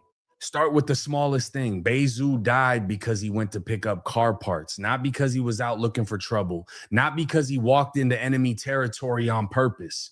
He went because... It's never because of that. It's rarely ever because you're not looking for trouble. It's most of the time always when you're trying to do some shit productive or for somebody. All the time, bro. All the time. It's never when you actually trying to get into some shit. Unless you really ain't meant to do that shit and nigga get the jump on you and shit. But rarely does that ever happen. Bro. Because his girlfriend asked him to, and his pride wouldn't let him say no. One decision, one location, one afternoon, and that was it. That's the pride trap. And it has swallowed more men than any gun ever could. Then there's what happened after. The theory that GRE shared his location. One post, one piece of information passed to the wrong person, and two people ended up dead within 48 hours of each other. In this era, information is a weapon. Sharing someone's whereabouts, even casually, even without thinking, can be a death sentence. Look at the chain. THFTP was killed. Man was killed in response. Bezu was killed in response to that. GRE was killed in response to Bezu. Each death triggered the next. Nobody stopped to ask where it ends. Nobody ever does until there's nobody left. Bezu himself knew the answer. He said it plainly. Put the clean glass next to the dirty glass and let people choose right. He understood what a better path looked like. He just couldn't fully walk it. King Yella put it in the simplest terms possible. It's not a video game. You're not coming back. Ain't no starting over. Lil Durk had open doors Atlanta, Miami, opportunities beyond Chicago's blocks. Those doors existed. Bezu had access to them. A man who loved cars could have built something real in a legitimate direction. The path was there. But the streets have a gravity that's hard to escape when everything you love, your people, your loyalty, your identity is still rooted in them. That's not an excuse. That's the truth.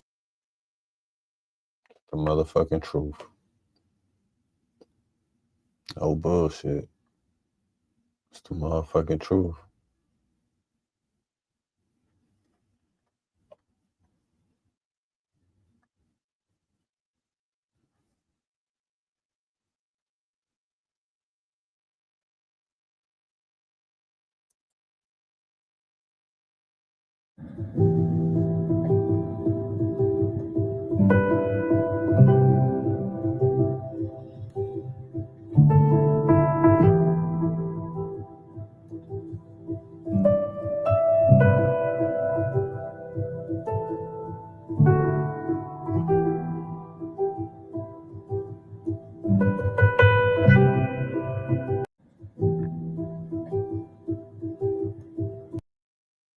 Nah, this can't be real.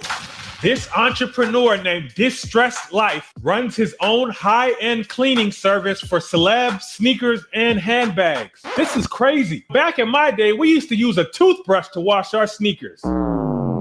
Nah, this can't be real. This entrepreneur... Do you want a $5,000 limit on your credit card to spend however? Deal with this every day. It's my dad. Like, really my dad.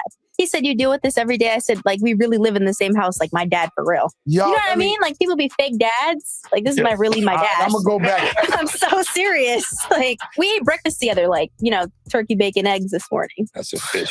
Yeah. You got some things your father bothers you about? Oh, my God. Like, too many of a list. Yeah? Yeah, but, like, they're good things. They're good things. Happy Father's Day. Wow.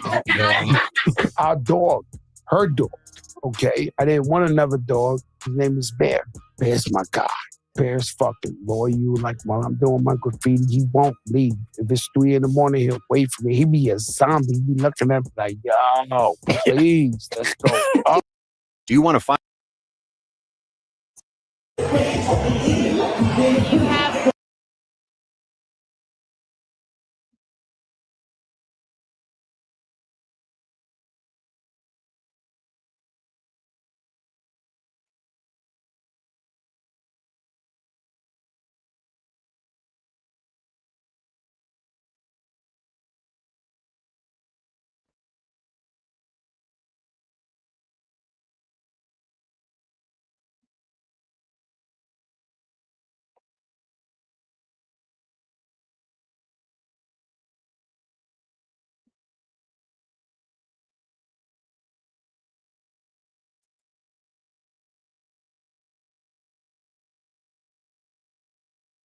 Introducing Iron Beam, the best choice for futures trading.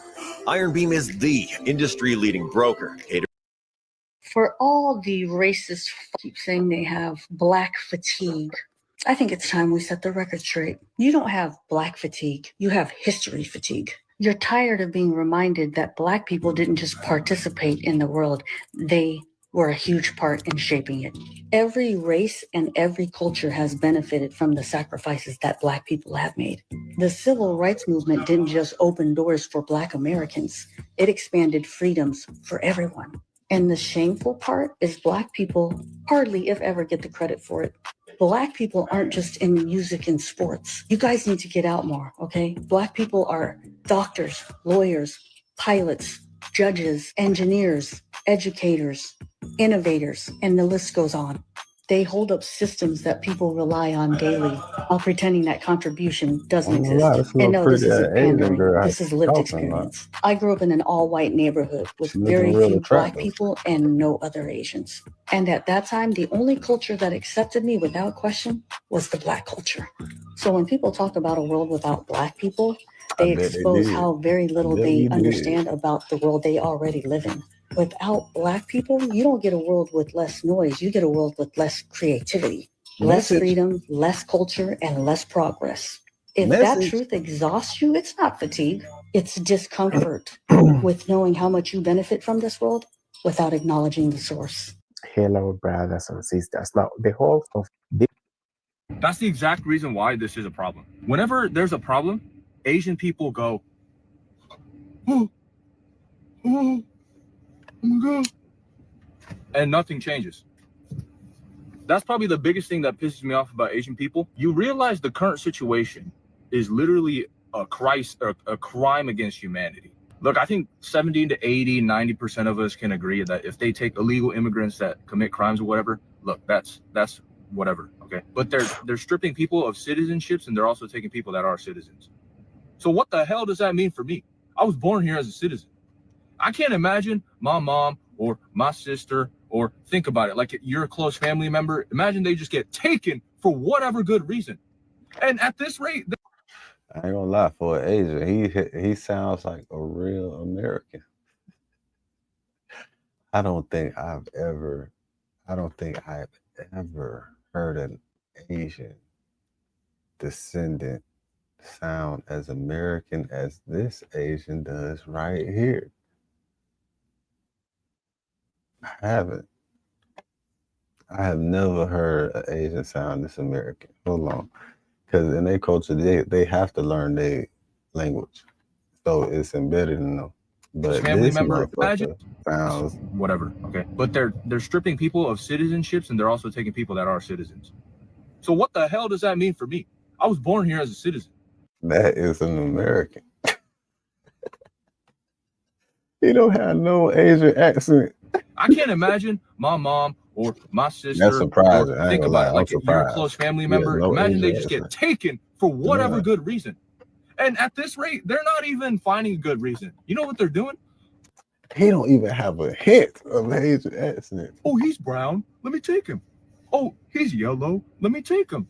That's literally what's going on. So that's why we're in this crisis of literal, ethnic cleansing, if you want to think about it that way. And I'm not exempt because I'm Korean. And then all the Asian influencers watching right now, stop posting about here's my favorite boba, or like, oh, here's my get ready with me. No one cares. And at least talk about the topic first to show that you're a human.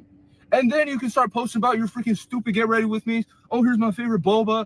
Nobody cares about that right now. So at least address the issue, and then you can stroll on with your life.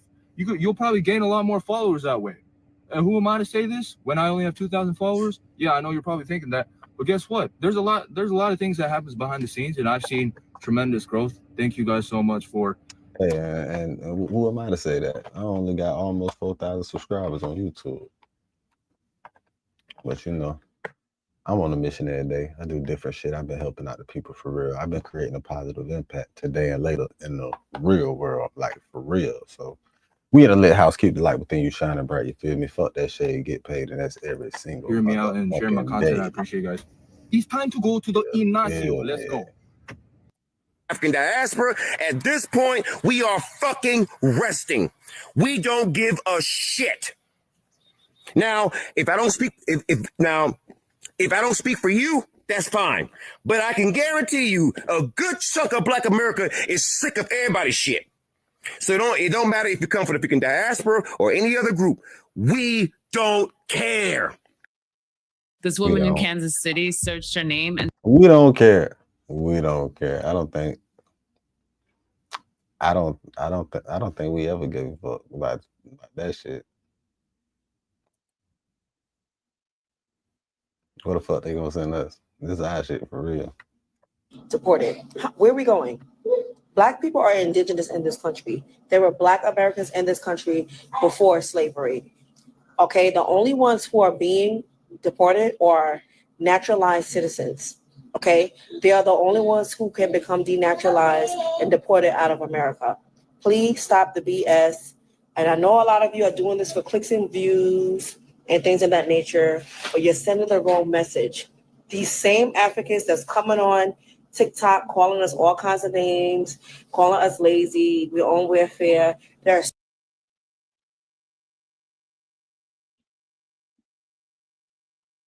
so many successful Black Americans. They wish that they can stay here and live the American dream and become doctors, lawyers, things of that nature, but they have to go back. Donald Trump is not doing anything wrong by sending people who doesn't even like Black Americans back. Bye-bye. Pack your bags and leave. Bye-bye. I got a question for you, for my Black Americans. And I know I posed this before, but I'm going to ask it again. Every time something like this happens, I always got to pose this question. Black Americans, do you think if we was being deported? To where? Where would the fuck we be deported to? Nigga, if we was born here, nigga, a lot of niggas ain't never even venture outside they motherfucking city, let alone they state. What the fuck they gonna send niggas at? Niggas, you can't just send, they not just gonna send their inventory to another fucking country, bitch.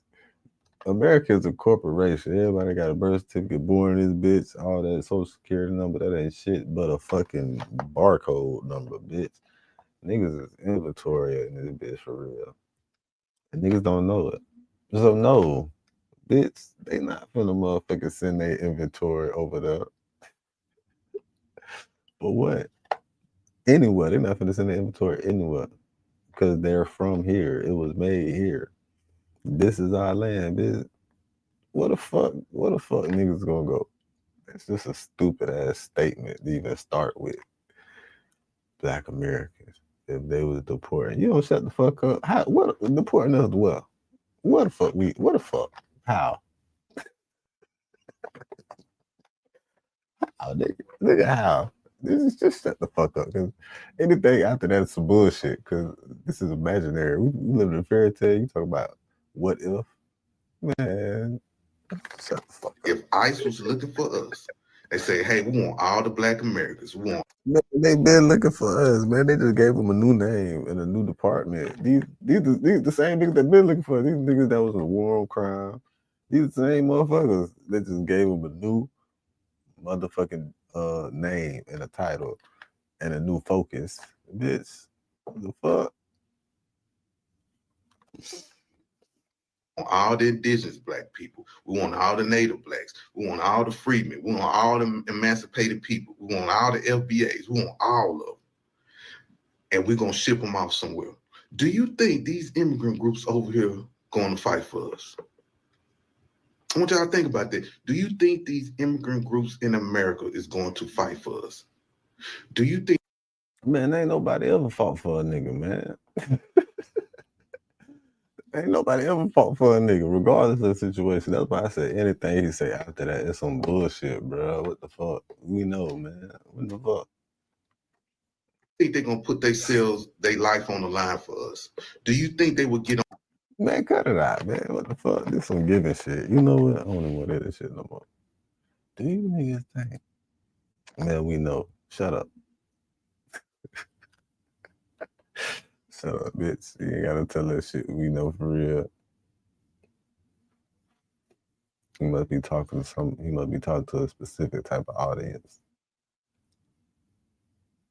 Cause everybody over here know what's up. Real niggas, what's up? Real niggas gotta stick together. Straight like that.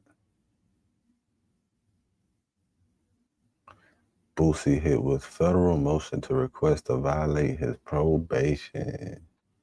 Yep, I just seen that shit. That's fucked up what they trying to do. The probation officer said he ain't fuck up though, so.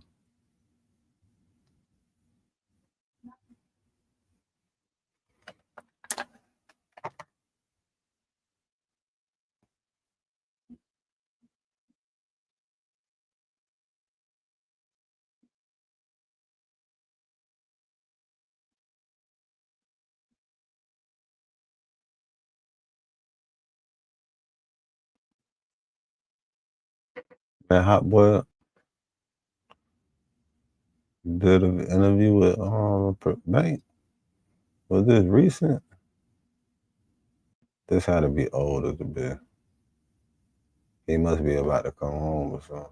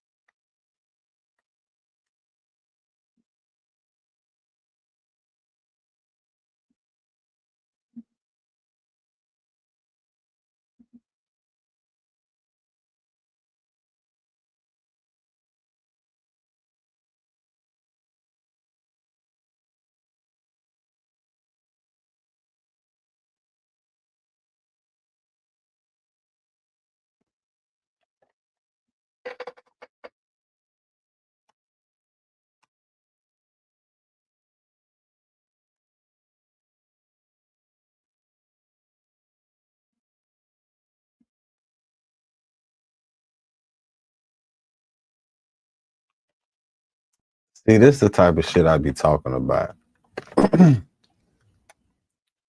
You duct tape, nigga. And banks, big bank is duct tape. If Alley Boy is going to do an interview, why not do it with Bank? And you got smoke with Bank? A Bank didn't want to do it.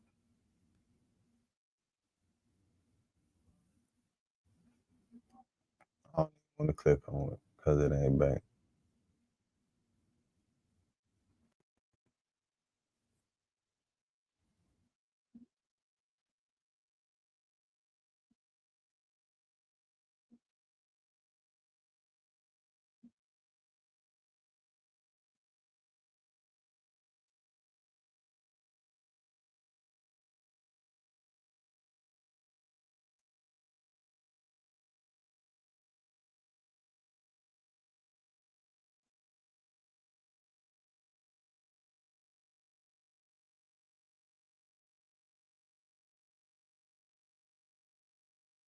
Who is not white?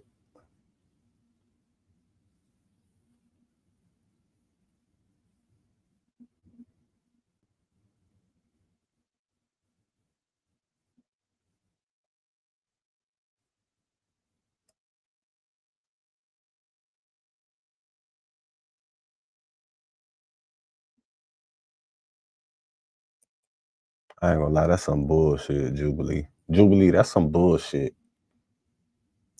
We Who are is not gardeners. white? What person is not white? Farmers. Bum, bum, bum, bum, bum, bum. You know what? You know what? That'd be cool if you add the Asian. If you add an Asian that was talking like how just he was talking, you gotta put that Asian on there. Put him on there because he's not white. I agree with that shit, but don't do that shit with no. What kind of stupid? What kind of shit y'all on? That's why I ain't click on y'all video, man. It's gonna be hot though. It might be. It might be. I ain't never done this. I ain't never ate this. Person. What? But it's I got it. Chocolate. So today we here with Courtney. All right, so listen, what's the hottest thing We're you're gonna look at reactions for paying people to eat Princess the hot world's chicken. hottest chocolate. Which why the fuck is it spicy chocolate? Okay, was it hot? When the fuck did spicy chocolate get invented? Who the fuck wants to eat a hot chocolate bar? Like a hot Cheeto? Like who the fuck wants a hot Snickers? Who the fuck wants a spicy Snickers? Huh? So you want spicy peanuts in your Snickers, bitch? Who the fuck wants a spicy Mr. Goodbar? Who the fuck wants a spicy Babe Ruth? Nigga, who the fuck eats a spicy chocolate bar? What kind of shit is that? Bitch, you want spicy peanuts in your chocolate bar, bitch? That shit just sound disgusting to me. That just sound like some obese activity. The fuck, bro? At least I got the world's hottest chocolate. All you gotta do is chew it up. Once you done, you wait 2 minutes, then get 40. Think you do it? And he giving niggas $40 for this shit. You don't go above that 40. Man, the 40 is symbolic. It let you niggas know you hoes. He paying you $40 to eat some bullshit. The world's hottest chocolate, a chocolate bar. Bitch, what? How? Who the fuck eats a spicy chocolate bar? This is poison. This shit got to be poison, bro. What? I mean, I try. Let's see. I'm gonna watch this shit. Like chocolate? Yeah. We got to watch this shit. Be real. You think it's gonna be hot? Seen the spicy chocolate. it might be. It might be. I ain't never done this. I ain't never ate this. Who the fuck thinks about some bullshit like this? I got it. Chocolate. Some fat nigga shit. Bro, whenever you're ready, you can eat it piece by piece, however you want to do it. Once you compare it, then you wait 2 minutes. How would you describe the flavor to somebody that never ate it before? Tastes like chocolate with what? With some jalapeno with some bell bullshit. Peppers, jalapeno peppers. Like who the fuck want to eat chocolate with some jalapeno peppers on it? That nigga just described some bullshit. Do you think he just described some bullshit? I think he just described some bullshit. That nigga said it tastes like chocolate with a jalapeno pepper on it. And he finna break that bitch down in pieces and eat the whole thing. And he gotta wait 2 minutes until he get $40. He finna eat spicy chocolate. Some chocolate that tastes like jalapeno peppers on it. Who the fuck eats some bullshit like well, fuck it. Okay. How hot is it from 1 to 10? Content. Right now, I give it a 7. Okay, so ain't that Nah. hot? Once you done show the camera, don't that's say 7. What? So once you like done swallowing it, show the camera. You know that's my number 7. It's a 7 right now, boy. What happens? Kicking in? Yeah. If you're gonna make hundreds of dollars just by playing games on your phone, there's this app called Free. The same too. Okay. A 10 already? Is this hotter than the chicken or no? Yeah, it's hotter than chicken. Yeah? Yeah, that shit hotter than that chicken, man. Cause that shit supposed to have no fucking spice on it, man. Chocolate supposed to give you a cooling sensation. That's why you eat chocolate with shit like milk. Cause you know milk is supposed to cool the burns down. If you burn your shit, you know what I'm saying? It's supposed to help with burns. But nigga, you mix it. This is not. Do you know the type of shit, the stress you finna put your intestines through when you eat this shit, right? Man, you might die. Do you know the type of stress that you put your motherfucking digestive system through when you eat some fucking chocolate, spicy chocolate, the world's hottest chocolate? Nigga say it tastes like jalapeno peppers on some chocolate. We gotta watch this shit. We gotta see how this turned out. Can't even swallow it. You ain't swallow it yet? Of course you can't. You ain't even finna get to finish that. Look, now you just ate that bullshit for free because you ain't even finna get that. 2 minutes go after you done. Now you can't drink yet. Once you get paid, then you can drink. I ain't even finna get that shit. All right. You ain't getting none of that. Leave your tongue up. You good. Okay. All right, hey, now you gotta wait 2 minutes. Hey, for the people that never did this before, what you gotta tell them? Don't do that shit ever in your life. What happened? Y'all used to hot money is not good money. No. Hey, is you gonna double up and do 2? You said what? Says you gonna double up and do 2? Got your 100, 2. You give you another one for 40. Sit down. Can't do that. Why can't? Double up on his ass. He said it was a 10. Where is that right another now? one, we get you 80. I bet he'll think about it. 30 seconds right here. Quit moving. Bro, what kind of bullshit Who first is says that, that you're a bro? legend? Hey, what you gotta tell the people that think that the chocolate is easy? Huh? You said what? I said, what you gotta tell the people that think that the chocolate is easy? Well, I can't focus right now. I got what? Yeah, what? He can't focus, meaning his ass is about to die in a minute. He might pass out in that bitch. That nigga might hit the ground. I know damn well he ain't got no Coca-Cola to motherfucking drink. He better not drink no Coca-Cola after that. Hey, you gotta stay still. I keep moving. He better have a nice little gallon of milk for his ass. Can I drink some water? Nah, not yet. Once you get paid. And you Still got a minute, 20 seconds. spicy chocolate. That's an experiment, bro. You niggas is eating experiments. They just feeding y'all niggas. Y'all just doing it. See, he getting paid off. He gonna pay you niggas $40 and make every bit of 400 off the clip of your ass. 4,000. He probably put around make 14,000 off the clip of your ass. Hey, you didn't think it was gonna be this hot? No. Hey, would you ever do this challenge again? Why not? Hell no. Because he feel like a damn fool. Wait. He should. He shouldn't have did that shit in the first place. You only gonna find desperate, greedy ass people to do some bullshit like this. Cause who the fuck? I've never heard of spicy chocolate ever in my life. Have you heard of spicy chocolate? Yeah, I've never heard of a bitch saying coming out that store with a spicy flavor sniffing. No more time. Got 35 more seconds. 35. Hey, you might well do one more. No, hell no. One more.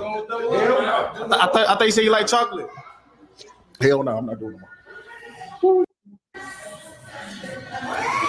God damn. You're almost done. Get the code. 10 more seconds. 10 more seconds. 10 seconds. Fight. You gotta fight through it, bro. Oh, God. Yeah. Oh boy, man, you a damn fool. Man, you say 50, cuz. That's 40. He said that 40. And they said, you said 50, cuz. That nigga did not say 50. He in Walmart with that bullshit too. Boy, you better get some milk. You can drink now, man. You better drink something. He got everything in his head. He don't know what. You can't open nothing yet. God damn. He can pick up everything. But he ain't opening shit yet. That nigga can't even think. He just think to grab that bitch. He cannot think to even open that. And he don't know what the fuck you want to drink. I'm gonna tell you right now, you better drink that goddamn soda. Let's see if that water calms down. I got you. Yeah, start with some water. That needs some milk though. Hey, how that water got you feeling? A little better.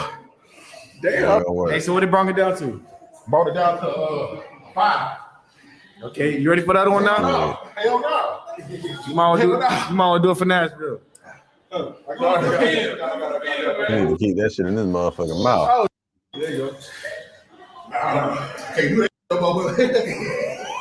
Stupid ass. There ain't no way you're supposed to eat no spicy chocolate in the first place for $40. Nigga eating spicy chocolate. The world's hottest chocolate. Oh no, I can't do it. $40, man. Nigga crazy. Oh, I got you. There you go. Damn. You good? Yeah. My nigga did this shit. All right, so let me bring the other one out for you. Ready? Ready for the other one? No, hell no. Yeah, one more. Hell no. I know you got this, bro. Hell no. Hell no, cause I'm not doing it.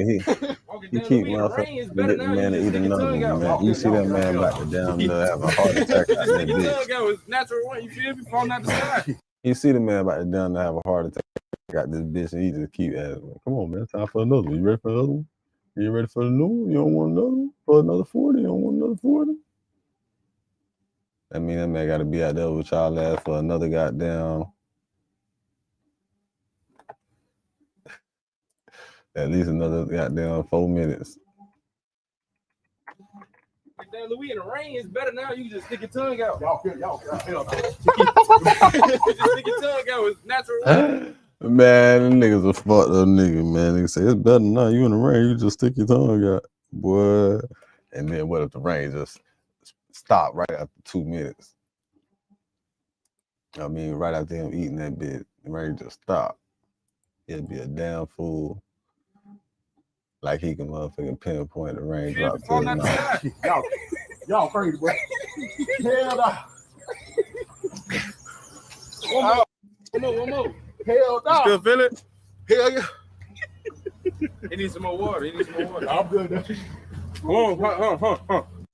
Thing is, he done waited his 2 minutes. He done got his money. He done already looked crazy in front of that bitch. And he's still in front of that bitch. He need to go about his business and get from in front of that camera. They gonna stay right there with his ass until he leave the premises. And he just wasted the water. Man, you got them in sweating and He ain't sweating. That nigga goddamn. He had poured the water on his head in the first place. He did the reveal, man. Nigga. Here we go. Man, my nigga. Hey, y'all got change for the 100. We get 50. Hold it. Oh. Get time, right? I can time you. I got the cash, but ain't nobody got change. I'll time you. You gotta stay right here, though. Stay right here while I send it. Hey, all right, man. So today we here with Jay. Jay Face. Okay. Listen, man. Hey, what's the hottest thing you ever eat? Coco. Coco what? Hot chocolate. No, what's the hottest thing you ever eat? Hot chicken. Hot chicken? You got hot chicken? Yeah. Did you enjoy it? Yeah. Listen, man, I got the world's hottest chocolate. All you gotta do is chew it up. Once you're done, you wait 2 minutes, then you get 40. Think you can do it? Yeah. What makes you think you can do it? You feel like ain't nothing? Yeah. That nigga feel like he can do it because he need that $40. I'm about to see. Hey, remember the 2 minutes go after you done chewing it. This shit right here is gonna be, I could tell you right now, this shit gonna be phenomenally funny. Just the type of nigga that this nigga is. What city they in, man, with this shit? Do it taste like chocolate? Yeah. Yeah? Yeah. How would you describe the flavor to somebody that never ate it before? Yeah. Hot chocolate. Good. Oh, it tastes good? Yeah. Okay, how hot is it from 1 to 10, though? About 8. Okay. I feel like I ain't kicking Off the rip, goddamn. So the camera you done chewing it, though? I ain't gonna lie, man. Buddy right there might kill his ass.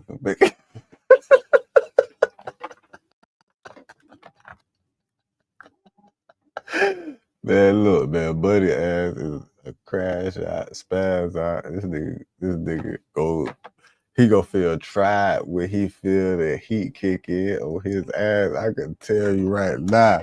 I ain't never seen this shit, but the way that nigga look on his face, the way that nigga look, he is for the trip, man. When that shit start kicking in, Show them you done. You can take your time. Once you done, we're gonna roll the 2 minutes. He might rob, but it's delay or it's going up little by little? Little by little. So where's that right now? Going here about the cell. Okay. Wait, you said it was 8, so it dropped down. But when drop down to 1? Now it went up. Boosting up. So Yeah. Show the camera you done. Welcome to Iron Beam, the future of futures trading. With our cutting-edge chart trading feature and 300 plus indicators, you can now trade directly off the chart anytime. Again? Yes, show the camera.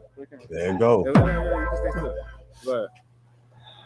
All right, now you gotta wait 2 minutes. Hey, for the people that never did this before, what you gotta tell them? Man, it's fire. It's fire? Yeah, yo. All right, so listen, hey, is this higher than the chicken that you had or not? Yeah, yo. Yeah? Yo. I'm gonna double up. I got another one for you. Another one for another 40. 40 each one you? I'm gonna wait. You gonna wait? Yeah. So you gonna wait till you get paid? No, man, I'm doing. You didn't do it one time? Yeah. You don't want the 80? You could double up and do 2. No, I'm good though. Yeah? All right, what you gotta tell the people that think that this challenge is easy? It's pretty hard. Pretty hard? Yeah. Would you ever do this challenge again? Yeah, yes, yeah, up top. Off the top, okay. Yeah. So tell the people why you don't want to do 2 though. Man, you fire out of Okay. You're almost done, man. You got a minute and 15 seconds left. Still going up? Yeah, it's straight. Is you gonna get something to drink after this or not? A little Gatorade. Okay. Yeah, I'm gonna wait though. For sure. Appreciate That nigga a soldier, boy. You're almost done, man. That nigga is a real soldier. That nigga a killer. It's another 40, man. Man. That nigga a soldier, boy. That nigga Feel like ate you lose that your voice bitch. now, man. No, I'm good, man. Nah, man, that nigga been sounding like that from the beginning, man. Somebody sound like he lose his voice. No, he ain't. No, he is not. No, it do not. That nigga sound like that from the first moment he introduced himself. Oh, it's nice. He closed? Yeah, he closed. They closed late. They got curfew over here. Damn. So how you gonna get some of the drivers closed? No, it's right here. Oh, you gotta get it. Okay. Yeah, you gotta get it. How you feeling? Pretty good. Pretty good. Okay. Hey, yo, tough love. Okay. Nigga a soldier, man. That Hey, nigga yo. is a soldier. Hey, yo. That nigga, he a soldier, boy. All right, you did it, man. You did it. That nigga a fighting ass nigga, boy. You did it. You good now. Okay. We're just playing by the $40. He finna beat your ass. Look, he want the man to crash out. Talk. We'll just play about the 40. He want this man. Just chill, enjoy myself. I'm saying we're just playing by the $40. You did it for the people. For myself. I'm playing with you. Hey, enjoy myself. Sit down. For sure. Hey, let's see if that drink calm me down though. My bad, man. What you mean, by the way? Slow down there, sister. You got church in the morning. Good now. It's good now. Okay, so you ready for the other one now? No. No, sir. Okay, you ready, man. All right, man. You gone? He trying to get him one. All right, man. So today we're here with Bree. All right, listen. What's the hottest thing you ever eat? Nothing really. I know you had something hot. What are hot Cheetos? Hot Cheetos. All right, listen. I got the world's hottest chocolate. All you gotta do is chew it up. Once you done, you wait 2 minutes, then you get 40. Think you can do it? Man, that's fucked up, man. He doing this shit to these people, man. This shit is fucked up, man. Like I said, bro, it's either gonna be people desperate or greedy, bro. That's the only people gonna do this shit. Desperate people and greedy people, bro. Cause who the fuck wants to eat some spicy ass chocolate, bro? Like what the fuck, bro? I'll try. It's entertaining though, so we finna watch it. You do it for 2 minutes. Yeah, like right when it's not your mouth no more. So the camera you done. All right. Hey, what it tastes like? Do it taste like normal chocolate? Hell nah. What it tastes like? Got nasty taste. Got nasty taste? Describe it. Eat the whole thing, love. Like chocolate with some jalapeno peppers. Like the first man said. You look like you're enjoying it. Who the fuck would eat some chocolate? Hey, how hot is it from 1 to 10 right now? The fuck kind of shit is that? 8. 8? Okay, show the camera you done chewing it. All right, now y'all wait 2 minutes. Hey, for the people that never did this before, what you got to tell them? Boy, she finna trip. You know women are extra emotional. Yeah? Hey, is you going to double up and do 2? No. I got another one for you. That's another 40. Hey, is this hotter than a hot Cheeto? No, off the rip. Hell yeah, no. This hotter than anything you ever had before? Yes. Would you ever do this challenge again? No. Hell nah. Why not? Am I? What you gotta tell the people that think that it's easy? I didn't fight it, but it's like. What you gotta tell the people that think that the challenge is easy? Say what? What? So what you gotta tell the people that think that the challenge is like a joke or something? Nah, ain't no joke. Ain't no joke? Ain't no joke. You're almost done. That motherfucker sizzling. Got 40 more seconds left. It's spicy chocolate. The world's hottest chocolate. Who the fuck eats spicy chocolate? I still want to know. Has anybody just recommended or ordered some spicy ass chocolate? Like, I'll get some. Come on, double up and do 2. Not for 80? Nobody does. No, I hope they don't come out with no spicy. Hey, so if you had to do this again for amount of money, how much would you do it for next time? That should have pissed me off. I go to buy Snickers. With some spicy Snickers. On accident. If your life if your life was online, you had to eat 10, would you do it? Hell nah. If your life was on the line? You didn't eat 10 if your life was on the line? Hell nah, bitch. Is that serious? It's that serious. Damn. You did it. All right, thank you. All right, for sure. Hey, it's cold outside. Do you feel warmer? Yeah, yes. My mouth do. That shit want to feel about it. Yeah? Yeah, yeah. All right. They don't plan on selling these in stores, do they? Huh? They don't plan on selling these in the store, do they? I don't sell them in the store. Like, you try to grab some? Try to grab hell some? no. I got another one for you. Oh, nope. I'm gone. All right. All right, Bree. Thank you. I got a water for you here. Your water. Navan, the #1 rated business travel platform, lets your team book work travel in one place. Flights, hotels, cars, while staying within budget and earning professional rewards. Right now, they could be giving you $500 in Navan rewards for onboarding your company. I got to about this shit right quick. I done hit that, but it's something for you. Don't fall off the bike now. She don't want to ride no more. She pushing that. Yo, she walking her bike.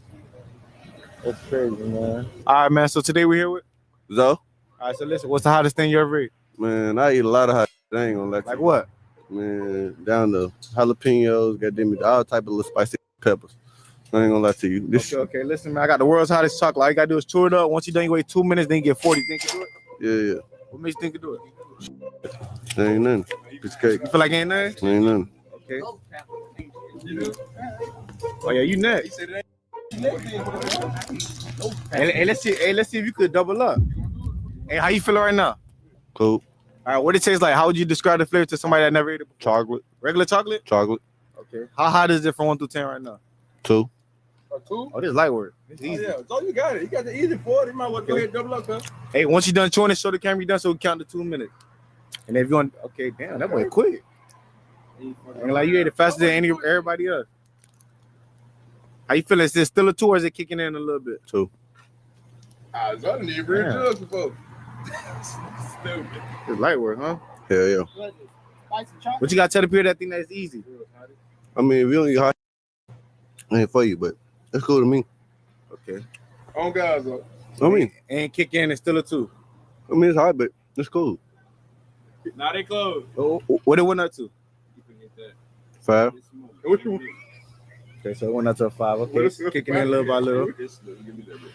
So you said 20 seconds? 2 minutes. He got to wait 2 minutes right after he done chewing it. Hey, then I got another one for you, man. If you want to double up. You feel like you going to double up? Nah. Wait, why not? I thought you said it's easy. Yeah, I've been drinking. Hold on, why it look like you about to cry? Come here, no. Wait, hold on. Wait, why it look like you about to cry? You said it was a 5. Where's that right now? 8. Hit line. Got 1 more minute left. What you doing, Zoe? Fast side. What you doing, man? Hey, that boy said 1 up to 8.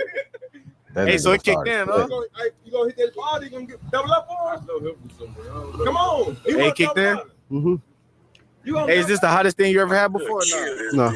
Yes, hotter than this? No, you said you can never do shit like that. Hey, what you had that was hotter than this? Hey, what you had that was hotter? Oh no. Is it still an 8 or did it go up? Like 10. Damn. I thought you said it was easy. I thought it was easy, though. What time is it? You got 20 more seconds. 20 more 50 seconds. left. 20. 20. Man, okay, right here. Hey, that boy Rennie, he said he going next, man. We're gonna see, man. On me. All right, here you did it. What you got to tell the people that want to try it? Don't do it. Double up. Hey, so you'll never do it again? No. Your homeboy said he'll do it. He said he eat ghost peppers for a living. He Yeah. just said Hey, that. you think your boy can handle it? Yeah, he said he ghost peppers. It's your turn. Yo, where you going? Now you right there with him. Hey, listen, hey, the store closed. Hey, listen, hey, you been seeing the videos, man. Hey, you been seeing the videos, so them people they don't be overreacting, huh? You said what? A lot of people they be think that people be overreacting. You said what? Ain't no capping, right? All right, for sure. Hey, that boy said he been looking for me. Hey, is you gonna look for me again? Hell yeah. Yeah. I'm gonna have the world's hottest shit for you next time or something. Okay, that boy say he going there. All right, man. So today we here with Taz. Okay. Listen, man. What's the hottest thing you ever ate? What is that? I had a Reaper and a Ghost Pepper. Reaper and the ghost pepper. Okay. Listen, man. I got the world's hottest chocolate. All you gotta do is chew it up. Once you think wait 2 minutes, then you get 40. Think you do it? We're gonna see. You say you eat peppers, man. So this should be light work. Should be.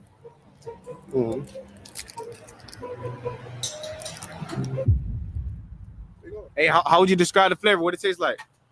Tastes like chocolate, but I taste the spice. Tastes like cayenne pepper, red pepper. Tastes like cayenne pepper, red pepper? Yep. It's spicy, so you. How hot is it from 1 to 10? About a 2 or 3. 2 or 3. Okay, so ain't that bad. No, I feel like you just gotta wait for it to kick in. pretty much. So the camera done chewing it. All right, now you gotta wait 2 minutes. Hey, for the people that think that this challenge is easy, what you gotta tell them? If you don't like spicy stuff, I wouldn't try it, but You cool. I eat spicy food. Okay, so this hotter than all the peppers you had before? Nah. Nah, not yet. Or the mother peppers hotter? Oh, most definitely. I eat ghost pepper soup. They got, ghost pepper soup? Yeah, jalapenos, red peppers, ghost peppers, habanero peppers. Hey, you gonna double up for another one? For another 40? Let's go. Okay. I know you the first one double up. We gotta wait though. You got a minute and 15 seconds left. If you're gonna make hundreds of dollars just by playing games on your phone, there's this app called Free Cash, which pays you just by playing games on your phone. All you gotta do is scan the QR code on the screen or click the first link in the description. You literally can get paid just by playing games. Who wouldn't want to get paid just by playing games? Also, once y'all sign up and everything, y'all gonna get a free $10. You sit there all day on your phone, scroll on TikTok, not doing nothing, not making no money. You know what? I ain't gonna lie, this is literally what I be doing late at night. When I got nothing to do, I'm literally on my phone playing games and making money. So you could be doing the same too. Y'all thank me later. You, just you, building your app on Base 44. Describe it. And it's real. One thought leads to more thoughts. Layer by layer, taking shape. When you need your tools, bring them in. They just click. Okay, kick it up a notch. Create something smarter, something powerful. Style counts, so give it your touch. Big or small. Next idea hits at 2 a.m. Of course it does. Keep building. Ask yourself, wait, I built this? Damn right. Base 44. Build it your way.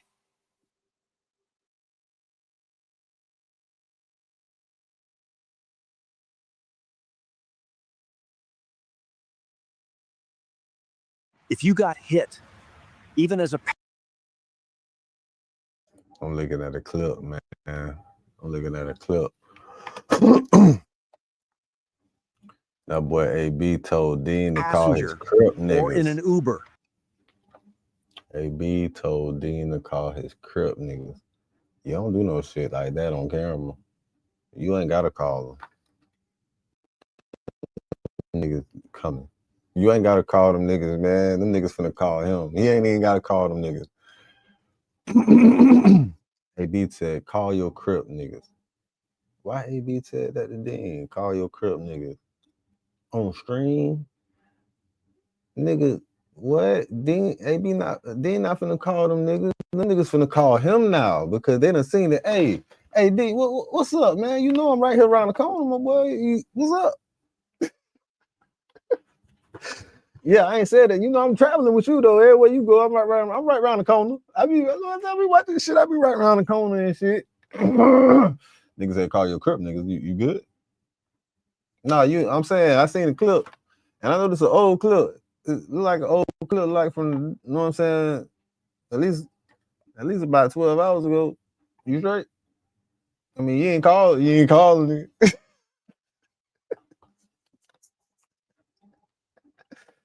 Hey, that shit funny, man. That shit funny. Bro, the WNBA is. The nigga say I ain't paying your money now. What? Nigga say you want to get busy, get busy. Let's say, well, call your Crip nigga. What? Call my Crip niggas. Hey, we got a world's hottest chocolate. Y'all trying to do the challenge for $40. I'm gonna pay y'all. What's up, man? Yeah. I get to see it. I know you do YouTube. Yeah, hell yeah. You gonna do it? Put on. Yo, so you trying to be in it? He do that YouTube, and I follow him on YouTube. Hell yeah, be a part of the video. I gotta go in the house. I'm gonna shout you out though. Ready for the nigga? You gonna shout me out? Shout me out, nigga. All right, shout me out. Appreciate it, man. Ready? Wait, ready for the next one? How long we got?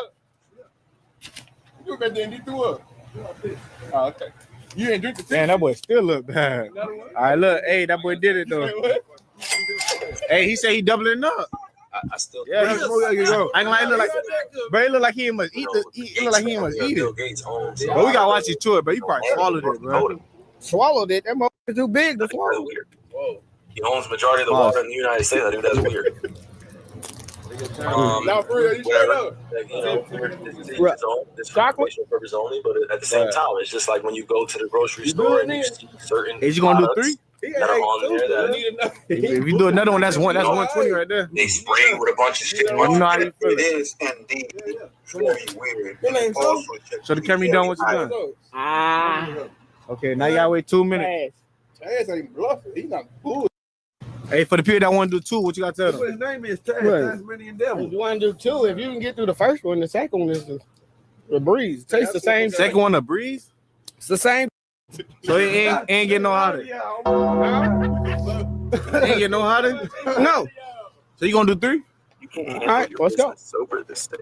Whoa. Wait, Nah, hold on, kid. They ain't even worth it. How many words? I ain't gonna lie. I'm just saying. I just pepper, so they still not hot in the soup. You see me sweating? That's crazy, bro. How many grams do you smoke a day? I'm just saying. You got a minute 20 seconds left. Hey, this is easy money. You want another one? Hey, so how much you feel like you could do? Hey, let's go. I mean, how much you trying to spend? Can you do 2 at a time? You can do however much. However much you want to do, bro. Oh, well, let's go. Let's go. He crazy. 1 through 10, where is that right now, though, bro? Keep it real. Man, it ain't even got to a 10 yet. So where is that? If it was at a 10, I'd be sweating. My eyes ain't watering. I mean, we got a red. Hey, give us a number though. Where is that? For me, 4 or 5. That's crazy, bro. He finna take the phone call. Finna say he. You almost done, man. 30 more seconds left. I'm scared of dude. Hey, so you still going in for 3? Let's go. That's crazy. He's bulletproof. Let me tell you the truth. He's a bulletproof man. This man is a bullet. It might. What is that clock? He don't clock that bitch. Throw that bitch down. But chilling like he ain't doing nothing, bro. He on the phone. But he ain't worried about no camera. Nothing. On God, it ain't hot. Hello. He on that phone. Hello. What are you on 2 or 3? Hello. My legs shaking, folks. Oh God, look. Hello. Yeah, I'm down the street. This nigga answering the phone. My leg right here shaking. You gonna let him let him do it again? Yeah, let me grab another one. That's going on. All right, here, I got the other one for you. Hey. How many you want me to take, man? I'll take them all at once. No, you put your however much. Hey, back up for the camera. How much you want me to take? Because I ain't trying to be out here all night. I got my kids in the car. No, you could take however much whenever you done. No, but he said how If much you feel like you could keep going, bro. I got all at once. I got about 5 more. Come on, stand over here. Stand over here. Let's take them all at once. Turn around so the camera can see you. We can't take them all at once. No. All right, well, that's my last one, man. I got my kids in the car. We already 12. Go away for me. All the way back. Once you done, show the camera you done. Flip your tongue up. That boy not high enough, nothing, but that's crazy, bro. All right, now you gotta wait 2 minutes. What you gotta tell the people? I want to do 3. Hey, like I said, if you get through the first one, the rest of So you sounding a little different now. What you said? I said if you get through the first one, the rest of them easy. Okay. So you going in for the 4th one? I can't be out here that long. I'm 2 minutes. The 4th one, the last one. The 4th one, last one. I feel like you could do another one. All right, well, Take another. the 4th one gonna be the last You one. take another one. That's 160, bro. Yeah, I ain't. Drive us off the clip, bro. You about to be at You 120. off the clip. You done, that's y'all already did that to me. I don't know if that's water or fish. That's you been drinking that. You said you was a funny mother. Look though. Wait. This clip. Raise that window. That nigga just made the money for the crib. Groceries just paid for. She told him don't come back in the crib. Hey, come on with back that up a little bit. He got it. Nigga. He said don't. She said don't come back to the crib. She come back with 140. Hey, how you feeling? Good. My throat burning out, but Yeah. All right. So listen, man. Hey, you said it was a 4 and 5. Where's that right now? Keep it I real. mean it's not the same. Like I said, the only thing is, at first it was on my tongue, but all that chocolate. Ashley Stars and Stripes sale is here with hot buys for every room starting at just $4.99. Plus, save up.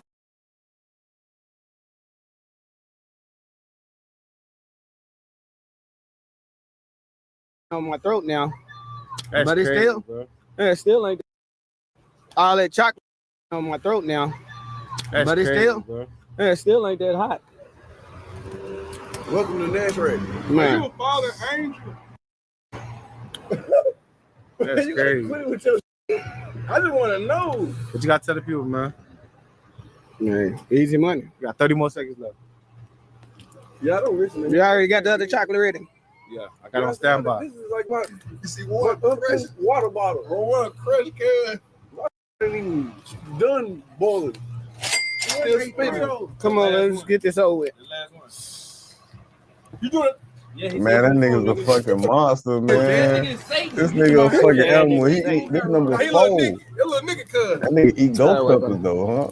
Hey, This back up a nigga little on bit. number 4. He been clean them up for 160. On his 4th one. Ooh, eating the spicy That's chocolate. crazy. I ain't never seen Hey, you niggas did just that want before. some spicy chocolate. I I ain't gonna lie. I think somebody did heard before, this shit. bro. I ain't never What's done that? this How you shit. smell, folks? You gotta ask him on that.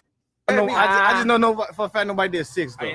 He done. Bro, I ain't gonna lie, you Quick, might have to put on quick. for real, nigga. You know they sleep on this. You might have to. He said He got to. He ain't even He said chewing that anybody did bitch. He six. just Might have to swallowing put them. on for real. Go ahead. Man, I gotta go. I You got might kids have in the to put car. on for the view, bro. Kids in the car now. How you Kids, feeling? all right. We gonna watch them. You done? Show the camera you done. No. He's like, "Kids, All right, I I gotta wait don't 2 minutes. The kids, Yeah. all right. Tay. We Like gonna I watch said, them. Make sure they I'm good. good. Zone them bounce back. It's in my throat The now, kids but cool. I'm straight. Before I bounced back, they was still straight. The kids sleep. They good. That nigga finna have We it. got pretty good there. He You just good. The kicked kids number good. 4, man. That's his stomach. He gonna get home. What you gotta tell the people that wanna do 4? Get through the first one, you straight. I ain't gonna lie, bro. I ain't gonna lie. Other people that done the interview, they just said it got hotter and hotter. You basically saying it's the same. Yeah, like I said, the only difference is it's on my throat. Man, yo, you tearing up though. You know what I'm saying? It look like I see a little tears in your eyes. Yeah, because it's on my throat. But other than that, it ain't hot. No, but his eyes look watery though. What your throat got to do with your eyes being watery? Because it's on my throat. What that got to do with your eyes? And I just told you, I eat peppers. It's nothing. I eat peppers too, but you Man, if I didn't have my kids with me, man, I could be out here with y'all niggas all night. On my mama. Nigga, I believe you it, eat 10, bro. You a bad boy. Eat 10 Of course, tonight. bitch. But if I didn't have my kids, Bro, quit on the drive. Like you. I just titled this video his name on it. Drive shit, Man. Greg. I'm gonna drive and drag. That one all person night. you They sent. both- Done, I know you, nigga. Chocolate.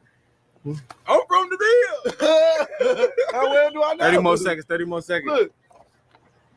How you feeling? Persuade you to eat more. Like, he calm with it and all. He not He moving making or nothing. money.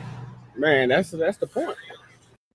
Hey, you eat another one. That's 200. By your socks, nigga. You was a bad man. I got That's kids in the 200 car, ain't man. no. I should knew by your Kids socks. in the car, man.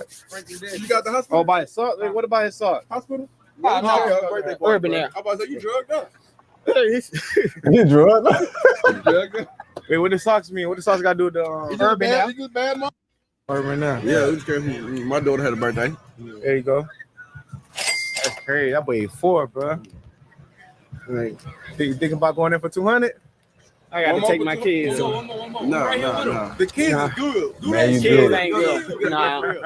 What y'all finna go do? Look, bro. For sure. That nigga stomach ain't good. That nigga stomach going to bubbling right now. I know it, man. You don't need to be eating all that damn chocolate in the first place. And you eating spicy chocolate, bro. Not only is it spicy chocolate, it's supposedly the world's spiciest or hottest chocolate. And it's not no fucking hot cocoa, bitch. I'm glad I got to meet you. Hey, appreciate the money, boss. Hey, so what you got to tell the people, man? Hey, if I ain't had kids, I would have took all their money. Hey, Yeah, make sure you drive right, though. You think you good, though? Drive Yeah, right. all that chocolate. What's going on? What that is? That's him off Snowfall. That's Frank Daddy, bro. Hey, he crazy. That's him. Hey, appreciate you. I'm out, bro. All right, man, for sure. Make sure, you need to drive. Hey, you want to try one more? So you need to try. Zoe, you want to try one more? You need to drive, though. What said, man? I ain't fucking with that shit. Dad ain't cool right now. That boy vibing. Look, it look like he huffing and puffing through the car. No, look, this here itching. Look. He finna pull over into the traffic. He finna fly home. He been sticking his head out the window. His tongue out like a dog. You probably Shit, bro, you burn just the ate the shit thing out for of that. $40. What you do? My auntie 20. Okay. You gave your auntie 20, bro. Hey, auntie, come eat. He a good nigga, man. You gave your auntie 20. What you did? All right, if you gave your auntie 20, what you did with the other 20? All right, man. So today we're here with The DJ. Listen, man. What's the hottest thing you ever ate? The one chip. One chip challenge? Which one? The black chip. Was it? Yeah. Okay, listen, man, I got the world's hottest chocolate. All you gotta do is chew it up. Once you done, you wait 2 minutes, then you get 40. Think you can do it? 2 minutes. 2 minutes after you done chewing it. You said 2 minutes? Why you look like you nervous? It look like it's hot. Let me hold that for you. Yeah, hold that.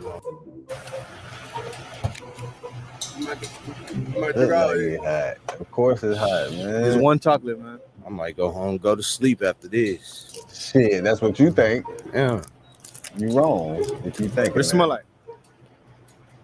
They must smell like regular chocolate. Hey, is your Mac secretly underperforming? Mine totally was. I used Clean My Mac's health Looks check can be to figure it deceiving. out. Super quick. Take a look. Looks can be deceiving, nigga. And once you done, show the camera you done so the 2 minutes can start rolling. How you feeling right now? Yo!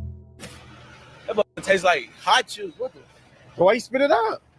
You get 0 now. I don't even want the money. That motherfucker too there. Right. Buy me some milk. Nigga, you don't get nothing. Hell no, though. buy me some milk. No, you don't get nothing. That motherfucker.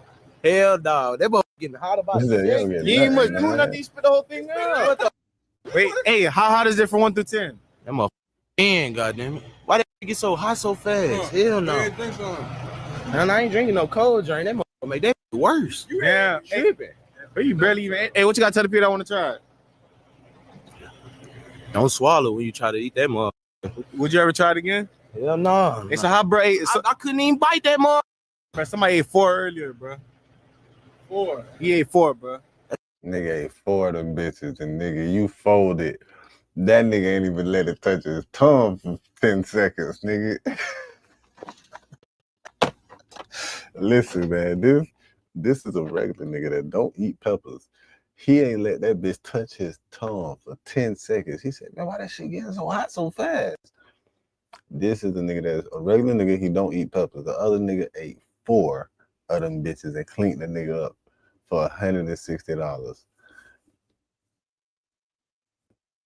Nigga, I'm telling you, man, Buddy was fucked up that day. Buddy was fucked up. Having 4 of them bitches, I know he was fucked up. They crazy. Hell no. Bro, you supposed to be putting on for That nigga Nashville, was bro. a Here I got another volcano. female. You gonna try it again or what? Nashville. God. Hell no. You try to do it again? Hell no. What you got to tell the people that thing that? Hey, you want your bag? Hell no. You don't want your bag? Hell no. Your bag? You came with your bag out the store. You don't want it? You want to drink that? You want to take it home with you? Hell Bro, no. what, bro? I'm confused. He don't even want his bag. Look, he done fucked the man up.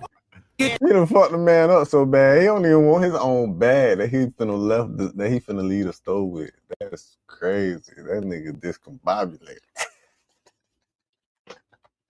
That nigga bit that bitch for 10 seconds. That nigga is discombobulated.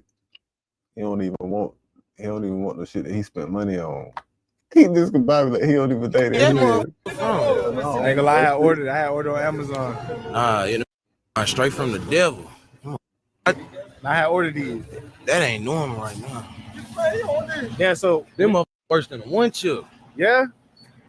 God damn. How about you eat one, I eat another one? Nah, I'm good, man. Hey, would you ever do this challenge again though? Yeah, nah. I'm good, What you got to tell the people that think man. that's easy though?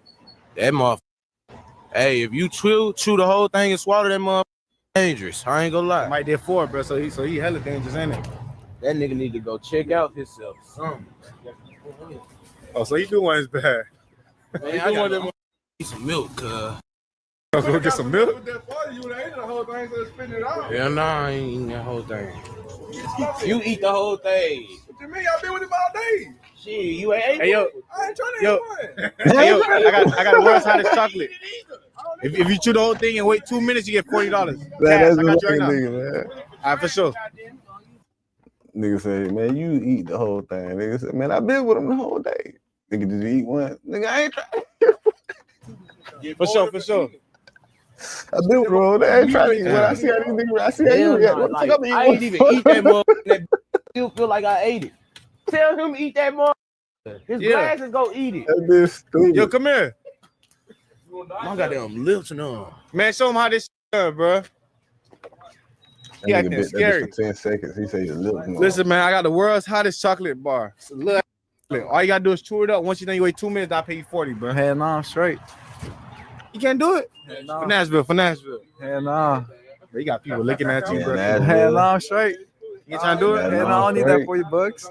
Yeah, man. Straight up, he play it. What you thinking about right now? I don't need that shit. What, you never did this? Hell nah. My nose running.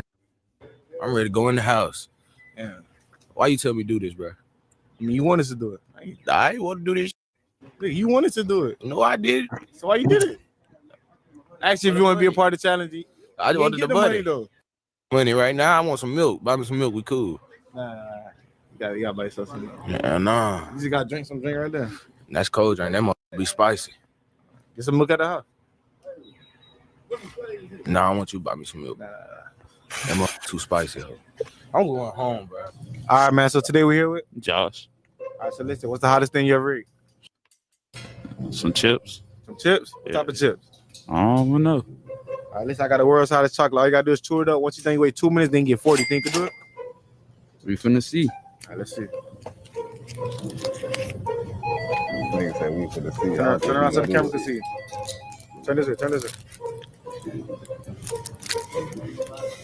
Look, that's why he say I don't need that 40, man. That nigga worked at the store. That nigga own that bitch. Man, want to take He them the part owner. He the son owner. Hey, how you feeling right now? How would you describe the Yeah, flavor to on the somebody that phone. never ate it before?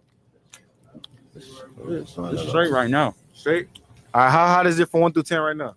Like a 4 Oh, so this is light work. right now. Okay. You don't have to hold it. You gotta wait for the kick in. Once you done, show the camera you done, so we count to 2 minutes. Show the camera you done. All right, now y'all wait 2 minutes. Hey, for the people that never did this before, what you gotta tell them? I ain't got nothing to say. Is it still a 4 or did it go up? A little 6 now. Okay. Is it higher than the chips that you had or not? A little bit. Okay. You gonna double up? You gonna do Mask 2? gonna help him out. That mask gonna help him out because it's 80 gonna for gonna cut down that cool air coming in when he breathing in. But his ass still through. He done ate that bitch. ball. It's over with. We Y'all ball. wait. You got a minute 30 seconds left. Think you gonna be able to do it? He done already did it. So it's still a 6 or did it go up a little bit? Like a 7. So it's going on little by little. But you gotta tell the people that thing that it's easy. It ain't that hard, but like that hot. Yeah. Take another one for the 80. For the 80. Man, you got. I see a trend here. You got to be a killer. Iron Beam, a bright choice for futures trading. These killer these niggas ain't showing no emotion with that shit, man. These questionable niggas, these niggas here. These niggas ain't showing no emotion, man. Ball, what other one? That nigga said, what the other one at? What? Hold Ball, on. what other one? 80. Take another one for the 80. For the 80. Ball, what other one? Crazy. Man, that nigga crazy as fuck, man. He finna do that shit. You're almost done. You got 20 more seconds left. Watch out. Man, give him that bitch for 20 seconds, feel it? man. That way he can open that bitch and pop that bitch right in after. And start that bitch. You gonna get something to drink start after the this 2 or minutes not? again. Nah, fuck it, nigga. Give him that motherfucking one for that. Hey. Trying to double up for real? What's up with the other one? Yeah, I'm right here. You might as well double up. Damn, I ain't got no more. Oh, no. I thought he was. That's fucking crazy. Man, I ain't got He ain't got no more. He ready to clean your I do got the world's like hottest chip. Look. Think about that one. Hey. Huh? That boy acting like he's sweating through the man. What you think about the world's hottest chip? How much for the hottest 40. chip? 40. Nah, that chip. You gotta do at least 60 for that chip. Okay. That's 40, man. People do it for 40 all the time. Hey, what you gotta tell the people though, man? That's some light work. I ain't gonna lie. Light work? Just a little light work, you know. So why you sound like you hissing through the mud? It's hot. Hey, is this the hottest thing you ever had before? Nah, I ain't gonna lie. What you had that was hotter than this? It's like the one chip, like that brand. I don't have some of the other ones. Yeah, it's crazy. That's over with. They ain't getting nothing to drink. That nigga said he had some of the other one chip. Okay, how I'm feeling today? Give me the chip. You want the chip? Give me the chip. How I'm feeling today? How you feeling? What happened today? Give me the chip. Damn. Yo, you don't want the chip. Yo, you don't want the That chip. man said give him the chip, man. You got the chip on you? Man. Nah, I'm trolling. Don't give me the chip. I'm about to say, bro. Hey, listen, man. If you're new to the channel, man, hit that subscribe button. Like this video. You feel me, man? Hey. Man, shout out that boy. That man ran out of them bitches. Them boys were killing them chocolates. I don't think them chocolates hotter than chip, you know. The way them boys was killing them bitches. It look like them niggas gotta be killers, though.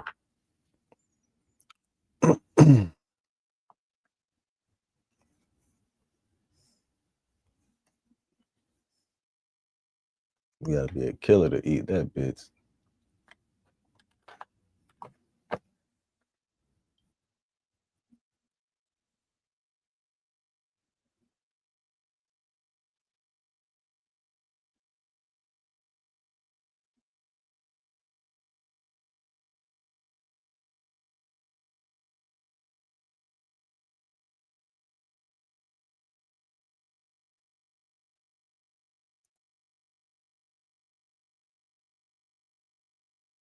You're leaving money on the table. Not because your content isn't good, but because the tools you're using weren't built to help you earn sustainable revenue. Beehive is the I just got a call from the district attorney's office, man. They asking me to come in, sit down, and give them a detailed statement of everything that happened. Somebody tell Cartel boy on here, baby mama. So how am I kidnapping my son that he ran off with earlier that day when he was around me? Rapper Cartel Bo released a video with a caption that says, "Rapper fights off kidnappers and save his children last night. Both suspects have been arrested for assault with pending charges, attempted kidnapping of a child, burglary, and trespassing. Suspects are an Uber driver and a local ex-worker who are believed to be under the influence of," this is very real. Pray for me.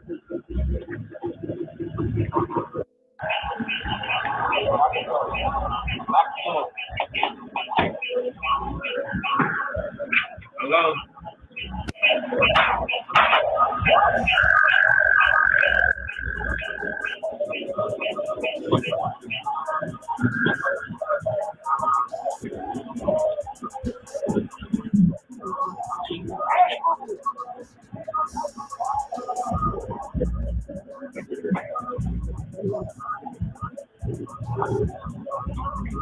Yeah, buddy.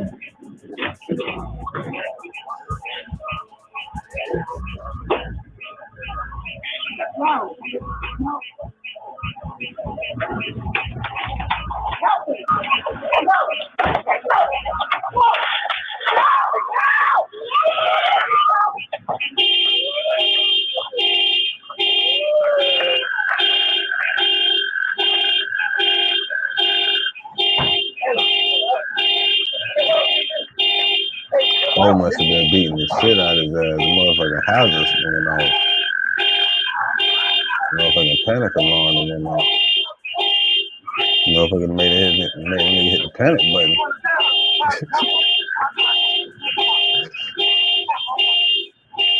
That nigga was driving, that nigga was in a car. That nigga hit the panic button while the car on.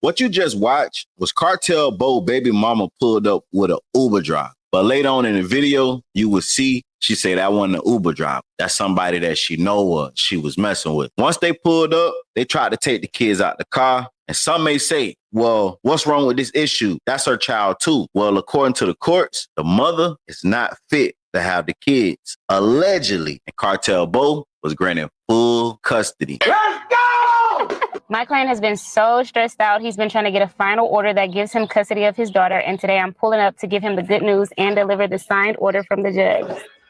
What up, Bo? I wanted to come personally deliver you some papers. I know you've been waiting on this for a very long time, so I'm excited for you, and I wanted to personally give it to you. These are your court orders, judge signed, so you lock, seal, and ready to go. And I want to tell you Happy Father's Day. What this is? This is the custody papers. So the executive rights to designate primary residence of child with Harris County. Let's go! I'm primary. I'm full. You're welcome, Bo. Happy Father's Day. Oh, thank you. Yeah, happy Father's Day. Happy Father's Day. All the good dads. You need to get your situation legally together. Y'all know who with the Freaks of Bell. Goddamn it. Number one in the state of Texas. You hear me? Now, according to Cartel Bo, he released a video a couple months ago and alleged that his baby mama was homeless. She was sleeping at airports, McDonald's, even sleeping on these people's porch right here in 100-degree weather with their child. The administration already called me. So, no, call him again, please. Marisa, No, my children are not safe for her. Look how she's doing. No, they're not safe with her. They're not safe with her. So This is my nanny's house. Yes. Everybody's lying, telling them that I'm hitting him. Yes. He's lying, telling them that I'm hitting him, and I want somebody to stay so y'all can see when they get here. I have 2 kids in my hand. So after the video footage she posted earlier today where he stopped his baby mama and some other guy from trying to take the kids. He posted another video saying that police want him to come down and give a detailed statement on what happened because his baby mama was being charged with kidnapping, burglary, and more. But he was under the impression if he tell them what happened, it's snitching. He don't want to be a snitch. Wait, this video is sponsored by Free Cash. Screen right. Why not? I make over 100K with Realize, and I'm about to show you my exact. He capping. He's lying. They're always lying and trying to scam us, guys. Fuck them people. I know a lot of y'all waiting on me to make a statement. I just got a call from the district attorney's office, man. They asking me to come in, sit down, and give them a detailed statement of everything that happened. I hung up the phone and called my people. I told them I'm not going down there making no statements and shit like that. My family say if you don't go down there and make some statements to make sure your children safe, they ain't with me no more. But if I go down there and make a statement, I'm a rat.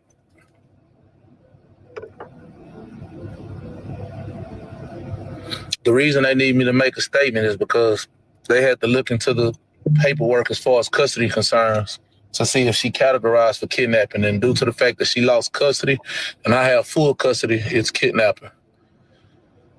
I'm just... I mean, oh, fool, I don't know what to do for real, bro. They both went for assault. It's attempted kidnapping of a child.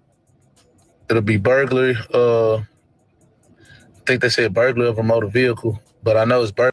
But that attempted kidnapping gonna get her ass locked up for a substantial amount of time. Because she opened my door, and that's what they said. You understand that? I know trespassing, but they trying to get all the cases they want, and they need me to make a detailed description of everything that happened in order to put the video footage and line it up with the case they want to come at them people with. And I'm lost, gang. I ain't gonna hold you. I mean, just to be told, the only reason they even got their footage is because they was lying, saying I punched her in the stomach and all that type of shit. So I had to show them the footage to show I never put my hands on her. And that's what got her and him booked. Police say he's an Uber driver. They don't understand why he the deepness and details of their relationship. I don't really give a fuck. I just don't know what to do. Do I go down here and give these people a statement? Or do I sit here and just, have some family members cut me off because I didn't want to go down here and what they quote unquote say do what's best for my child or my children. I don't think they're gonna cut you off. That's family, man. Family is family, bro. They just telling you that because of whatever. But and what family would it be? Female family? They'll be all right. It's just some personal shit that you got going on with this girl. You probably been back and forth with this bitch forever, nigga. So, the business in your family be like, bitch, alright, you gonna keep fucking with the bitch, we ain't fucking with you. Cause them hoes probably wanna fuck the bitch up. And anyways, that's how they taking it. But on the street perspective, I can see why. Shit a lot, bro. I can't do no rat shit, though. I don't understand why they need me and they got the video footage anyway, but I'm just lost right now, bro.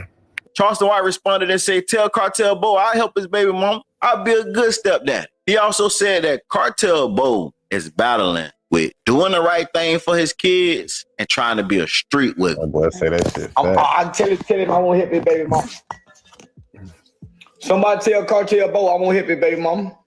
That motherfucker rude as shot be. Somebody tell Cartel Bo I won't hit his baby mom. I'm gonna be a good stepdad.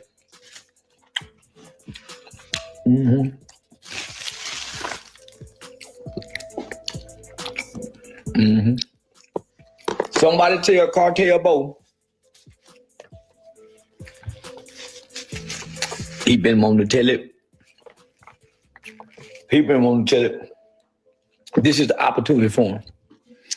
Tell Cartel Bo, this is an opportunity of a lifetime. Is you go tell to save your kid's life, or you go keep the motherfucking street rule, boy. Can somebody get Cartel Bo in here? Cartel Bo, Bobo. Oh, Bobo. I told y'all all rappers go down. All rappers go down. They been talking up. He was just talking that snitch the other day. That boy was just talking that snitch the other day. Somebody tag Cartel Bo. Stood on the Fed, been to the Fed. He been bashing his baby mama. I hate a nigga that's publicly bashed their baby mama. You chose to be. And so you have a name in your mouth. See what happened when you put my name in my boy? I ain't gonna beat up the Uber driver.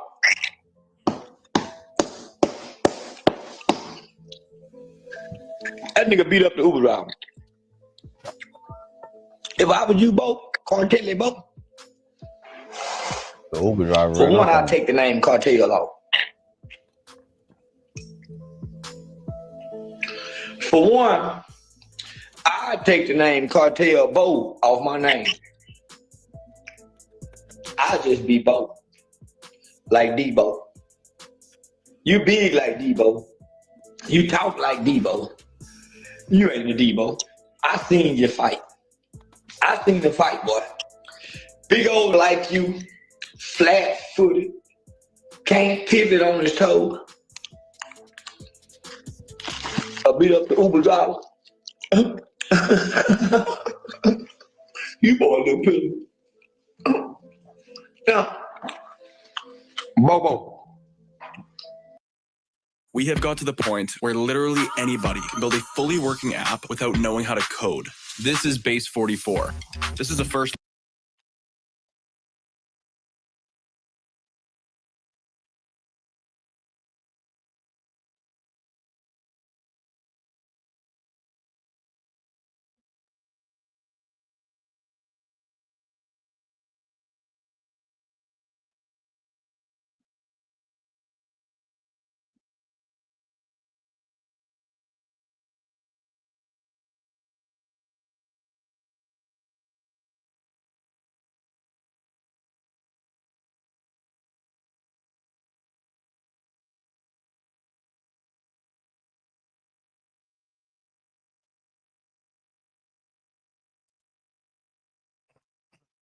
I'm on the op. I'm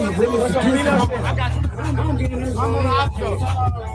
Put some shit for the girls. I'm on the op. I'm on the op show. Put some shit for the girls. I'm on the op. I'm on the op show. Put some shit for the girls.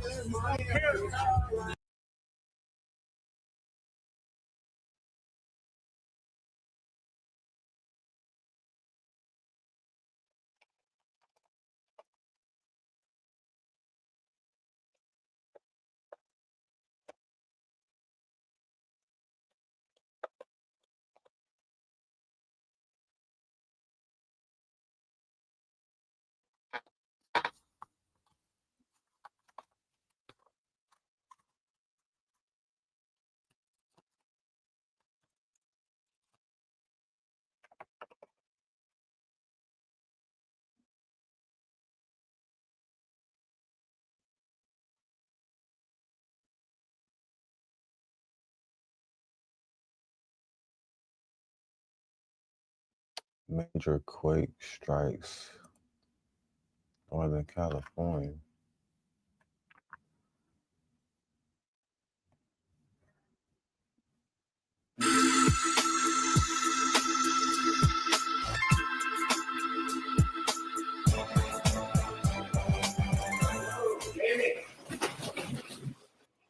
A powerful earthquake rocks Northern California, injuring some people, knocking out power to many, and leaving behind a lot of damage. We just had a major earthquake, and all my glass is broken. And good evening, everyone. Welcome to West Coast Wrap. I'm Alex Savage. Authorities say several people were hurt in today's magnitude 5.6 quake, although their injuries are minor. The intense shaking knocked items off store shelves, shattered windows, and left cracks in some homes and businesses. The quake hit around 8:15 this morning in a rural area of Mendocino County, just about 130 miles north of San Francisco. This was the strongest quake to hit this area since 1940. Let's go live tonight to KTVU's Tom Vakar, who is in Mendocino County with a closer look at the damage. Tom, how does it look there?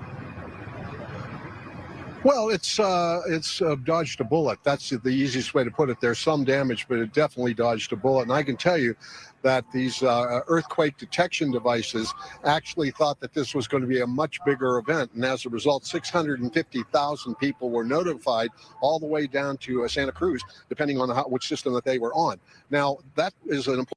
Stronger than ever.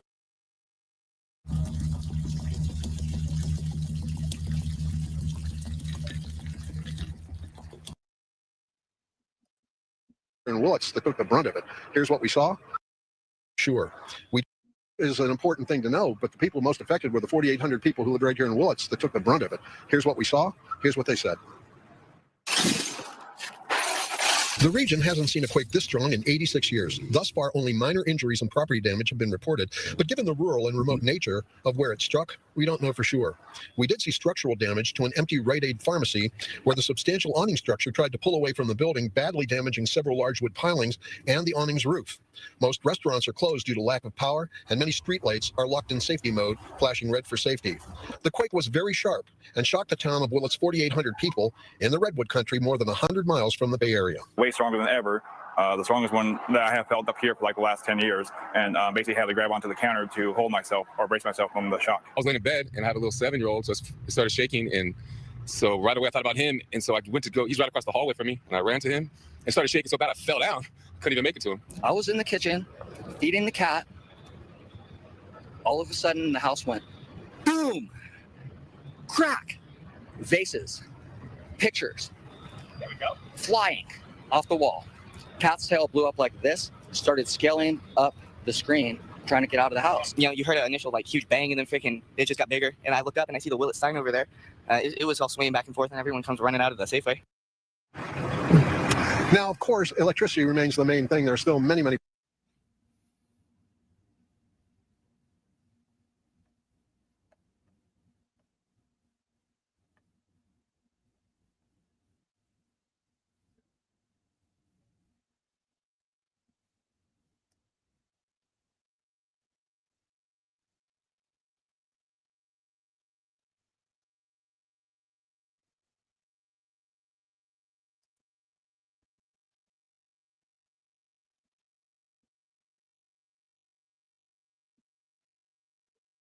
Where my fire starters at? We back with another Fire Flame Meltdown. Shout out to all the new members and all the new subscribers and the whole Fire Flame Nation and everybody that's coming into the fire pit. It is definitely what the fuck is going on. Can't escape the madness. Can't catch a break. It seems like Boosie can't escape the madness. It seems like Boosie cannot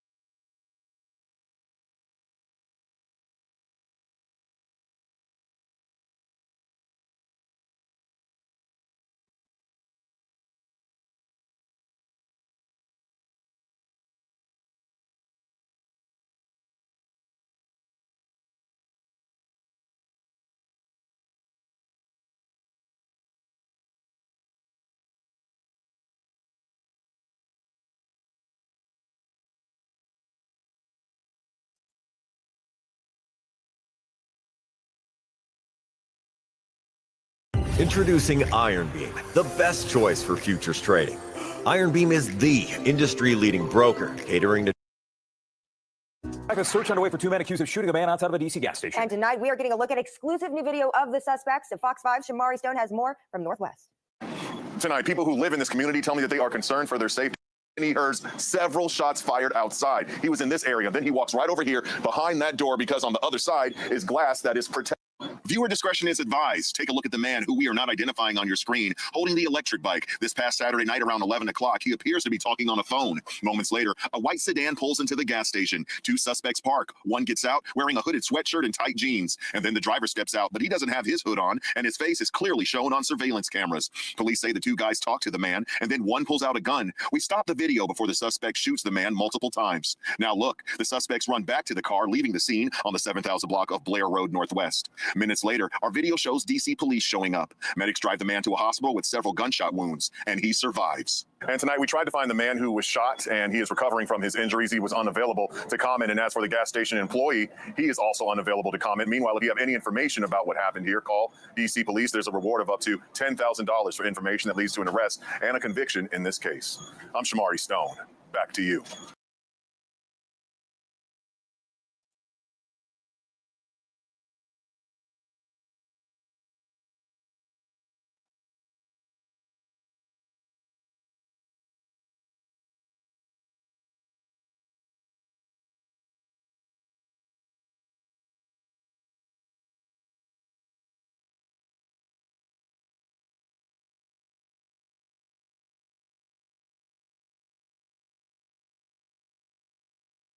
Man, what?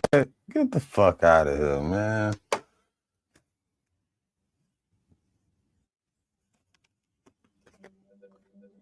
April 8th, 2008, I-94 outside Detroit. A federal transport van is rolling down the interstate. Adaris Mazio Black is inside, handcuffed, shackled, headed to court. He opens the door. At highway speed, he jumps. He hits the pavement and runs. The DEA has been hunting this man for 2 years. He moved hundreds of kilos of cocaine through 3 states on a purple charter bus: Detroit to Tucson to Nogales, Mexico. 9 plastic surgeries, new hairline, reshaped nose, a face the government spent years trying to find. He had skin cut from his own toes and grafted onto his fingertips to replace his prints. 5 fake identities. He ordered the murder of a federal informant because that man had seen his face. The face he'd already had surgically erased. The surgery left his fingers permanently curled, unable to extend. Drumstick fingers, a prosecutor would later call them in open court. Hands he could barely recognize as his own. He jumped from a moving federal vehicle with those hands still in cuffs. They found him anyway, not because of his face, not because of his prints. They followed the money.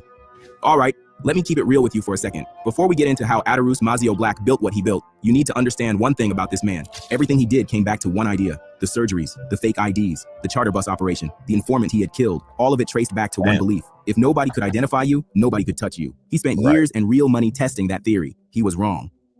Detroit, Michigan, early 1970s. If you were born on the east side of Detroit in that era, you were born into a city already bleeding. The auto plants were cutting workers. White flight had hollowed out neighborhoods that used to have real money moving through them. By 1980, Detroit was the murder capital of the United States. By 1985, crack cocaine had arrived, and with it came a different economy. Serious money flowing through communities that hadn't seen that kind of activity in decades. Adaris Mazio Black grew up in that city, and if you grew up in Detroit in that era, you learned its economics whether you wanted to or not. You watched men come up in the dope game. You watched them disappear into federal prisons. And like a lot of young men who came of age in that city in that decade,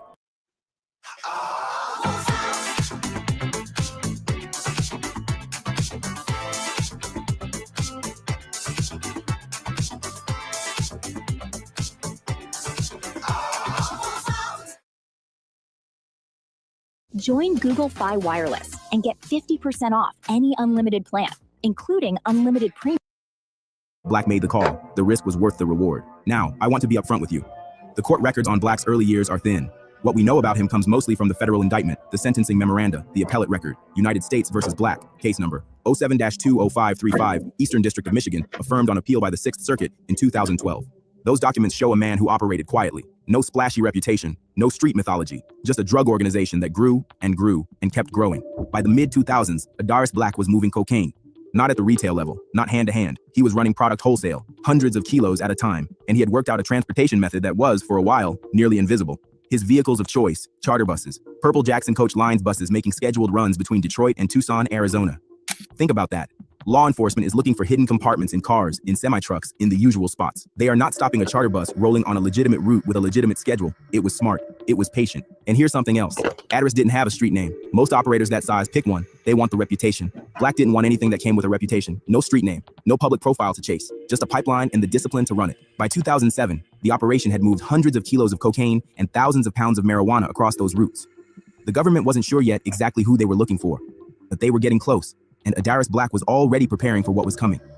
Here's what you need to understand about running a drug operation in the 2000s. The DEA was always watching. The question was never whether federal investigators would open a case. It was whether they could prove what they already suspected. Black understood this at a fundamental level. So while he was building the distribution network, he was also building something else. The bus routes were one piece. The supply connection in Nogales was another. The distribution points in Detroit were a third. That was the visible operation. There was another one running underneath. He started collecting identities, not one fake ID.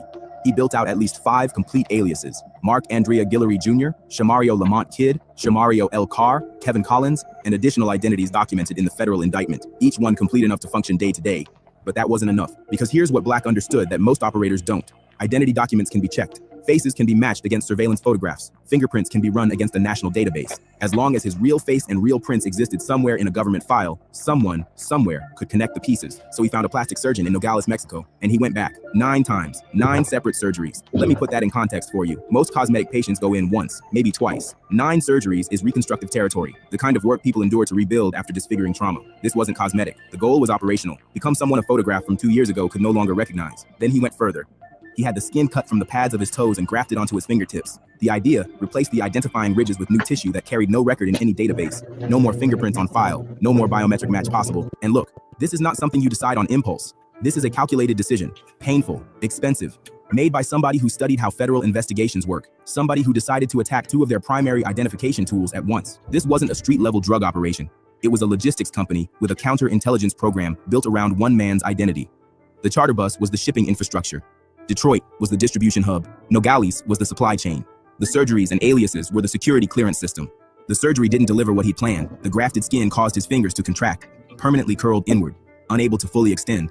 Assistant U.S. Attorney Timothy A. Buckley would later describe the result in open court.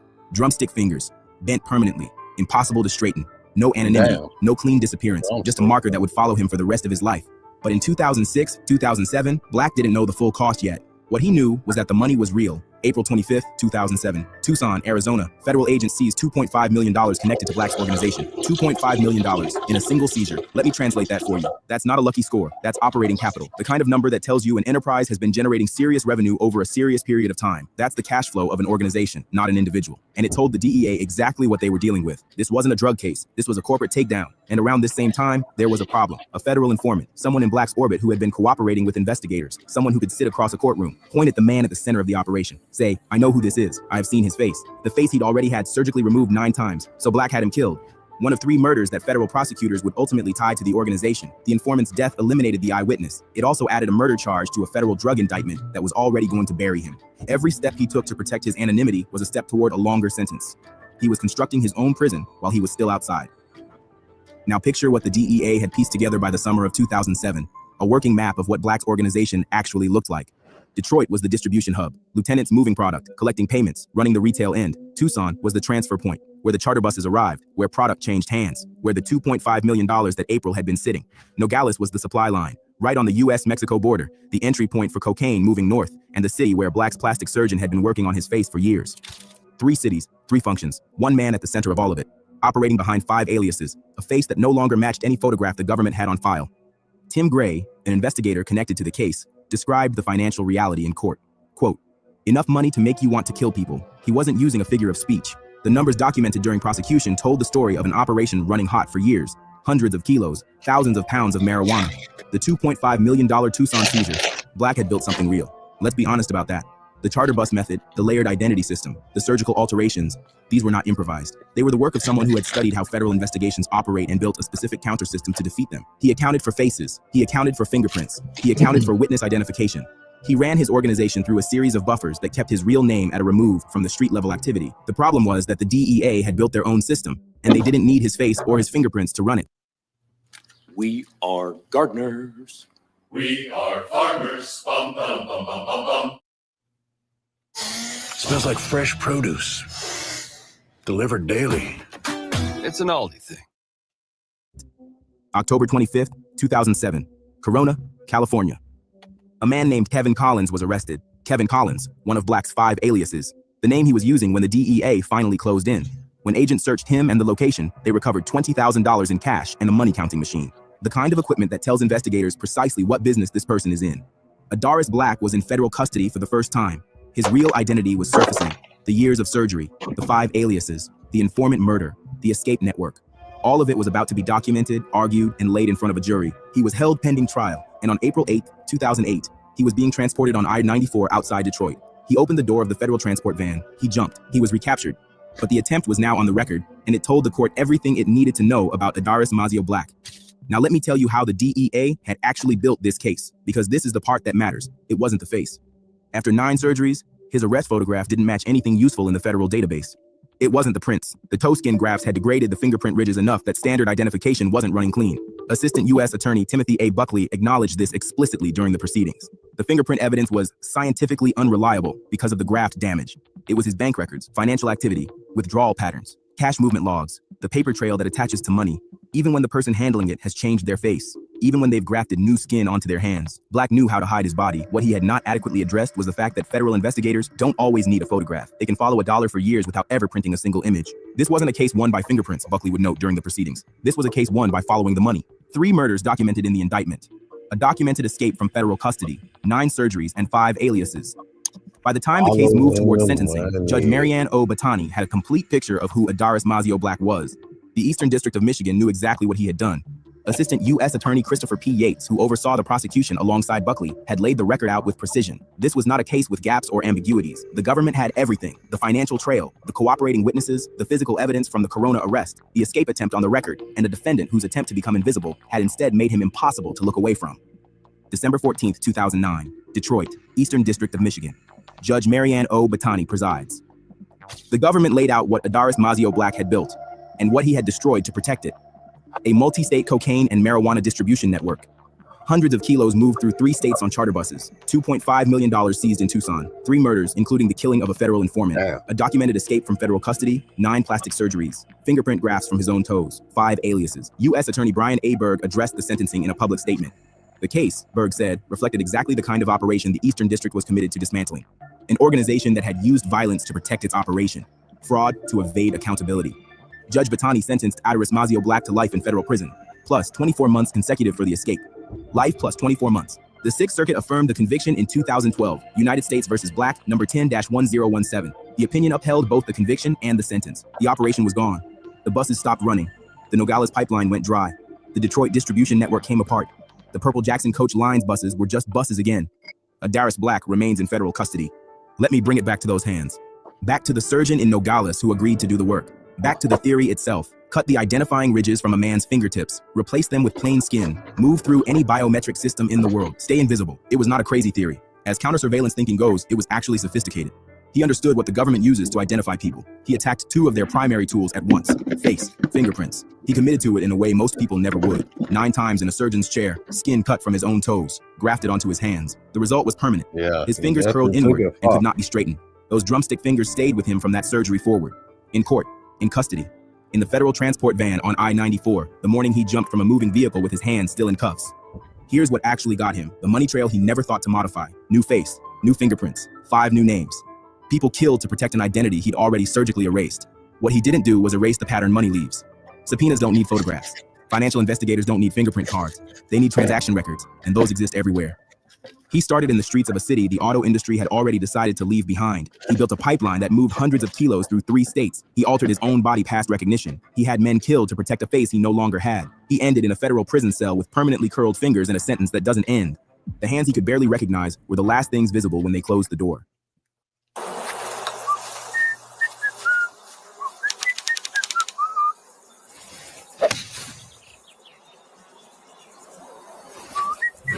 The next generation of irons is here.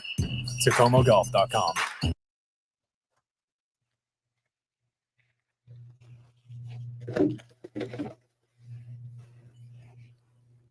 Ladies and gentlemen, Ali Sadiq.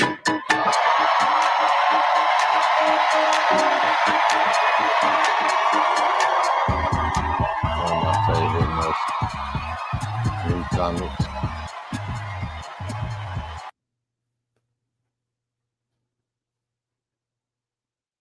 I don't know if they're gonna hit me with one of them. Let's see. Ladies and gentlemen, Ali Sadiq.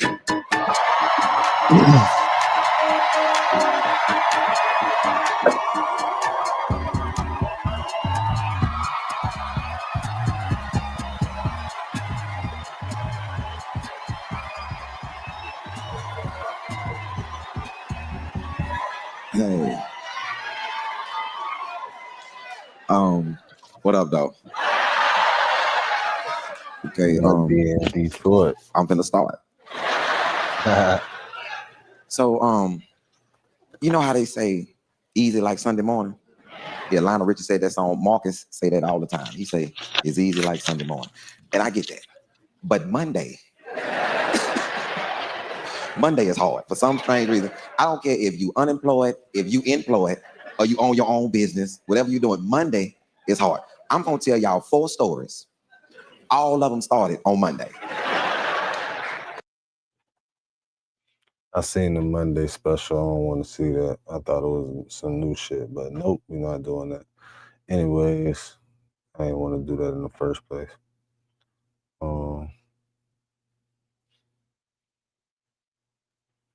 Tampa Mafia.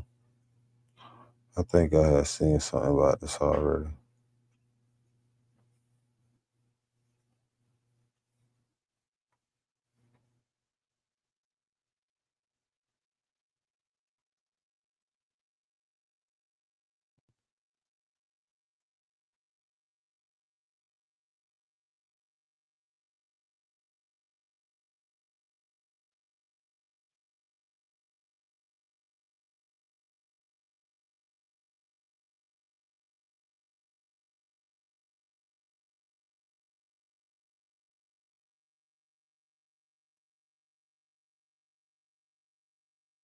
Charlie Murphy. What's the strangest thing a fan has ever asked you to do? A man in the KKK came up to me and said, "You know, Charlie, I usually hate but ever since that Dave Chappelle show came on, you and Dave Chappelle make me and Bubba love every Wednesday night." I'm never gonna be this happy, man. I'm not making it up. So during Delirious, actually during the taping, it's on the special, a woman yelled something out and instantaneous you, "Shut up, bitch." And it was Charlie, and Eddie fucking just dropped the mic and started walking around because he was so protective of him. Charlie Murphy is regarded as one of the best storytellers in Hollywood, and there's a reason for it. Not everyone can turn a casual stroll to 7-Eleven into a full-on comedy bit. I walked into a 7-Eleven today, to buy me some rolling papers. Because yes, I do smoke weed every now and then, like once an hour. Walked in the 7-Eleven and said, "I want some rolling papers." Dude behind the counter got pissed off, man. "We don't sell drug paraphernalia here." I was like, "Really? Why not? You sell alcohol here? Yeah, you got condoms, you got sex pills. You even selling ham sandwiches. And you a Muslim." Welcome to Iron Beam, the future of futures trading. With our cutting-edge chart trading feature and 300+ indicators, you can now trade directly off the chart anytime, anywhere. Delivering seamless trading across all platforms, the Iron Beam journey is supported by 24-hour trader support, low day trade margins, and no account minimums. Iron Beam brings the future into the present. Join now and augment your trading experience.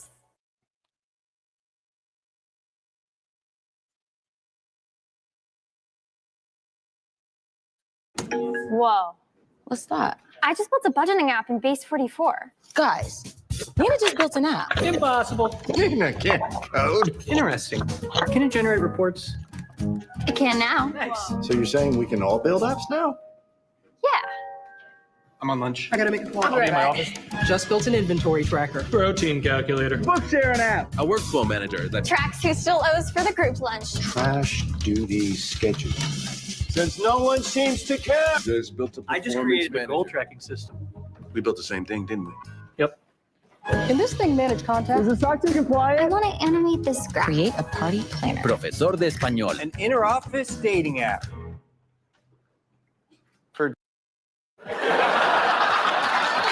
He's such a great storyteller that he's one of those comedians who can turn even a tragedy into something everyone can chuckle at. The woman that killed my father. Oh, it was a woman? Yeah. Wow. Why did a woman kill your father? Lovers quarrel. Oh, so your parents weren't together? No, they weren't together. Okay. And it's one of the oldest stories in the books. I tell my kids, man, hey, man, If the girl is mad, don't close your eyes. Let's be honest, you probably know Charlie Murphy because of his appearances on Chappelle's Show, where he turned some of the most absurd moments of his life into full-blown sketches. And while many people questioned how much of those stories was true, it's clear that most of the people involved vouched for him. The story that we heard on the Chappelle Show, with the whole basketball game. Yeah. Number one, how accurate was that? It was totally accurate to every point of the whole story. We were sitting there and Prince said, This bores me. Is anyone up for a game of basketball? And I'm like, I was like, this nigga must be joking, man. I don't know where he's going with this. He was dead serious. And I'm like, this is going to be funny ass shit. So they come out, right? And I look at them and they still got on the same shit they be wearing. we're in our street clothes, bro. Remember, we just came from the club. Hey, you know what? You know what we're going to call this? The shirts against the blouse. And I swear to you, guys, listening, wherever you're going to be, I hit the ball and it was like Michael Jordan after that. He was crossing cats.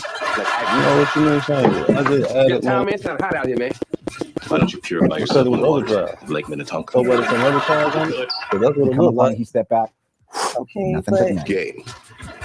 but Blouses. I was there. I seen it. You don't Because believe me? You think I'm making I it up? covered the Challenge overdrive. it. Because I don't know what you Right? need. Because you say And you then make need sure your something, people and there I don't see know the how much. game. Because you might get embarrassed. Trust me. Mickey Free wasn't the only one Okay, who was so there. that was Eddie Murphy overdrive. also shared 150 his though. version of the story. If The you story go about down, you can Prince see challenging that. you to a game of pickup And that's basketball. what I paid. They told That's us what I about that. put in there. So I don't know I'm what sure that you really want. What happened. is this other one? That is totally and absolutely What is accurate. it? So we had on the club clothes, and Prince had on that outfit that was in the Kiss video. Like, he had on the waistline. And he was like, "Yeah, y'all want to play some basketball?" He was like, "What the? You want to play some basketball?" And it was like, "All right, let's play." And my brother was Prince and some dude named Mickey Free. They used to hang out. They used to all kind of wear that kind of Prince clothes. So my brother was like, "All right, it's gonna be shirts against blouses." And they teamed up, and the blouses won. They beat us. The legendary basketball game was so unreal, in fact, that other Hollywood superstars actually doubted it, and Samuel L. Jackson was one of them. But thankfully, Prince was there to set the record straight. And I sat next to him on Christmas Day at a Laker game. And it was back during the Dave Chappelle show times, and then that thing had just been on. So I asked him, I was like, "So is that basketball story true?" And he was like, yeah. And I was like, "Really?" He said, "And you won?" He said, "They had on church shoes." Before Hollywood ever heard his name, Charlie Murphy actually served in the US Navy, which might explain a lot about his personality. After returning from service, he worked as a bouncer and eventually a bodyguard, before gradually shifting into entertainment once the spotlight found his brother. Needless to say, Eddie's fame helped Charlie in his early years, even if not directly. But while Eddie's fame helped Charlie in the long run, it also led to one of the harshest roasts he ever received, albeit unintentionally. Yes, I had one of the most brutal experiences with outfits. When I first got out the Navy, I came out to LA, my brother was huge. He had, show business clothing. He was supposed to have it on. He was a showman. Everybody knew who he was. I said, "Yo, man, you want to wear this jacket today?" So the jacket was a green glitter busboy jacket. I put the busboy jacket on, and then we went to the club, and I thought I was clean. And we walking through the club, and I hear everybody go, "Yeah, man, Eddie Murphy, man, who's that behind the?" I said, "Bro, what that dude?" I don't know, he looked like he's a magician. It's impossible to make a video on Charlie Murphy without mentioning one of the most legendary sketches of all time. His time on Chappelle's Show may have been short, but the cultural impact of the Rick James sketch was on another level entirely. We gonna hang out with Rick James tonight, you know what I'm saying? We got closer, started hanging out. Things escalated to the point where, my man got too familiar, and I ended up having to whip his ass, man, because, he would step across the line. Habitually, he's a habitual line stepper. We went to Studio 54. We walking up into the VIP section, and all of a sudden I heard something go, "Charlie Murphy!" He had this ring on to commemorate the song he had put out called Unity. And this was imprinted in that black head of his for at least a week. I waited because I knew what hotel he was staying in. Eddie and then went home and went up to his room, knocked on the door. "Charlie Murphy!" He had his hand cocked to throw another red hand. He'll tell you like he gave me some kind of Bruce Lee cross kick or something. I kicked the shit out of him, man. And fortunately for us, that was not the only time Charlie had to beat the shit out of Rick James. Rick is encouraging me, he shows up at my brother's house. Nice place. He gets on the couch and says, "Why don't I stretch out?" and just started grinding the mud all this. Your cups. Buy another one, you rich mother. And we standing there looking at him. He's looking right in our eyes as he grinds his mud. We went over there. Like, "Hey, Charlie Murphy." Oh. And we held him down. And we just wailed on his legs. You were cold as ice. But still, Rick James, even after taking a beating like that, Your couch. Haven't you got a better homes than this? I'll be back. All done, Ash? Yep. And not just with the playground. With the help of Zero accounting software, I can keep my cash flow flowing. Woo! By giving my customers more ways to pay. my brother, he's he's a lot more compassionate than I am. He's looking at Lemon's driving off. He said, wow, man, Rick really needs help.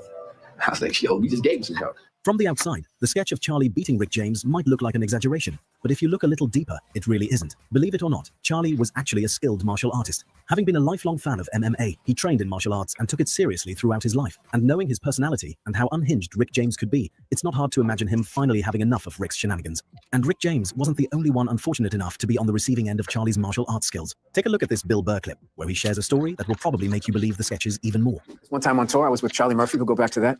This kid at the Tempe Improv was also into martial arts and thought that his style was superior to Charlie's. And Charlie said that it wasn't. And they had a little kung fu match in the and I remember Charlie was twisting up so bad, he wasn't even looking at the guy. He was just looking over at me, smiling the whole time he was doing it.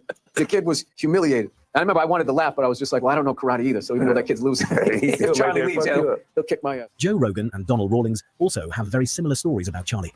But this time, it's so absurd and unexpected that it will probably leave you raising your eyebrows. But he was like a legit martial artist too. I saw one video of him in a martial arts contest, and it was, I don't know. I always told, I was like, yo, you knocked a 14-year-old out, right?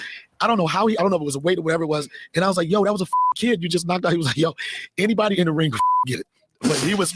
But even the greatest fighter will eventually meet his match. And unfortunately for Charlie, Kevin Hart got hold of the evidence. Needless to say, it was a story worth remembering. So Charlie's like, yeah, I'll do martial arts. So we're like, oh, like we never knew you did martial arts. So Smokey challenged Charlie. He's like, get the fuck out of here. You don't do no martial arts. He said, motherfucker, I do.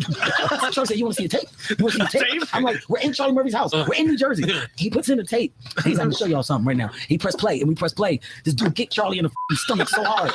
And Charlie, hold up, wait. Unfortunately, Charlie Murphy passed away in 2017. But even nearly a decade after his passing, he remains one of the great comedians of the 21st century. People understand how tough it is to start as a comedian. That you're basically your open micer that's selling out all across the country. Yeah. And not only that, but you're Eddie Murphy's brother. Yeah. So you got to fight past all of that creating your own identity. You know what I'm saying? Like, I could not imagine like the heat he probably had. Yeah, but he ain't Eddie Murphy. And that's one of the things that when Charlie passed that I really appreciated about what the Chappelle Show did for him, because when he passed away, nobody said Eddie Murphy's brother died. Right. Everybody's like, Charlie Murphy's passed away. So he had his true identity, and that was Charlie Murphy. That guy, I'm telling you, was a New York legend. Like if somebody ever did a mural, they got, and all the New York legends, you got to put him in there. And his funeral, dude, was incredible. He got the New York legend send-off that he deserved. And it was an honor to be there. Like I was just sitting there like, I've been to, unfortunately, a lot of funerals. And his funeral was like his friends sent him off right. I'll tell you that. Even today, comedians still speak about him with nothing but respect, and his work continues to inspire the next generation. And Charlie, and he was an OG. Like Charlie's been around the block. His brother is Eddie Murphy. He's seen the epicenter of like the fame that we all wanted to acquire. And he had great stories, and he was also a real nurturing dude. I think he gave me great advice. Mm-hmm. I miss his presence, man. I was real sad that Chappelle Show was a very difficult show to do, but it was one of the greatest experiences of my life. And one of the reasons that it was great was your brother, Charlie. And the fact that you're watching this video is proof enough that Charlie Murphy was truly one of a kind. There's nobody like Charlie. Nobody was funnier than that. And some of my biggest laughs in my life were Charlie. Yeah, I miss my brother. I'm Dusty Knoxville, and this is the end!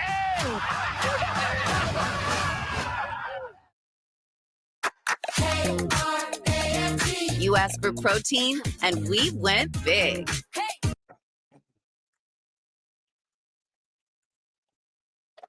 Yeah, we miss your brother too, Eddie.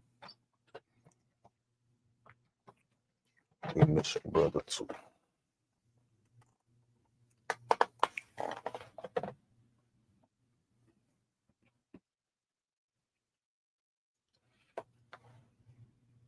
I know they lying.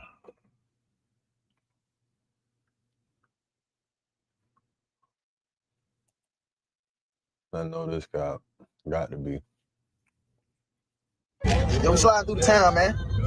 We sliding through the town. Got the birthday boy. Yeah, also. Yo, we on the fifth. Yeah, the fifth boy. Like that, I got one for you now. I got a 6-1 coming home. You don't play basketball. You saw me play basketball. Play like that, bro. Don't play like that, bro. I'm gonna hurt somebody, bro. No.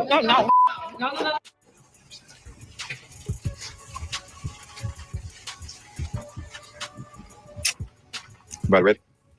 Good. All right.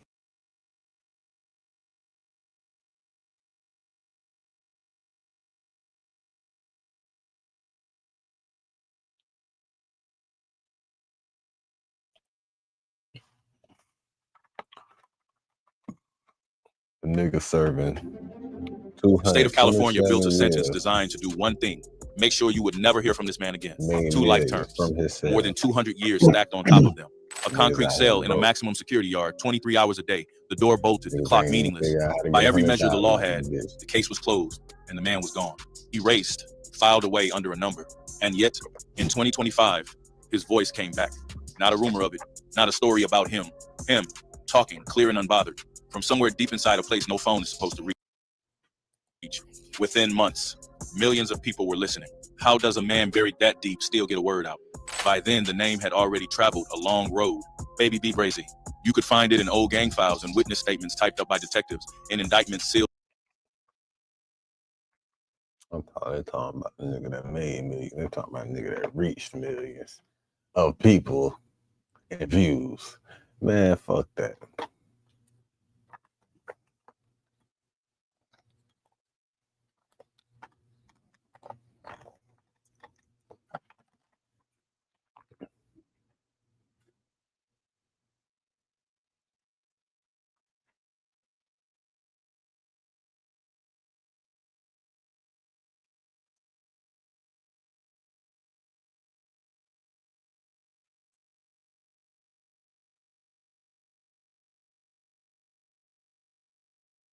The Jamaican El Chapo. Ever wondered if your Mac is underperforming? If you have spare 4 minutes, check it with Clean My Mac. It gives you a full health report and some curious little details about your system. Create a free Clean My Mac account. Find out what's actually going on inside.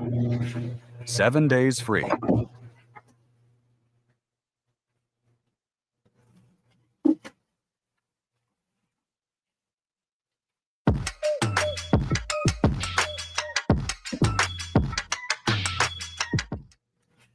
McGregor Gully, East Kingston, Jamaica. A place where poverty and politics collided, where violence was currency, and where dreams were either crushed or transformed into empires built on blood and cocaine. In the late 1970s, one man rose from these unforgiving streets to become what many would later call the Jamaican El Chapo. A man so powerful, so ruthless, and so calculated that his crew would generate over $100 million in 5 years and send over 400 guns back to Jamaica to arm an entire political movement. Today we trace the rise and fall of Eric Vassell, known to the world as Chinese Man or Brooklyn Barry, the richest drug don of the 1980s, whose empire stretched from the cramped tenements of Brooklyn to the sprawling streets of Dallas, Texas. His journey from selling little bags of weed on a Kingston corner to commanding an army of killers and distributors is a story of ambition, violence, loyalty, and ultimately betrayal.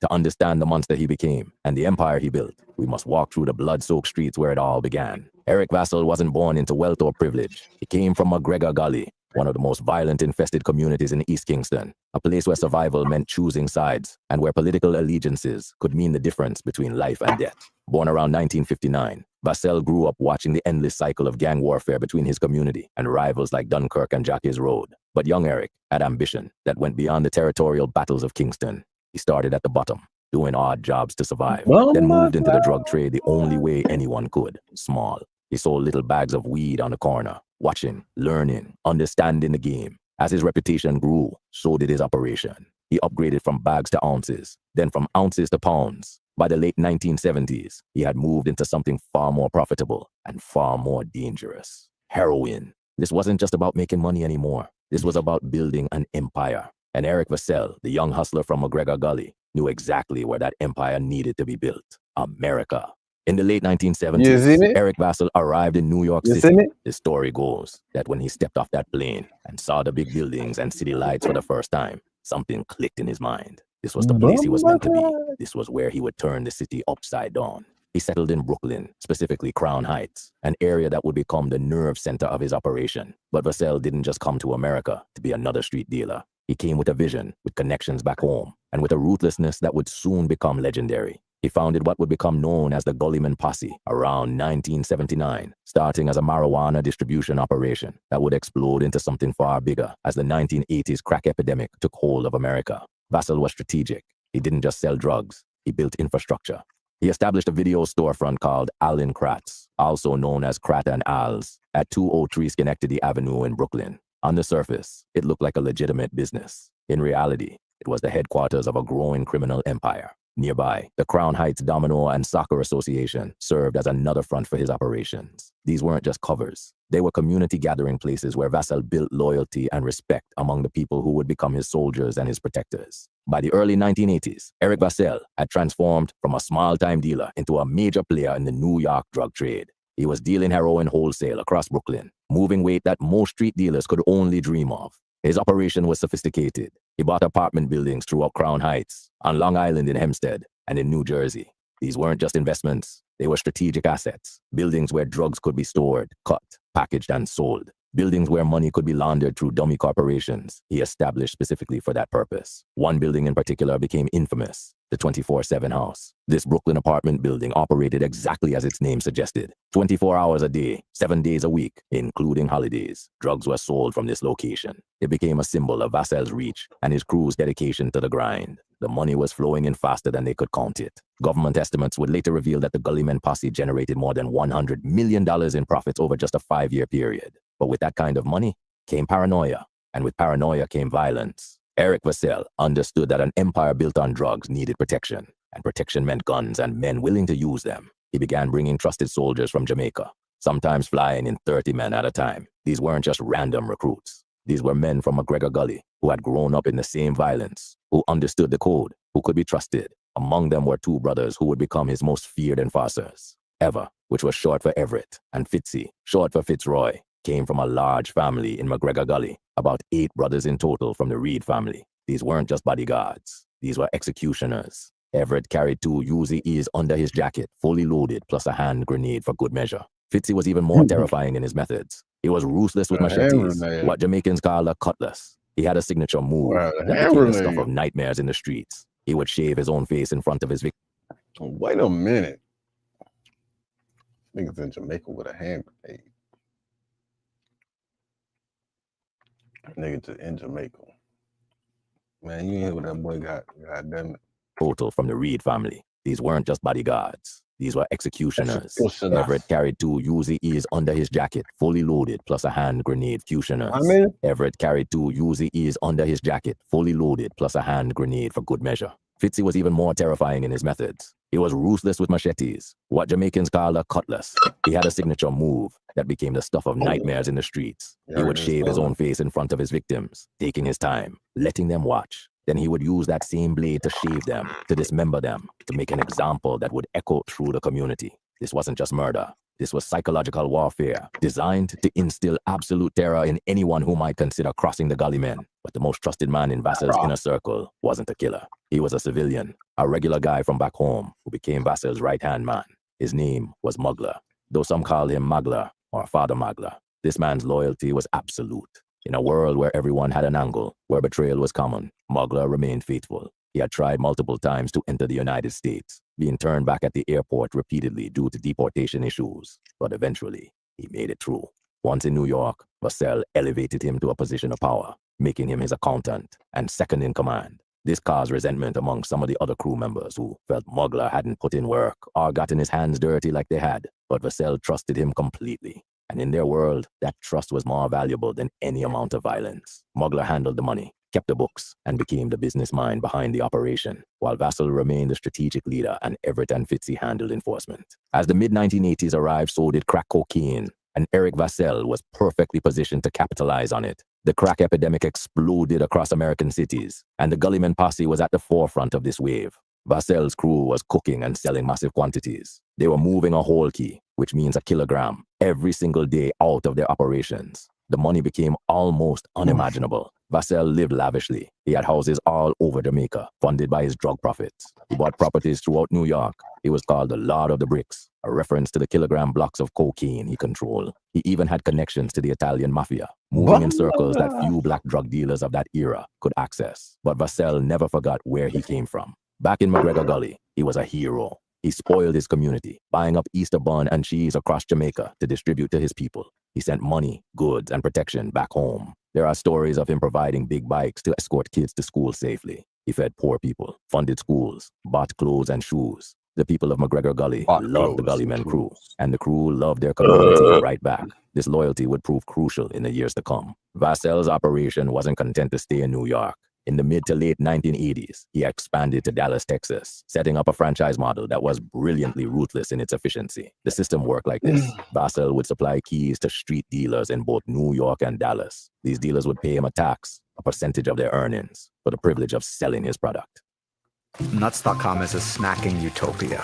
We have supplier relationships from all over the world. I actually don't speak a lot of other languages, but Gemini and Google Meet, it translates everything Get the fuck live. out of here, bro.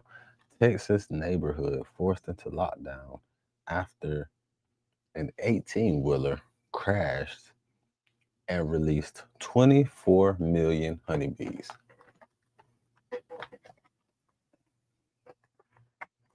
I don't think you understand. I don't think a nigga just heard me.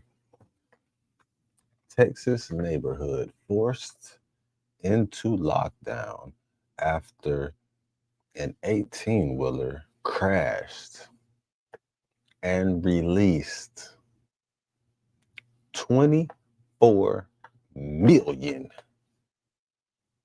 honeybees. Brooklyn to Dallas. Once in Dallas, the crew would sell the drug. Wait a minute. Before we get back into this,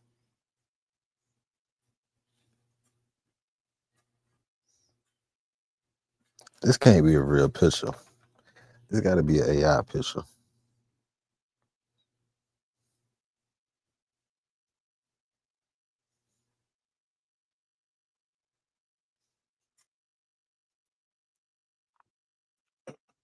So this is in Mauriceville. The Mauriceville, Texas neighborhood lockdown occurred on Sunday, June 21st, 2026, after a commercial 18-wheeler carrying 406 beehives flipped into a ditch. The truck driver reportedly took a wrong turn onto a narrow residential street and attempted a sharp corner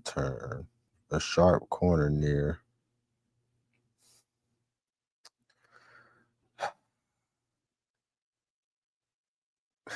Colony Drive.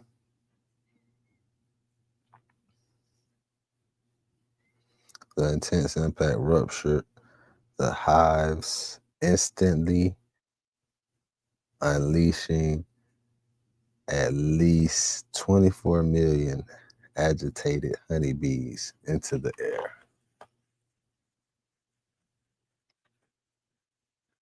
$24 million bees in the air, man. In the neighborhood, man, them bees would kill somebody. They're not wrong for locking down a damn city or that town or that neighborhood, but it's gonna be some honey. It's gonna be some beehives around that motherfucker. I bet you they're not capturing them bees, bro. Ain't no way to capture them damn bees. That's 24 million bees in the neighborhood. You could call it a day. You could wrap it up. Them bees.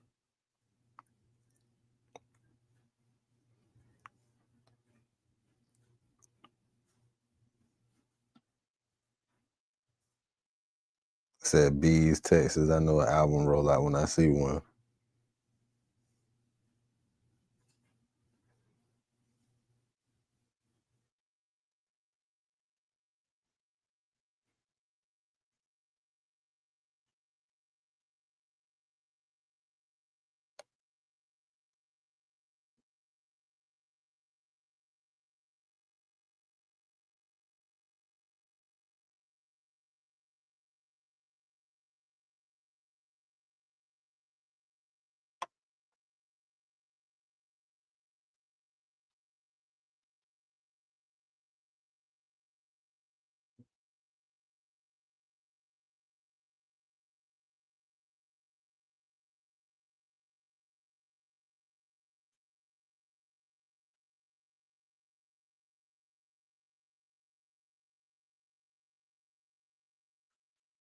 DoorDash, bro.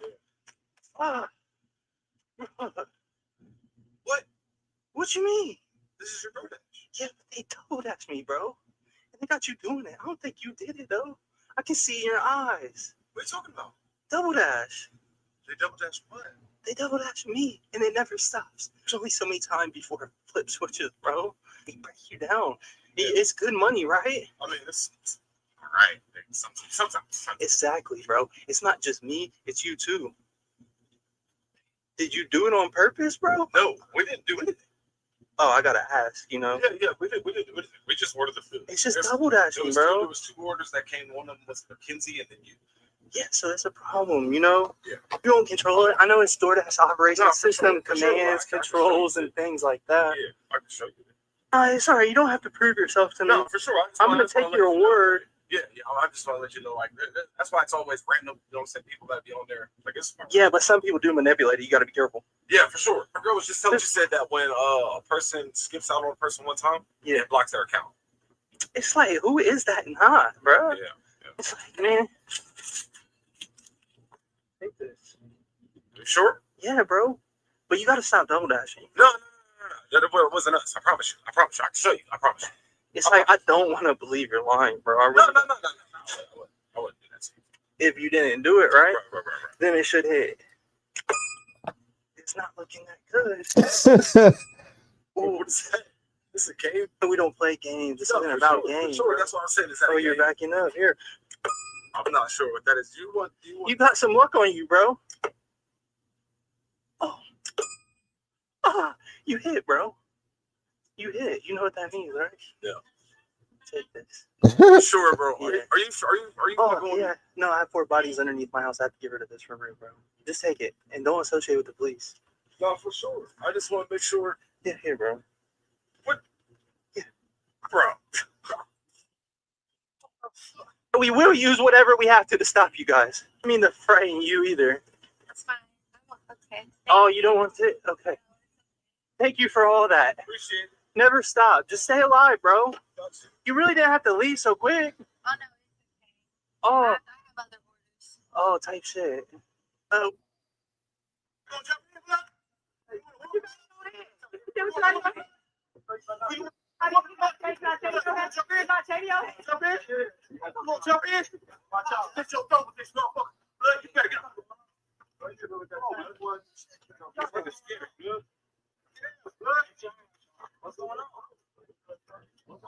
You act like you finna get involved, Cody. Blood, I'm gonna fuck you up.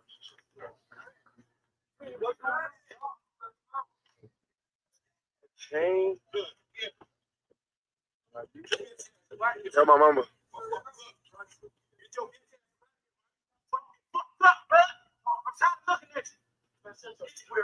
Get your bitch ass right here. Look, get up out of here. Look, get up out of here before I kick you in your head. Before I kick you in your head. Look, get up out of here before I kick you in your head.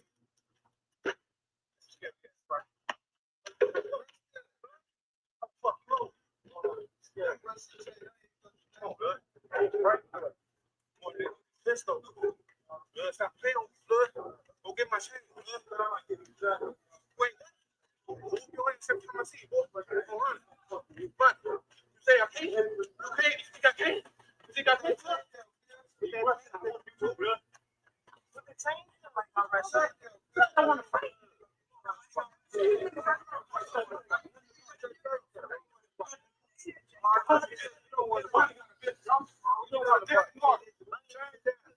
Nigga cigar, they ain't got nothing to do with you. But that's all you are.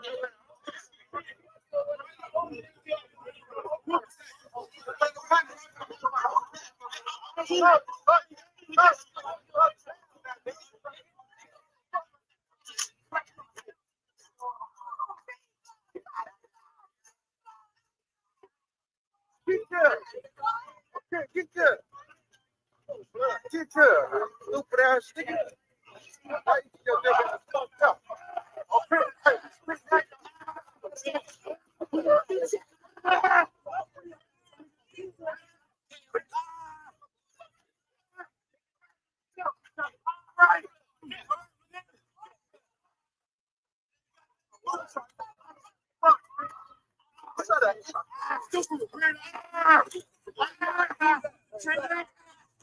That boy going in his pocket. That's first protocol. Go in that nigga pocket, man.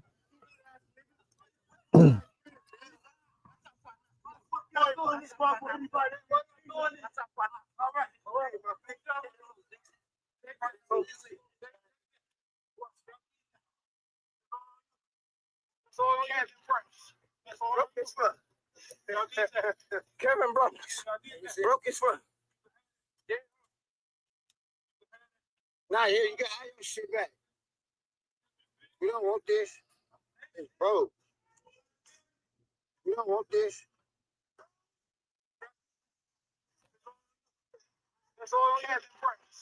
Broke his foot. Kevin broke his foot. Now here you got your shit back. You don't want this. It's broke.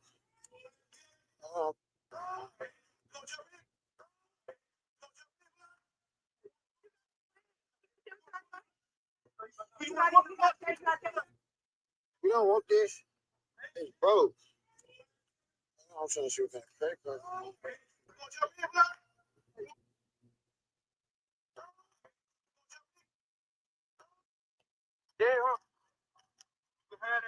Now here you.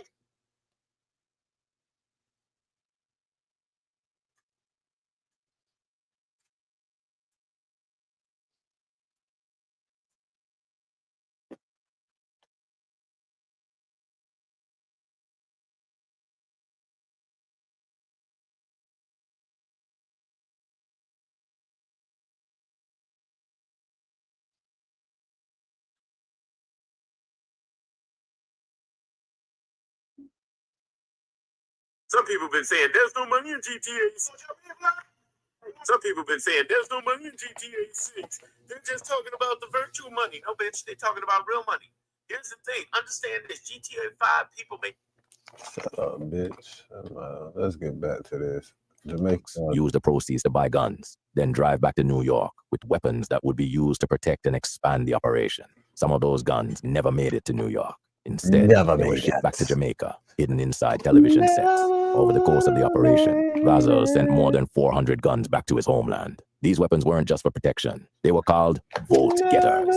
Vassal had ties to the ruling People's National Party, the PNP, and these guns were used to support the party's political activities, to intimidate rivals, and to maintain control during election seasons. Whenever major events occurred in Jamaica, Vassal allegedly sent gun shipments. This made him not just a drug lord, but a political force, someone who could influence the direction of his country from thousands of miles away. But with expansion came conflict, and conflict in the drug trade meant bodies. The Gullyman posse carried out at least 10 murders on Eric Vassal's orders, according to FBI estimates, though the real number was likely much higher. Some sources suggest the crew was involved in over 50 killings. These weren't random acts of violence. They were calculated moves to eliminate rivals, punish disloyalty, and maintain absolute control over their territory. The crew operated a location they called the White House, where rivals were taken to be tortured and murdered. Many killings happened in hallways of the apartment buildings they controlled. Quick executions to enforce discipline within the organization. Vassal's rules were absolute. In his territory, possessing even a single weed seed without his permission could lead to execution. This zero-tolerance policy ensured that no one operated in his area without paying tribute. In 1984, Vassal ordered one of his most audacious hits. His own landlord was murdered in a gangland-style killing. The reason was simple but telling about Vassal's mindset. The landlord had called the police on minor issues, drawing unwanted attention to properties Vassal was using for his operation. That kind of heat couldn't be tolerated. The landlord had to go. Another building owner met the same fate when Vassal decided he wanted that building for his drug operations. If someone stood in the way of the empire, they were removed. Ironbeam is an industry-leading broker catering to traders worldwide. With 24-hour live support and the free Ironbeam platform, you can trade the most popular and liquid future contracts anywhere and from any device. With day trade margins as low as $50 and no account minimums, futures trading is more accessible than ever. Register now and let us help you shine a light on futures trading. Ironbeam.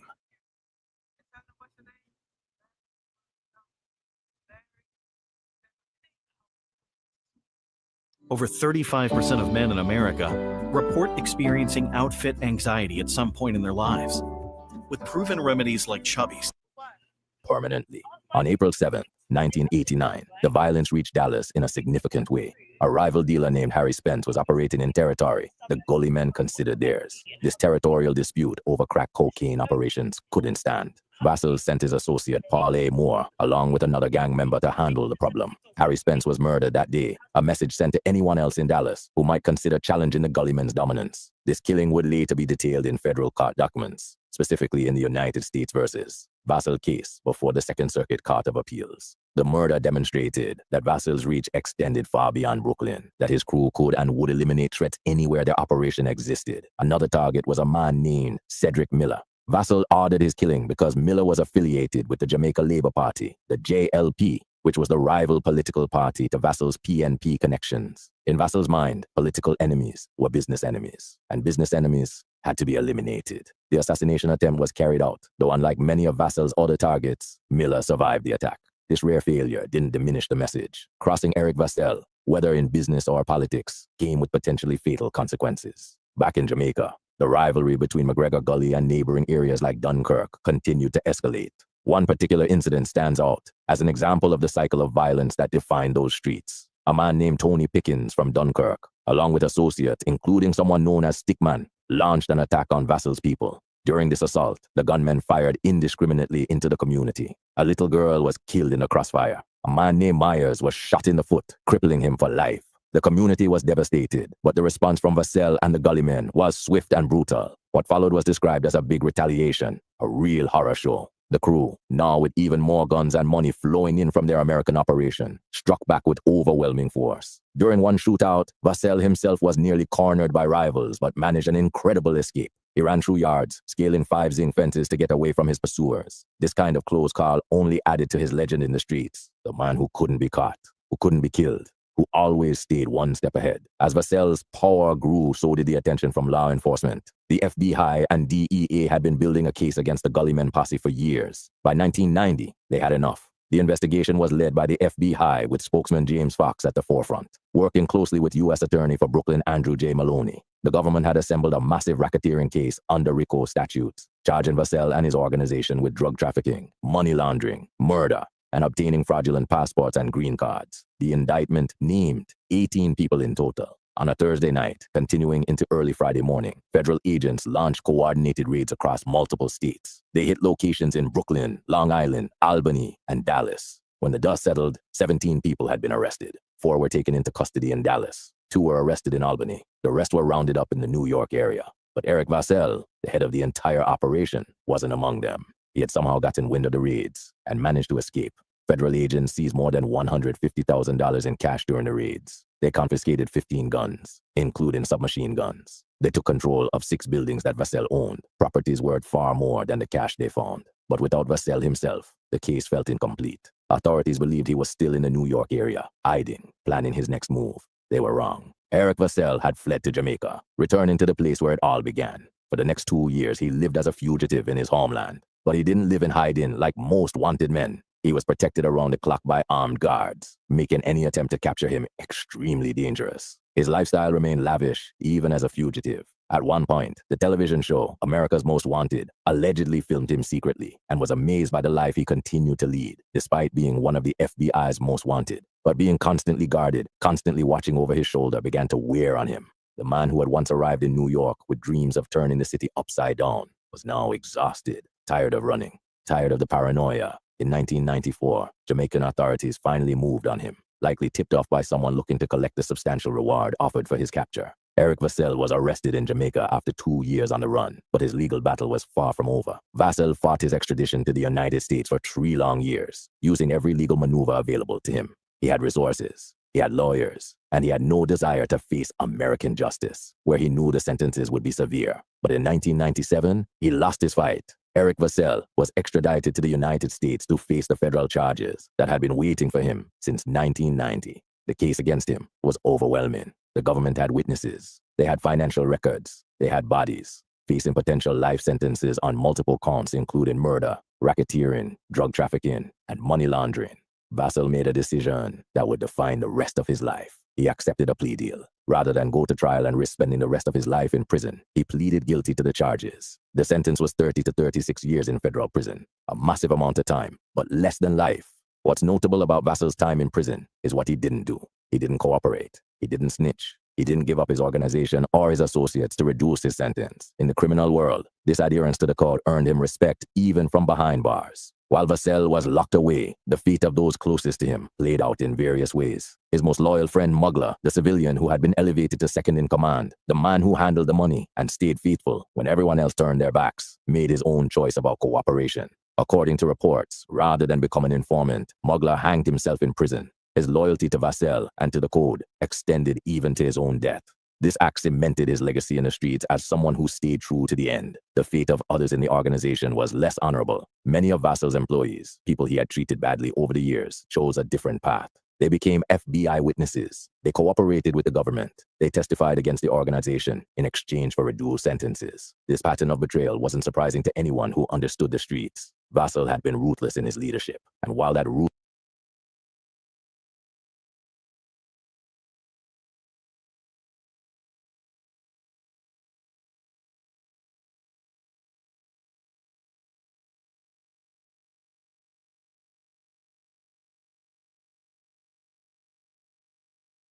Man, we out.